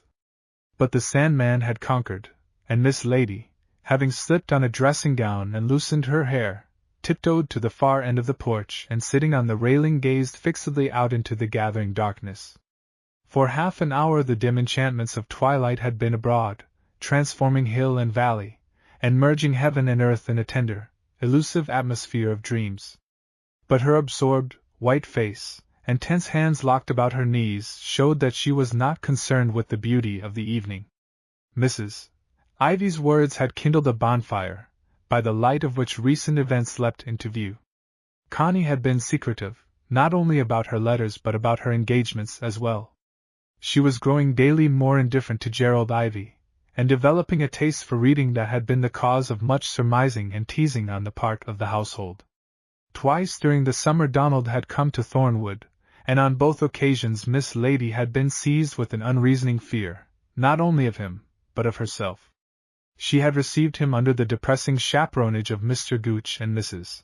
Ivy, and she remembered now how Connie had taken possession of him on both occasions. But even if Connie's transitory affections were temporarily engaged, surely Donald was not encouraging her. A low whistle from the path below made her look down. It was Connie, and she was stepping very cautiously as if trying to elude somebody. "Miss Lady!" she called softly. "Aren't you coming down again?" "No, I'm going to bed." "Don't go yet. I'm coming up. I want to tell you something." A moment later Connie opened the door, and closed it carefully behind her. "Is Bertie asleep?" "Yes." "It's all over," she announced tragically. "Gerald and I have had an awful quarrel, and he swears he'll never live to see another dawn." "Of course he won't, I doubt if he has ever seen one." "What's his trouble?" "Everything. He wants me to sit at his feet every hour in the day and adore him, and how can I adore a man who is afraid of a bumblebee, and can't drive, and sleeps with an umbrella over his head to shut out the light? I just simply can't stand him another minute." "But Connie, you were so crazy about him, you wouldn't listen to a word against him." "I know it. I've been a perfect little idiot." Connie was sobbing now on Miss Lady's shoulder. "The first time I saw him he'd just gotten home from Europe. He was playing at a concert. Everybody said he was a genius, and his eyes were so wonderful, and I had never seen anybody like him. The more he snubbed me the crazier I got about him. It wasn't until Cousin Don came back that I saw him as he really is." Miss Lady patted the heaving shoulders, but said nothing. "And the very minute," Connie continued tempestuously, "that I began to feel differently, Gerald began to like me. He has worked himself up to a terrible pitch, and doesn't want me out of his sight for a minute. I feel as if I'd been living on chocolate creams for 3 months. Connie!" Miss Lady took the tear-stained face between her hands. "I'm glad it isn't Gerald. I'm glad from the bottom of my heart, but are you sure it isn't somebody else?" Connie's blue eyes, never very steadfast, shifted uneasily, and Miss Lady went on earnestly. "Are you quite sure you aren't doing just what you did before, getting infatuated, and making yourself miserable over someone who doesn't care for you?" "But he does!" burst out Connie indignantly. "He cares for me more than for anybody in the world." "How do you know?" "He's told me so." "There, I oughtn't to have told. I swore I wouldn't until after the trial." "But you won't breathe it, Miss Lady? Promise you won't even ask me to tell you anything more?" Miss Lady looked at her strangely. I know everybody is going to disapprove," Connie went on recklessly, "and say horrid things about him. But I don't care if you will just stand by me. And you will, won't you?" Twice Miss Lady tried to speak before the words would come then. "Yes," she whispered almost breathlessly. "Yes, I promise to stand by you, and by him." After Connie had gone, she went back to her seat on the railing and stared out into the gathering night. For the first time in her life the dark immensity terrified her. The beacon lights by which she had steered were no longer visible. The great lonely sea of life lay about her, and she had lost her course. "Daddy!" she whispered in terror. "Daddy, help me!" But only the faint cry of a whippoorwill in the valley below answered her call. A trembling seized her, and feeling her way to the bed where Bertie lay, she crept in beside him, cuddling the soft, warm little body close, and checking her sobs that they might not wake him. Long after the whippoorwill had ceased its plaint, she lay there staring into the darkness, waiting for the dawn. Chapter 27. The autumn sun struggled palely through the windows of the children's hospital, and sent a beam across the high narrow bed where Chick Flathers lay, suspiciously watching the proceedings of the attendant nurses. He was not at all sure that he had done right in coming. For 2 days he had been made to stay in bed, and this morning he had suffered his third bath and been deprived of his breakfast. His being there at all was merely a concession to friendship. Miss Queerington had persuaded him. He wouldn't have come for the other one, the fat one who smiled and talked about the Willows' awful home. He wouldn't even come for Aunt Telia, but Miss Queerington was different. She understood fellows. She had said that the doctors would fix his throat so that he could yell louder than any boy on Billygoat Hill. All the suppressed yells of a dozen years quivered on his lips at the thought of it. "Chick, here's the orange and some cookies I brought you." It was Aunt Telia who sat down by the bed and took his hand. "If you ever get well, Aunt Tella's going to take you to the circus, or the seashore, or somewheres." The seashore presented no concrete idea, so Chick preferred to dwell upon the circus. But even that alluring prospect could not hold his attention, while so many disturbing things were taking place about him. One nurse had felt his pulse, another had put a glass tube in his mouth, and now a third was wheeling in a curious little bed on wheels. He turned restlessly from the black-browed, anxious face bending over him to the door where Mrs. Queerington was entering. But he knew by experience that it would be some time before she reached him.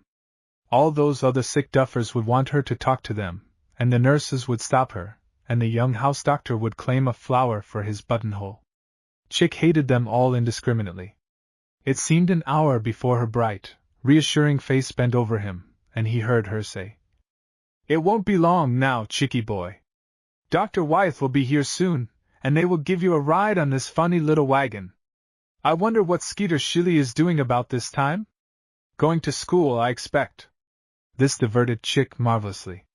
The thought of Skeeter having to spend the morning in the schoolroom made his own lot less hard. "Is number 17 prepared for the operation?"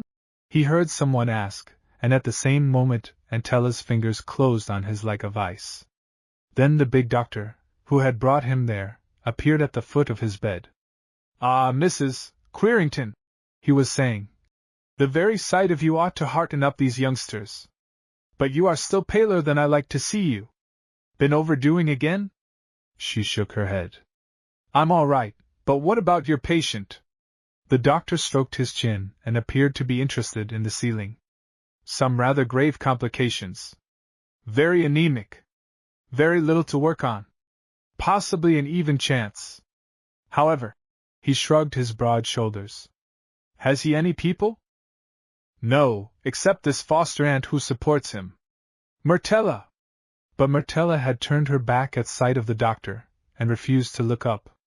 Chick, narrowly watching the two speakers at the foot of the bed, and trying vainly to understand what they were saying about him, was relieved when Dr. Wyeth handed Miss Lady a book and said lightly, "You see that I, like everybody else, have fallen a victim to Khalil Samad. I understand it is already in its 10th edition. Young Morley has a career before him, if he gets through this trial. Do you know when it is set for? November the 6th. So soon as that? Well, I don't know the young man, but I hope he'll be cleared. I want him to write some more books for me to read. I'm sorry Kinner has charge of the prosecution. He'd rather convict an innocent man than a guilty one. All right, my boy, I guess we are ready. Don't try to get up, admonished the nurse to Chick. I'll lift you over. But Chick scorned assistance. Hadn't he only last week valiantly bucked the center in a football game between the Bean Alley Busters and the Shanty Boat Bums, and covered with mud and blood and glory, been carried from the field? They needn't think because he was little and thin and couldn't talk that he was a baby. He got himself onto the wheeled stretcher, but refused to lie down. Let him sit up then, said Mrs. Querington.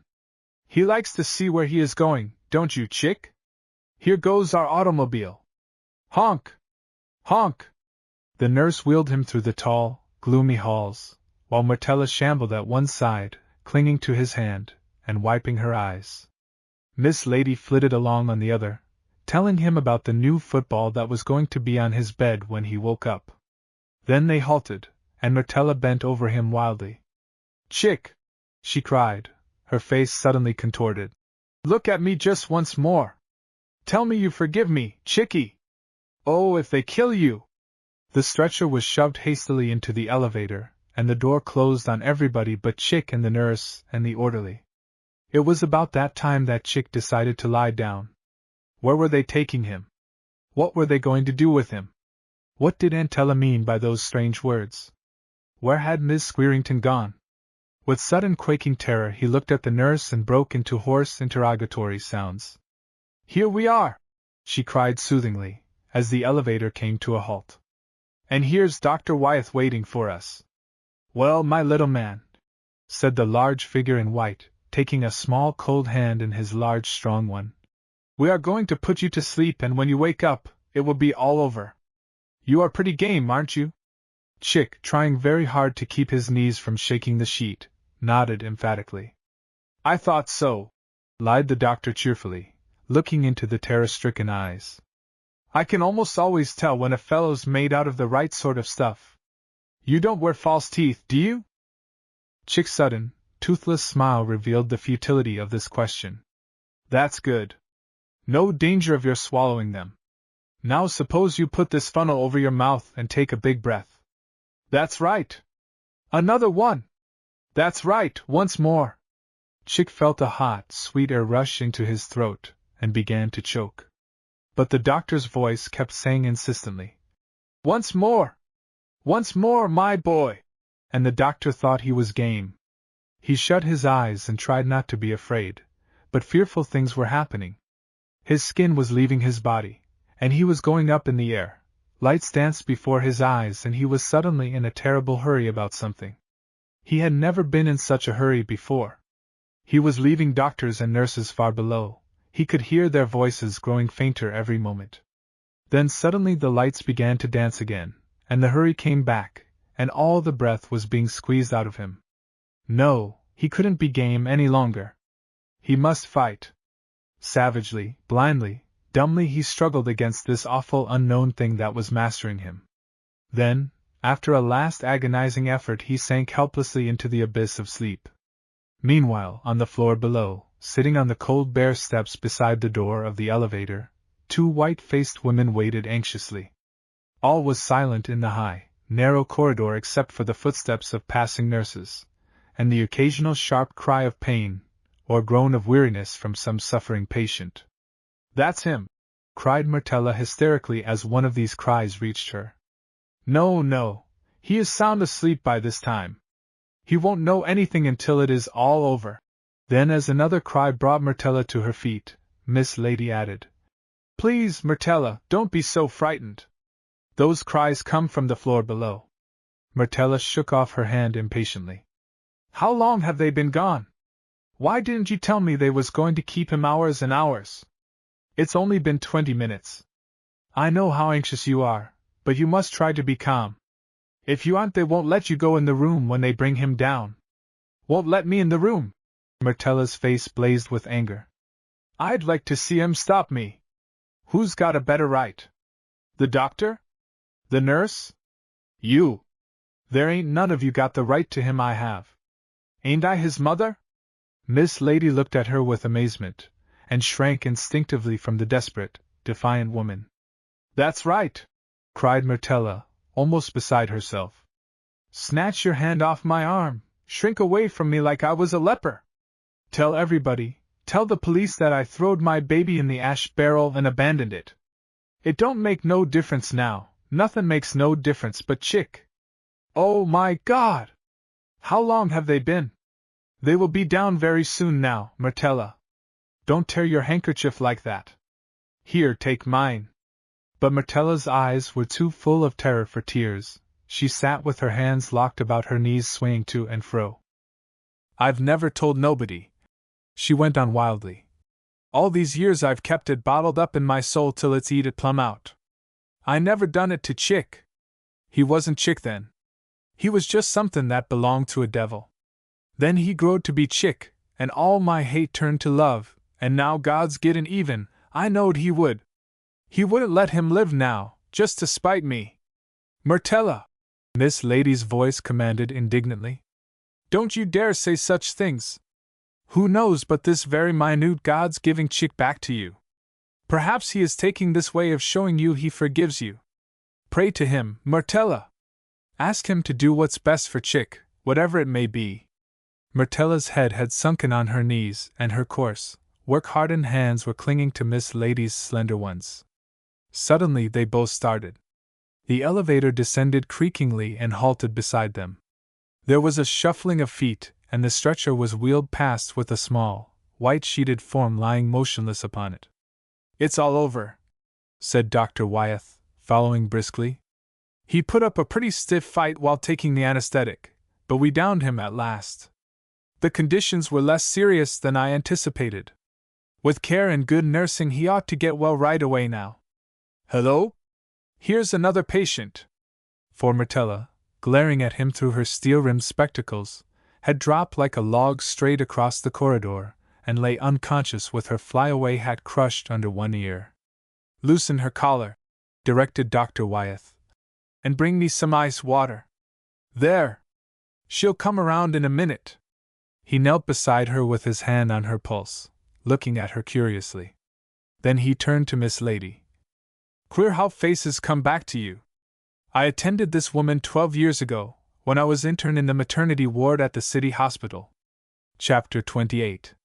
As the 6th of November approached, Donald Morley's friends for the first time became seriously apprehensive over the result of his final trial.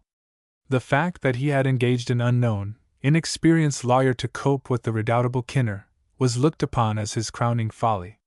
The case, which had always excited considerable local interest on account of the prominence of the families involved, now became a matter of much graver significance, concerning, as it did, the author of Khalil Samad, the most talked about book of the hour. Miss Lady, alone at Thornwood now, except for Bertie and Myrtella, fought through the days as best she could. Since Connie's confession she had seen little of her, for after a round of visits in the Bluegrass region, that restless young person had been with friends in town, and was still there when the date set for the trial arrived. Up to this time Miss Lady had conquered in the hourly struggle she was making with her own heart. Again and again Donald had tried to see her, but on one pretext or another she had evaded him. She was puzzled, bewildered, and hopelessly wretched, and she asked herself repeatedly why her happiness should be sacrificed for that of a shallow, irresponsible butterfly. For Donald she had no blame. He had drifted into this affair with Connie when his need was greatest, and now that his honor was involved as well as hers, there must be no turning back. But when the second day of the trial dawned, and she came down after a sleepless night to read discouraging news reports of the previous day's proceedings, she found that something stronger than herself was taking possession of her. In vain did she try to fulfill her accustomed tasks. Every atom of her was there in the courthouse beside Donald Morley, standing trial with him. Twice she flung on her coat and hat, only to take them off again, and stand at the window impatiently watching the storm. For the long summer had finally come to an end. After days of radiant October sunshine, when winter seemed, like the hereafter, vague and far off, a wind came rushing out of the north, stripping the trees in a single night, and leaving them surprised at their sudden nakedness. Then the sleet came, and, not content with attacking trees and shrubs, must storm the house itself, invading windows and doors, besieging every nook and corner, only to waste away at last into icy streams that went rattling noisily down the gutters. As the morning wore on, Miss Lady grew more and more restless. Suppose the preposterous should happen, and for the second time 12 honest men should pronounce an innocent man guilty? Could Connie face the ignominy of the verdict? Would her fickle, inconstant heart steady to such a test? Suppose that once again the person on whom Donald Morley depended should fail him in a supreme hour? For the third time Miss Lady threw on her wraps. She could no longer stand the suspense, she must go to him, in case he needed her. "For de Lord!" exclaimed Uncle Jimson when her intention was made known to him. "I dunno what old John'll think of us, taking him to de station a day lak dis. Sides de noon trains done went. Then we'll have to drive to town. Hitch up as quickly as you can. But Miss Lady, honey, you forget de sleet. Old John UD slide round de road lak a fly on a bald spot. No matter. I'm going. Hurry!" Myrtella, who was fashioning a dough man, under the personal supervision of Bert, looked up indignantly. "You don't think you are going out in this storm without no lunch, do you?" "I can't eat anything, I'm not hungry." "That's what you said at breakfast."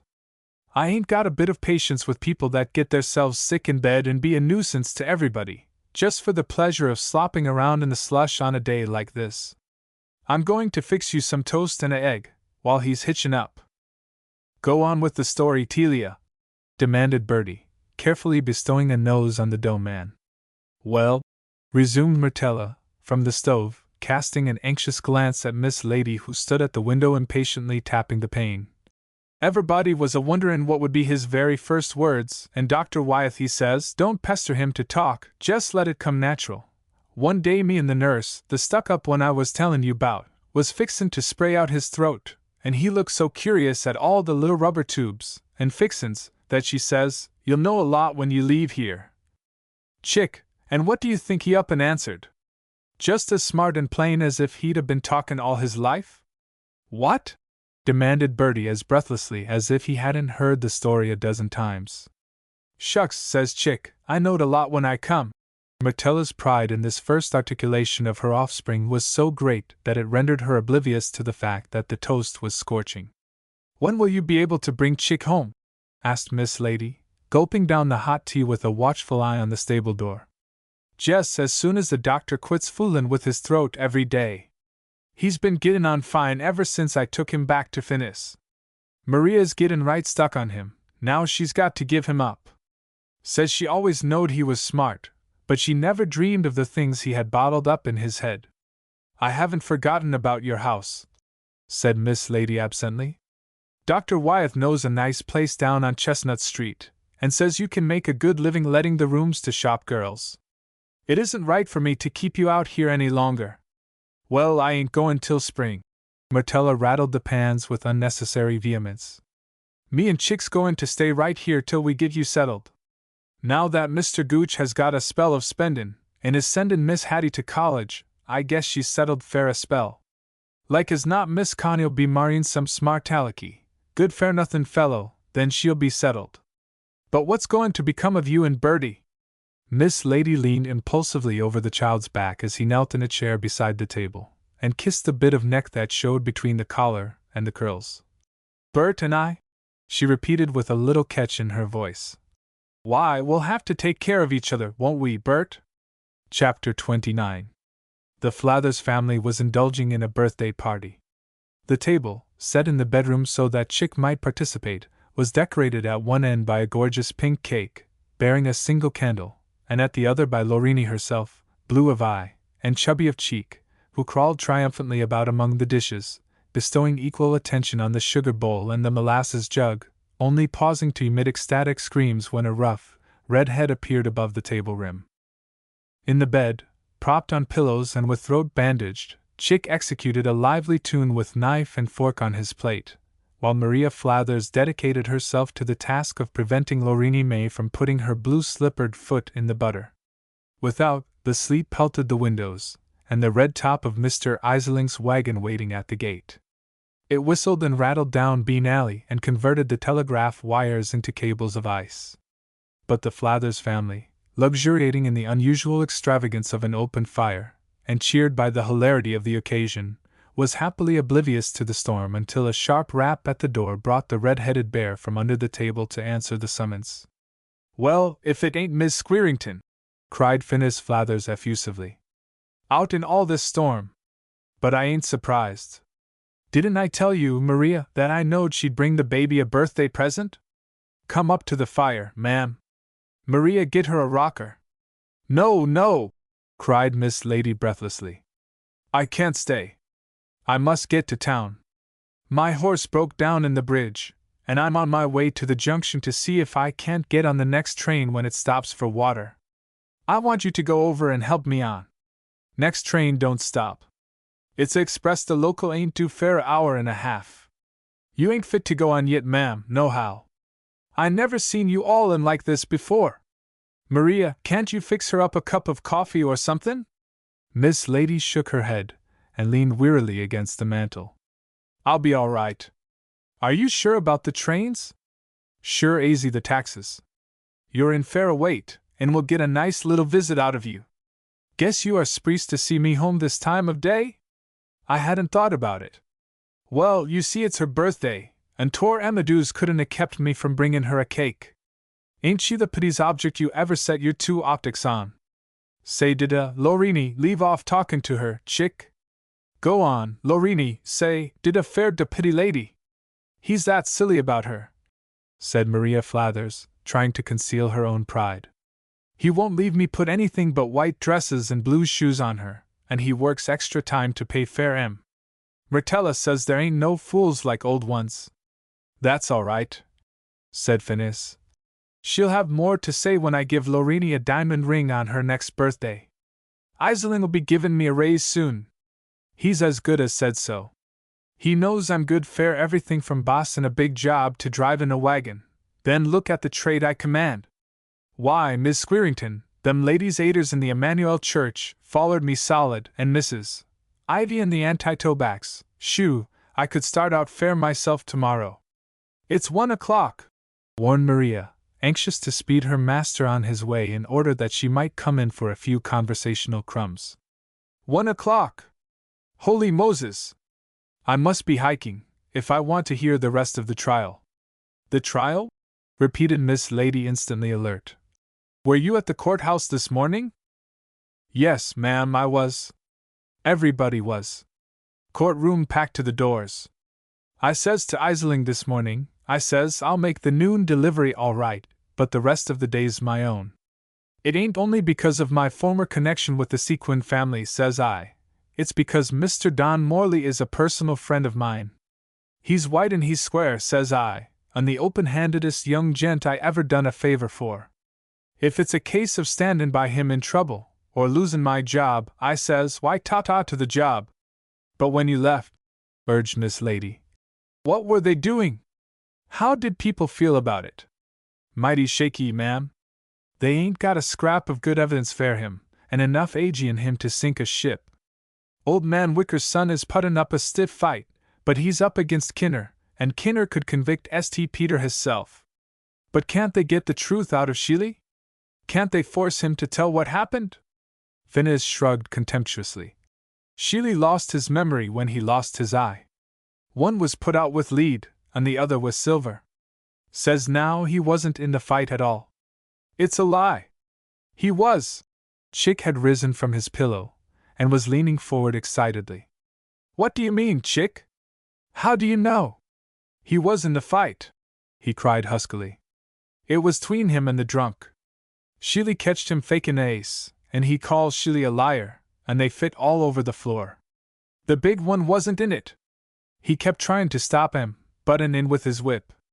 "But how do you know all this, Chick?" cried Miss Lady almost fiercely. "Did the Sheely boy tell you?" "Skeeter?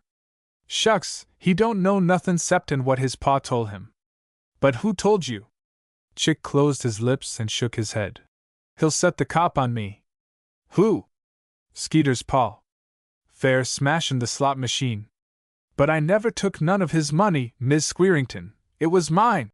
His lips began to tremble. "The cop won't get you, Chick," said Miss Lady, now on her knees beside him, coaxing out each statement, and trying to keep down her excitement. "Tell me, quick! How do you know about the shooting?" "'Cause," said Chick fearfully, I seen it." "Well, if that ain't the limit," said Phineas, while Maria gathered Lorini up under the impression that Chick had lost his mind, and might become dangerous. "I got shut up in the saloon," continued Chick, evidently torn between the desire to be a hero and the fear of the consequences. "And it was night, and I went to sleep." Yes, pressed Miss Lady. "Go on." "Then they come in and got to roughhousin', and I crawl upstairs and lay on me stomach and peek through the crack. And Sheely and the drunk they got to scrappin' like I told you. And then while the big one was tryin' to get Sheely to quit, the drunk he come over to the door right where I was layin' at, and he steady hisself against the wall and bang loose at Sheely with a pistol." "Would you know the big one again?" "Oh," Chick tried to remember what he looked like. Chick shook his head. "Nah, I don't 'member what none of them looked like. But you know which one he was. He gimme the silver knob off'n his whip."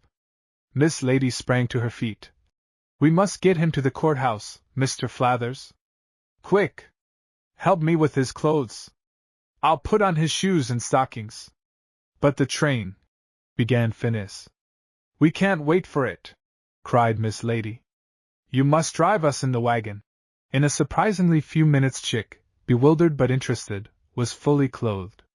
"Give me the blankets off the bed and help me wrap them around him," said Miss Lady. "There! You carry him and I'll hold the umbrella. Keep your mouth shut, Chick. Don't you dare open it until I tell you." Illustration. "Tell me quick! How do you know about the shooting?" The bewildered Chick, encased like a mummy, was rushed out to the wagon and deposited between two ice cream freezers, while Miss Lady knelt beside him, trying to shield him from the wind. Just as Finkas was driving away, there was a call from the cottage.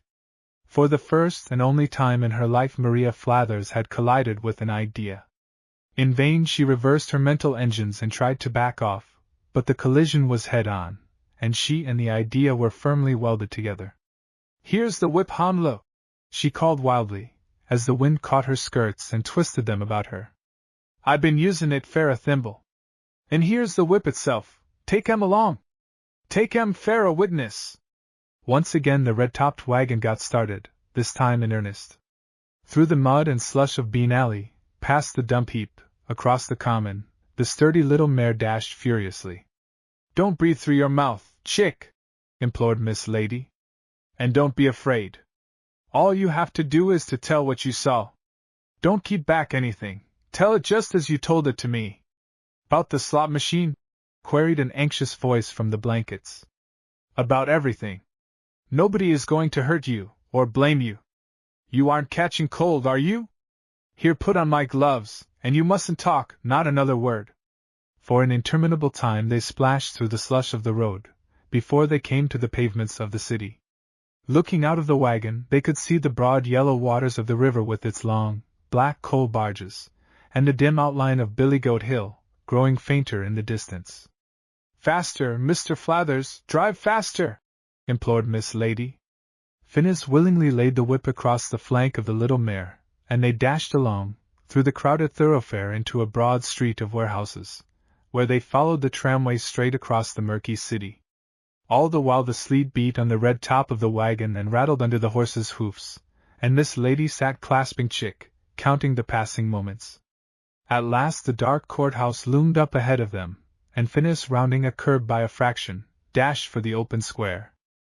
"Morley case gone to the jury?" He hung half out of the wagon to shout to a man coming down the wide steps. "Not yet." Miss Lady was already frantically pulling the blankets from the submerged Chick. "Wait for Mr. Flathers to carry you," she cried, springing to the ground and looking up at him anxiously. "Remember, you are going to tell them everything. You are helping to save Mr. Morley, and you're doing it for me." The eyes of the pale, spindle-legged child, standing in the end of the wagon, flashed past the courthouse to the barred windows of the adjoining jail. Suddenly his legs fell to shaking harder even than they had shaken at the hospital, and his lips quivered threateningly. "Chick!" cried Miss Lady despairingly. "You aren't going to fail me, you are going to stand by me, aren't you?" For a moment he shut his eyes very tight, then he transferred the small quid of tobacco which had been his one solace in the past hour, from his right cheek to his left. "Sure," he said resolutely. Chapter 30. 1, 2, 3, 4. The big clock that had ticked away so many anxious moments for so many anxious watchers, hurled its announcement over the crowded courtroom. The last testimony had been given, Chick had told his story, produced his proofs and identified Morley. The prosecuting attorney had torn his story to tatters, and confused the youthful witness hopelessly. The counsel for the defense had now risen to make his final speech to the jury. Suspense hung thick as a fog over the courtroom. Miss Lady, sitting between Mr. Gooch and Connie, pushed back her short black veil impatiently. The hours she had fought through since midnight seemed as nothing compared to this eternity of waiting. Since entering the room she had not once looked at Donald. She dared not open even a tiny sluice in the dike that held back the sea of her love. But in every fiber of her being she felt him sitting there under suspicion, his future in the hands of 12 men who had the power of making him suffer the penalty of a crime which he had not committed. It was unjust, cruel, infamous. Surge after surge of indignation swept over her. She would fight for him against them all. She would get up and tell what she knew of the story, and his reason for staying abroad. "Isn't he magnificent?" whispered Connie, clasping her arm. "He has been perfectly calm and quiet like that all along, and yet think what it means to him. Look at his eyes." Miss Lady could not look, the grip at her throat was tightening and a dull roar sounded in her ears. "But if he loses, Connie? If he loses, what then?" "He won't lose. He's going to win. You ought to have heard him this morning. He was perfectly magnificent. Even Mr. Gooch said he made him think of Lincoln. Listen to him now." Miss Lady followed Connie's adoring gaze until it rested on the stern, earnest face of Noah Wicker, then the truth rushed upon her. For a moment a blindness seized her, then she sprang to her feet and lifted her face to Don. He had been waiting for that look ever since she entered the courtroom, and when it came he was ready for it. As Noah Wicker sat down amid a thunder of applause, and the jury, after a brief charge from the bench, made ready to retire, a slender, black-gowned figure pushed her way impetuously through the crowd. She circled the rear seats and rushed headlong to where the defendant sat. "Are you a member of Mr. Morley's family?" asked the deputy sheriff. "No," said Miss Lady, brushing him aside. "But I'm going to be." Chapter 31. That evening Mr. Gooch went home with the Ivas whom, as he was now adrift, he purposed adopting. For a long time they sat over the fire discussing the exciting events of the day. "I could scarcely believe my eyes," murmured Mrs. Ivy, "when at the verdict, not guilty, I saw her fling her arms about his neck." "Why surprised?" snapped the attorney. "Aren't women born fatuous? But the whole thing is so indelicate, so heartless. A young widow who ought to be mourning beside her husband's grave, and a wild young man who has just escaped the penitentiary. Hasn't suffering taught them anything?" Gerald, sitting on a hassock before the fire with hands clasped about his knees, looked up with shining eyes. "You don't understand, Mater. All this has been the price they've paid for each other. A great love like theirs comes high. One must pay for it with suffering. Jove, it was worth it! That one look they gave each other, there at the end. But the dear, dear doctor," interrupted Mrs. Ivy, "laid away only 7 months ago." 6 months and 3 weeks, corrected Mr. Gooch testily. "The end."